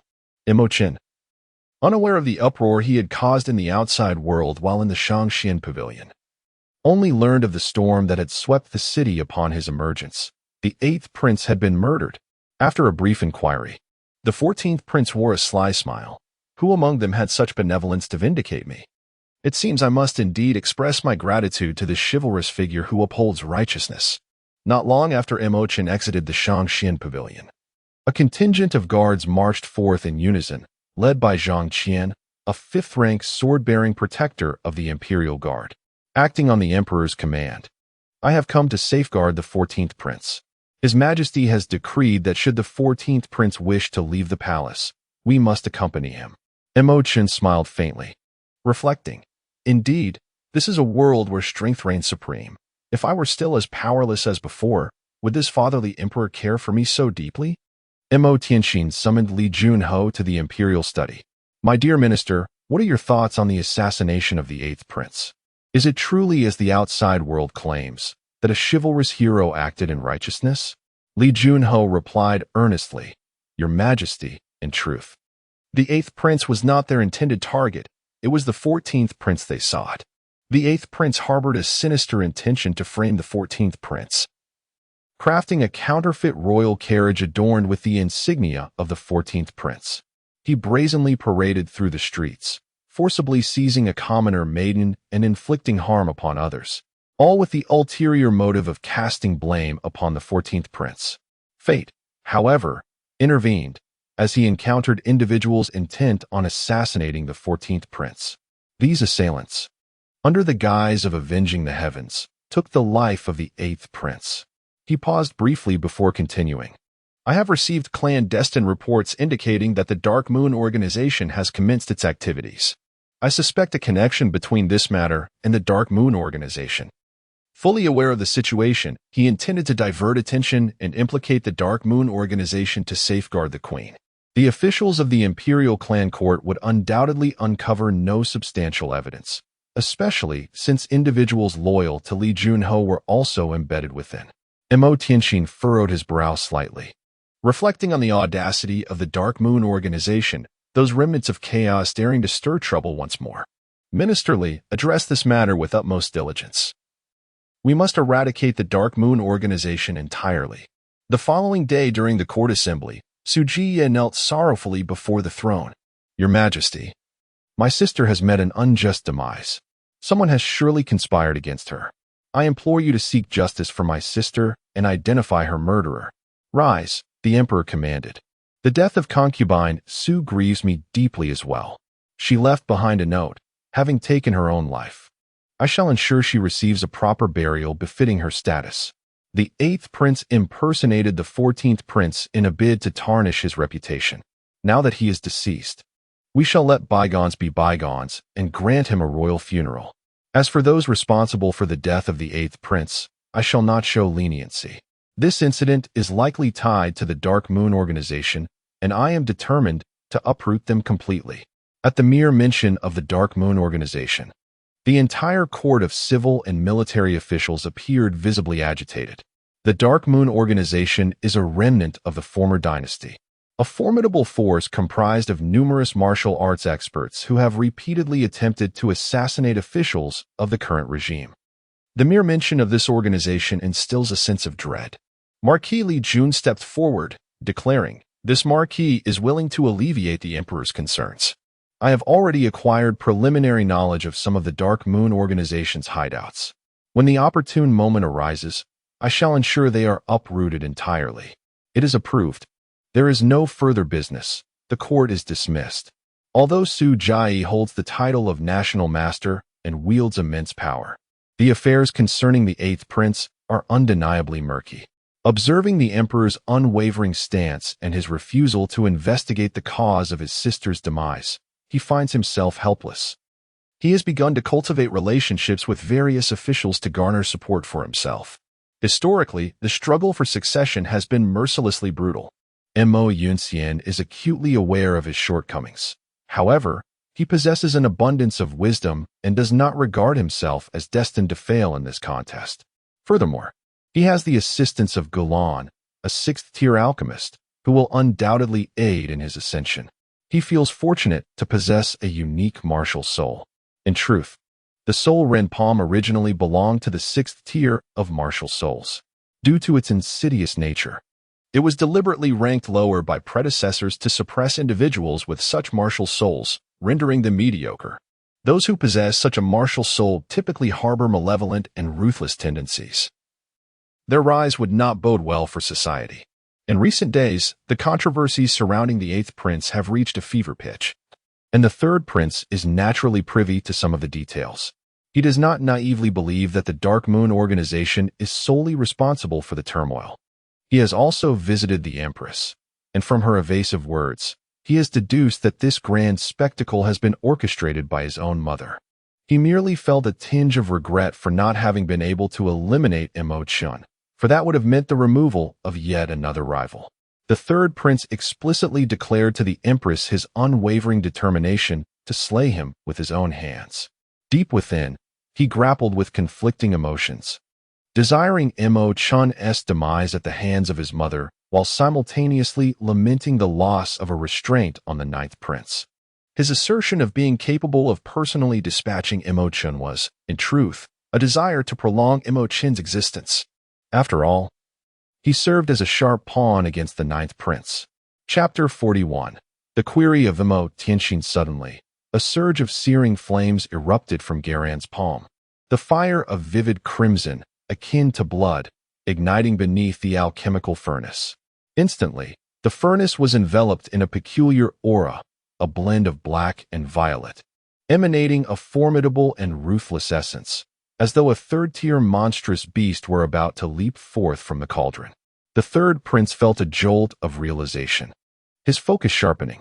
Although he lacked knowledge in alchemy, he could discern that the flames conjured by Garan were no ordinary fire, and the elixir produced would surely be extraordinary. Even before the potion was completed, such a powerful aura was already manifesting. Should it succeed, the implications would be staggering.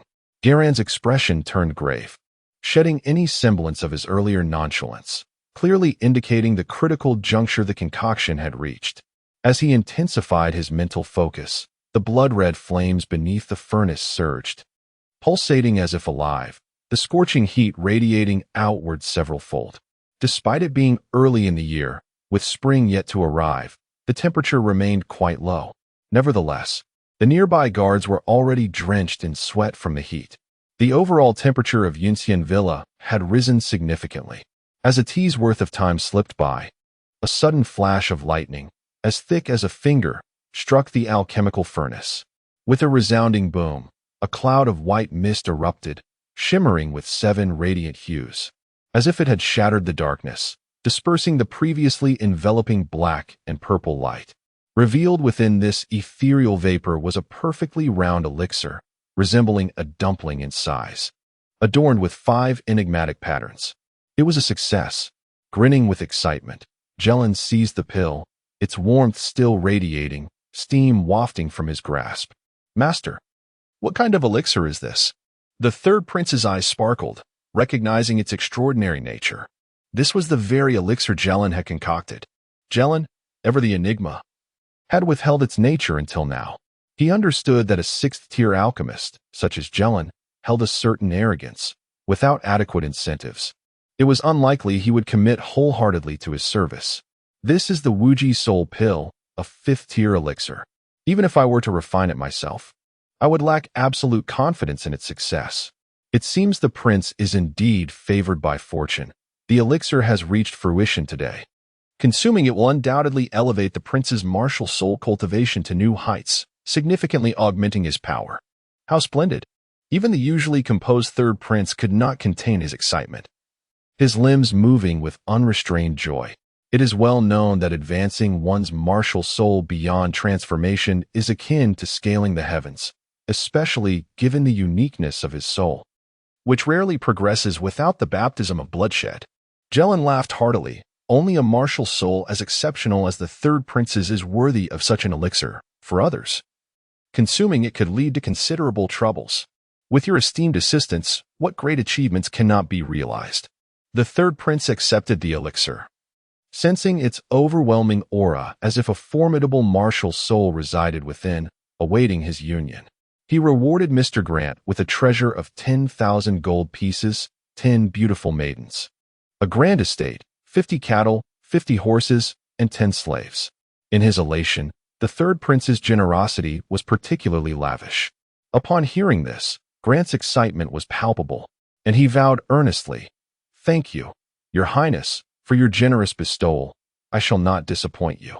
The third prince could hardly contain his anticipation as he consumed the infinite soul pill. Instantly, a wave of warmth surged through his intestines, radiating throughout his body. The immense power of the martial soul surged towards him. Those observing nearby gazed in astonishment at the third prince, as the expansive courtyard of Yunxian residence was enveloped in an oppressive aura, causing everyone to feel a slight difficulty in breathing. "Hiss!" Grant squinted slightly, drawing in a sharp breath. The soul-splitting palm was indeed extraordinary, yet my infinite soul pill is equally formidable. The combination of the two would undoubtedly yield an invincible celestial warrior. No sooner had he spoken than the third prince's bones began to crack audibly, eliciting further awe from the onlookers. "Hiss!" This is a sign that the third prince is on the verge of breaking through to the Xuanji Star Warrior level. The infinite soul pill is truly powerful. It seems his martial soul is about to transcend the realm of soul and flesh integration. My goodness! Achieving such a martial soul level is an arduous endeavor. Throughout the royal city, even among the renowned geniuses, very few have succeeded in such a breakthrough. These so-called geniuses are typically young individuals over the age of 20. Throughout the ages, talented individuals have emerged, yet among them, the third prince stands out. Apart from the 9th prince, who has yet to reach the tender age of 17. No one has managed to transcend to the realm of the fusion of martial soul and physical body. The third prince, however, is on the verge of achieving this milestone with the aid of the infinite soul pill. The transformation of his martial soul into a sanguine rain, merging seamlessly within his being, signifies not the dissolution of his soul, but rather a profound evolution. The martial soul nourishes the corporeal form, while the physical body reciprocates by enhancing the martial soul, rendering the two inseparable. The potency of both the body and the soul multiplies exponentially. The third prince's martial soul is particularly extraordinary, as he perceives an alarming surge of power within him, coupled with his recent breakthroughs in martial arts. His inherent strength is on an unprecedented rise. When his martial soul once again manifests from within, it emerges as a blood-red hand, a vivid testament to his burgeoning might. At this moment, his strength escalates to an astonishing 6,000 pounds. A typical Earth Extreme Star Warrior, even when harnessing the power of their martial soul, can at most unleash 4,000 pounds of force. The third prince's ability to generate 6,000 pounds of strength surpasses that of many celestial extreme star warriors. As he continues to advance in his martial arts, the power of the soul-body integration will intensify ferociously, showcasing the benefits of this ultimate union for any martial practitioner. Regardless of the might of their martial soul or corporeal strength, the lack of attainment in the realm of soul-body fusion makes it challenging for both forces to harmonize. Even should they merge, a considerable portion of their strength may be neutralized, resulting in an output that is only marginally superior to pure physical strength, never exceeding a doubling effect. However, upon reaching the soul-body fusion, the dynamics shift dramatically. Once the martial soul is invoked, the resultant power becomes truly formidable. With the radiance surrounding the third prince dissipating, the entire process of his ascension reaches completion. He stretched his arms, producing a sound akin to howling winds and thunder. With a single punch, the sheer power of his physical form exceeded 3,000 pounds. Such strength, even when combined with a martial spirit during the Soul Star Warrior phase, would struggle to unleash such formidable might. Indeed, each minor realm heralds a significant leap. The third prince beckoned one of his close guards to approach. These guards had already ascended to the rank of Celestial Star Warriors, being approximately 5 years his senior. Notably, a flicker of trepidation flickered in the eyes of the guard, evidently astonished by the force exuded during the third prince's recent advancement. Unleash your full force against me. I wish to witness the true extent of a Celestial Star Warrior's might. Employ both your martial spirit and physical strength. Give it your all. The guard swallowed hard, suddenly manifesting his second-grade martial spirit. A gleaming iron hammer appeared in his grasp, radiating cold brilliance. As he unleashed his strength, the winds howled and thunder roared. Indeed remarkable. However, the third prince merely smirked, allowing his own martial spirit to emerge, a blood-red hand that swiftly struck forward. With a thunderous crash, the blood-red palm collided with the massive iron hammer. The Celestial Star Warrior's complexion turned pale as he staggered back 5 paces before regaining his footing. The second-grade iron hammer, known as the Divine Power Martial Spirit, possessed no other merits than its immense strength. Yet, even with the simultaneous eruption of his physical prowess and martial spirit, he could only muster a force of 5,000 pounds, utterly overshadowed by the third prince's overwhelming power, which sent him retreating several meters with a single palm strike. However, the warriors of the Tianji Star are indeed formidable. Under the immense pressure of 1,000 Jin, they were merely pushed back a few meters without sustaining any injuries. It is essential to note that both sides exerted their utmost effort. The third prince smiled with satisfaction, proclaiming, "It seems I can undoubtedly crush some of the Tianji Star warriors." Gulan chuckled heartily. "Congratulations, third prince." The third prince's eyes gleamed with a tyrannical, ruthless, and sinister light as he smiled faintly. "Eighth brother, your demise is indeed somewhat unjust. However, rest assured, once I have made use of him, I shall ensure that scoundrel joins you." The chilling aura emanating from him sent shivers down the spines of his closest guards. Upon learning that the queen's attempt to eliminate him had failed and instead resulted in the downfall of the eighth prince, Chen laughed heartily for a considerable time within the Zhuanqiu palace. The maidservants, witnessing her mirth, dared not approach and instead observed cautiously from a distance. Outside the palace, the imperial guards were bewildered by the sound of her laughter, each shaking their heads in confusion. Zhang Qian, the general responsible for Chen's safety, was a Soul Star Grandmaster. With a pair of striking handlebar mustaches, he found himself bemused as he heard her laughter, causing his mustaches to quiver. "Brother Mustache, come in." Zhang Qian, both amused and exasperated, promptly entered the Zhuanqiu palace. "Brother Mustache is here. What commands does the prince have? Can you drink? How about we indulge in a few cups?" "This is not permissible. I am currently on duty, and if the emperor finds out, my head will be in jeopardy." Chen chuckled slyly. "Fear not, my father will never know." "Who says I won't find out?" At that moment, a voice imbued with both authority and kindness resonated, revealing that the emperor had unexpectedly appeared outside the Zhuanqiu palace. With a rustle, the crowd fell to their knees. Engulfed by an overwhelming sense of trepidation, Zhang Qian hastily followed suit, bowing in reverence, beads of sweat forming on his forehead. Chen smiled and also paid his respects, understanding that one must adhere to the palace's customs. Enough, enough, you are all excused from your formalities. Chinner, you do not harbor any resentment towards me for not allowing you to leave the palace, do you? How could I? Father, this is all for my own good. The emperor waved his hand, signaling for the crowd to disperse. Like a receding tide, they withdrew, leaving only Chen and Tianxin before him. Tianxin's eyes sparkled like stars, exuding an aura of authority without anger. Chinner, how did you come to understand ancient script? The sword of the Sacred Heart you gave me is entirely an ancient text. How can you comprehend it? Chapter 42. Tianxin's inquiry. Chen displayed no signs of anxiety in response to Tianxin's formidable mental pressure, instead offering a faint smile. In our Tianyue kingdom, there are many gifted individuals.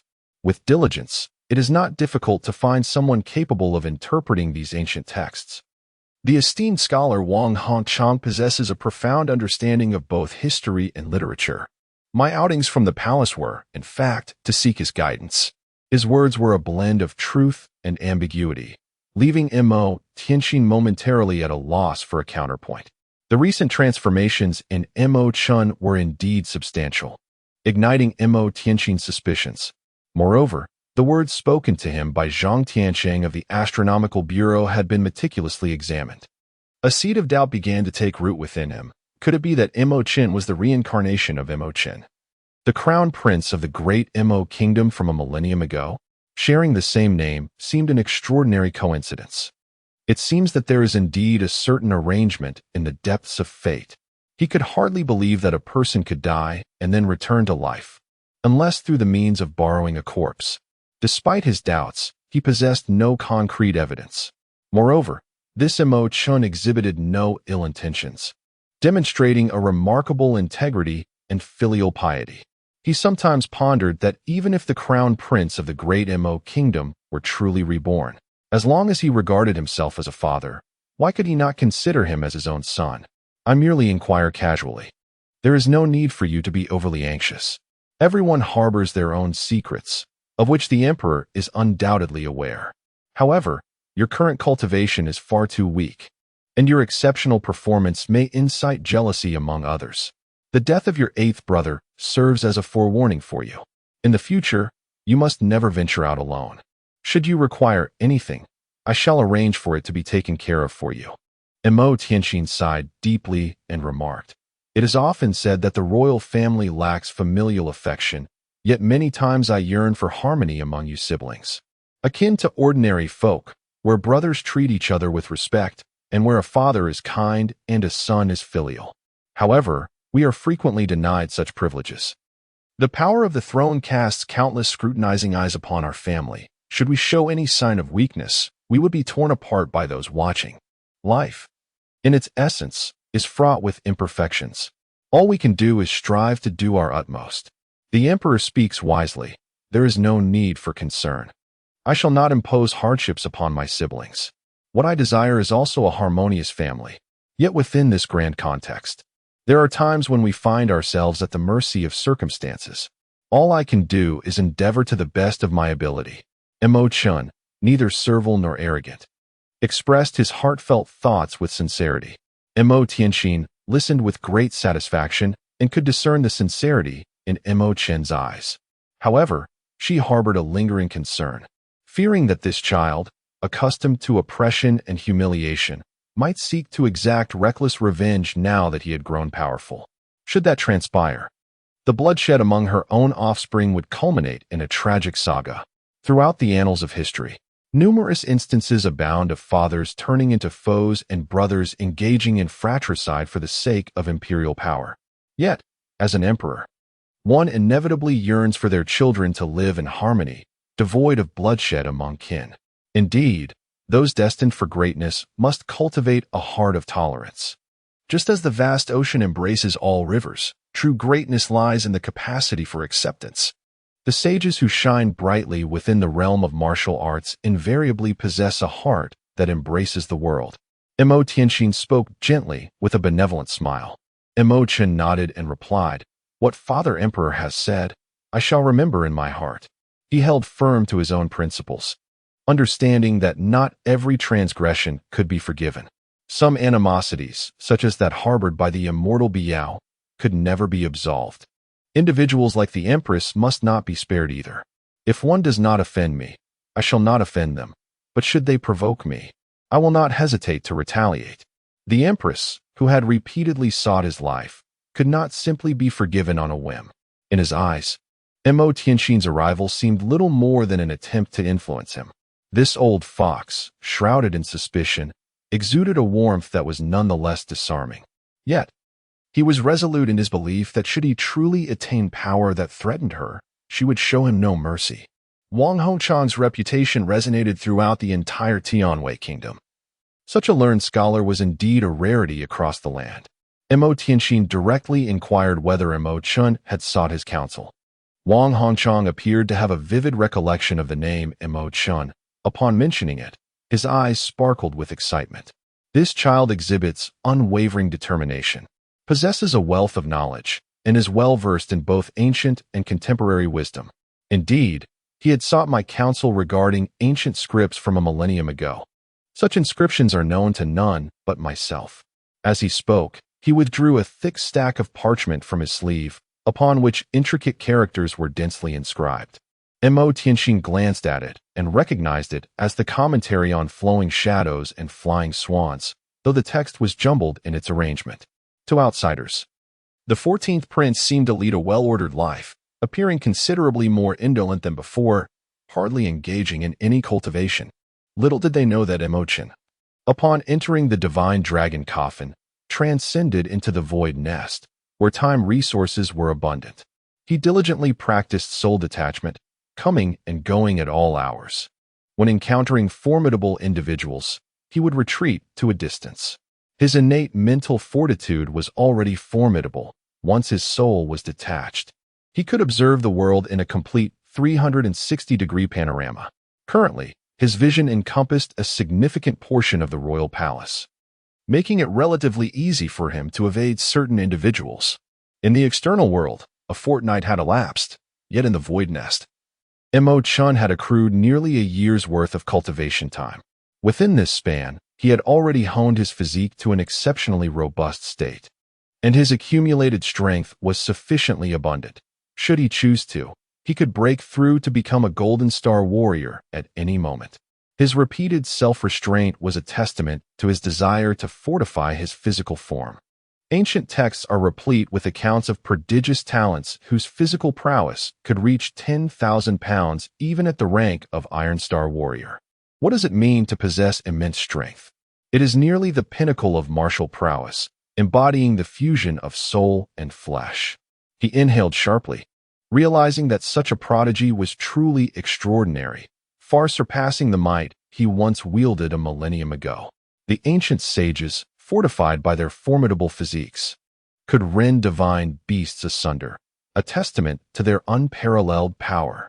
Emerging from the void's lair and exiting the dragon's sarcophagus, he placed numerous precious herbs used for body refinement into the alchemical furnace, intensifying the charcoal fire to extract their essence.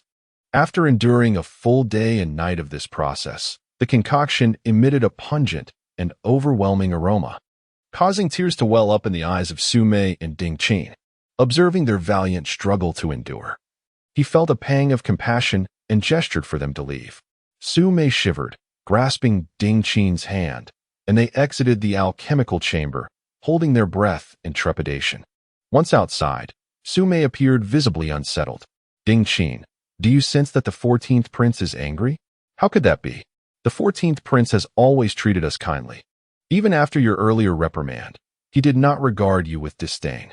Do not be so anxious. The 14th prince is honorable and would not hold our station against us. Release the burden of worry. We are indeed fatigued from our toils. Let us take a proper rest.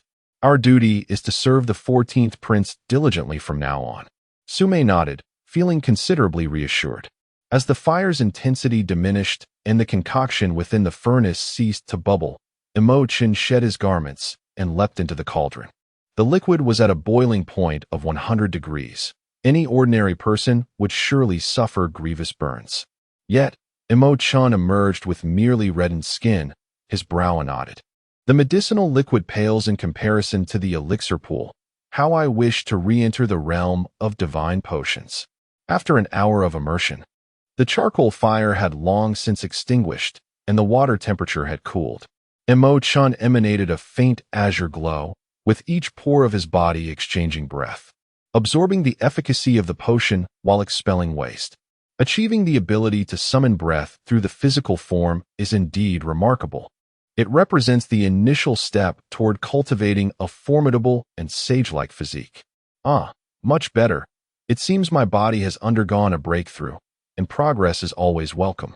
It appears I must make a trip to the Xian Pavilion to procure some fine spiritual herbs, which will be beneficial for refining my body. Dressing swiftly, Chen leapt from the window and traversed the back garden, stealthily making his exit. Zhang Qian and his companions were far too vigilant. It was quite inconvenient to be accompanied by so many guards for a mere visit to the Xian Pavilion. Exiting the palace through the eastern gate, Xuanwu Gate, Chen had scarcely left when he became the target of scrutiny. Chapter 43. The formidable assassin, a beggar-like figure, upon seeing Chen emerge from the palace, retrieved a carrier pigeon from his bosom and sent it soaring into the sky. Moments later, the news of Chen's departure reached Yun Xian's residence. Gulan's spirits lifted as a sinister smile crept across his face. The third prince, my time for vengeance has arrived. Not yet. He cannot perish at this moment. Do you not see that having a pawn to restrain the ninth prince enhances our odds considerably? What then? Why does the third prince exert such effort? Establishing so many spies? The third prince chuckled deeply. I understand Chen. He detests being constrained and will surely shake off those guards to slip away unnoticed. I must be informed the moment he exits the palace, for only then can I safeguard his fragile life. It is crucial to note that my mother has expended a fortune to employ assassins from the underworld to eliminate him. I fear she may already be aware of his departure from the imperial confines. Mr. Grant exclaims, we must rescue him. Are you out of your mind? I must enter the palace immediately. If I delay, that young man shall truly meet his demise. When my mother wishes to eliminate someone, she will undoubtedly employ every conceivable means to do so. This assassin is certain to be exceptionally formidable. Mr. Grant, I must trouble you to hold the fort for a while. I shall hasten to the palace to seek reinforcements. Mr. Grant furrows his brow, utterly disheartened. It is a miracle I do not wish to kill him. Now you implore me to save him. I would rather perish than comply. Master, I understand your animosity towards him. In truth, I harbor even greater disdain. The third prince, with his profound gaze, gleams with wisdom. One must prioritize the greater good. Consider, if he survives and matures, engaging in a fierce struggle with the ninth prince, the eventual victor shall naturally be myself. Should I ascend to the throne, I would not neglect my benefactor. Mr. Grand's eyes suddenly gleam with illumination, as if glimpsing his own radiant future. Throughout history, wealth and glory have captivated hearts. And how could the avaricious Mr. Grand remain unmoved? Thus, it seems he truly cannot perish. For the sake of the future, he must be protected. With this thought, I no longer feel stifled. Very well, I shall proceed. No sooner had the words left his lips than he transformed into a fleeting shadow, soaring from the courtyard. A cold smile graced the lips of the third prince. Mother, your favoritism is excessive. Do not blame me for thwarting your plans. Upon departing from the palace, Chen unleashed his mental prowess, enveloping the surroundings within 100 steps. In an instant, his vision expanded, leaving no detail unexamined. Numerous suspicious figures could not evade his keen gaze. This old hag truly remains incorrigible, still scheming against me. Just wait. Once my spirit becomes sufficiently formidable, I shall bring unrest to Kunming Palace. He executed the dragon's dance, gliding like the wind, swift as a galloping steed. Weaving through the bustling crowd, he distanced himself from the dubious individuals by several streets. On a southern clock tower, a shadow leaped from above, soaring 10 zhang away, landing gracefully atop a grand tree. This person was as light as a feather. Despite the daylight, few could discern his presence. Even if someone occasionally glanced up and caught a fleeting shadow, they would dismiss it as a figment of their imagination. Through the sensations of mental energy, Chen discerned the energy fluctuations of this individual, identifying him as a Xuanji star martial artist. Indeed, significant resources have been invested to employ such a formidable assassin.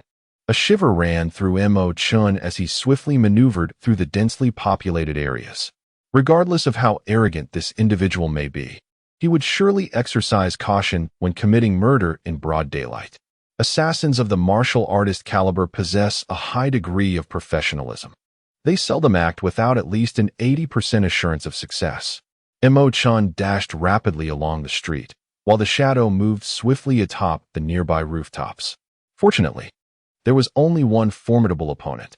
Perhaps the queen deemed herself unworthy of deploying multiple martial artists.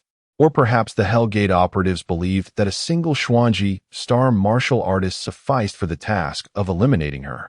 Had there been one more martial artist, I would truly have found myself without an escape, neither through the heavens nor the earth.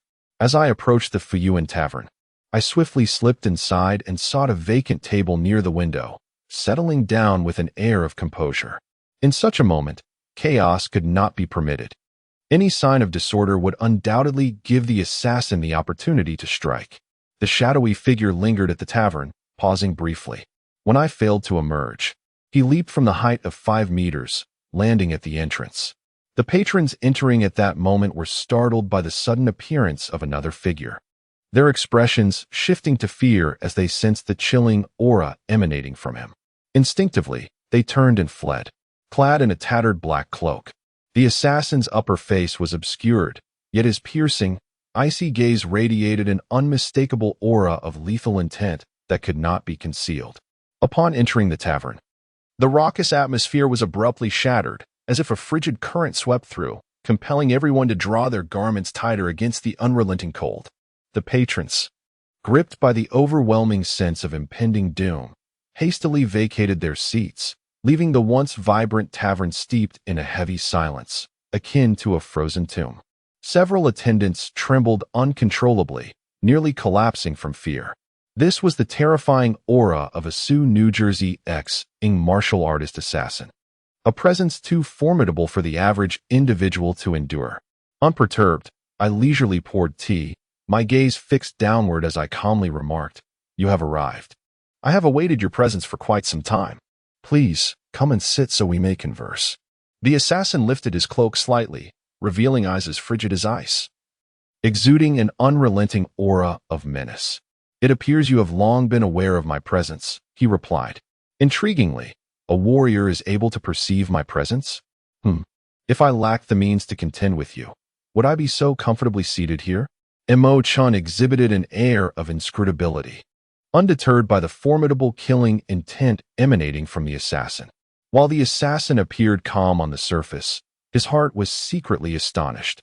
With such a low level of cultivation, the strength of the opponent's mental prowess was remarkable. No wonder he insisted on deploying a powerful mystical star martial artist. It seems the 14th prince possesses considerable capability. In his right hand, a glimmer of cold light danced, unmistakably a willow leaf flying dagger. This dagger, already a second-grade Dao artifact, could unleash terrifying lethality in the hands of the assassin. With a mere flick of his wrist, he could strike true within 100 paces. The formidable power of the dagger could pierce the body of a second-grade demon beast, the silver-armored giant crocodile. The mere flesh of a warrior could not hope to rival the formidable defenses of the second-grade demon beast. To slay Chen would indeed be a simple task. However, the assassin hesitated, already swayed by Chen's overwhelming mental force. From the moment the assassin entered the tavern, Chen commenced an assault on his psyche, an attack invisible yet possessing astonishing efficacy. Regrettably, Chen had not cultivated any mental attack spells. Otherwise, he would not find himself in such a passive position. You attempt to shatter my Tao heart with your mental prowess. The assassin, remaining calm, discerned Mo Chen's intent. With a chilling smile, he replied, "As an assassin, my survival until this day has endowed my Tao heart with a strength beyond your comprehension. Indeed, your mental power is formidable, enough to cause a slight tremor in my heart, yet it cannot breach my Tao heart, nor alter the outcome of your demise." Mo Chen held the cup, gently rotating it, the water inside rippling subtly. "If that is the case, why do you not take action?" As the words left his lips, he suddenly flicked his hand, unleashing a dazzling beam of light, imbued with overwhelming power, hurtling towards the assassin's chest. To the assassin's eyes, this brilliant light manifested as an ethereal azure dragon, materializing abruptly. A violent tremor coursed through his heart, prompting his hand to rise sharply. With a swift motion, the willow leaf flying dagger shimmered and danced, colliding with the radiant light emitted by Mo Chen. A thunderous explosion ensued, scattering luminous fragments. Yet the momentum of the daggers remained unabated, hurtling towards Mo Chen. He staggered back, performing a swift maneuver, and with a whoosh, he slid out from beneath the table. The steps of the swimming dragon were executed with remarkable finesse, allowing him to glide across the ground as if skimming over ice, despite the considerable resistance. With a resounding thud, the wall behind him was pierced. A series of evenly spaced small holes marred the ground, a testament to the assassin's terrifying speed and skill. Should Mo Chen's pace falter even slightly, he would be doomed to succumb to the onslaught. Relying solely on his extraordinary swimming dragon steps, he deftly evaded the repeated threats to his life. He overturned tables and chairs around him, sending plates and dishes soaring through the air, disrupting the assassin's line of sight. With a cold smile, the assassin unleashed a powerful punch, unleashing a torrent of force that billowed like waves, obliterating the chaos before him. This formidable force, relentless as a parasitic worm, pursued Mo Chen. With a dull thud, he was struck in the back, blood spilling from his mouth as he tumbled to the ground. In the instant he fell, he had already propelled himself upward, radiating brilliance from his hands as the twin python spirit swords surged forth in a flash. A formidable aura reminiscent of the vast ocean swept through the surroundings, accompanied by a thunderous roar that sent chairs, plates, and dishes flying within the tavern, all hurtling towards the assassin with relentless force. Such overwhelming momentum indeed struck fear into the heart of the assassin. After all, he was a master of the Xuanji Star, wielding terrifying power. Abruptly summoning his martial spirit, a towering mountain seemed poised to shatter the tavern's roof, exerting a tyrannical pressure. In an instant, the tide of battle turned. Mo Chen found himself gasping under the oppressive force, his body propelled outward by the sheer might, and rolling onto the ground outside the tavern. It was evident that the assassin's strength was already suppressive. Had he unleashed his full potential, the entire establishment would have been reduced to ruins. With a swift movement, a shadow followed closely behind. Mo Chen coughed up blood, narrowly evading the assassin's lethal strike as he slid beneath him. With a resounding thud, the assassin's palm struck the ground, sending a cascade of earth flying and leaving a web of fissures within a 5-meter radius. Following this, he swiftly pivoted, launching another strike with the weight of a mountain behind it, causing Mo Chen's bones to creak under the pressure. Yet, undeterred, he executed the dragon's reverse, catapulting himself from the ground and channeling all his strength into a clash against the assassin's palm. With a deafening boom, a brilliant light erupted between them, akin to fireworks blooming in the night sky. Mo Chen was sent flying backward, while the assassin staggered back 2 steps. Astonishingly, this diminutive Iron Star warrior unleashed a staggering force of 8,000 pounds. It seemed he had indeed underestimated him. Chapter 44. Perilous Encounters. The assassin was merciless. Once he struck, he would leave no survivors. With a single blow, he sent Mo Chen flying, offering him no respite. Suddenly, he summoned his mountain spirit, the ethereal form soaring to a staggering height of 1,000 zhong, exuding an immense oppressive force that caused the surrounding structures and trees to creak ominously. Chen fell to the ground, feeling as though a colossal stone weighed heavily upon his chest. Abruptly, the assassin raised his right hand once more. A brilliant red light, vivid as blood and trailing a long, luminous tail, hurtled towards Chen's brow. With unyielding composure, Chen's eyes remained as still as a deep well. At the very moment the crimson light approached his forehead, he activated his spiritual pen. In an instant, his mental energy swirled around him like azure waves. And the spiritual pin glimmered with a dark radiance, piercing through the red light with a resounding pop. In that moment, sparks flew, and the willow leaf daggers were revealed, effortlessly shattered by the spiritual pin. The assassin's cold gaze narrowed sharply, his soul trembling in response. Hiss. This youth has managed to condense a spiritual pin. Only a powerful artifact master could achieve such a feat. How intriguing. This young man is not to be underestimated. While the assassin was momentarily stunned, Chen had already leaped into action, an ethereal green aura enveloping him, his figure becoming a blur as he sprinted northward. He unleashed the dragon's dance. Akin to a green dragon probing the sea, his speed astonishingly swift. The assassin exerted force beneath his feet, launching himself into the air like a great bird in pursuit. You think escaping will be that easy? The willow leaf blade, never miss my mark. Ah, so you are known as the willow leaf blade. I fear you may be disappointed this time. If I wished to flee, even the mightiest of beings could not hinder me. With a sly smile, Chen thought. To kill me, you must first catch up. Suddenly, the vibrant colors shimmering on the blade of the willow leaf sword caught the eye, a flying spirit sword. Measuring 1 meter and 30 centimeters in length and 2 feet in width. This sword was noticeably broader than other treasured blades, its surface alive with flickering spiritual light, reminiscent of a dragon soaring and a tiger leaping.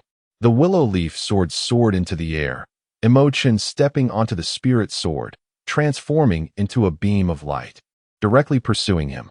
The possession of a flying spiritual artifact sent a tremor through Chen's heart. He abruptly halted, the dual python spirit sword in his grasp glowing intensely. In a moment of inspiration, he executed a swift turn, leaping over 3 meters high, as beneath his feet, an expanse of the vast sea materialized, waves surging tumultuously.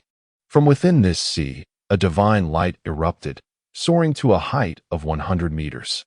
This divine radiance was remarkable, imbued with the essence of antiquity and the primal forces of nature, carrying with it an overwhelming sword intent that cleaved downward with unparalleled ferocity. The sword intent, an emulation of the void divine sword runes, was inscribed upon the dual python spirit sword. It was the first time this power had been unleashed. Harmonizing with the sea of vastness from the saintly heart sword, its might formidable enough to stand toe-to-toe with the martial artist of the Xuanji star. Sensing the terrifying sword intent rushing towards him, the willow leaf sword's eyes widened in alarm, and without hesitation, he summoned the mountain spirit of his martial soul to shield himself.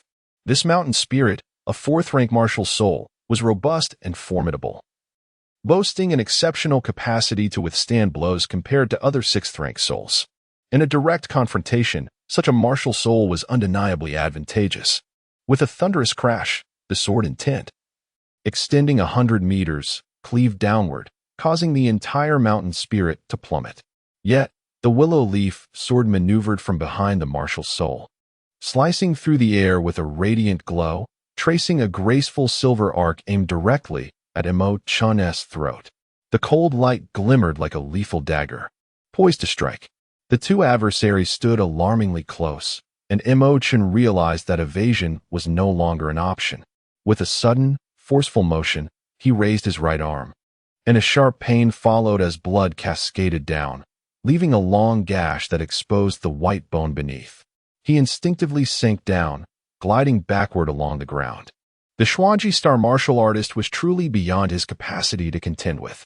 The swift and menacing strikes of the willow blade pursued him relentlessly, as if an insatiable parasite, impossible to shake off.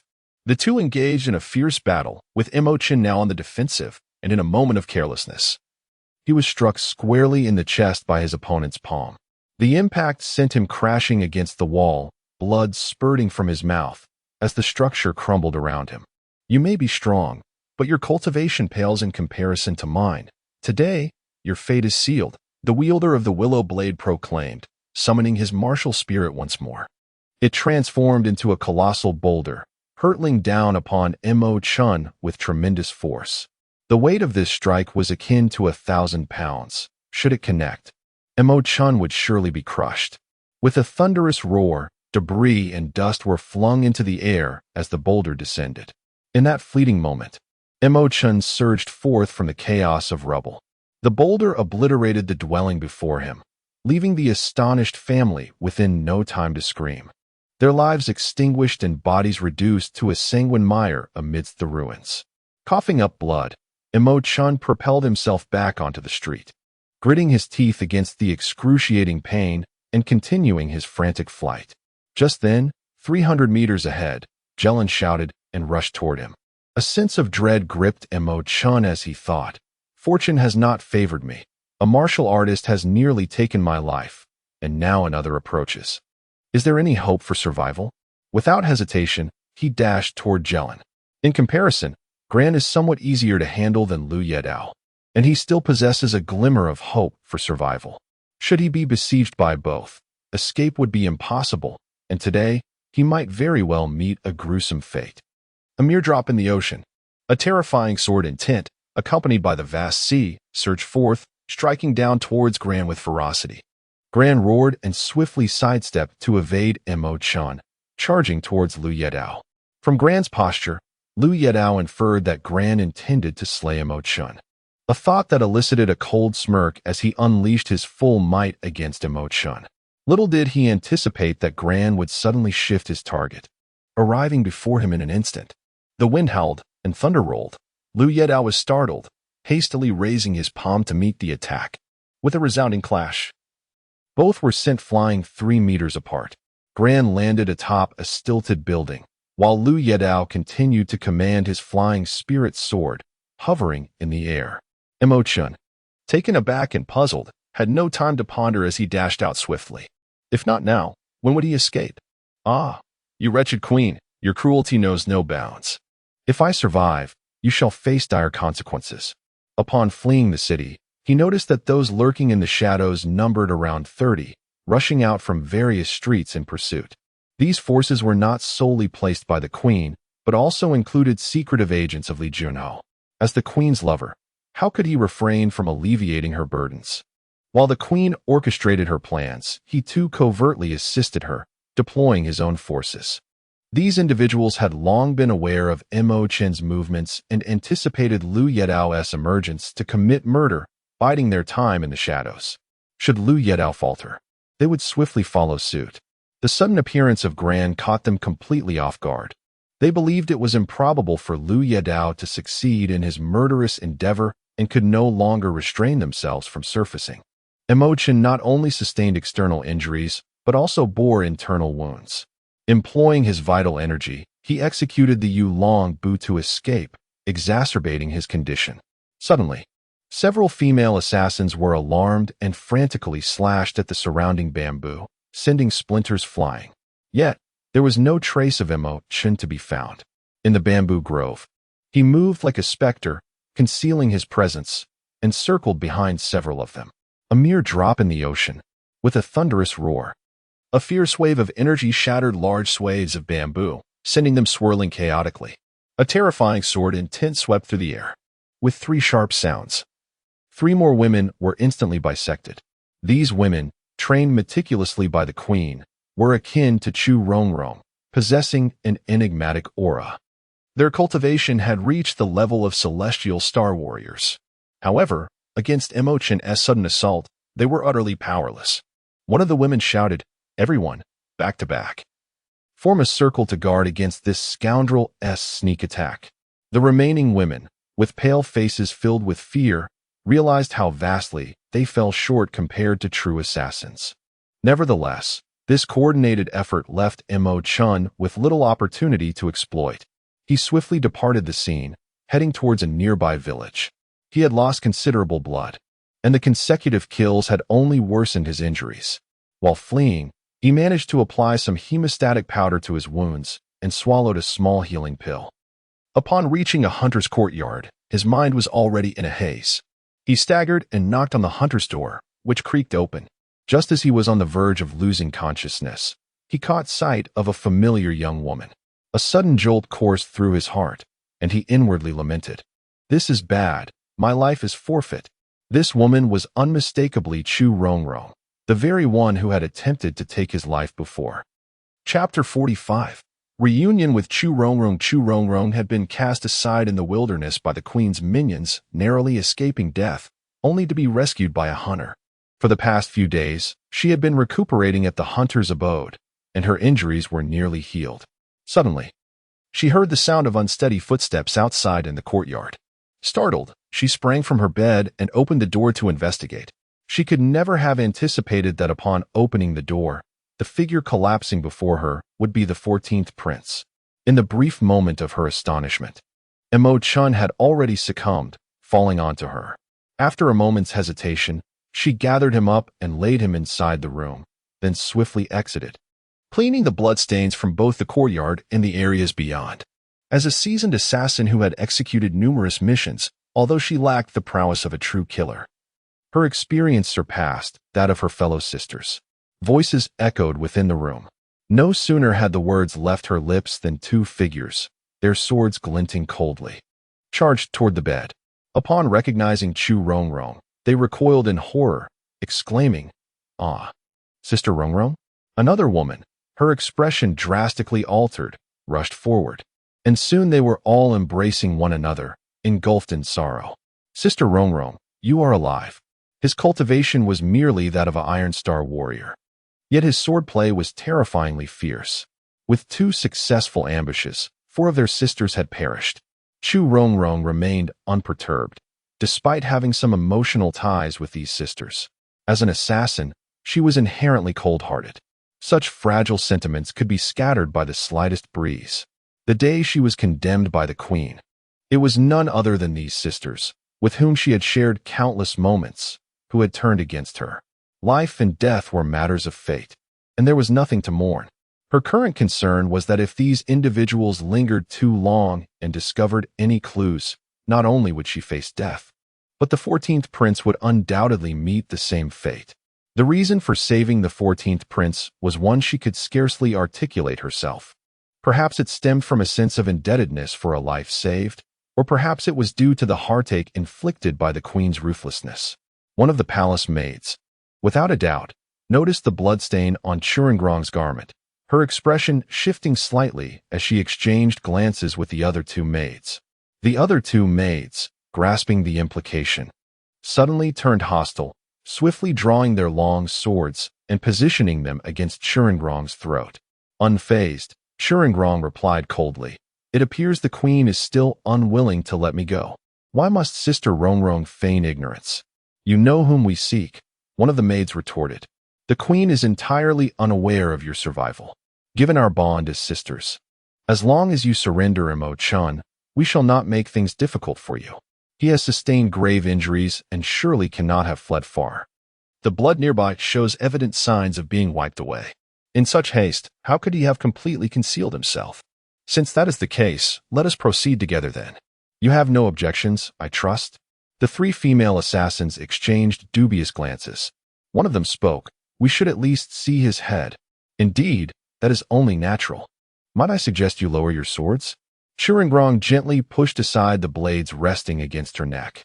As the 2 women momentarily relaxed their grip, she swiftly unleashed the dagger concealed within her hand, its glimmering edge slicing through the throat of the left handmaid. Blood erupted forth, blooming like a flower in full bloom. The maid on the right, taken aback, retaliated instinctively, thrusting her sword toward Churengrong's chest. Chu Rongrong's body suddenly tilted as she deftly plunged the dagger into her own heart. "You!" The remaining female assassin reacted swiftly, brandishing her long sword with a fluid motion, striking like lightning. Chu Rongrong's other hand had already lifted the quilt, enveloping the woman within. Startled, the woman attempted to withdraw in haste, yet she was ensnared. With a resounding thud, Chu Rongrong delivered a heavy blow to her head. rendering her unconscious, and with a swift thrust of the dagger, she ended her life through the quilt. In a matter of moments, she had slain 3 skilled opponents of equal standing, a testament to her extensive experience in killing. I had no intention of taking your lives. Why did you leave me no choice? Chu Rongrong stated coldly. She quickly tidied up the 3 bodies, relocating them to the cellar of the West Wing, for it was the only place to conceal the evidence. In the capital, the 3rd prince had already devised a means for Zhang Qian and others to learn of the 14th prince's escape from the palace. Zhang Qian and his companions rushed out of the royal palace, frantically searching for the 14th prince.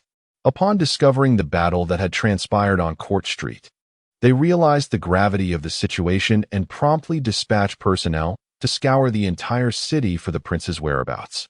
After an exhaustive search, Zhang Qian learned that the 14th prince had fled the capital, further escalating his panic.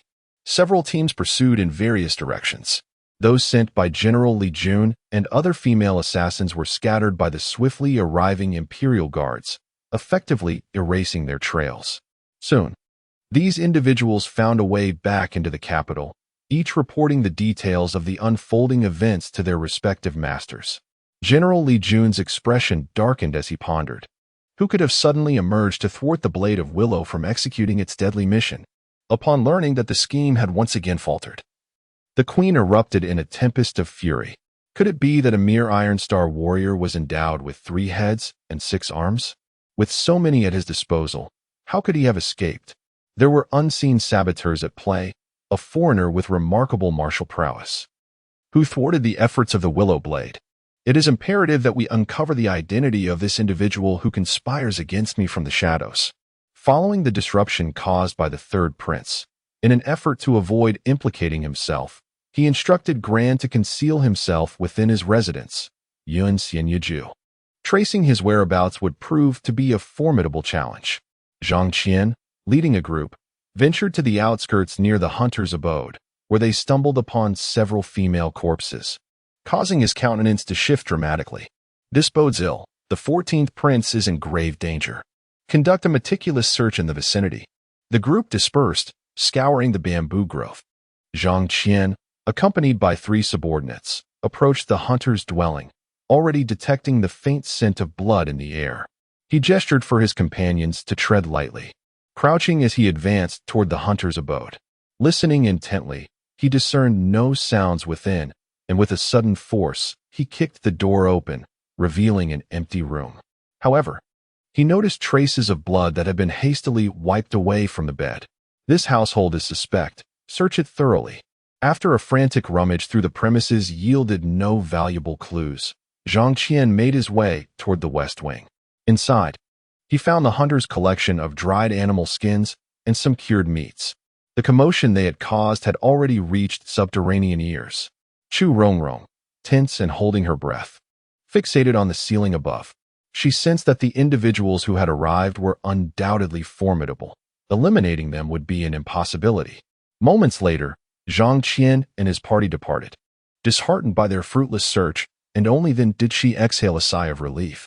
At this moment, the wounds on Chen had ceased to bleed, and his complexion had regained a semblance of health. Chu Rongrong gazed at his handsome face, with a slight upturn of his lips that, even in unconsciousness, bore traces of resilience and pride, leaving her momentarily entranced. Humph! She suddenly slapped his face, exclaiming, "Just thinking of your arrogant demeanor from that day infuriates me. You certainly never anticipated that today you would find yourself in my grasp, did you?" Chen slightly opened his eyes, appearing exceedingly weak, as though he had suffered a grave illness.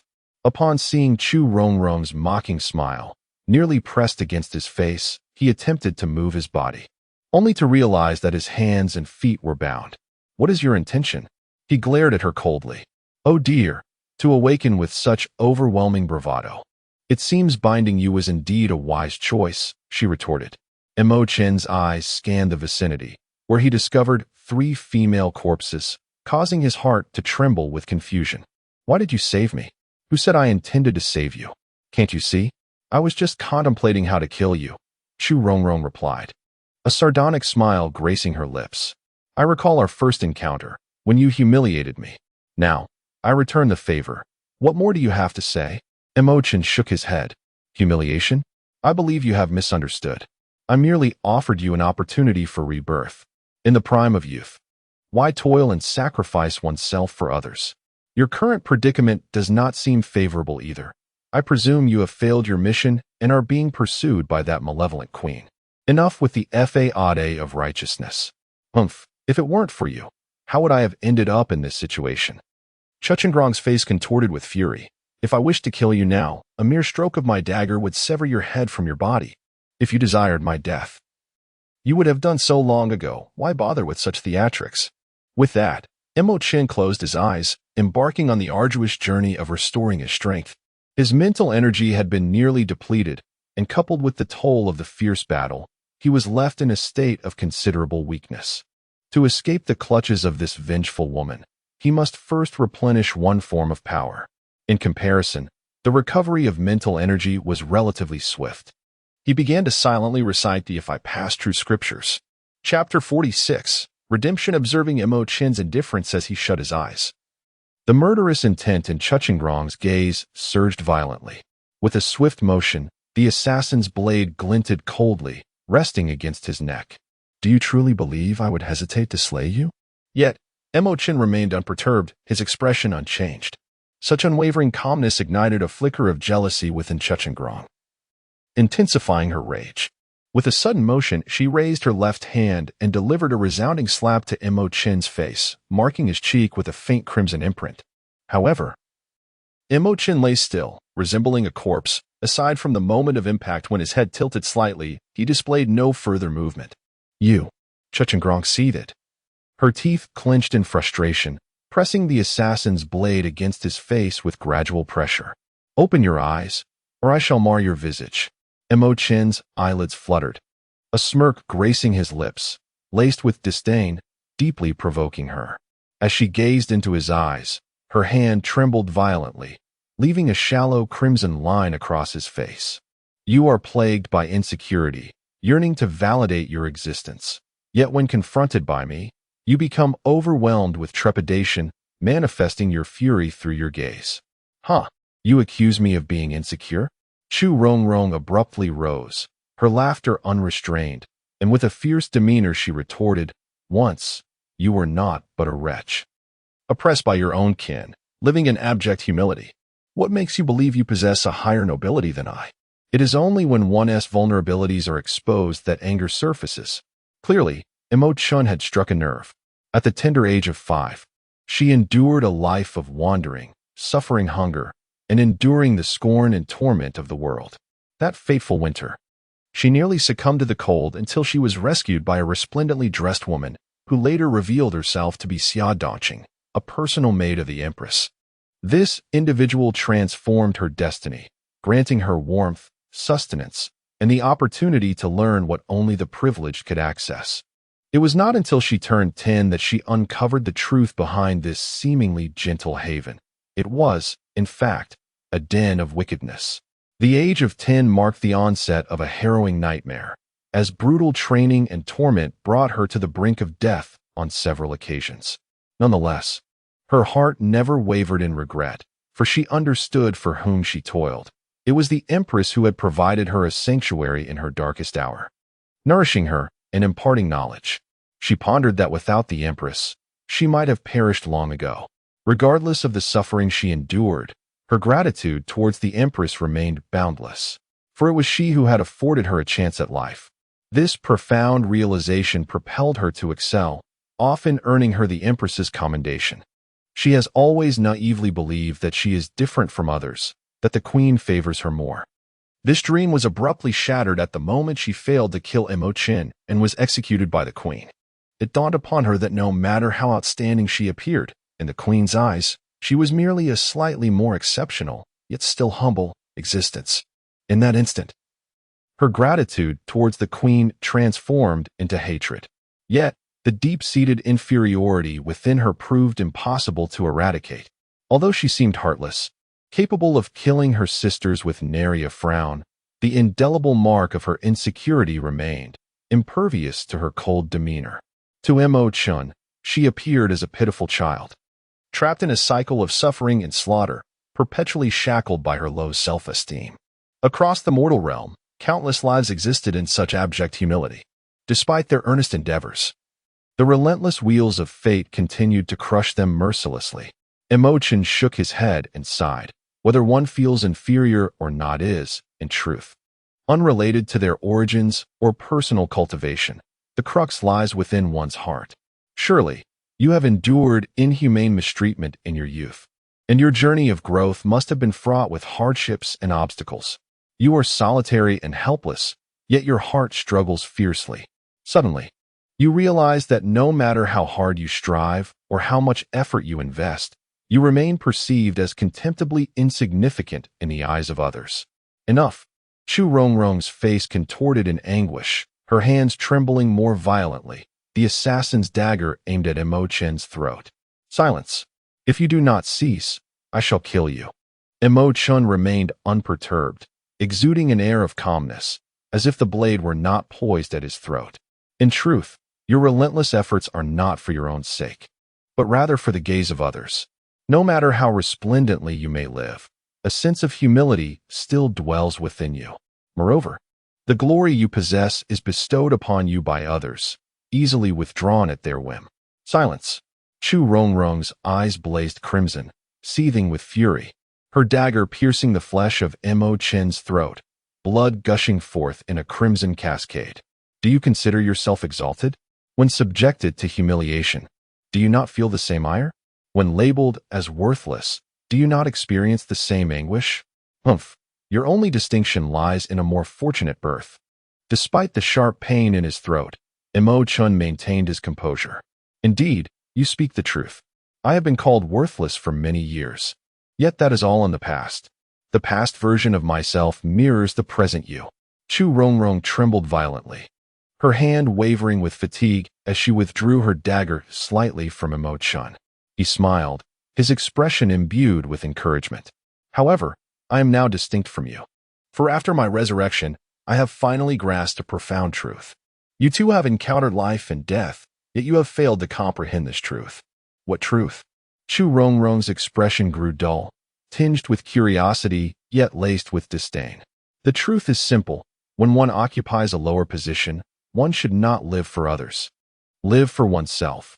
Only with a strong inner self can one truly possess dignity and remain unaffected by external influences.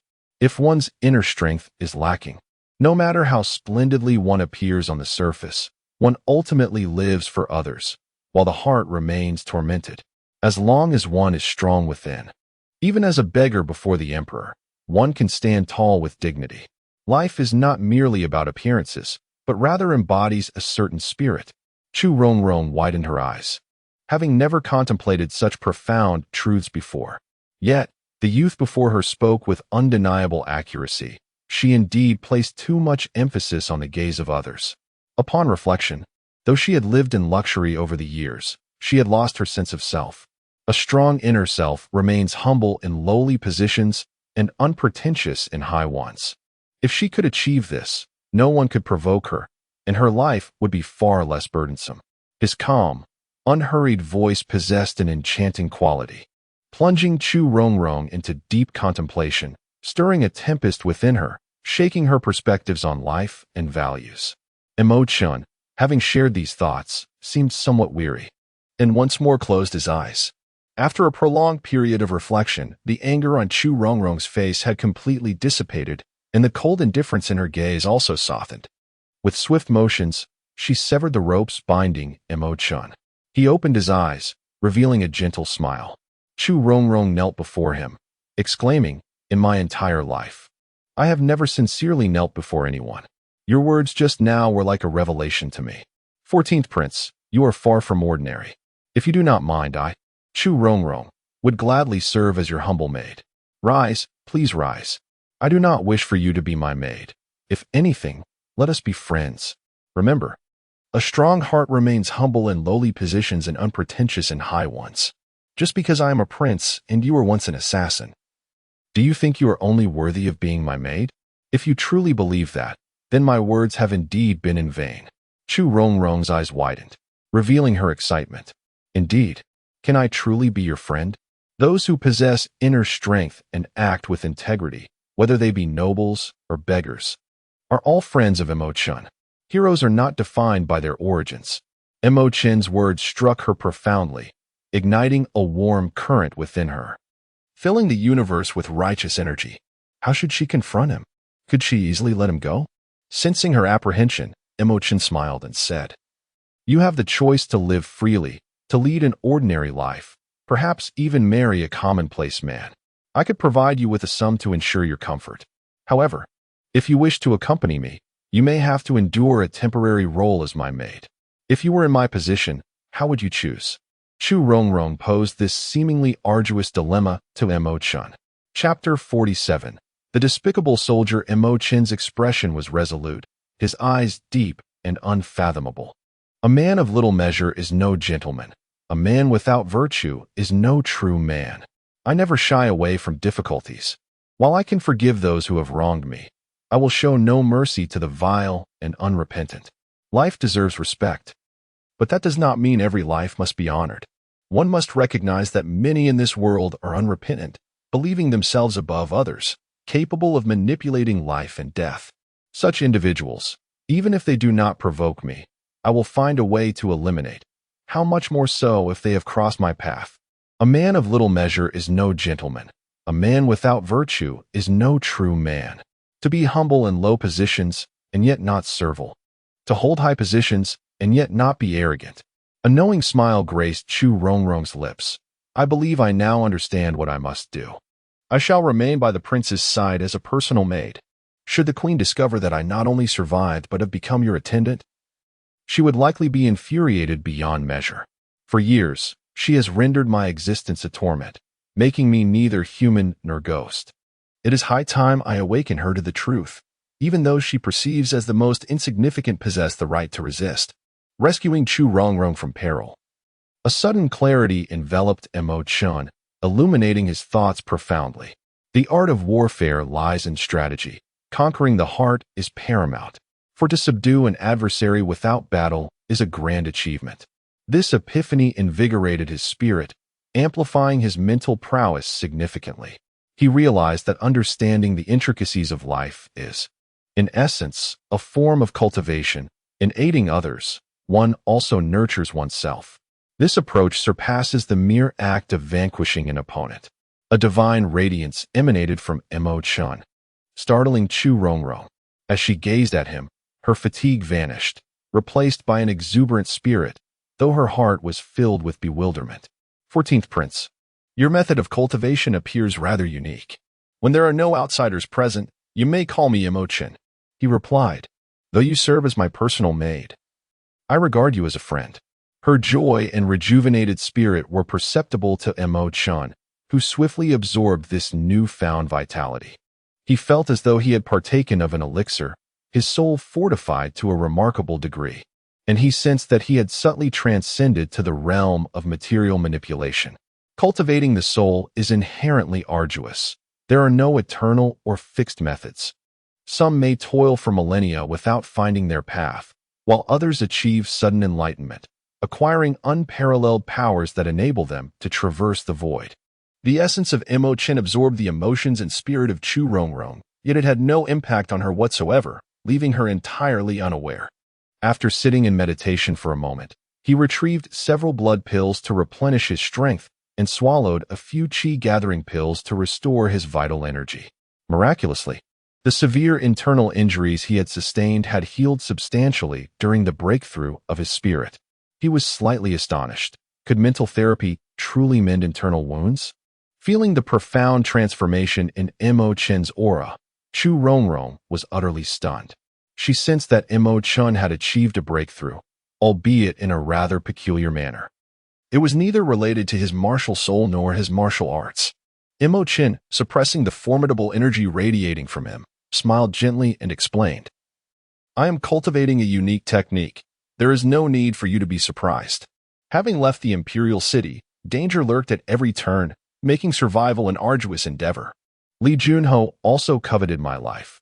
Confronting him directly would be akin to walking into the lion's den. How could this be? He was ordered by the emperor to seek you. Chen replied with a smile. The world is treacherous. Once I step out of the palace and away from the imperial city, I am no longer a prince. Out here, those who wish to take my life can easily extinguish it. As long as they execute their plans flawlessly, no one would trace it back to them. During the grand martial arts competition, I defeated his daughter, Li Rue, and rejected the marriage proposal to her face. This Li Junho has harbored deep resentment against me ever since. Such a golden opportunity to avenge himself would not be easily squandered. Currently, the only ones who can save me are Zhang Qian and his companions, as he has been explicitly appointed by my father to protect me. The power of the astral energy is 3 times that of the vital energy. In general, a master of the Xuanji star, upon achieving the fusion of soul and flesh, would experience a tremendous surge in power, reaching an astounding 22,000 pounds. Even in the absence of this fusion, a purely physical strength would still amount to around 17 to 18,000 pounds, effortlessly surpassing the pinnacle of martial artists who have merely united their martial spirits. Each level represents a significant demarcation. This disparity in power is immutable. Only those extraordinarily gifted geniuses may, at lower realms, possess strength that transcends higher realms. Yet such remarkable individuals are exceedingly rare throughout history and across the world. Chen's cultivation talent is already prodigious, as he possesses an aggregate power of 8,000 pounds from his martial spirit and physical body as an Iron Star warrior. Regrettably, he has yet to achieve the fusion of soul and flesh with his martial spirit. Otherwise, his strength would ascend even further. Nonetheless, facing a master of the Xuanji star is nearly impossible. This stark difference in realms renders it exceedingly difficult to reverse the situation, even with formidable martial techniques. Otherwise, he would not have found himself in such a dire predicament, fleeing from the deadly blade of Lu Yi Dao to this very place.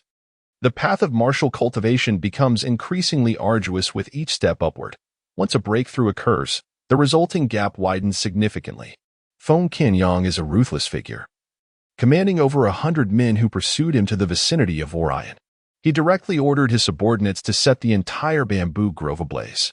Sensing the malice in the air, Chen extended his spirit, witnessing the brutal scene unfold before him, his eyes sharpening with intensity. Noticing Chen's grave expression, Chu Rongrong was taken aback. What has happened? A battalion of cavalry has slaughtered everyone in the vicinity, leaving no living creature behind. They are now incinerating the corpses. Chen's heart ignited with fury. Such wanton cruelty against the innocent is utterly devoid of conscience. Here, less than 20 miles from the imperial city, beneath the watchful gaze of the emperor, this group dares to act with such audacity, revealing that Li Junho has long harbored a disdain for the world. Chen is also aware that some individuals feign loyalty and patriotism before the emperor, yet behind his back, they are treacherous and wicked, capable of obscuring the heavens with their malice. Such despicable behavior of flattering the powerful while oppressing the weak has existed since ancient times. A sudden gust of chilling wind swept through, causing Chu Rongrong to shiver. She anxiously sought the source of the cold breeze, suspecting a crack had been opened in the cellar. Unbeknownst to her, it was the result of Chen's soul momentarily departing his body, conjuring the chilling winds. It was now night, dark and tempestuous, the howling winds sounding as if countless wronged spirits wept in the night. The flames consuming the corpses danced wildly, resembling a chaotic assembly of demons. From a distance, Chen observed the group, noting the vigorous aura emanating from Feng Qianyang. Aware that such brilliance could inflict grave harm upon the soul, he swiftly charged toward one of the guards, the speed of his spirit astonishingly surpassing that of his physical form by more than 100-fold. In an instant, he closed the gap of several hundred meters. With a swift hiss, he extracted the third-grade magical artifact hanging from the waist of the guard, sending it soaring through the air in a dazzling arc. Aimed directly at Feng Qianyang's throat. The sudden assault startled everyone, prompting them to hastily search for the instigator. Feng Qianyang, quick of hand and eye, abruptly swung his palm, sending flames swirling. With a resounding crash, the waist knife of the third-grade artifact was shattered, transforming into a cascade of luminous shards that scattered before him. It appeared as though the soldiers had collectively risen in revolt. Feng Qinyang, having sensed an anomaly, realized that his soldiers remained motionless. Yet a dagger aimed at him had inexplicably hurtled forth. With a fierce gesture, he conjured a colossal fire shield that shattered the incoming weaponry, propelling his body into the air, whereupon his formidable masculine energy surged towards Chen. Chapter 48. The Earthly Pulse. What kind of fiend dares to wreak havoc here? Feng Qinyang bellowed as he swiftly closed the distance to Chen. Although he could not perceive Chen directly, he was acutely aware of an unknown entity's presence. Should Chen be caught in the torrent of his emanating vital energy, his soul would undoubtedly be obliterated. Chen's eyes narrowed sharply as he was propelled backward. The advantage of having his spirit detached from his body was an unimaginable capacity for flight, enabling him to traverse 100 meters in an instant. As long as he evaded the sweeping attacks of a master like Feng Qinyang, he would remain unharmed. Steering clear of danger, Chen suddenly dispersed his mental energy, causing the surrounding rubble to levitate. Instantly, dozens of stones weighing hundreds, even 500 pounds, floated ominously in the air. This spectacle was nothing short of bizarre.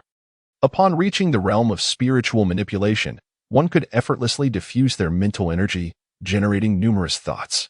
These thoughts, imbued with potent psychic force, could lift objects for the purpose of assaulting adversaries. This level of mastery conferred a rudimentary capacity for spell-like offensive capabilities. As the colossal stones hung suspended in midair, the onlookers gasped in astonishment. Despite their formidable prowess in martial arts, they were struck with an overwhelming sense of dread in the face of such an eerie phenomenon.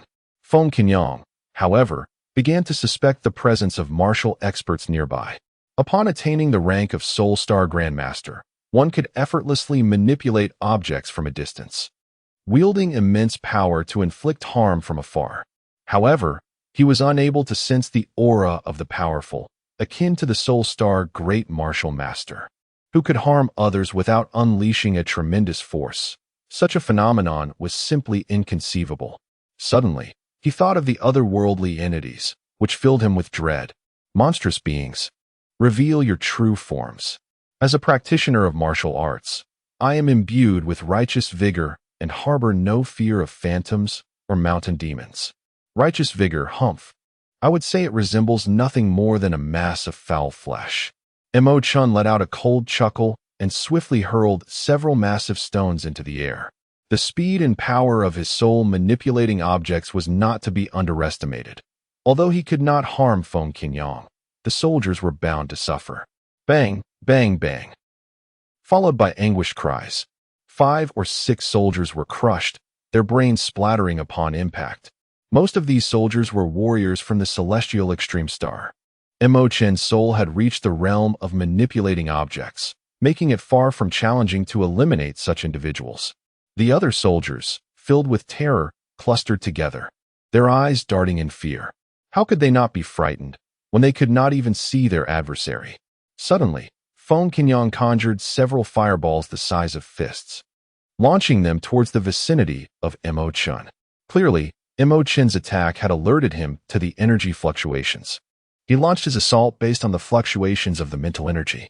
The fireballs howled through the air, imbued with terrifying strength, particularly the fierce winds they carried, which made Chen's soul uneasy. His body was propelled backward, but he was struck by the suddenly exploding fireballs, causing his soul to scatter violently. His thoughts fluttered through the air, yet he quickly gathered them and made a hasty retreat. A chilling wind swept through the distant woods, causing a shiver down everyone's spine. What is that? Had it departed? Feng Qinyang, furrowing his brow, finally exhaled a sigh of relief, convinced that the malevolent entity had indeed left. What manner of formidable spectral being lurked nearby? Was it a ghost? General Feng? The soldiers inquired, their voices laced with terror. Feng Qinyang shook his head. I have heard whispers of individuals capable of cultivating Taoist arts, a most peculiar form of practice, distinct from martial arts. This path is arduous to master, yet once achieved, it becomes exceedingly fearsome, allowing one to summon winds and rain, wielding immense supernatural powers. If he had not cultivated the true scriptures of my past, upon the dispersal of his soul, he would be utterly doomed. Soon, a great Buddha began to materialize within the recesses of his mind, its presence ethereal and elusive, while numerous scriptures radiated a golden luminescence, encircling him. Moreover, golden light emanated from his corporeal form, rendering him akin to a luminous bodhisattva. Chu Rongrong, taken aback, was left speechless, acutely aware of the profound mystery enveloping Mo Chen's cultivation technique. Moments later, Mo Chen's soul rejuvenated, ascending to the realm of object mastery. His capacity for spiritual restoration significantly heightened. He remained ensconced within the ethereal nest, commencing his meditative practice of the 3 lives and 3 world scriptures. This sacred text emphasizes the visualization of the soul, engaging in the 5-demon wheel of death. The initial step of visualization entails conjuring the image of the Rakshasa king. A demon suddenly materialized in his consciousness, one with whom Mo Chen was not entirely unfamiliar, having previously dabbled in his essence. This demon, broad-shouldered and formidable, towered with a physique robust yet with legs as slender as hemp stalks, wielding a trident, his eyes blazing with an unmistakable demonic fervor. Casting a glance that sent Mo Chen's mind into disarray. Suddenly, the malevolent figure charged forth, brandishing a trident with fierce intent. Mo Chen immediately steadied his mind and spirit, raising his hand to summon divine light, seizing the trident with resolute grip. At this moment, the trial was one of willpower and courage. If one's heart wavered, the demon would only grow stronger, devouring the essence of the practitioner and leading them astray. Suppression. Mo Chen bellowed, his spiritual force surging forth, overwhelming the demon until it knelt in submission. Once the demon was subdued, it could be commanded by Mo Chen. Suddenly, a shadow emerged. The monstrous entity materialized in the air, clawing and snapping, threatening to breach the very cellar itself. Chu Rongrong, already unsettled, was taken aback by the abrupt appearance of this fiend, retreating hastily in fright. Radiance surged from her hand as she fiercely swung her sword downward. She could scarcely comprehend how such a demon could manifest from thin air. She had encountered such entities in Buddhist scriptures and tales of the supernatural, dismissing them as mere fabrications. Yet, the sudden emergence of this Rakshasa king left her, despite her numerous brushes with death and her heart tempered to unwavering resolve, utterly flustered and disordered. In truth, humans possess 3 souls and 6 spirits. The 3 souls comprise the martial soul, the divine soul, and the spiritual soul. The 6 spirits refer to the corporeal essence hidden within the human body, which together constitute the physical form. However, these 6 essences are virtually imperceptible, only becoming manifest through specialized cultivation practices that reach a certain level of attainment, thus allowing one to achieve extraordinary incarnations. Such a concept exists. Even with the heart of a killer, Chu Rongrong found herself profoundly shaken and disconcerted at this revelation, nodded thoughtfully, and continued, "This martial art has existed in the past. Yet its cultivation is exceedingly arduous, making it difficult for the average person to even approach its threshold. Over time, it has faded into obscurity. Moreover, within the realm of martial practitioners, it is often deemed too monstrous, categorized as a forbidden path. Nevertheless, in this vast world, there are undoubtedly others, akin to myself, who are delving into such esoteric methods. It is merely that we remain unaware of one another's existence." After soothing Chu Rongrong, settled into a meditative posture, channeling his true energy to invigorate his entire meridian system. At present, apart from unblocking the 8 extraordinary meridians, he had successfully opened 10 other pathways. A Grand Martial Master is indeed a formidable force. Soon, the channels he had activated began to radiate with brilliance under the flow of his true energy. Then, a cacophony erupted, akin to firecrackers bursting in a dazzling display. Chu Rongrong was startled, her expression shifting from astonishment to sheer terror. The 14th prince is truly extraordinary. How can he possess so many meridians? She pondered. No wonder he can contend against those several realms above him in martial prowess, despite his own low standing. These meridians were surprisingly adept at being unblocked. In less than the time it takes to brew a cup of tea, he had opened them all. A muffled sound resonated within the cellar, echoing into the night, carried by the wind, reminiscent of a tormented spirit's wailing. In the distance, Feng Qinyang and his companions felt a chill run down their spines. Furrowing his brow, Feng Qinyang commanded, "Follow me, even if there are indeed malevolent spirits. I shall vanquish them today." Yet, the sound soon dissipated, and upon reaching the vicinity of the hunter's abode, they could no longer discern the source of the noise. As the crowd listened to the sporadic clattering of the door of the desolate dwelling, rattled by the wind, an involuntary shiver ran down their spines. Within the cellar, Chen was enveloped by an intricate tapestry of 74 intersecting light rings, exuding an air of enigmatic allure, which coalesced into the earthly fiend's veins. Surrounding malevolent energies surged forth with astonishing speed, assimilated by his flesh and meridians. In that fleeting moment, his body underwent an extraordinary transformation, startling Chu Rongrong into a hasty retreat. With a resounding crash, she collided with one of the supporting pillars in the cellar. The ebony wooden post, thick as a bowl, splintered upon impact, and with a thunderous roar, the ceiling of the cellar caved in, collapsing significantly. Chapter 49. The earthly fiend's soul. The sound of the cellar's collapse sent tremors through the soldiers nearby, causing them to shudder violently. With a fierce roar, General Feng shattered the eerie chill that had enveloped the atmosphere, instilling a surge of courage in the hearts of the soldiers. This demonstrated the formidable might of the grand martial artist, whose emanating aura could dispel malevolent spirits and bestow a beacon of hope upon the masses. The crowd, suddenly liberated from the unbearable cold, revealed fierce expressions as they charged towards the hunter's abode. Unbeknownst to Chen, misfortune had befallen him. Hearing the commotion above, he found himself trapped within the cellar and instinctively held his breath, concealing his presence. Acutely aware of the calamity he had unwittingly invited, Chu Rongrong felt a wave of embarrassment and, in her anxiety, suppressed her own aura, fervently praying not to be discovered. Soon, these ravenous figures stormed into the hunter's dwelling, conducting a thorough search, during which they stumbled upon the collapsed cellar in the west wing. Feng Qinyang rushed over swiftly, his brow furrowing as he beheld the collapsed cellar. He meticulously surveyed his surroundings and, relying on his experience, made a flawed judgment. The 14th prince had undoubtedly hidden here and must have fled. Everyone, pursue him. He cannot have gone far. Immediately, the group surged forth like a tide. Chen secretly chuckled to himself. It seems Feng Qinyang's powers of deduction leave much to be desired. Just because the cellar has fallen does not necessarily imply the occupant has escaped. He breathed a sigh of relief, while Chu Rongrong, feeling a twinge of guilt, murmured, "It is all my fault. I have caused us to be trapped here. Do not worry. Let us wait a moment, and we shall be free," he reassured her.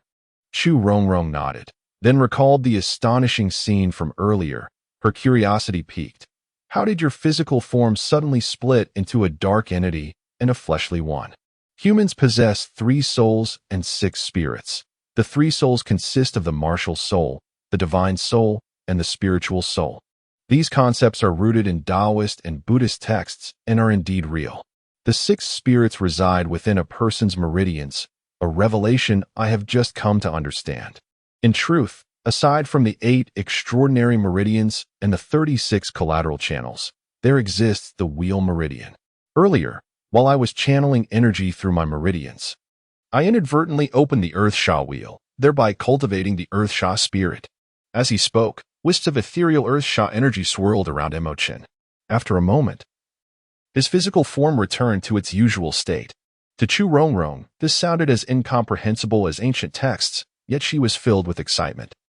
Chen sent forth a thought to probe the area, confirming that Feng Qinyang and his companions had indeed departed several miles away before he swung his fist, shattering the barrier before him.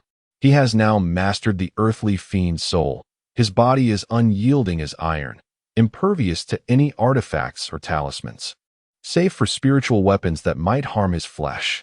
With the fortification of 49 meridians, he has excavated the potential of his physical form to its zenith.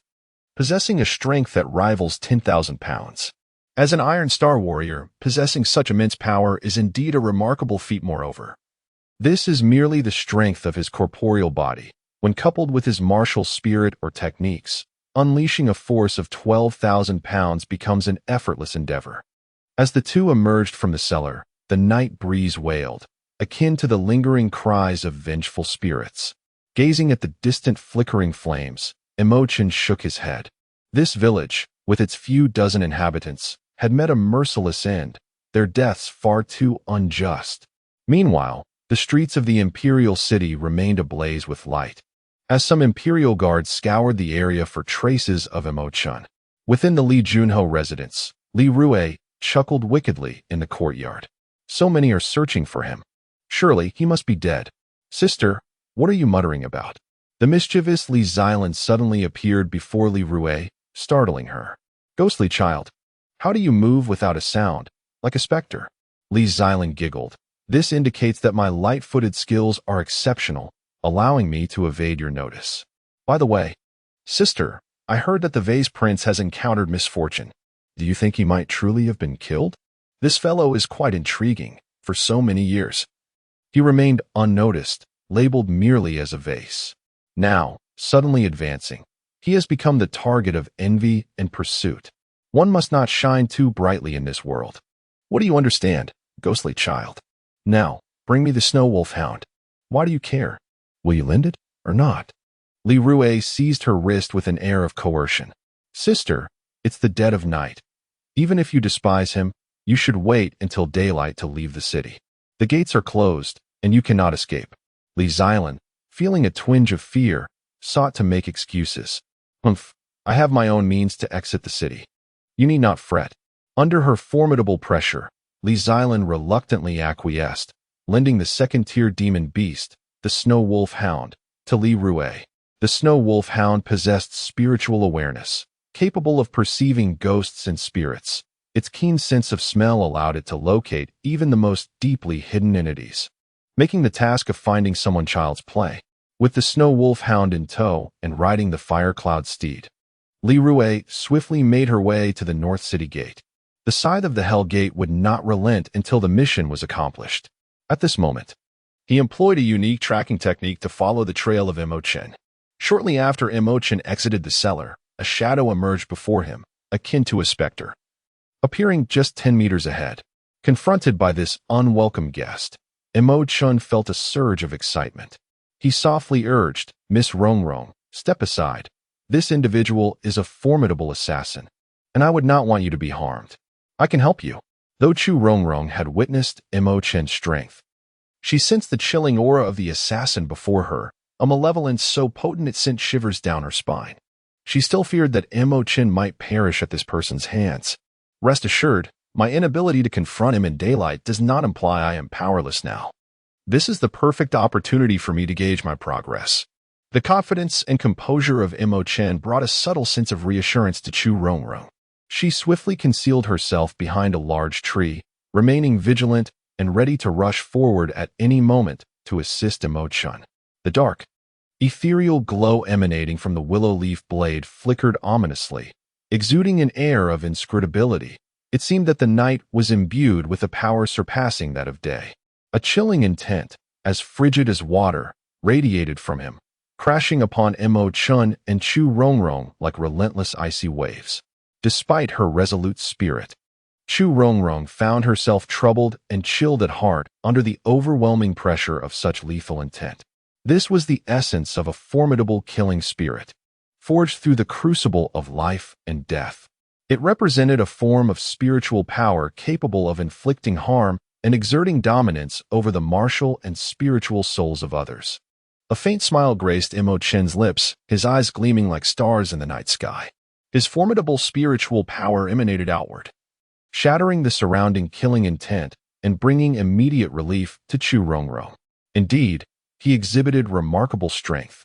Beneath the cloak, a pair of cold, merciless eyes, imbued with a palpable aura of lethality, glinted in the darkness, reminiscent of a wolf's predatory gaze. The assassin was devoid of compassion, his heart ruthless, viewing the lives of others as mere trifles. In that moment, within the eyes of the willow leaf blade wielder, both Chen and Chu Rongrong were already as good as deceased. Suddenly, with a swift motion of his right hand, the willow leaf blade released a dazzling, otherworldly glow, leaving a shimmering afterimage in its wake as it hurtled toward the center of Chen's brow. This was the deathly blood soul needle, his most potent concealed weapon.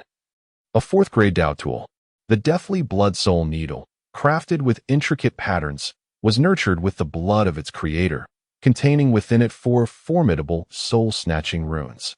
The deadly blood soul needle, in the hands of the leaf blade, seemed to possess a life of its own, regardless of your remarkable speed and strength. Evading its grasp was nearly impossible.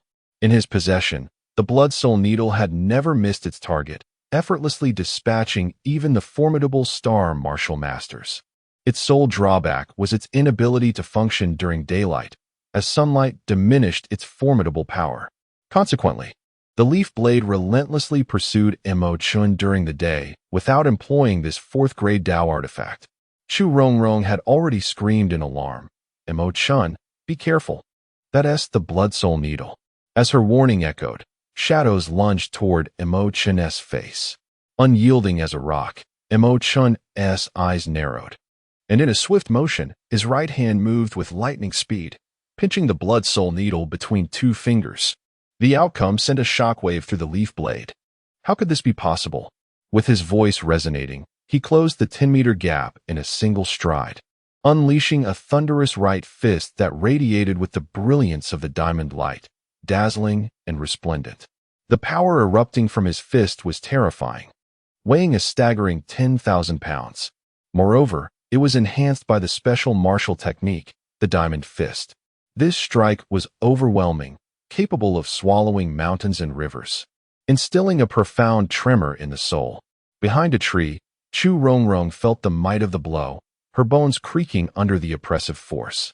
Were she to face such a formidable adversary alone, she would have been utterly defenseless, at the mercy of her foe. A slight smile graced Chen's lips as his fist gleamed with a fearsome black light, charging forward. Seeking death, a mere speck of light dared to confront me head-on. The leaf blade sneered, his face marred with disdain. With a resounding clash, 2 fists collided, unleashing a blinding radiance that radiated outward like a surging tide. Subsequently, both combatants staggered back 2 meters, and the cold visage of the leaf blade revealed a grave expression. Chapter 50. The slaying of the leaf blade. The frigid, murderous intent emanating from the leaf blade transformed into a swirling mist of white in the air, continuously coiling around him. Such a lethal spirit had been honed through countless life and death battles, rendering it immensely formidable. His inner strength was even more formidable, and he would not be daunted by the might of Chen's punch. However, he could not deny that the youth before him had grown exponentially stronger since their last encounter. How did you suddenly become so powerful? He pondered. Yet the boy still appeared as an Iron Star warrior. Indeed, he was the mightiest Iron Star apprentice he had ever encountered, rivaling even a mystic Extreme Star warrior. Had it been anyone else, that punch would have utterly shattered their fighting spirit. Yet, regrettably for him, he had encountered Chen, regardless of his strength. He remained merely an Iron Star warrior, and the constraints of his realm rendered him vulnerable. As he spoke, the manifestation of his martial soul, the mountain, emerged behind him, occupying an expansive area, its immense weight palpable. A powerful pressure instantly enveloped the surroundings. Before the mountain could descend, the trees ensnared within its grasp creaked ominously, as if they were on the verge of shattering. Chu Rongrong was taken aback, swiftly retreating to escape the mountain's oppressive aura, only to find relief as the overwhelming pressure dissipated. Unfazed, Chen summoned his own martial soul, the void divine beast, which appeared as a plump rabbit, puffing out its cheeks and exhaling iridescent bubbles. The bubbles erupted suddenly in the air, transforming into vibrant whirlwinds that spiraled around Chen. His hand moved sharply, revealing the twin python spirit sword, as a vast ocean materialized around him, shrouded in swirling mist. Chen appeared to stride upon the sea, exuding an awe-inspiring presence, reminiscent of a divine being descending from the heavens. With a sizzling sound, 3 beams of light burst forth from the twin python's spirit sword, one crimson, one azure, and one deep violet black.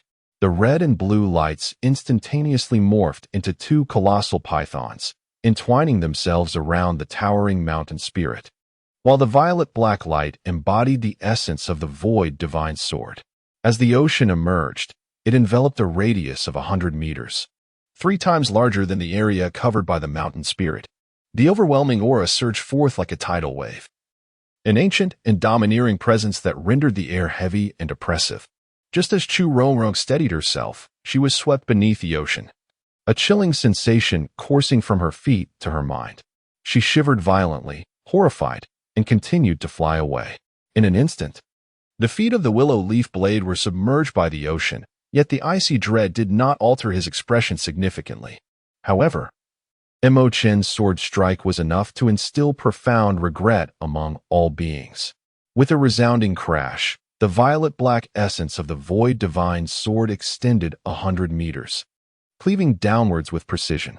The formidable mountain spirit, ensnared by the 2 giant pythons, was unable to descend, leaving the willow leaf blade no time to withdraw the spirit. As the sword descended, there was no escape. He could only watch as the mountain spirit was shattered, erupting into a storm of debris that soon transformed into a cascade of light.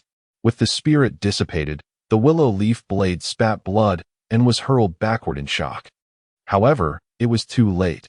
His martial spirit had been shattered, and his cultivation had plummeted dramatically. While it may not be accurate to label him a mere wastrel, he found himself utterly powerless against the formidable opponent, Chen, the strength unleashed by the mere drop in the ocean. Under the dual activation of Chen's physical prowess and martial spirit, had completely rivaled and even surpassed the power of the Xuanji Star Martial Master. The reason for Lu Yedao's devastating defeat lay in his overwhelming curiosity. He wished to witness the extent of power that an unparalleled genius could unleash at the tier of Iron Star warriors. Curiosity proved fatal, as his inquisitiveness, combined with an overabundance of self-confidence, sealed his fate. By the time he realized that Chen's unleashed power was beyond his capacity to counteract, it was far too late. Had he summoned his martial spirit at the first moment and unleashed a relentless assault upon Chen, the outcome would have been drastically different. Chen would not have had the luxury of time to fully exploit the capabilities of the drop in the ocean. With a single decisive move, Chen triumphed. The drop in the ocean vanished without a trace as he transformed into a fleeting shadow, covering a distance of over 30 meters in a single stride. In his hand, the sharp sword traced a chilling arc, descending towards Lu Yedao's neck. The surrounding brilliance danced like 1,000 soaring swans, creating a spectacle that was both grand and breathtaking. Lu Yedao, cornered and desperate, made one last effort, channeling all his true energy as his arms radiated a golden light, attempting to block the impending blow. Clang! The cold stars erupted forth as Chen effortlessly severed his arms, blood gushing forth beneath the luminous sword. In the end, he could not escape the grim fate of losing his head, a gaping wound the size of a bowl on his neck spraying a fountain of blood 2 meters high. With a dull thud, his head rolled far away, a pair of unwilling and horrified eyes still glaring, unblinking in death. In the distance, Chu Rongrong had already lost her composure, scarcely able to believe that Chen had so effortlessly slain Lu Yedao. From the moment Lu Yedao appeared to the instant Chen dispatched him, only 3 breaths had passed, employing merely 2 moves. A mere Iron Star martial apprentice had thus vanquished a formidable Xuanji Star martial master. Should such an achievement be known, it would undoubtedly astonish the entire Tianwei kingdom. Chen smiled indifferently, devoid of any hint of pride. To him, the death of Lu Yedao was an inevitable conclusion. Whether Lu Yedao underestimated his opponent or exerted his utmost effort, he could not escape the fate of being slain, merely a distinction of dying sooner or later.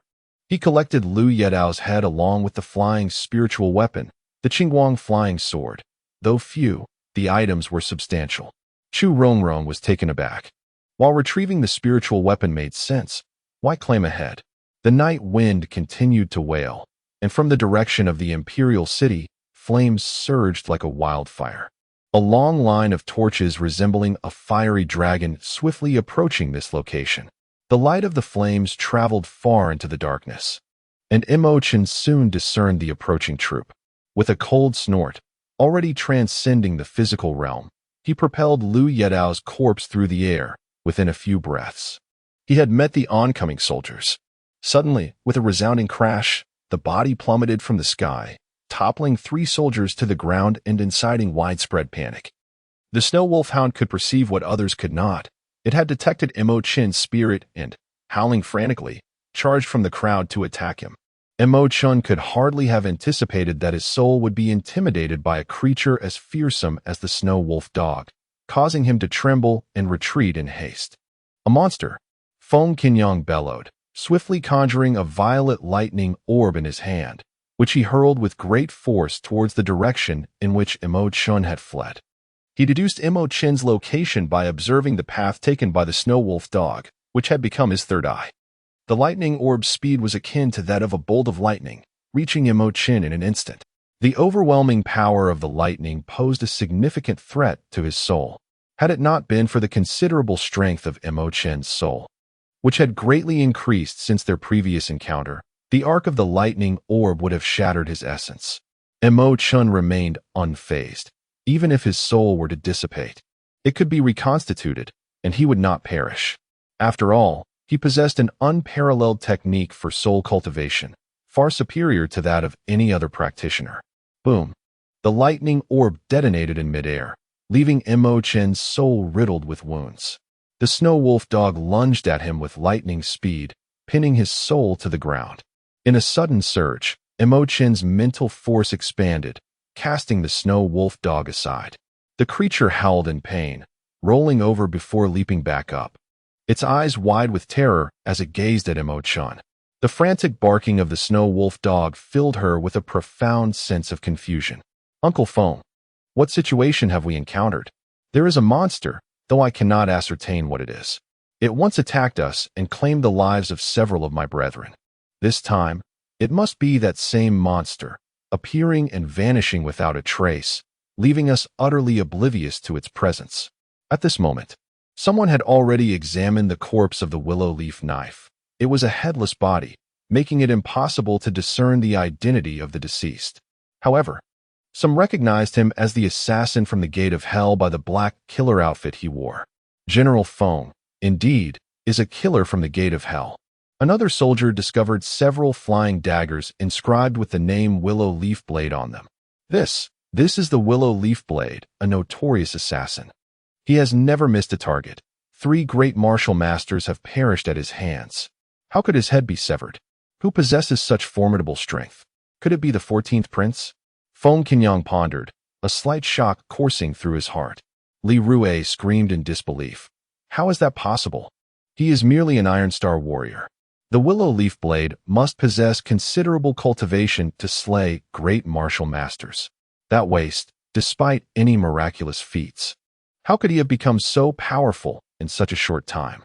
We must pursue, with the snow wolf hound, even if he flees to the ends of the earth. We shall track him down. I am determined to uncover what kind of demon dares to attack my people. Feng Qinyang seethed with fury, spurring his horse into a wild gallop. Under Li Rue's direction, the snow wolfhound raced ahead, guiding the group forward. Chen, accompanied by Chu Rongrong, fled 5 miles before halting in a dense forest.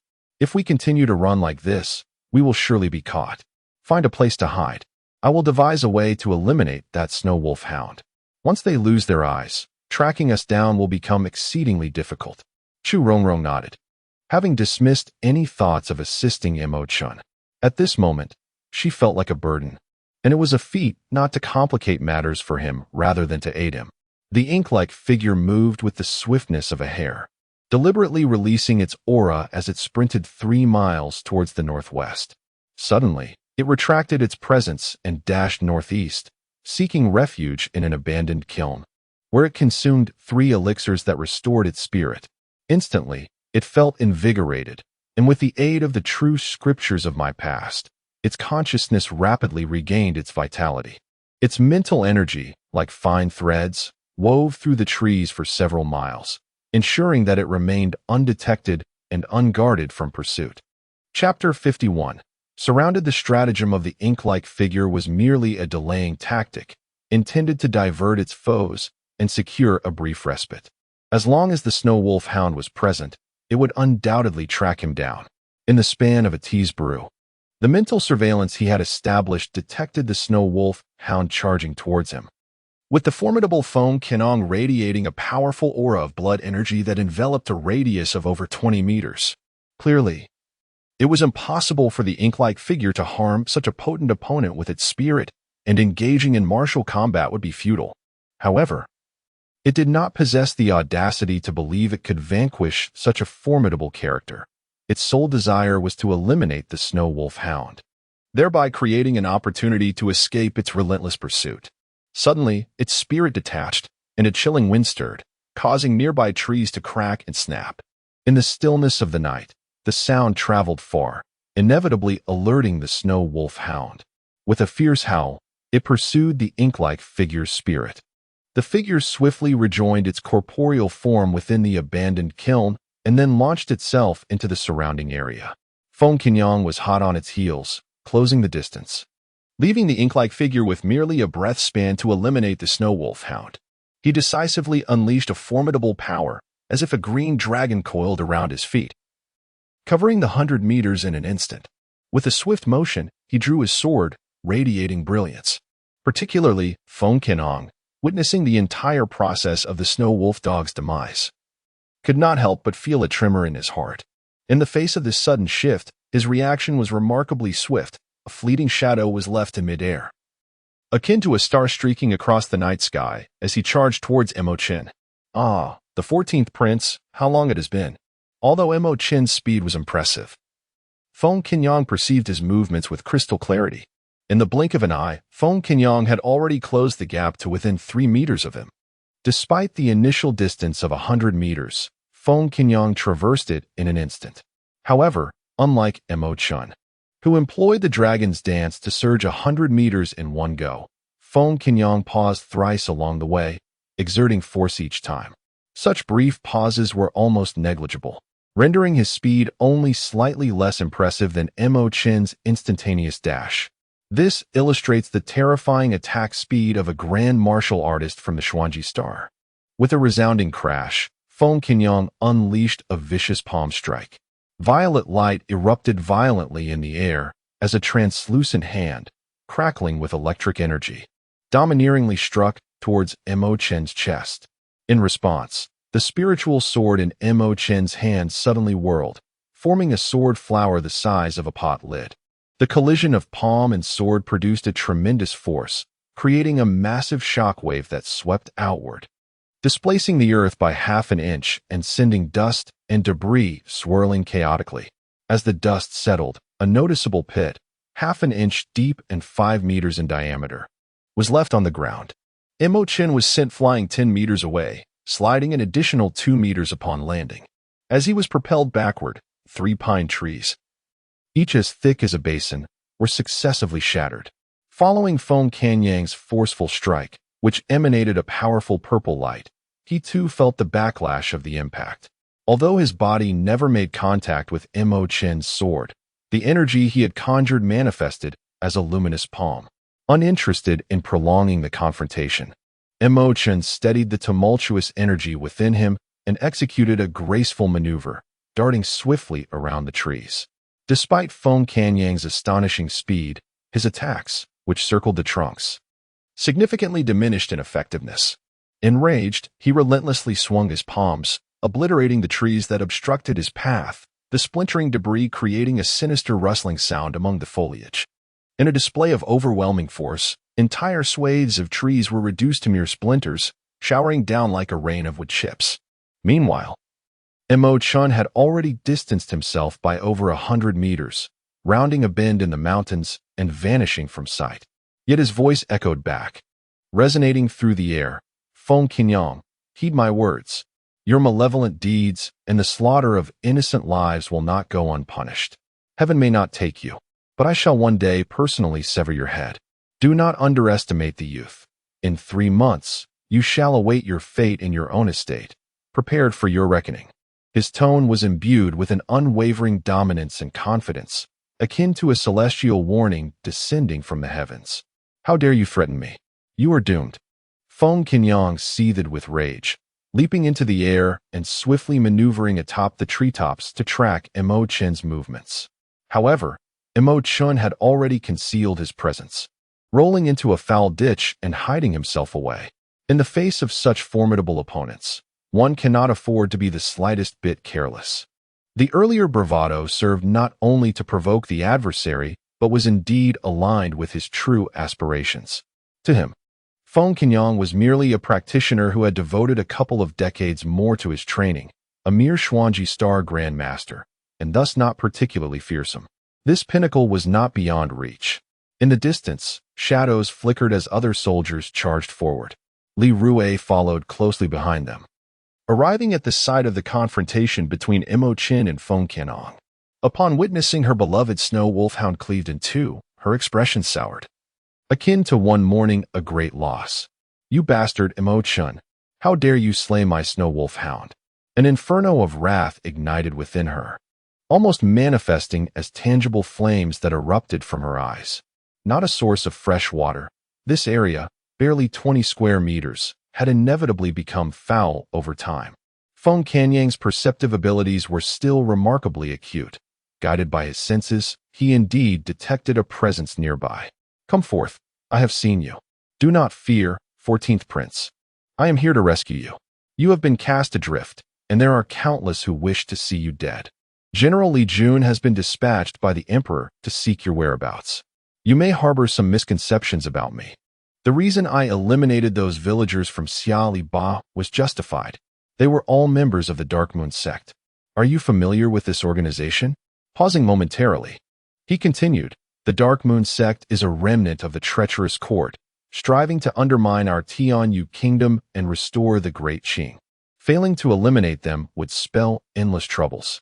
Come forth, 14th Prince. I too held some misunderstandings regarding you earlier, believing you to be affiliated with the Dark Moon sect.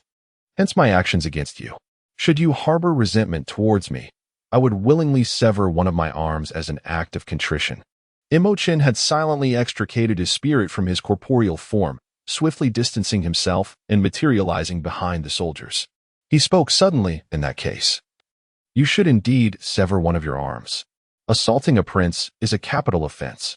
His voice resonated from behind the soldiers, startling them into frantic leaps to the sides. A few soldiers, reacting to the source of the sound, swiftly struck out with their blades. Li Rue, in a fit of rage, charged forward, wildly slashing at the surroundings.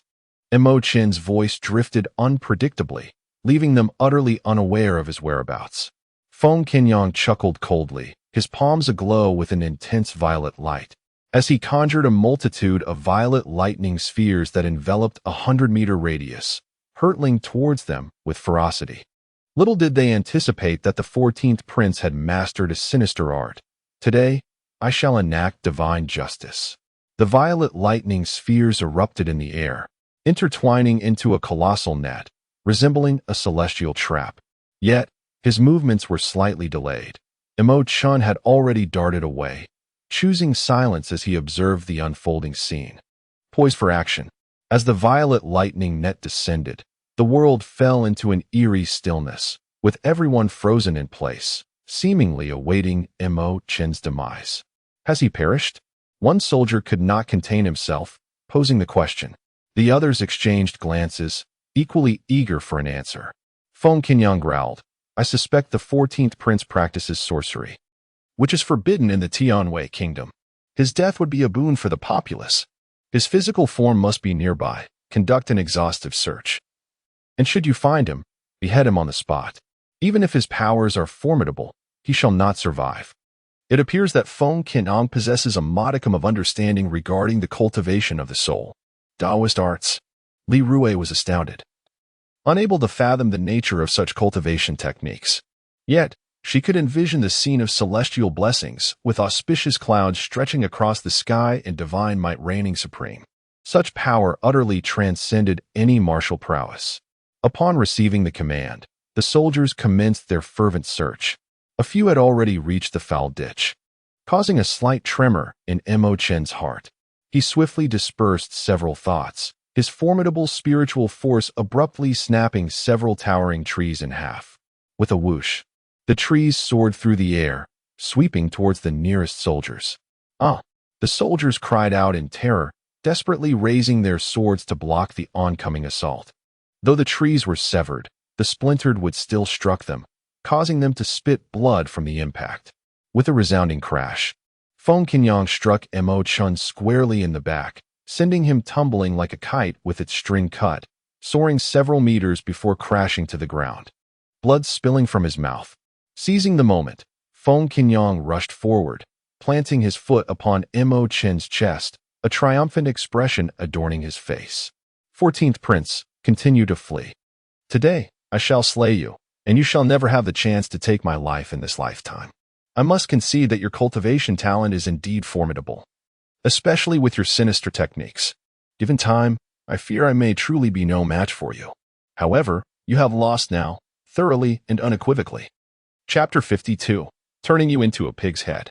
Chen then spat out another mouthful of blood, feeling a considerable relief in his chest, a mocking smile beginning to form at the corners of his lips.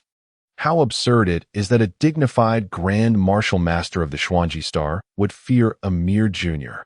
At this moment, Li Rue charged forward with fury, insisting that Uncle Feng need not waste words with him, urging for his immediate demise.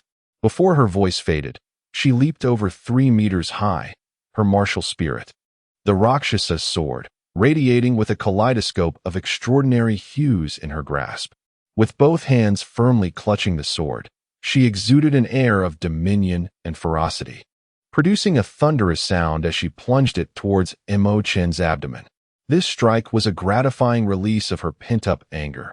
However, she harbored no intention of delivering a swift death, preferring instead to prolong his torment. Suddenly, Chen's body emanated a dark purple glow, a surge of malevolent energy swirling around him, whipping the dust from the ground into a frenzy. The Rakshasa sword collided with his abdomen, only to be forcefully repelled from Li Rue's hands. The tremendous recoil sent her sprawling to the ground. This astonishing scene left onlookers in shock, their eyes nearly popping from their sockets. Feng Qinyang was momentarily stunned, utterly unprepared for the astonishing resilience of Chen's physique. In that fleeting moment of distraction, Chen executed a whirlwind kick, his arms slicing through the air like blades, ensnaring Feng Qinyang's right leg. The force he unleashed was akin to 10,000 pounds. Feng Qinyang felt an excruciating pain radiate from his calf as he was knocked to the ground. Alarm surged through him. In his moment of carelessness, he had suffered a significant setback. Yet, Chen was relentless, offering him no respite as he bellowed. The dragon and serpents lurk. His fist swung upward, ablaze with fiery light, creating the illusion of serpents and dragons coiling around him, a display of remarkable power. When his fist struck Feng Qinyang's face, even as a master of the Xuanji Star, the force of that blow left him reeling in pain. Chen's punch was no ordinary strike, it was the Dragon Fist, a third-tier martial technique, with devastating lethality. If not, how could Feng Qinyang possibly feel pain? Do you truly believe you can trample me underfoot? I merely lured you into my trap. Thank you, Sister Li Rue. Without your assistance, how could Feng Qinyang have become distracted? Chen, with an icy smile, unleashed a flurry of punches upon Feng Qinyang's face, each strike echoing like thunder. Indeed, I may not be able to kill you, but I can certainly turn you into a grotesque visage. A tempest of fists battered Feng Qinyang, leaving him dazed with stars swirling before his eyes. Frustration and fury surged within him as he roared like a wounded beast, suddenly unleashing a staggering force of 15,000 pounds, propelling Chen through the air. Chen, leveraging this momentum, soared backward for a distance of 200 meters before elegantly pivoting and fleeing. Feng Qinyang, I shall spare your life for now, but mark my words. I will return in 3 months to collect what is mine. Scoundrel, if you possess any courage, do not flee. Feng Qinyang bellowed. rising to his feet only to discover that his legs had been grievously injured by Chen's assault. His face throbbed, swollen and bruised. The onlookers stood in stunned disbelief, as if caught in a bewildering nightmare. A grand martial artist from the Xuanji Star was, astonishingly, being pummeled into a pitiful state by an Iron Star warrior. Li Rue, who had been knocked back, lay on the ground, trembling in weakness. The moment she wielded her martial soul, the Rakshasa's sword, the rebound of its terrifying force left her soul quaking. How could this be? In such a brief span, his power had escalated to such a terrifying magnitude. Simultaneously, she was engulfed in profound regret, pondering why she had interfered, had she not. Uncle Feng would not have allowed him to exploit the situation, resulting in a brutal beating that felt like an utter humiliation. Indeed, it was an unparalleled disgrace, especially for Feng Qinyang, who was on the verge of madness with fury. An unparalleled disgrace, to be battered and bruised by an Iron Star warrior. Should this incident become public knowledge, how could he possibly show his face in the kingdom of Tianyue again? This day's events must remain secret, or he would not hesitate to take ruthless action. Feng Qinyang growled, exuding an icy aura that rendered the living as cold as the dead, and even the deceased would be terrified into resurrection. Curiously, someone inquired, "Did we encounter an ambush?" That detestable Chen. The mere mention of Chen unleashed a torrent of pent-up resentment from Feng Qinyang, nearly beyond his control. The crowd was bewildered.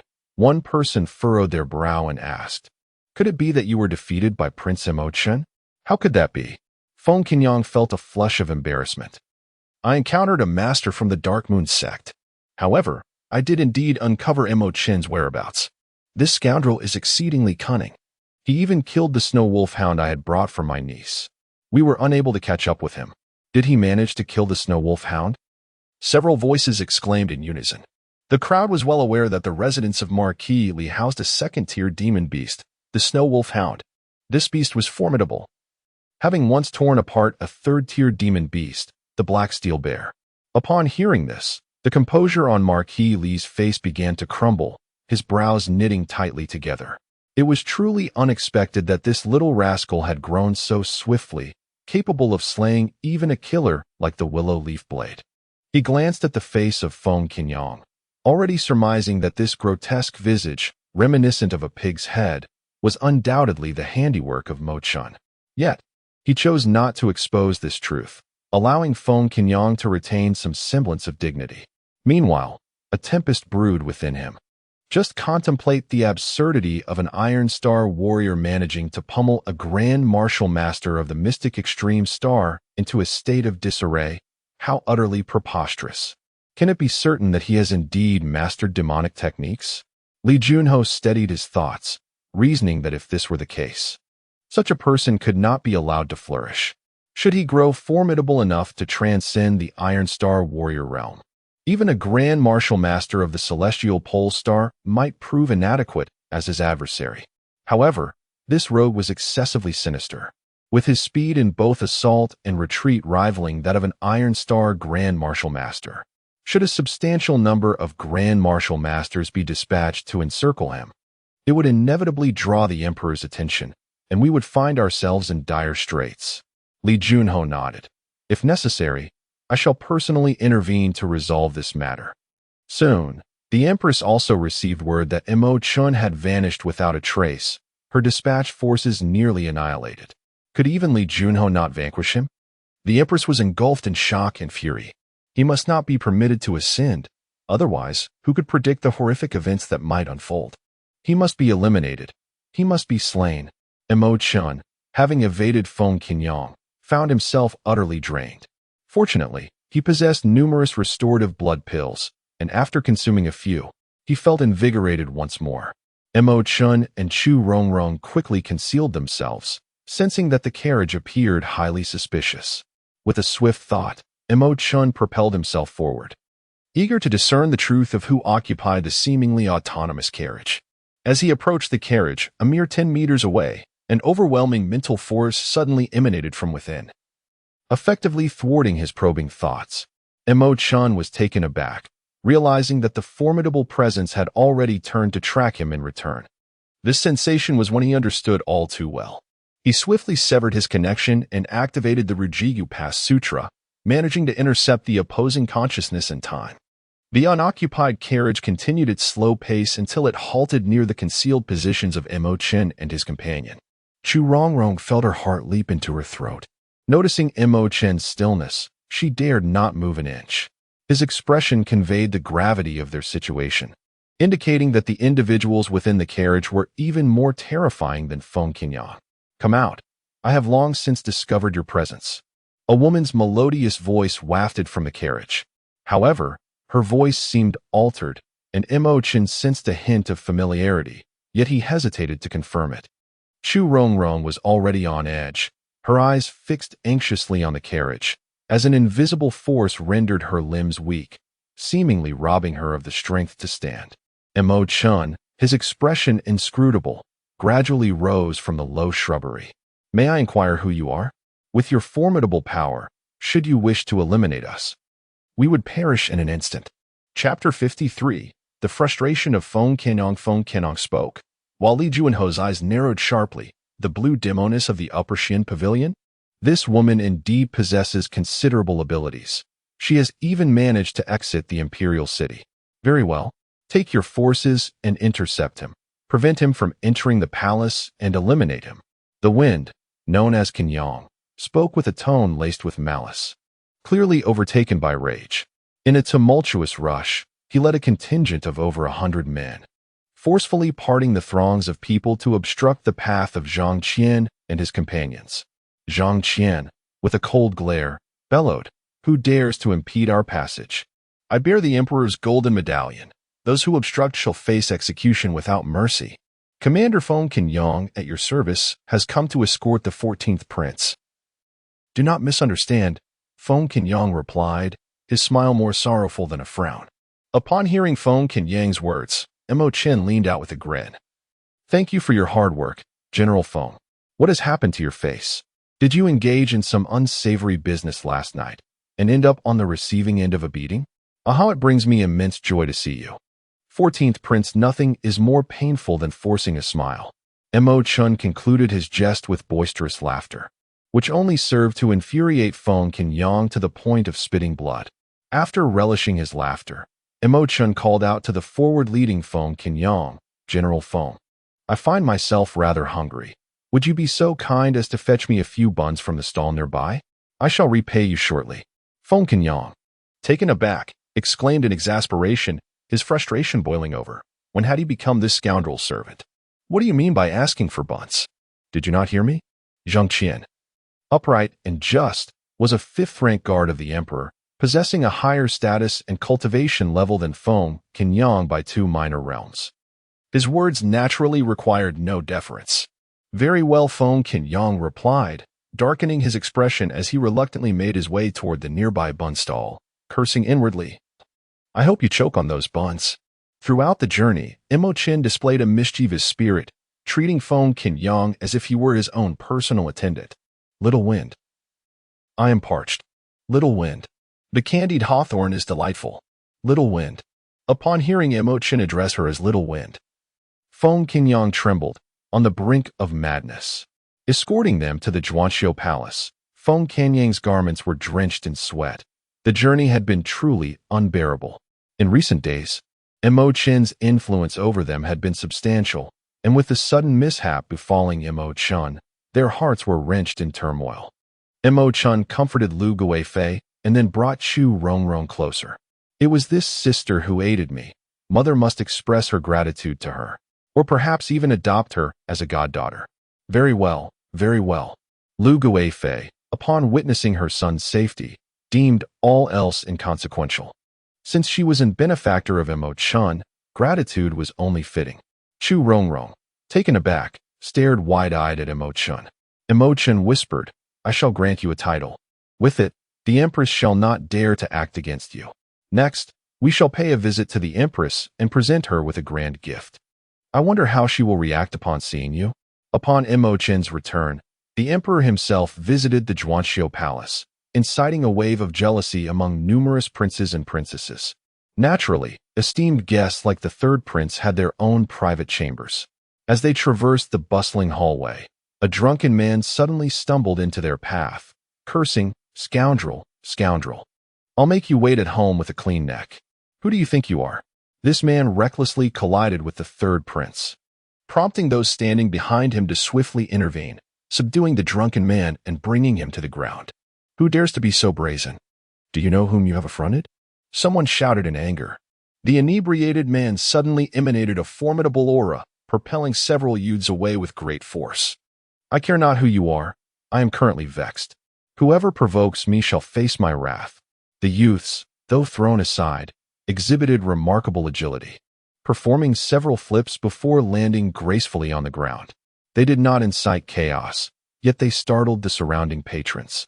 At that moment, a figure rushed past the drunken man, hastily offering apologies. "My sincere apologies, esteemed guests. General Feng is intoxicated and in a foul mood today. I hope for your understanding." "General Feng?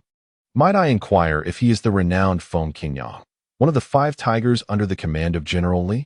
The third prince, appearing noble and magnanimous, did not display anger at the drunken man's outburst. Those behind him hurriedly added, "Indeed, indeed. Are you not aware, young sir? This is the third prince, Mo Yunxian. Can you afford the consequences of offending him?" The personal guard of the third prince growled in warning. Feng Qingyang suddenly felt a jolt of realization, the alcohol's haze lifting somewhat as he cursed his misfortune for having provoked yet another prince. The third prince, after all, was the son of the empress. He inhaled sharply, hastily offering his apologies. "I was unaware of the third prince's arrival and inadvertently offended him. I am willing to accept any punishment." As he spoke, he prepared to kneel in contrition. The third prince extended a hand to help him up. "General Feng's actions were unintentional. Fate has brought us together. Join us upstairs." "This seems inappropriate, does it not?"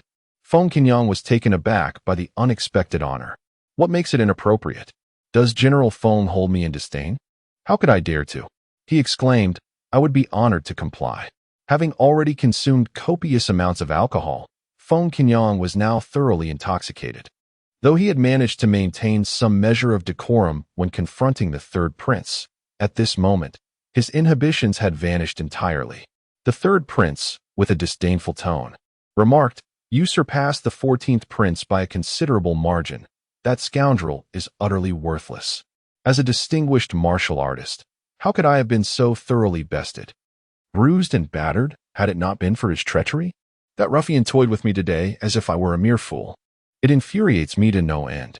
At that moment, the third prince's eyes narrowed sharply. "Is the bruise upon your face the doing of Mo Chen?" he inquired.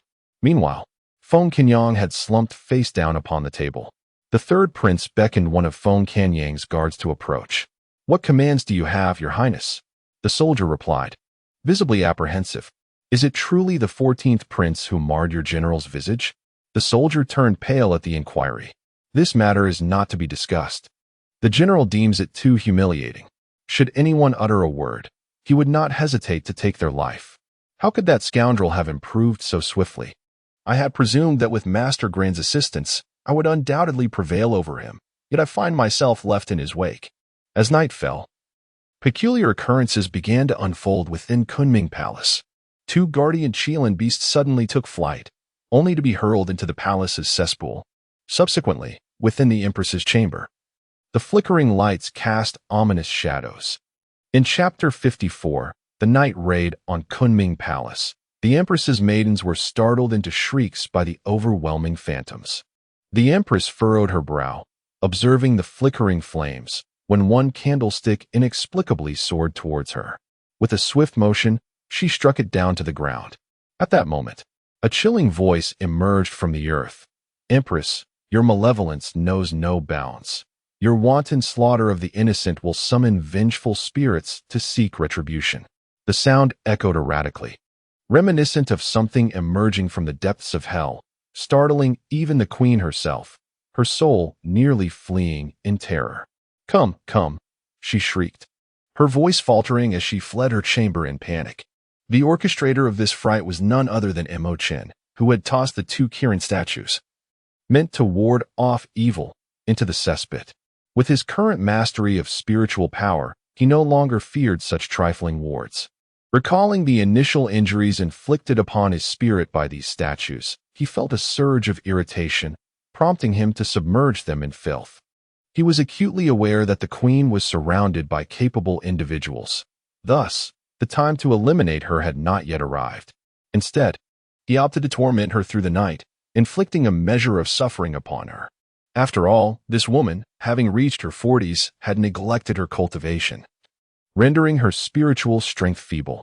A mere display of spiritual intimidation would likely leave her gravely unwell. Moreover, he had already devised a splendid scheme, awaiting the moment her health would falter to unfold it. The queen's personal maidservants, all adept warriors of the celestial realm, sensed the disturbance, yet were powerless to harm Chen. As they floundered to find ways to reassure the queen, the night dragged on until the third watch. When Chen finally departed, the queen, her spirit thoroughly shattered, exhibited a vacant stare, akin to being possessed, incessantly pointing to unseen entities, claiming the presence of ghosts. Throughout the night, her mind remained in turmoil. Upon falling asleep, she was besieged by visions of vengeful apparitions seeking retribution, given her own multitude of misdeeds. And with Chen having already injured her spirit, her weakened mental state allowed malevolent forces to invade, and thus, the queen truly succumbed to illness. The following day, she endured an unrelenting fever, summoning numerous imperial physicians. After examining her pulse, each one bore a troubled expression, yet none dared to voice their concerns. In the kingdom of Tianyue, there exists a legal code that prescribes punishment for any discourse pertaining to supernatural forces and malevolent spirits. The imperial physicians have determined that the empress is afflicted by a form of hysteria, believed to be a consequence of malevolent interference, a condition beyond their capacity to remedy. However, uttering such words could result in dire consequences for them. In their desperation, they feign incompetence, claiming the inability to cure the empress's ailment. When Tianxin arrived to inquire about the situation, he began to harbor suspicions regarding the empress's condition. It appeared that unclean entities had infiltrated the palace, necessitating the intervention of an enlightened individual to cleanse the impurities. Upon learning of the empress's illness, Chen seized the pretext of a visit to present gifts alongside Chu Rongrong. His unexpected presence astonished the maids and eunuchs of Kunming Palace, while Chu Rongrong, veiled, exuded an air of mystery. The empress, caught between skepticism and discomfort, reluctantly decided to entertain the possibility of their assistance. Notably, Chen did not bow in deference upon meeting her, displaying a boldness that elicited a sharp rebuke from her personal maid. Remaining unflustered, Chen addressed the empress, "If you wish to recover, I implore you to dismiss these maidservants." Outraged, several maids shouted in unison, "Your Majesty, I fear you have fallen under a malign influence. Last night, while observing the celestial phenomena, I discerned the presence of a malevolent star within Kunming Palace. Should the Empress fail to dispel this evil, a grave fate looms near." The Empress's face flushed with indignation as she pointed an accusatory finger at Chen. "You dare to curse me? Fear not," he replied earnestly. "Do you not feel a throbbing pain in your head, as though your very soul were being torn asunder? This is a manifestation of the evil spirit's invasion. If the malign force is not eradicated swiftly, the Empress's peril will only deepen." In truth, the Empress was merely startled, her spirit slightly wounded. If she could calm her mind and nurture her soul, with her heart aligned and her energy flowing harmoniously, her afflictions would undoubtedly dissipate. Although the Empress did not believe in Chen, she was nonetheless fearful of an impending doom, striving to suppress the fury within her. With a wave of her hand, she signaled several maidservants to withdraw. The maidservants, filled with concern, cast several wary glances at Chen before leaving, delivering a stern warning. 14th Prince, I hope you exercise wisdom. Should you harm the Empress, we assure you that your demise will be most gruesome. How could that be? The Empress has been kind to me. I come to repay her kindness. His words, rather than instilling confidence, only heightened their unease. The Empress furrowed her brow, appearing to regret her decision to meet with them privately. She cast a weary glance at Chu Rongrong, questioning her identity. Who is she? And why does she don a mask before me? Surely she must be unworthy of revealing her face. Oh, she is my sister, the goddaughter recently acknowledged by my mother. Chen continued, a mocking smile playing upon his lips as he spoke. Chu Rongrong stepped forward, her obsidian ring gleaming brilliantly, revealing a gruesome, severed head in her grasp. The obsidian ring, a gift from Chen to Chu Rongrong, had the power of illusion, while the severed head belonged to Lu Yedao. The sudden appearance of the bloodied head caused the Empress to gasp in shock, tumbling from her phoenix throne, her face drained of color, nearly fainting on the spot. Chen had already employed his spiritual force to seal the entire palace, rendering the outside world oblivious to the Empress's terrified cries. You, wretched creature. Summon someone, eliminate them. Chen laughed heartily, exclaiming, having committed numerous misdeeds and schemed for my demise. You could never have anticipated that all those you dispatched have met their end at my hands. This is the gateway to hell, the severed head of the assassin. Oh, I fear you may not recognize him. Yet, you must surely be familiar with her. He gestured towards Chu Rongrong, who complied by removing her mask. Your Majesty, it is a grave injustice that I meet my end here. Upon recognizing the visage of Chu Rongrong, the queen fainted in shock, her eyes rolling back. With gritted teeth, Chu Rongrong contemplated advancing to strangle the queen. However, Chen swiftly intervened, stating, if we were to kill her now, there would be no refuge for us in this vast world. Regardless of the circumstances, she is still the queen. A gentleman takes his revenge after a decade. For now, let us impart a lesson that will suffice for her. Chu Rongrong nodded in agreement and replaced the hood over her head. Chen approached, pressed on the queen's acupoint to revive her, and forcefully administered a restorative pill to her. Given the fright she had just endured, it was likely her spirit was gravely wounded. Should the queen perish, his own situation would not improve. Patience is required in the art of killing. Upon awakening, the queen beheld the figure of Chu Rongrong, her hands stained with blood, holding the gruesome trophy of a severed head, and once again fainted. Chen carried her to the bed, channeling his spiritual energy to summon the maidservants. The queen was no longer in critical condition, now asleep. Once she awakens, he would administer several vitality-enhancing pills to dispel any lingering evil and restore her energy. She would soon recover. In a matter of days, the queen truly recovered, however. Lingering shadows of fear and resentment towards Chen remained in her heart. The news of the queen's ailment being cured by Chen swiftly spread throughout the imperial palace, earning him generous rewards from the emperor. Curiously, Chen inquired, Chenner, how did you manage to heal the queen? When did you acquire the ability to treat illnesses? Chen replied, reporting to father, the queen was not seriously ill, she merely fell victim to malevolent influences. After consuming some herbs to dispel the evil, she was restored to health. It seems my suspicions were correct. The queen was indeed afflicted by dark forces. I was contemplating seeking out a wise practitioner to assist. Chen remarked, however, those wandering practitioners are often charlatans. Moreover, our Tianyue forbids the cultivation of nefarious arts. This legislation was not initiated by father. He has long wished to abolish it. Father often ponders what constitutes malevolence and what constitutes strange power. As long as a force is applied to righteous endeavors, it embodies justice. In truth, institutions like Tianwei Academy and Tianshan Academy possess methods of cultivation. It is merely that few achieve success. Father is indeed wise. Chen nodded. It appears your abilities have significantly advanced recently. You must never leave the palace. The Dark Moon organization is currently rampant, and they have set their sights on you. Venturing outside could prove perilous. How does father know it is the work of the Dark Moon organization? Chen continued. Father's illustrious reputation demands that you remain vigilant of those you trust. Throughout history, many heroes have met lamentable fates due to misplaced trust. Chen's expression suddenly darkened. What do you mean by that? Are you suggesting that I am unclear in my judgment of those I employ? Father, please be vigilant.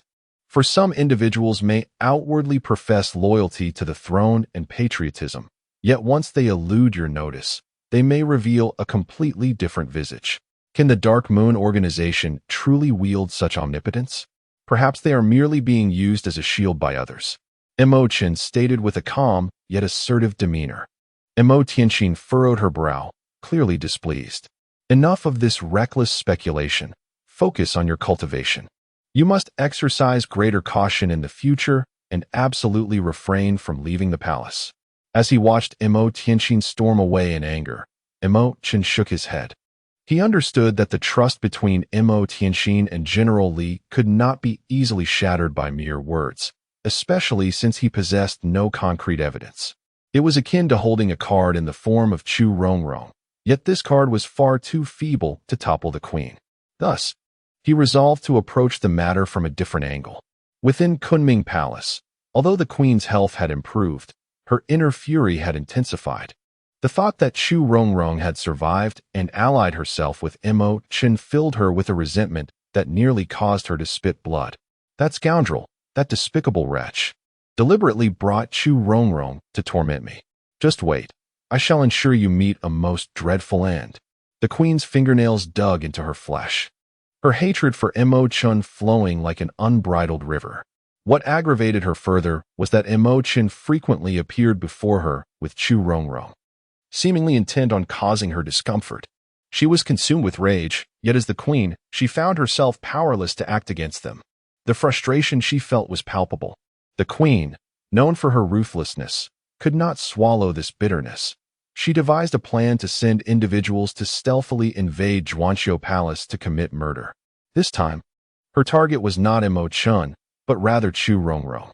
In comparison, at this moment, Chu Rongrong appeared even more irksome than Chen. Chapter 55, The Queen's Fury. A chilling wind swept through as an audacious figure descended into her courtyard, showing no qualms about intruding upon another's domain. He spoke in a deep voice. Li Junho has come to visit. May I inquire if the blue demoness is at leisure? Not at the moment. I am currently bathing.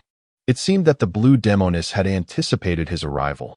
Her handsome visage revealed no hint of surprise, only a playful smile. Ah, since I have come, it is imperative that I meet the young lady. I shall wait outside. Surely, she will finish her bath eventually. A flicker of irritation crossed Li Junho's face.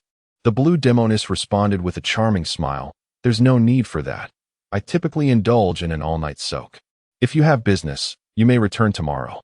As night deepened, the implication of a solitary man and woman in a room together would be detrimental to Li Junho's reputation. Furthermore, I have no interest in an older man such as yourself. Young lady, please maintain your dignity. Dignity? How amusing. As a distinguished military lord of the Tianyue Kingdom, you dare to scale the walls of a woman's residence at such an hour, yet expect others to uphold their dignity. Do not presume that your title makes you exceptional. The Tianyue Kingdom is merely a third-rate nation. Among first-rate powers, you are but a minor general. Leave now. I have no desire to see you. Li Junho's face burned with humiliation. As a military lord with countless achievements, he had never been so belittled. Blue demoness, do not think that just because the emperor protects you, I am powerless against you. Those who oppose me typically do not end well. Ha ha ha, how truly amusing.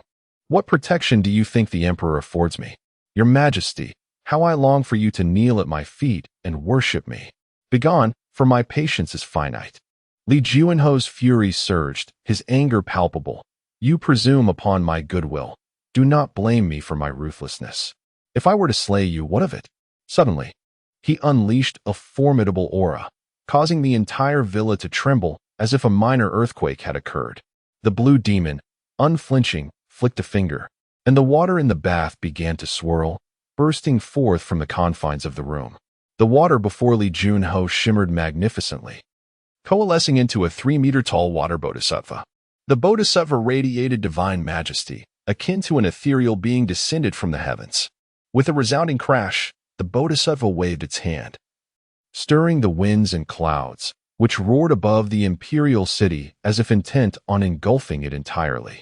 Such divine might send a jolt through Li Junho's very soul, rendering his countenance ashen.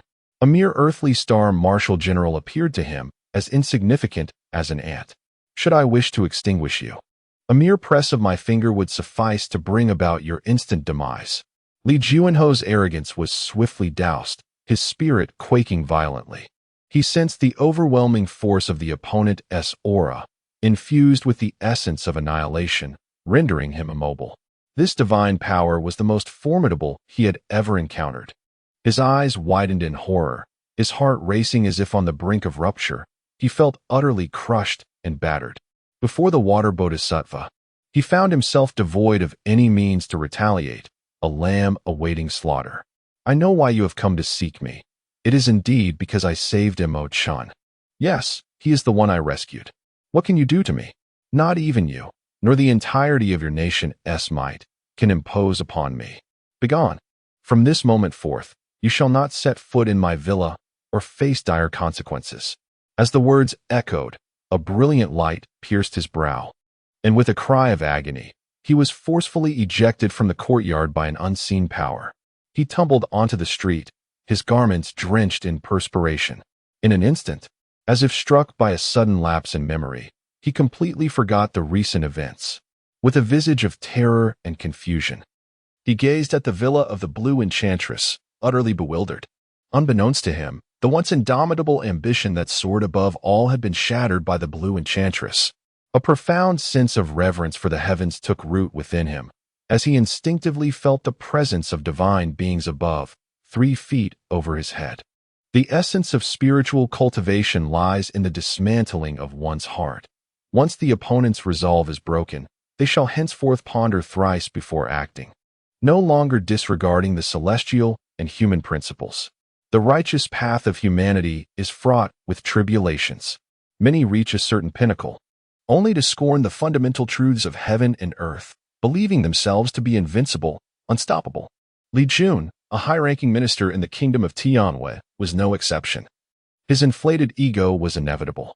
He had unwittingly entangled himself with the Blue Enchantress, courting trouble of his own making.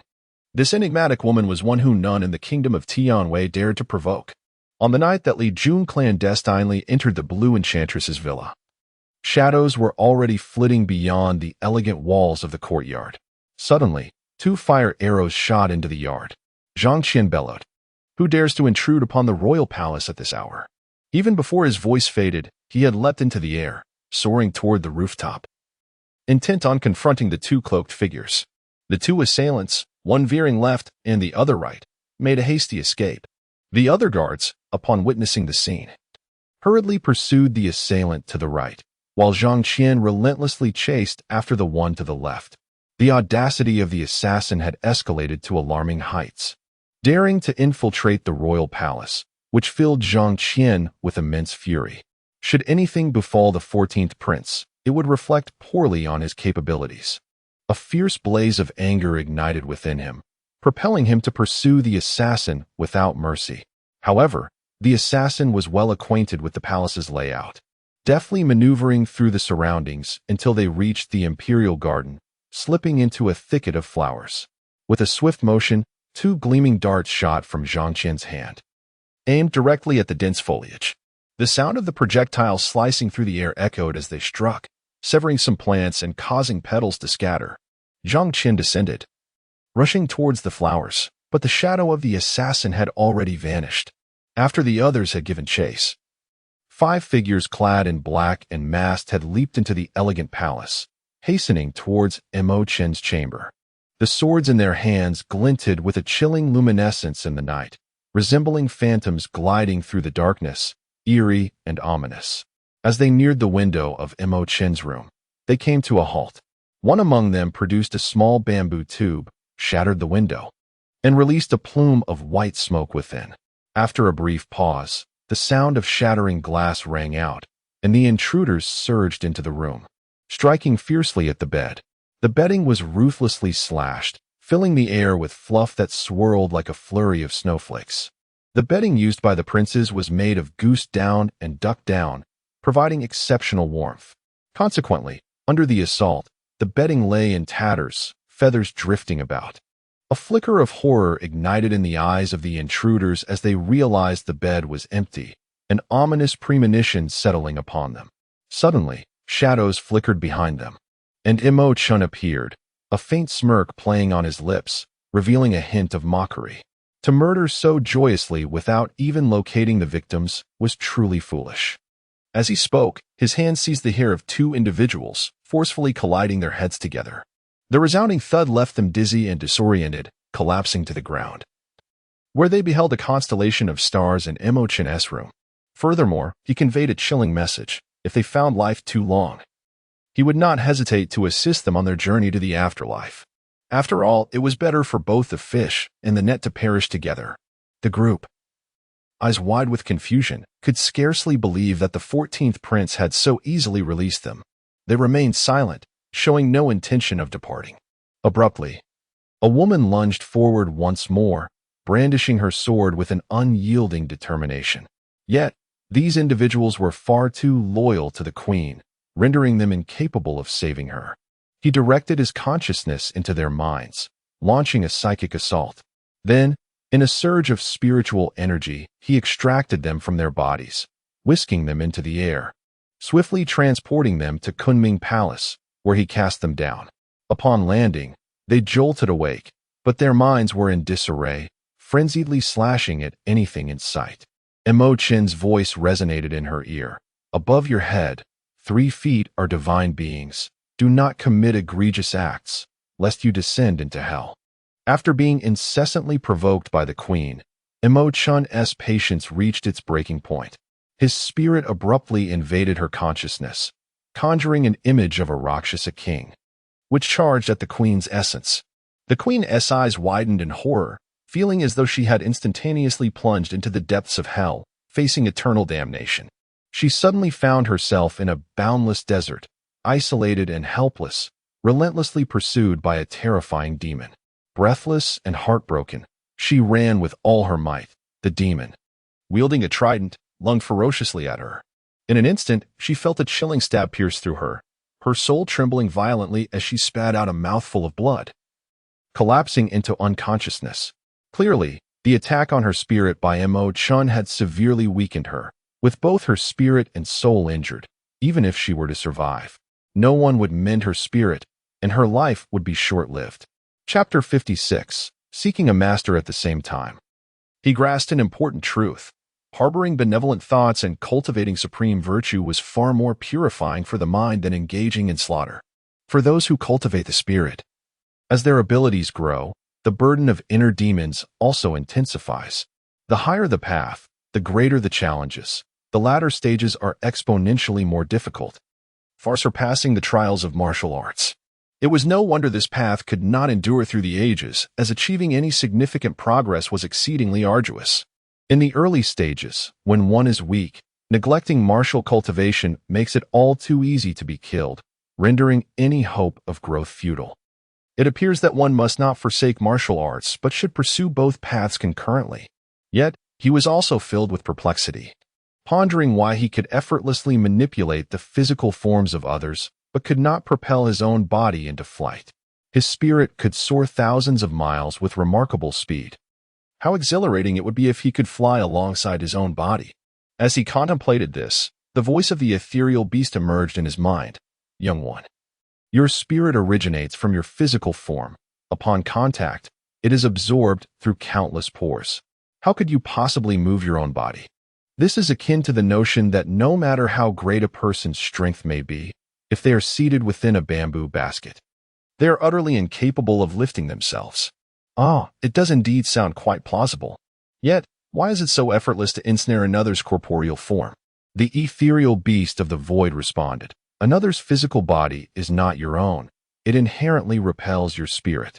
You are an external force, a concept entirely distinct. By the way, young one, I must caution you against being negligent with your spirit's departure. Should you fail to safeguard your physical form, its destruction would spell your demise. Chen exhaled sharply and abruptly sat up, startling those around him into wide-eyed astonishment. The flabbergasted Lu Guifei stood with her mouth agape, unable to close it for an extended moment. Chener, are you unscathed? The other maidens, initially believing Chen had suddenly returned from the dead, were taken aback by his rosy complexion as if he had been revived. Their hearts raced in shock, only gradually calming down. Chen offered a wry smile, realizing he had been away from his physical body for quite some time, leading to their misunderstanding. It was no wonder that his room was drenched in blood, the bedding in disarray, and feathers strewn across the floor, creating a scene of utter desolation that could easily lead to misinterpretation. Moreover, his spirit's departure had rendered his breathing significantly slower than usual, with his heart nearly ceasing to beat.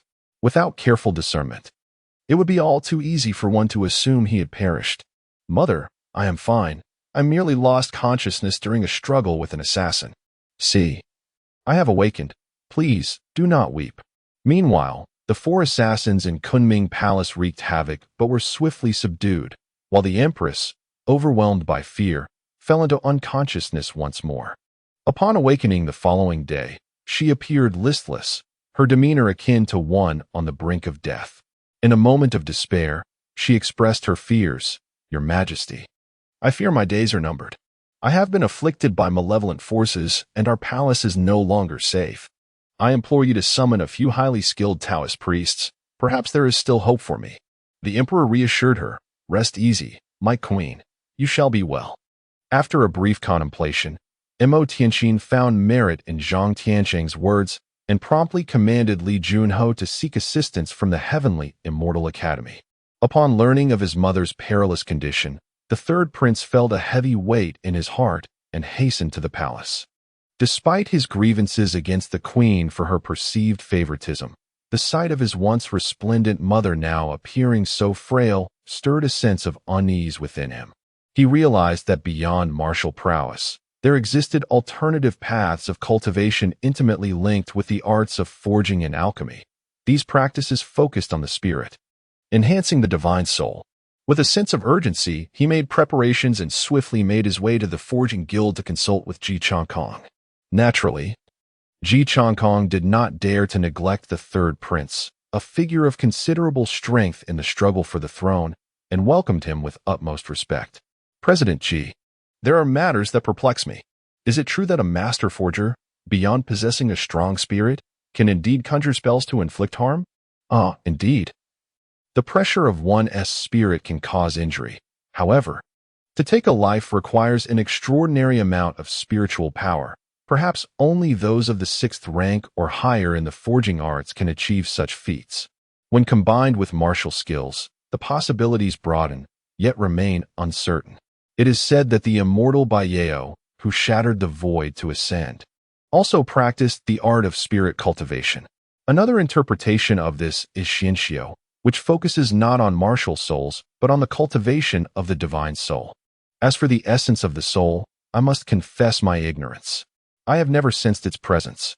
Although the kingdom of Tianyue venerates the immortals, they are unaware that aside from cultivating martial arts to achieve the status of a martial god and ascend beyond the void, there exists the path of cultivating the soul, which also allows one to transcend and attain immortality. Your martial spirit has reached the realm of soul and flesh unification, enabling you to unleash a force of 10,000 pounds effortlessly. You are fully capable of subduing individuals beneath the rank of Xuanji star martial artists.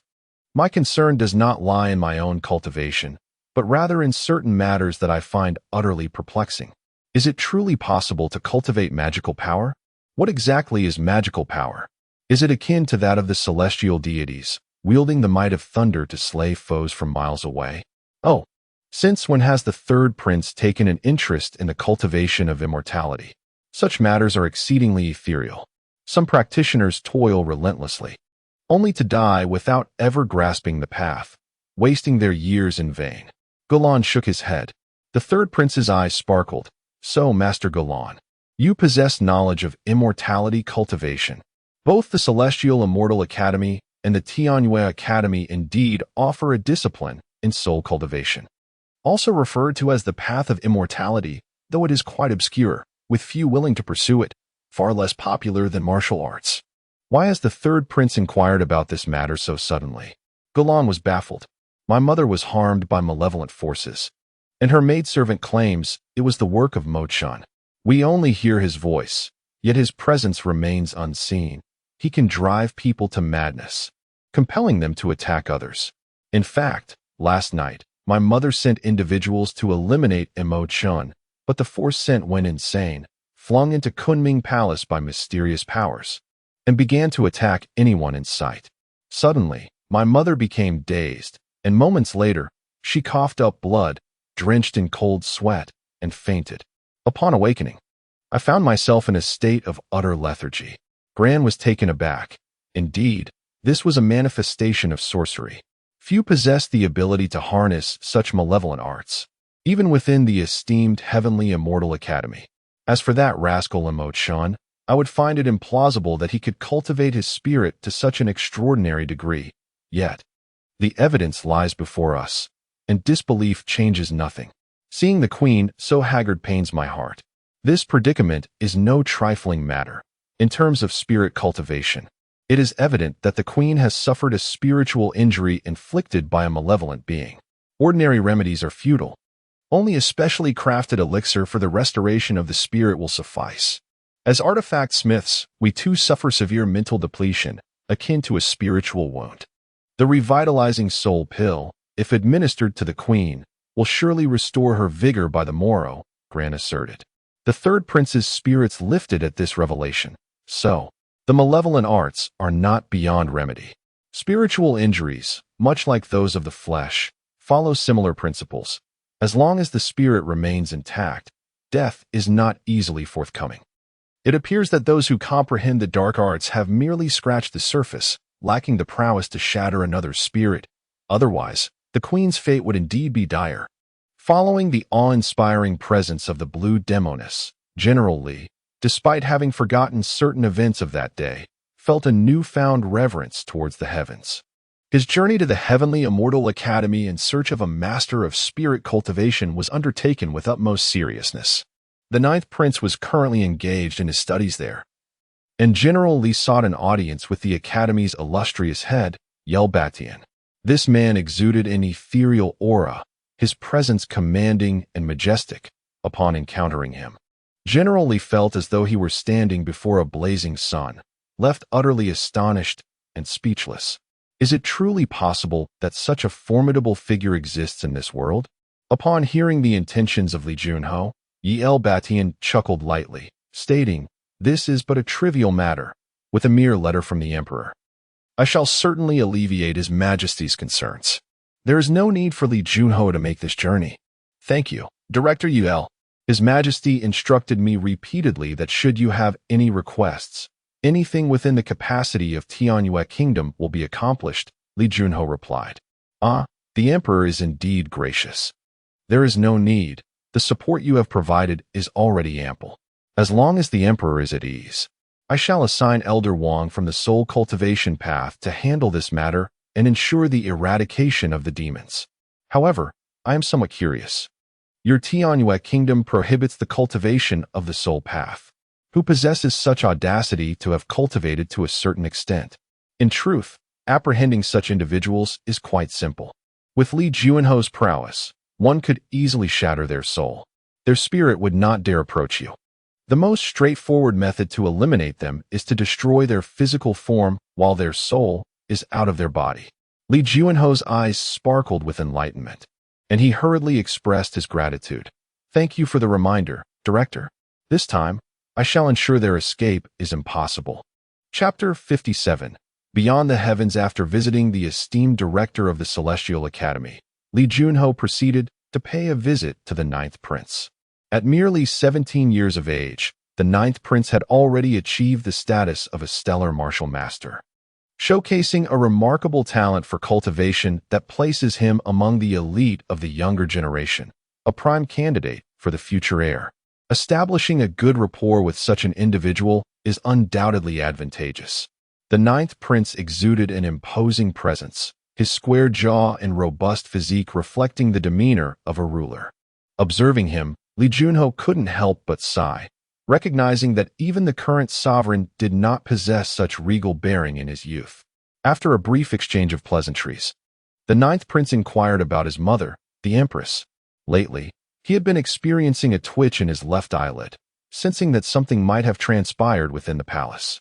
The sudden arrival of Li Junho only heightened his ominous premonitions. Upon the mention of the Empress, Li Junho found it difficult to contain his emotions.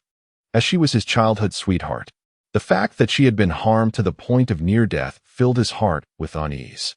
The Empress has been afflicted by a sorcerer, her mind wandering and in a state of delirium. I have come here to seek the aid of an expert to vanquish the evil and exorcise the demons, Li Junho revealed.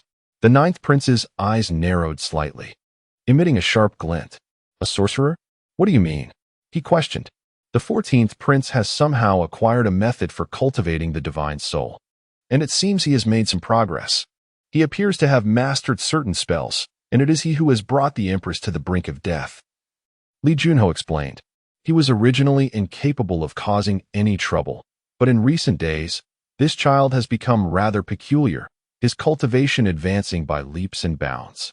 The Dark Moon organization once bribed a Hell's Gate assassin, Willow Blade, to assassinate him, but Willow Blade's head was severed by the 14th prince instead. He is currently only an Iron Star warrior, yet he managed to slay a mysterious Star Warrior assassin. It is simply inconceivable.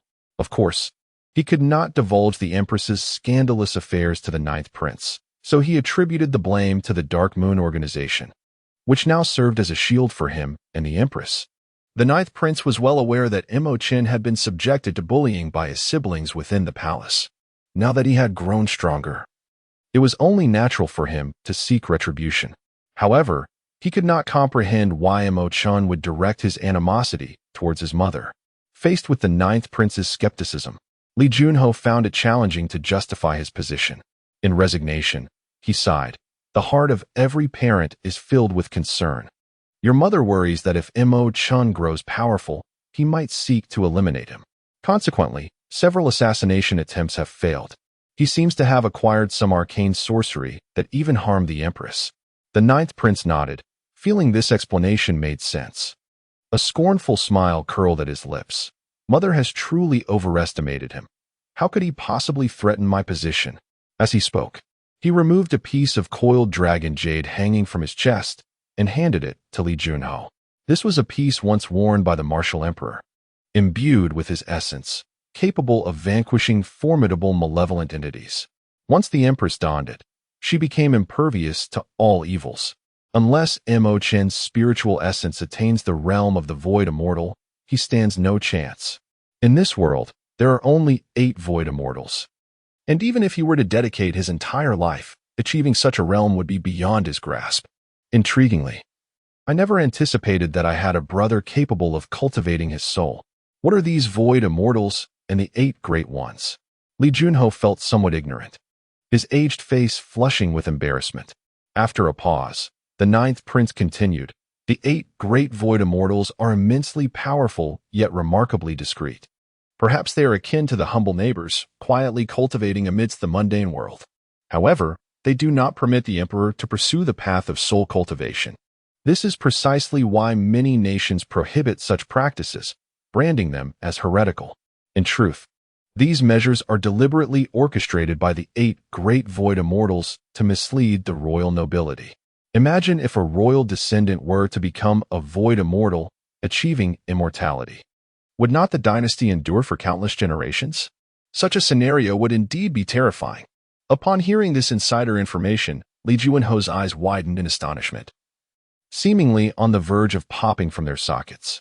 He gasped, truly taken aback by such previously unrecognized matters. It appears I have indeed been woefully ignorant. The ninth prince remarked, they seldom concern themselves with worldly affairs, so there is no need for excessive contemplation. We shall revel in our wealth and splendor. As long as we do not provoke them, they shall not bring us harm.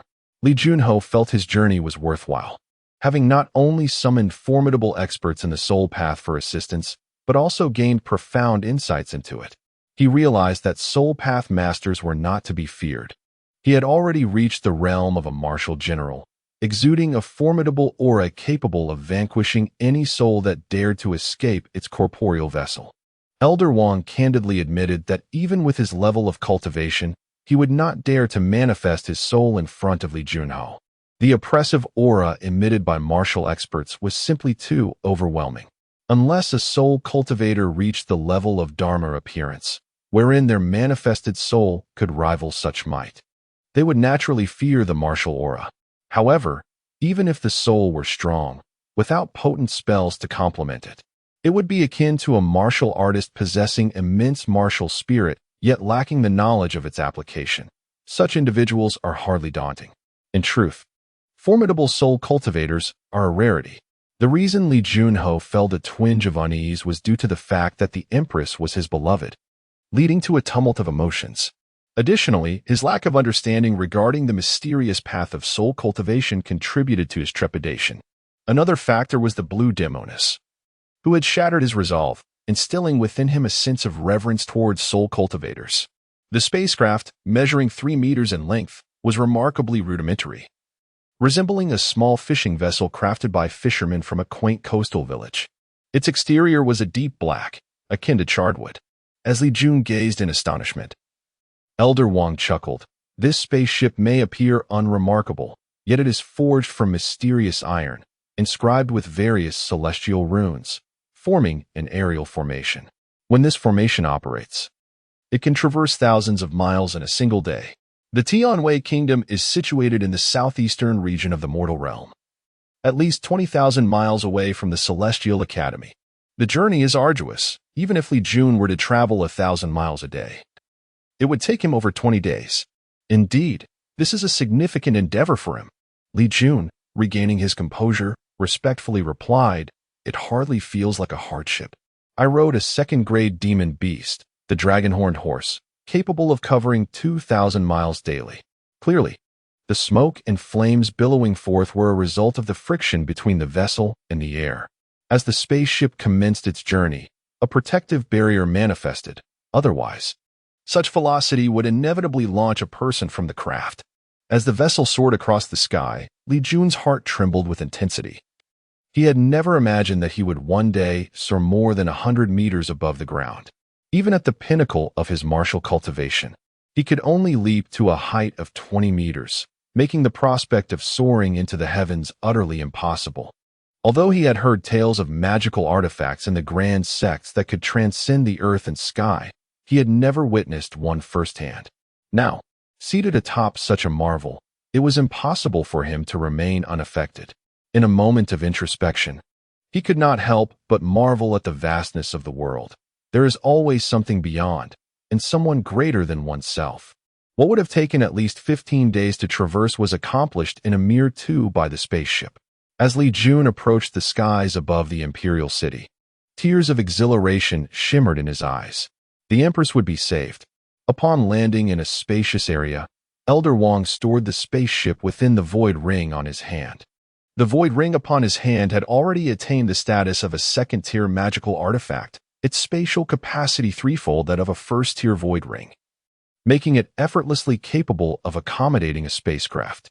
Elders of significant sects, possessing esteemed ranks and transcendent status, need not bow even before the emperor of the mortal realm. Elder Wang, at the age of 50, donned the attire of a Taoist, clad in a soil-colored robe that exuded an air of ethereal elegance. Every gesture he made was imbued with a sense of grace and lightness. After exchanging a few pleasantries, they hastily made their way to the Kunming Palace. In truth, after receiving healing from Gran, the Empress had regained her vitality after a fortnight of recuperation. Within the Kunming Palace, Elder Wang surveyed the surroundings, extracting several talismans and affixing them to the walls at the 4 cardinal points. He constructed protective boxes for these talismans, ensuring that malevolent forces would find it difficult to intrude. Upon observing the Empress, he noted her remarkable recovery and nodded, stating, "It appears that someone has administered the revitalizing soul pill to the Empress. Her condition is no longer concerning. In a few days, she shall regain her full vigor."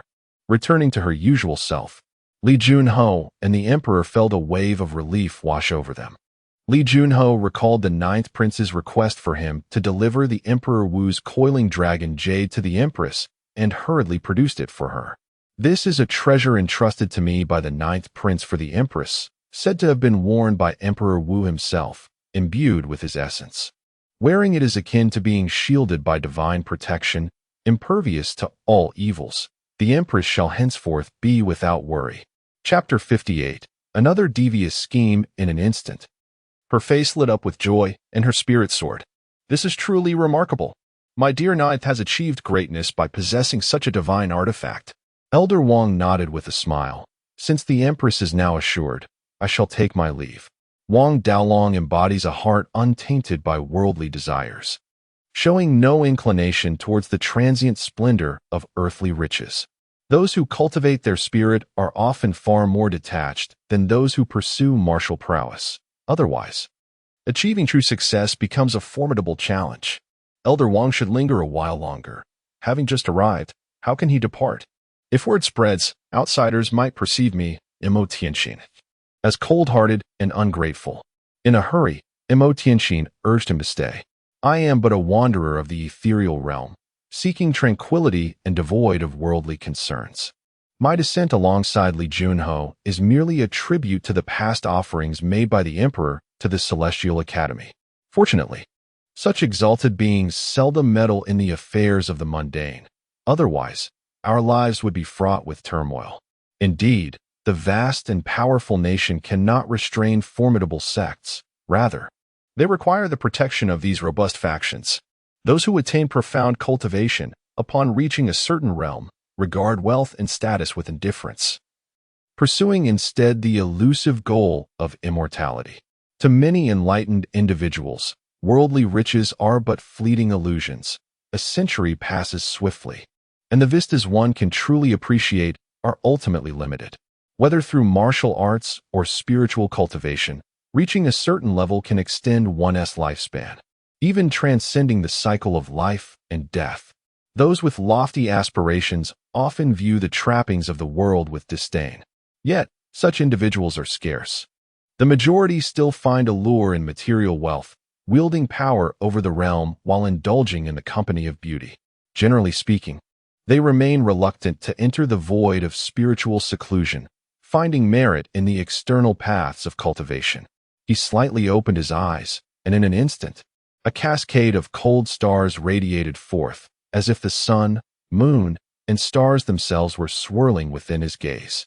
This brilliance quickly receded. He reached out into the void, and with a single thought, the door swung open.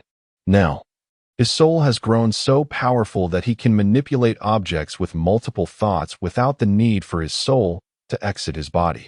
A method far safer than the latter. Of course, this approach inevitably sacrifices a portion of his mental strength, limiting the power he can exert. The door swung open, yet Imo Chun remained seated on the distant bed, a sight that had long ceased to astonish Chu Rongrong. Imo Chun, it's dire news. Li Junho has summoned a Taoist priest, she exclaimed. The priest stood quietly for a moment, while the Empress regained her vitality and spirit. His tone was nonchalant, yet it sent an involuntary shiver down Chu Rongrong's spine. Indeed, I possess a method to impact the extraordinary meridians and the 49 collateral channels, which you can utilize to enhance your own meridians. In due time, your cultivation will ascend to new heights. As he spoke, his soul projected thoughts into her mind, imprinting the technique of the Yutian divine meridian within her consciousness in mere moments. Suddenly, her mind brimmed with clarity, leaving Chu Rongrong utterly astounded. It was her first experience witnessing someone imparting martial arts techniques in such a seamless manner, allowing her to retain every detail effortlessly. As she perused the teachings, she was struck by their intricacy, rendering her momentarily speechless with exhilaration. Imo Chen smiled softly. You are already like a sister to me. There is no need for formality or expressions of gratitude. Though she had now attained the status of a celestial star warrior, surpassing Imo Chun in rank, her strength still paled in comparison. With merely 24 open meridians, a limit she had reached due to the lack of superior cultivation methods. The kingdom of Tianyue is but a third-rate nation, where only a rare few can pass the rigorous examinations of the university and ascend to the status of external disciples. Possessing a physical strength of 6,000 jin, it is entirely feasible for one to unleash a force of 7,000 jin when combined with a martial soul or martial techniques. The astonishing surge of power left her utterly speechless for a considerable time. It is worth noting that some individuals toil their entire lives only to unlock the 8 extraordinary meridians. Even if their cultivation level rises, their strength remains inherently limited. For instance, an average warrior of the Tianji star, boasting a physical strength of 4,000 jin, is already deemed formidable, even with a powerful martial soul. Achieving a force of 5,000 jin is the utmost limit. This clearly illustrates the extraordinary benefits that can be derived from superior cultivation techniques. Chuchengrong became the goddaughter of consort Lu, much to the emperor's delight, who, in his elation, acknowledged her as his goddaughter. Thus, she became a veritable princess of the people, inciting envy among many. Particularly, the assassins nurtured by the empress, upon learning of this development, were consumed by jealousy and spoke ill of her behind her back. Chen had long since arranged for Chuchengrong to assume a false identity, rendering any attempts by the empress to expose her futile. Of course, the empress would not be so foolish as to unveil an assassin she herself had trained. Although Chuchengrong caused her considerable discomfort, the empress could not resort to such underhanded methods to eliminate her. Chuchengrong brazenly accompanied consort Lu daily and routinely paid her respects to the empress. This situation was a source of great vexation for the empress, who felt an urge to eliminate Chuchengrong, yet found herself powerless to act against her, thus enduring her frustration in silence. On this particular day, the empress's niece, Wang Ziru, came to the palace to pay a visit to the empress. Wang Ziru, at the tender age of 17, blossomed into a captivating beauty, enchanting all who beheld her. Alongside Li Rui, she was counted among the 4 great beauties of the capital. In contrast to Li Rui, her charm possessed a refreshing and ethereal quality. Moreover, her innate talent for cultivation was exceptionally high. Her martial soul was the rare 5th-grade shattered jade blade. Despite her youth, she had already ascended to the realm of Iron Star Martial Master. However, she was not one to seek glory or competition. Over the years, she had attended only one of the palace's grand gatherings, which resulted in few truly knowing her. Consequently, her renown paled in comparison to that of Li Rui. Her arrival caught the queen's attention, for the queen possessed a discerning eye and immediately recognized her prowess. Secretly delighted by this revelation, thus, a sinister scheme began to take shape in her mind. "Humph, Chu Rongrong, you dare to betray me. Your life shall soon reach its end." Assassination attempts had repeatedly failed, and the queen had resolved to abandon her intent to eliminate Chen. Yet, she felt confident in her ability to dispose of this girl, Chu Rongrong. Tenderly, she grasped Wang Ziru's hand and said, "Seeing you, my dear child, invigorates my spirit. Since you are here, do stay in the palace for a while. I am preparing to host an extraordinary princess tournament to inspire the young ladies. You must participate. There will be generous rewards for you. But, Aunt, you know I have never been fond of such things." The queen furrowed her brow. Fully aware of the girl's temperament, she immediately resorted to a tactic of feigned distress. Weeping and lamenting, "Your aunt may appear to bask in glory, yet, in truth, I am nearly overwhelmed by adversity." "Ah!" Wang Ziru was taken aback. Who would dare to bully her aunt? At this moment, a close maid, seizing the opportunity, joined in the theatrics. She portrayed Chu Rongrong as ungrateful, betraying the empress, and now being sheltered by the favored Lu Guifei, having become a princess among the common folk. This blend of truth and fiction painted Chu Rongrong as a detestable, cunning, and shameless villain. Upon hearing this, Wang Ziru's anger surged, her teeth clenched in fury. Though she disliked commotion, she possessed a strong sense of justice and a chivalrous spirit. Learning of Chu Rongrong's heinous deeds naturally ignited her desire to defend the empress. "Very well, I shall participate and teach her a lesson. But that is not enough. She must be eliminated, for that is what a true hero would do. It shall be a service to the people, a way to vent my aunt's grievances. My recent illness is, in fact, greatly tied to this ungrateful girl. These past days, she has taken advantage of Lu Guifei's protection, appearing before me daily, flaunting her power. They have driven me to the brink of madness." Chapter 59, A Crisis Looms Soon. Spring blossomed, a time when the peach blossoms were in full bloom. At this moment, a gentle rain fell upon the heavenly streets, soft as cream, while the grass appeared green from a distance, yet was sparse up close.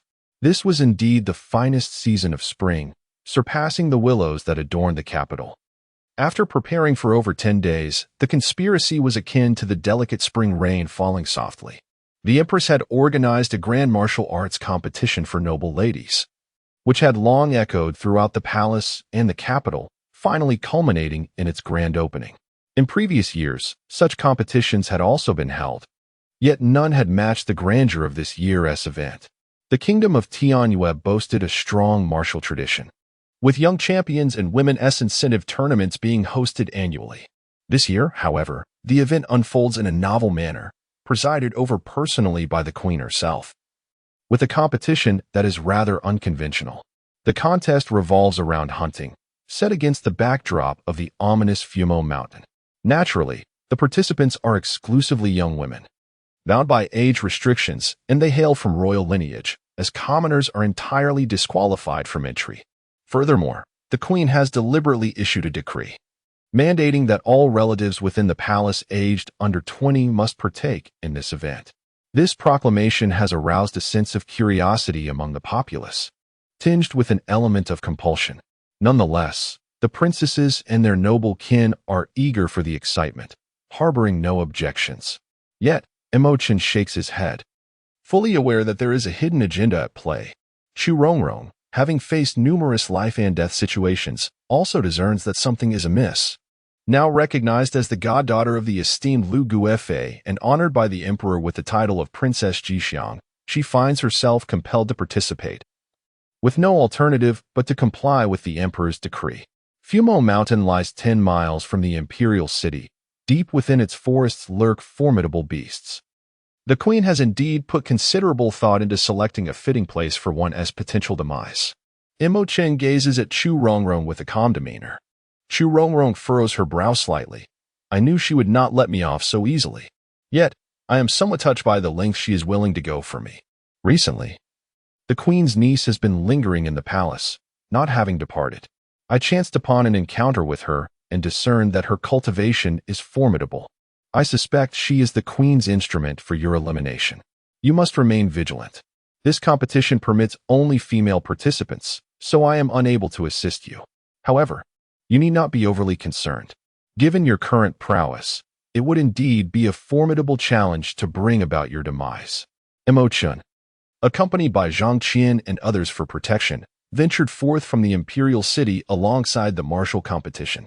Even if someone harbored ill intentions towards him, they would need to weigh their options carefully. Upon reaching the foot of Fumo Mountain, a contingent of 10,000 imperial guards sealed off the paths leading into the mountains, allowing only the competing women to enter the forest, while all men were barred from proceeding further. The empress, encircled by the imperial guards, sat regally within her opulent phoenix carriage, strategizing and overseeing the proceedings. All game captured by the women who entered the forest must be registered before her, followed by an evaluation of their achievements by designated officials. Rewards would be distributed based on their accomplishments. The princesses, noble ladies, and daughters of various officials treated the competition as a mere diversion, not taking it too seriously.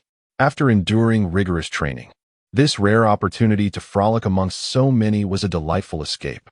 However, the empress, under the guise of hosting a competition, had already woven an intricate web, lying in wait for Chu Rongrong to ensnare her.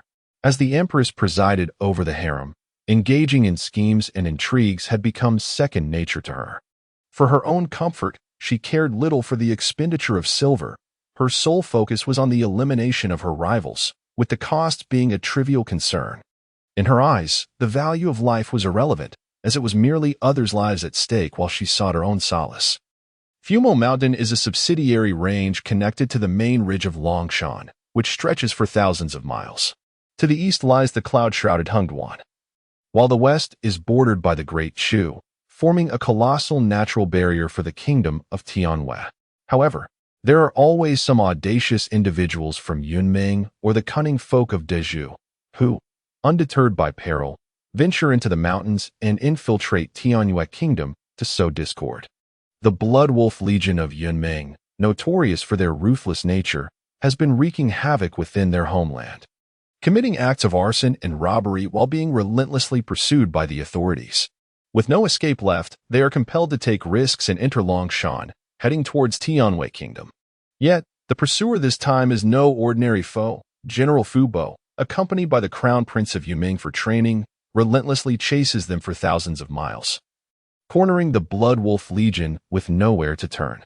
Recently, the Blood Wolf Legion has only just managed to elude General Fubo's forces, allowing them a brief respite.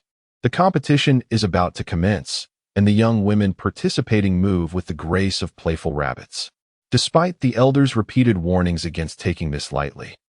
As the depths of Fumo Forest lead to Longshan, home to formidable beasts, they are advised to flee upon encountering a second-tier monster.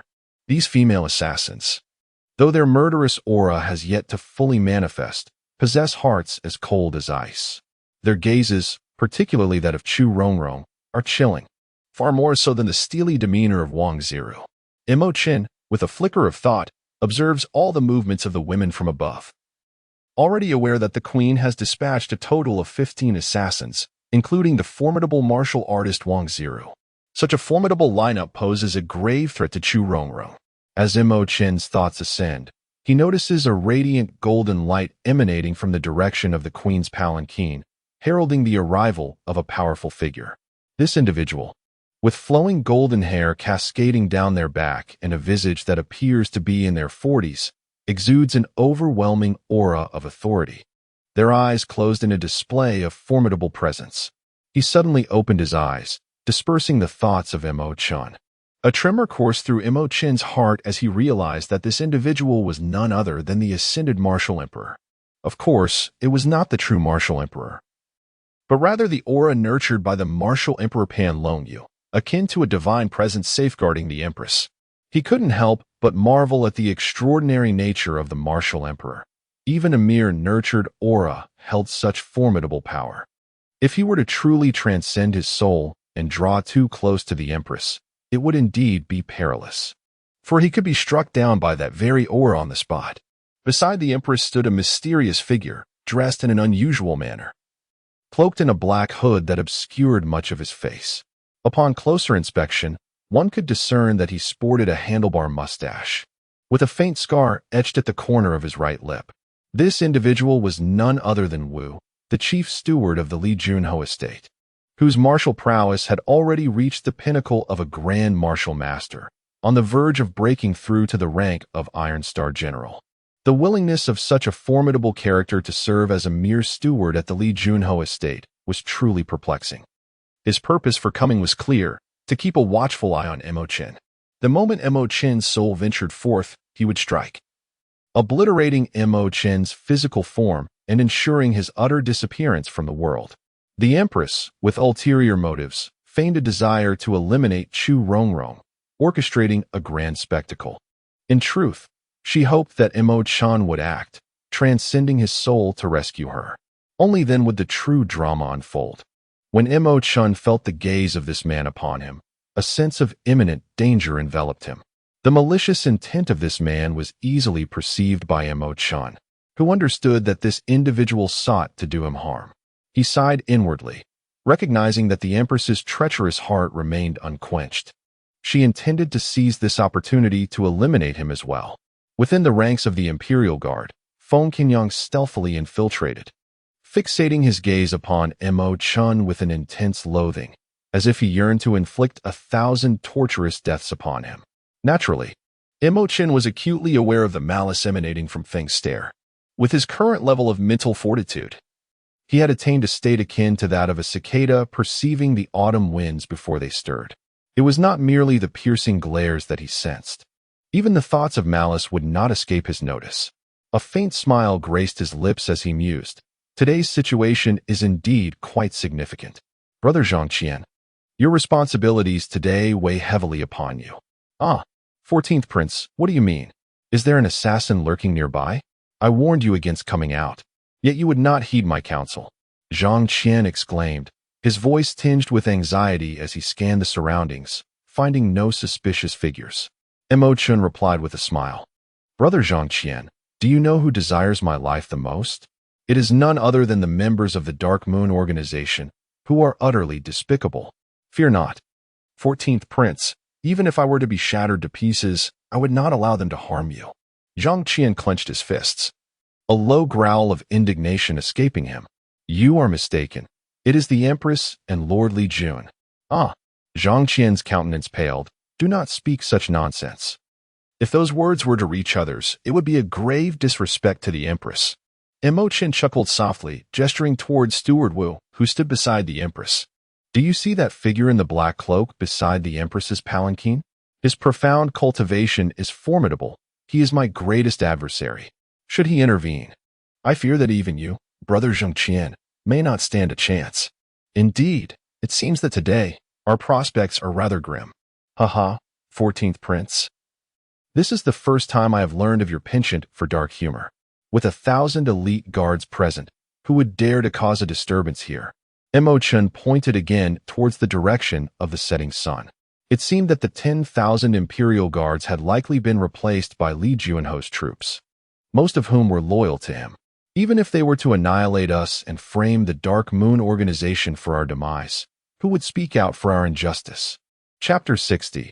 Beauty against beauty. Zhang Qian shivered slightly, meticulously surveying the surroundings and indeed discovering numerous suspicious signs. How should we respond? Chen replied with calm composure. Let us approach the Empress. If she intends to act against us, we shall seize her immediately and take her as a hostage, thus alleviating this dire predicament. Oh, to assault the Empress is a capital offense, Zhang Qian exclaimed in horror. Although he had weathered many storms, he had never dared to contemplate such treachery as capturing the Empress. Such an act could lead to execution and the extermination of one's clan. What is there to fear? We need not overtly capture her. Instead, we shall do so under the pretense of protecting her, thereby keeping her under our control. In this manner, even the most formidable adversaries would think twice before acting against us. The Empress herself has her grievances that cannot be voiced. When one hesitates to sever ties, chaos ensues. With a resolute expression, Chen began to stride toward the Empress's palanquin. Zhang Qian, momentarily stunned, quickly gathered his wits and pursued him, steeling himself for the daunting task ahead. Steward Wu had been quietly observing Chen's movements and was taken aback as he saw him approaching. A slight frown creased his brow. What is this young man plotting? What is the matter? The Empress inquired, intrigued by Steward Wu's muttering to himself. The 14th Prince approached us.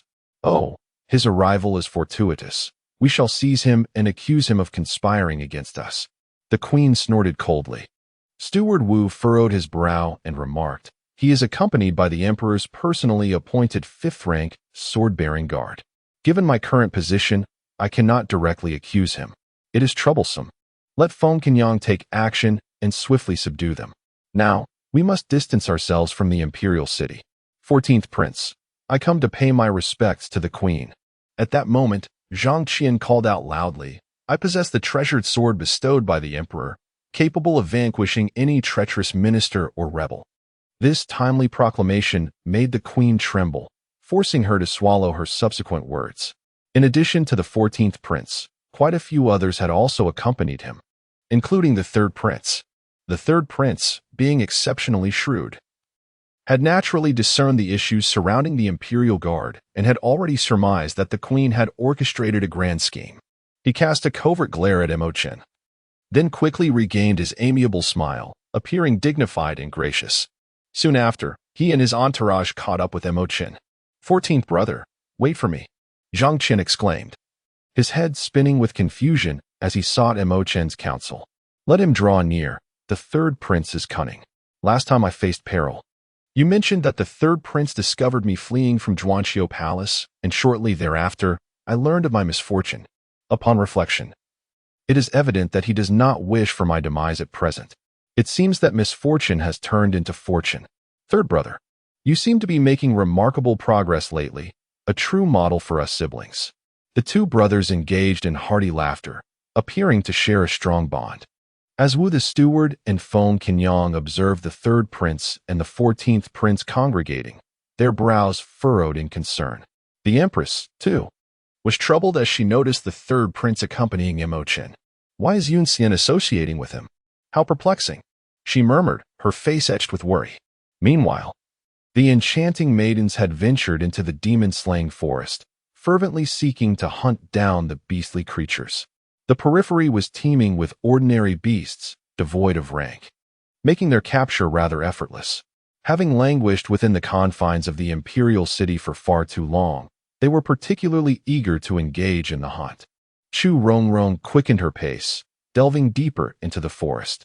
After traversing 3 miles, she suddenly leaped into a copse of vibrant red shrubs, concealing herself expertly. Wang Ziru hastily followed, but soon found herself at a loss, furrowing her brow as she searched fruitlessly. Not far from Wang Ziru, a group of female assassins deftly waved their sleeves, releasing several small white mice with lightning speed. These were not ordinary rodents, they were lightning mice, known for their swiftness and tracking abilities. Prior to their departure from the palace, these assassins had allowed the mice to scent Chu Rongrong's previous garments. Once unleashed, the little creatures dashed towards the crimson thicket with remarkable speed. Do not underestimate these seemingly insignificant beings. While their offensive power may be lacking, their attack velocity was astonishing. You are here to assassinate me on the Empress's orders, aren't you? It appears you are aware of your own treachery. To humiliate your sovereign and seek personal gain. People like you have no place in this world. Today, I shall act as the instrument of justice, Wang Ziru declared, her countenance as cold as frost, embodying righteous indignation. Chu Rongrong scoffed derisively. Do not feign righteousness while adorning yourself with false laurels. The queen's hired hands are merely driven by greed. If you intend to kill, then come forth and do so. There is no need to cloak your intentions in such lofty pretenses, as if you were a paragon of purity. I have encountered many shameless individuals, yet none as brazen as you. Wang Ziru, her temper flaring, glared with eyes aflame with murderous intent. Suddenly, her right hand lifted, and a sword, as delicate as a cicada's wing and seemingly transparent, materialized in her grasp. The blade, 2 fingers wide and 3 meters long, glistened like ice fashioned from the coldest depths. Ethereal serpentine energy shimmered along the sword's surface, exuding an overwhelming pressure that sent chills through the air. This was an exquisite weapon, imbued with 6 distinct powers, formidable enough to annihilate any other artifact of its kind. The aura of a martial artist radiating from Wang Ziru caused a tremor of trepidation within Chu Rongrong. Ascending to the realm of martial prowess was no trifling matter. Wang Ziru scrutinized Chu Rongrong with a cold detachment before stating, a top-tier warrior, should I slay you, it would be a disservice to your worth. Thus, I shall engage you with but 1 hand. If I cannot defeat you within 30 strikes, I shall spare your life. Her confidence and aloofness effectively subdued Chu Rongrong's resolve. Chu Rongrong swallowed hard, striving to maintain her composure. This was the most formidable Iron Star martial artist she had ever faced.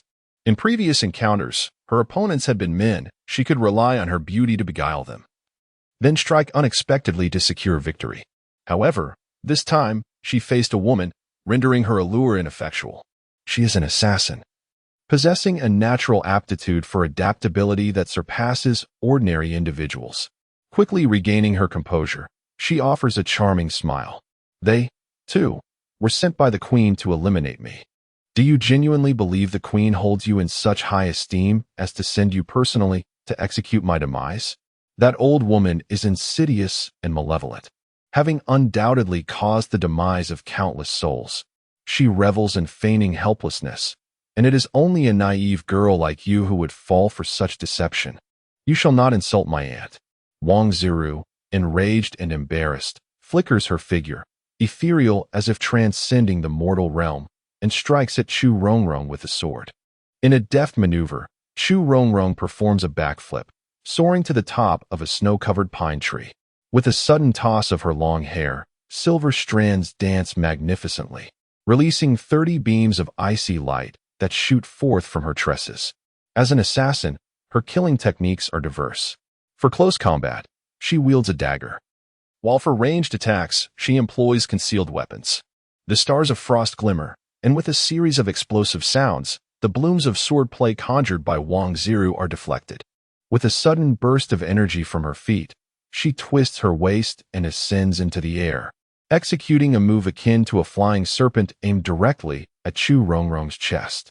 Surrounded by an aura of brilliance, Wang Ziru resembles a beautiful serpent, agile and graceful, striking with lethal precision in the blink of an eye.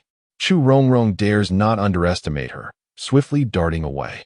The treetop explodes as Wang Ziru's sword pierces through it, scattering branches in every direction.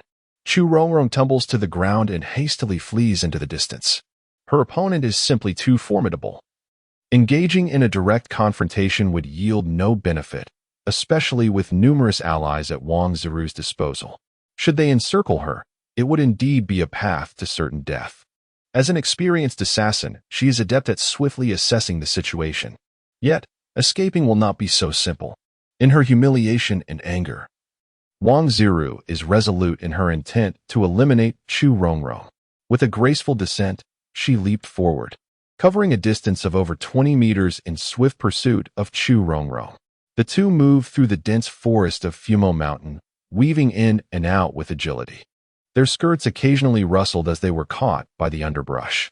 In such a setting, the act of running encountered numerous obstacles. However, neither paid heed to the encumbrances.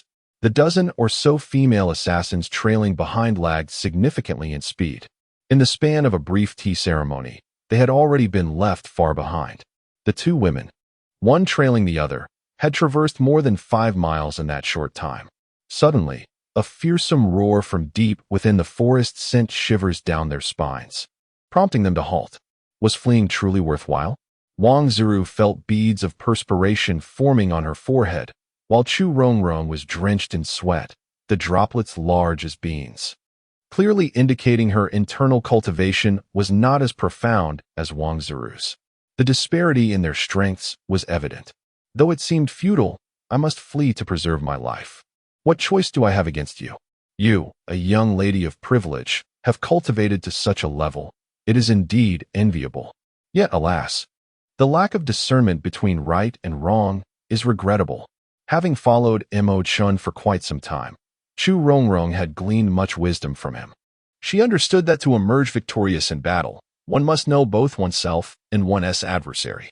The first opponent is not the person before you, but rather the heart within. The art of psychological warfare reigns supreme.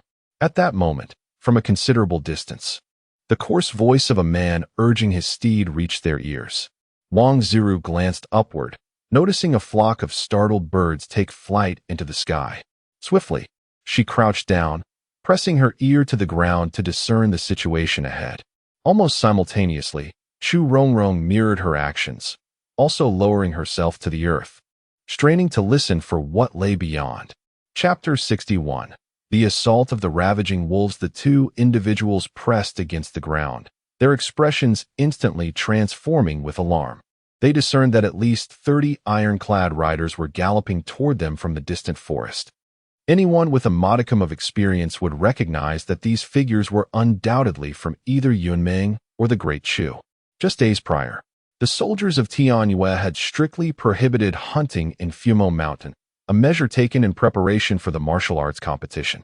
This was a fact well known to both of them, indicating that these newcomers were foreign visitors. What could their intentions possibly be? Simultaneously, they sprang to their feet, their faces etched with gravity. Should we engage in battle? It appears we are facing an external threat. If the other sisters remain unaware, they may fall victim to these intruders. Chu Rongrong's gaze was fixed intently on Wang Ziru. Wang Ziru furrowed her brow slightly. This group approaches with great fervor, and they seem to harbor ulterior motives. The greater context demands that we first alert the other sisters. Suddenly, a flock of birds took to the skies, startled into flight from a distance of 1,000 meters. The two beauties gasped in unison, taken aback by the rapid approach of this group. Let us go. They immediately turned, racing toward the direction of Tianyue. However, their speed paled in comparison to that of the formidable beasts ridden by these riders.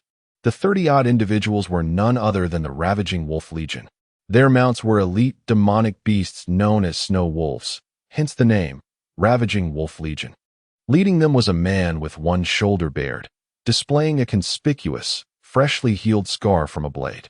Each of these individuals exuded a terrifying aura, embodying the essence of ferocity.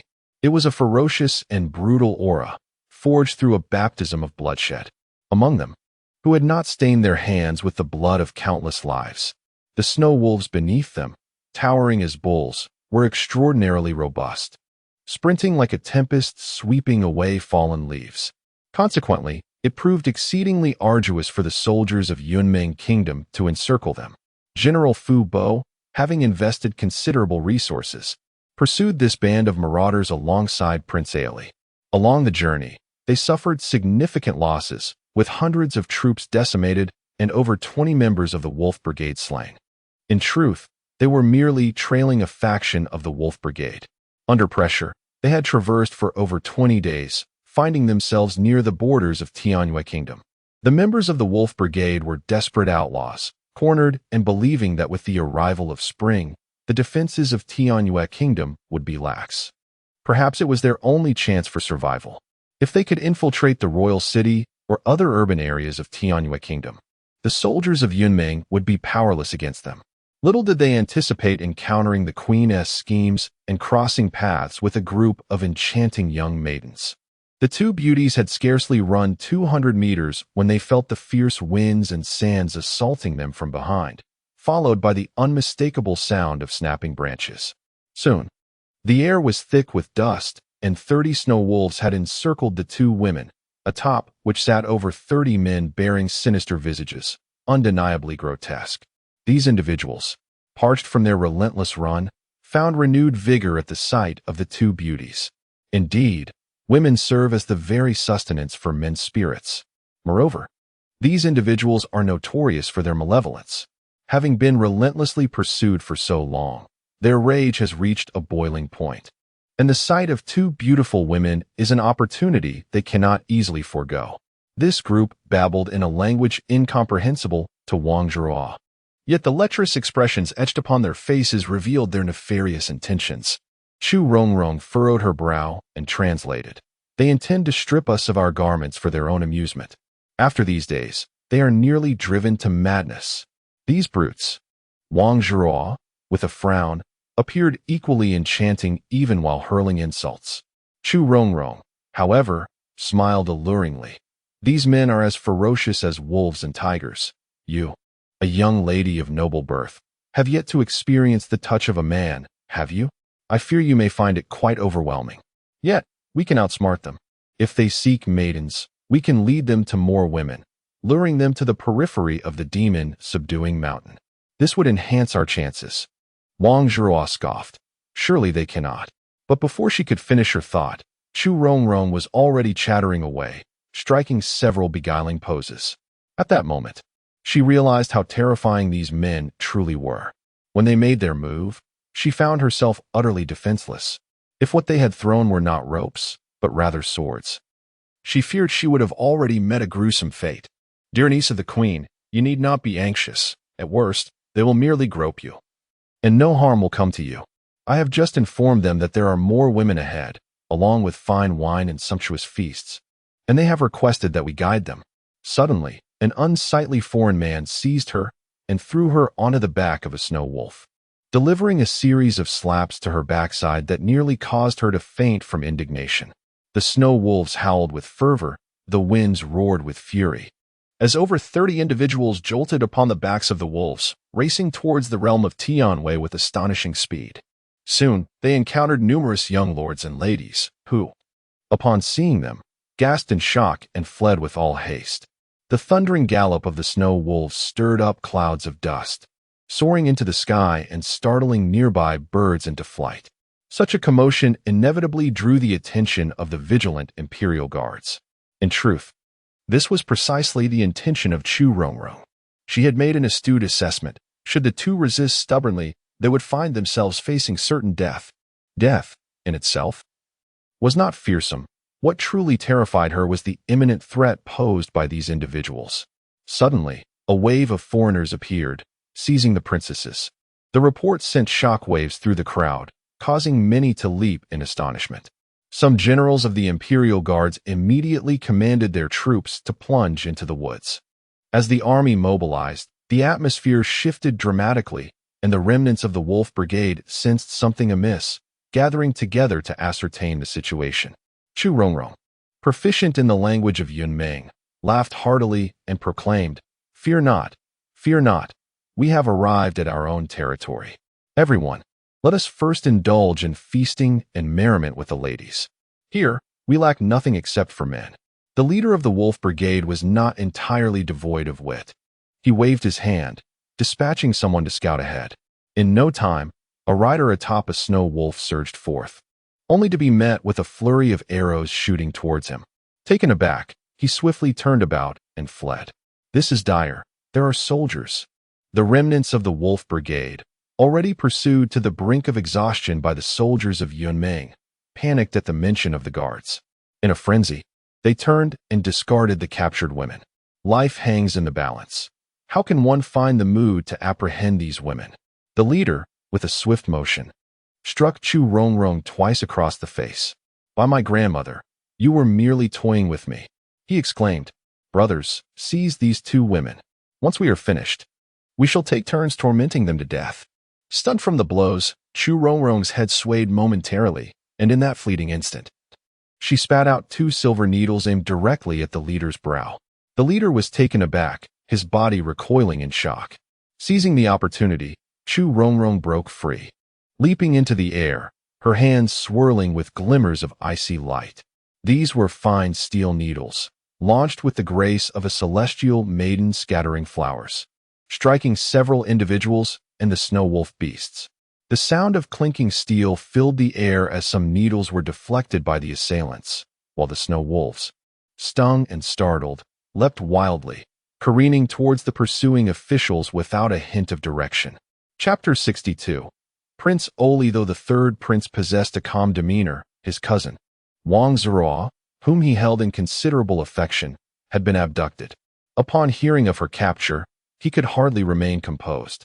Such turmoil was unforeseen by Mo Chen. However, it presented a splendid opportunity for escape, prompting him to rise and depart. Under the protection of Zhang Qian and his companions, he swiftly located Chu Rongrong and made his way towards the palace. The queen was surely beside herself with rage, having orchestrated such an elaborate scheme. Not only did it fail to harm me, but it also ensnared her niece. This band of brigands arrived just in time. Otherwise, my escape would have proven exceedingly difficult. While I may be at a loss when dealing with women, I still possess the means to confront men. Oh, it appears your charm is formidable. When you attempted to assassinate me, why did you not employ it? To my knowledge, Wang Ziru possesses a commendable character, quite unlike those vain princesses and noble women. Her desire to confront you was merely a result of the queen's manipulation. Thus, you ought not to harbor animosity towards her. If only you could have extended a helping hand back then. This, Mo Chen. Why do I sense a touch of compassion within you? Mo Chen replied, "Some individuals are indeed deserving of death. It is swift justice to eliminate them. However, there are those who, though not inherently malevolent, are led astray into wrongdoing. Such individuals merit understanding. Life is a singular gift for each person, and we must respect it. No one possesses the right to dictate another's existence or demise. Even with unparalleled martial prowess, one cannot act with impunity. This, I lack your level of insight. I only know that she was an adversary to me at that moment, and had I the opportunity to eliminate her, I would have seized it. Nonetheless, I shall heed your counsel in the future and refrain from taking lives recklessly." Chu Rongrong blushed as she spoke. The soldiers at Fumo Mountain have mobilized in great numbers, surging like a tide towards the depths of the mountain in pursuit. Their pace, however, cannot match the swift gallop of the Snow Wolf Legion. Catching up to them is nearly impossible. Yet, their sworn enemy, General Fu Bo of Yunmeng Kingdom, has led 3,000 cavalry to the very brink of confrontation. The remnant Wolf Legion finds itself besieged, caught between 2 formidable forces. The famed Iron Riders of Yunmeng Kingdom, mounted on their Qilin-armored dragon-horned steeds, charge forth, causing even the mightiest of beasts to retreat in fear. The remnant Wolf Legion is now trapped, with no escape in sight. They held Wang Zira hostage, loudly shouting at the soldiers of Tianwei Kingdom. If you wish to spare your people, compel these Yuming individuals to withdraw 30 miles. General Fu Bo, a figure of remarkable stature, stood as a formidable presence, akin to the mighty Li Junho. His eyes sparkled with intensity, reminiscent of the sun's rays, evoking an instinctive fear of direct gaze. Second in command, cease your futile struggle. To threaten me with a woman from Tianyue Kingdom is utterly absurd. You ruffians, I have long desired to eliminate you. Today marks your demise. His voice roared like thunder, reverberating through the air, instilling fear in the hearts of the merciless bandits before him. General Su Zhenghang, commander of the Imperial Guard, bore a grim expression. I am Su Zhenghang of Tianyue Kingdom. May I inquire why your Yunming army has crossed our borders? The sudden appearance of 3,000 iron cavalry near the capital is no trivial matter. However, a language barrier impeded communication. Su Zhenghang's words fell on deaf ears, just as he could not comprehend the responses from the opposing side. Both parties sought the assistance of a translator to facilitate dialogue. General Fu Bo chuckled. Ah, so it is General Su Zhenghang. My apologies. We have come to eliminate the bandits. Once we have dealt with these miscreants, we shall withdraw our forces. We may kill, but we must not harm our own. First, let this group of bandits release Princess Wang. Su Zhenghang's countenance grew serious, aware of the formidable nature of the opposing 3,000 cavalry. Should a conflict arise, his own forces would be at a disadvantage. I cannot intervene. The hostages are not in our possession. We are solely concerned with eliminating the bandits. However, I can grant you time to negotiate with them. Wang Zira struggled upon the back of the Snow Wolf, only to be struck down and rendered unconscious by the members of the Snow Wolf Legion. Boldly daring to harm the esteemed Princess Wang, your fate is sealed. The soldiers roared in fury. The bandits, however, maintained their composure, with the second-in-command of the remnant wolf, his face marred by excess flesh, grinning wickedly. The people of Tianwei Kingdom listened intently. We may release you, but we demand a safe passage. As long as the iron cavalry of Yunming retreats 30 miles, we will ensure the safe release of your people. As the sole bargaining chip, the remnant Wolf Legion could not afford to relinquish it easily. I shall do my utmost. No sooner had the words left his lips than he soared like a great rock, soaring over the heads of the crowd and landing 50 meters away. With a few leaps, he vanished from sight. The atmosphere between the two armies grew palpably tense. Most anxious were the members of the remnant Wolf Legion caught between the two forces. The iron cavalry of Yuming showed no inclination to compromise, while the Imperial Guard of Tianyue Kingdom swelled in number, far surpassing that of the cavalry. Thousands of archers stood in formation, their bowstrings taut, with a mere command. The members of the remnant Wolf Legion would be transformed into pincushions as they gazed at the imposing soldiers on both sides. Beads of sweat rolled down the foreheads of the remnant Wolf Legion members in palpable anxiety. Do not act rashly. If you do not acquiesce to my request, I shall slay the girl in my grasp. Su Zhenghang furrowed his brow and implored, General Fu Bo, grant me this favor and retreat 30 miles first. I am determined to eliminate these brigands. It is not that I refuse you, but rather that I cannot afford to. If we let them go today, it will be even harder to pursue them later. They are indeed notorious scoundrels, likely devoid of any credibility. Fu Bo, you old scoundrel, if you have the guts, come and kill me. The second-in-command of the Wolf Legion roared, holding Wang Ziru hostage as he advanced towards the soldiers of the Tianyue Kingdom. The soldiers of Tianyue, clear a path and let us pass. If the cavalry of Yunming dares to follow, they will be met with a hail of arrows. Otherwise, the young lady in my grasp will lose her head. Driven to a desperate corner, the second-in-command's face trembled with fear, knowing he had no choice but to gamble everything.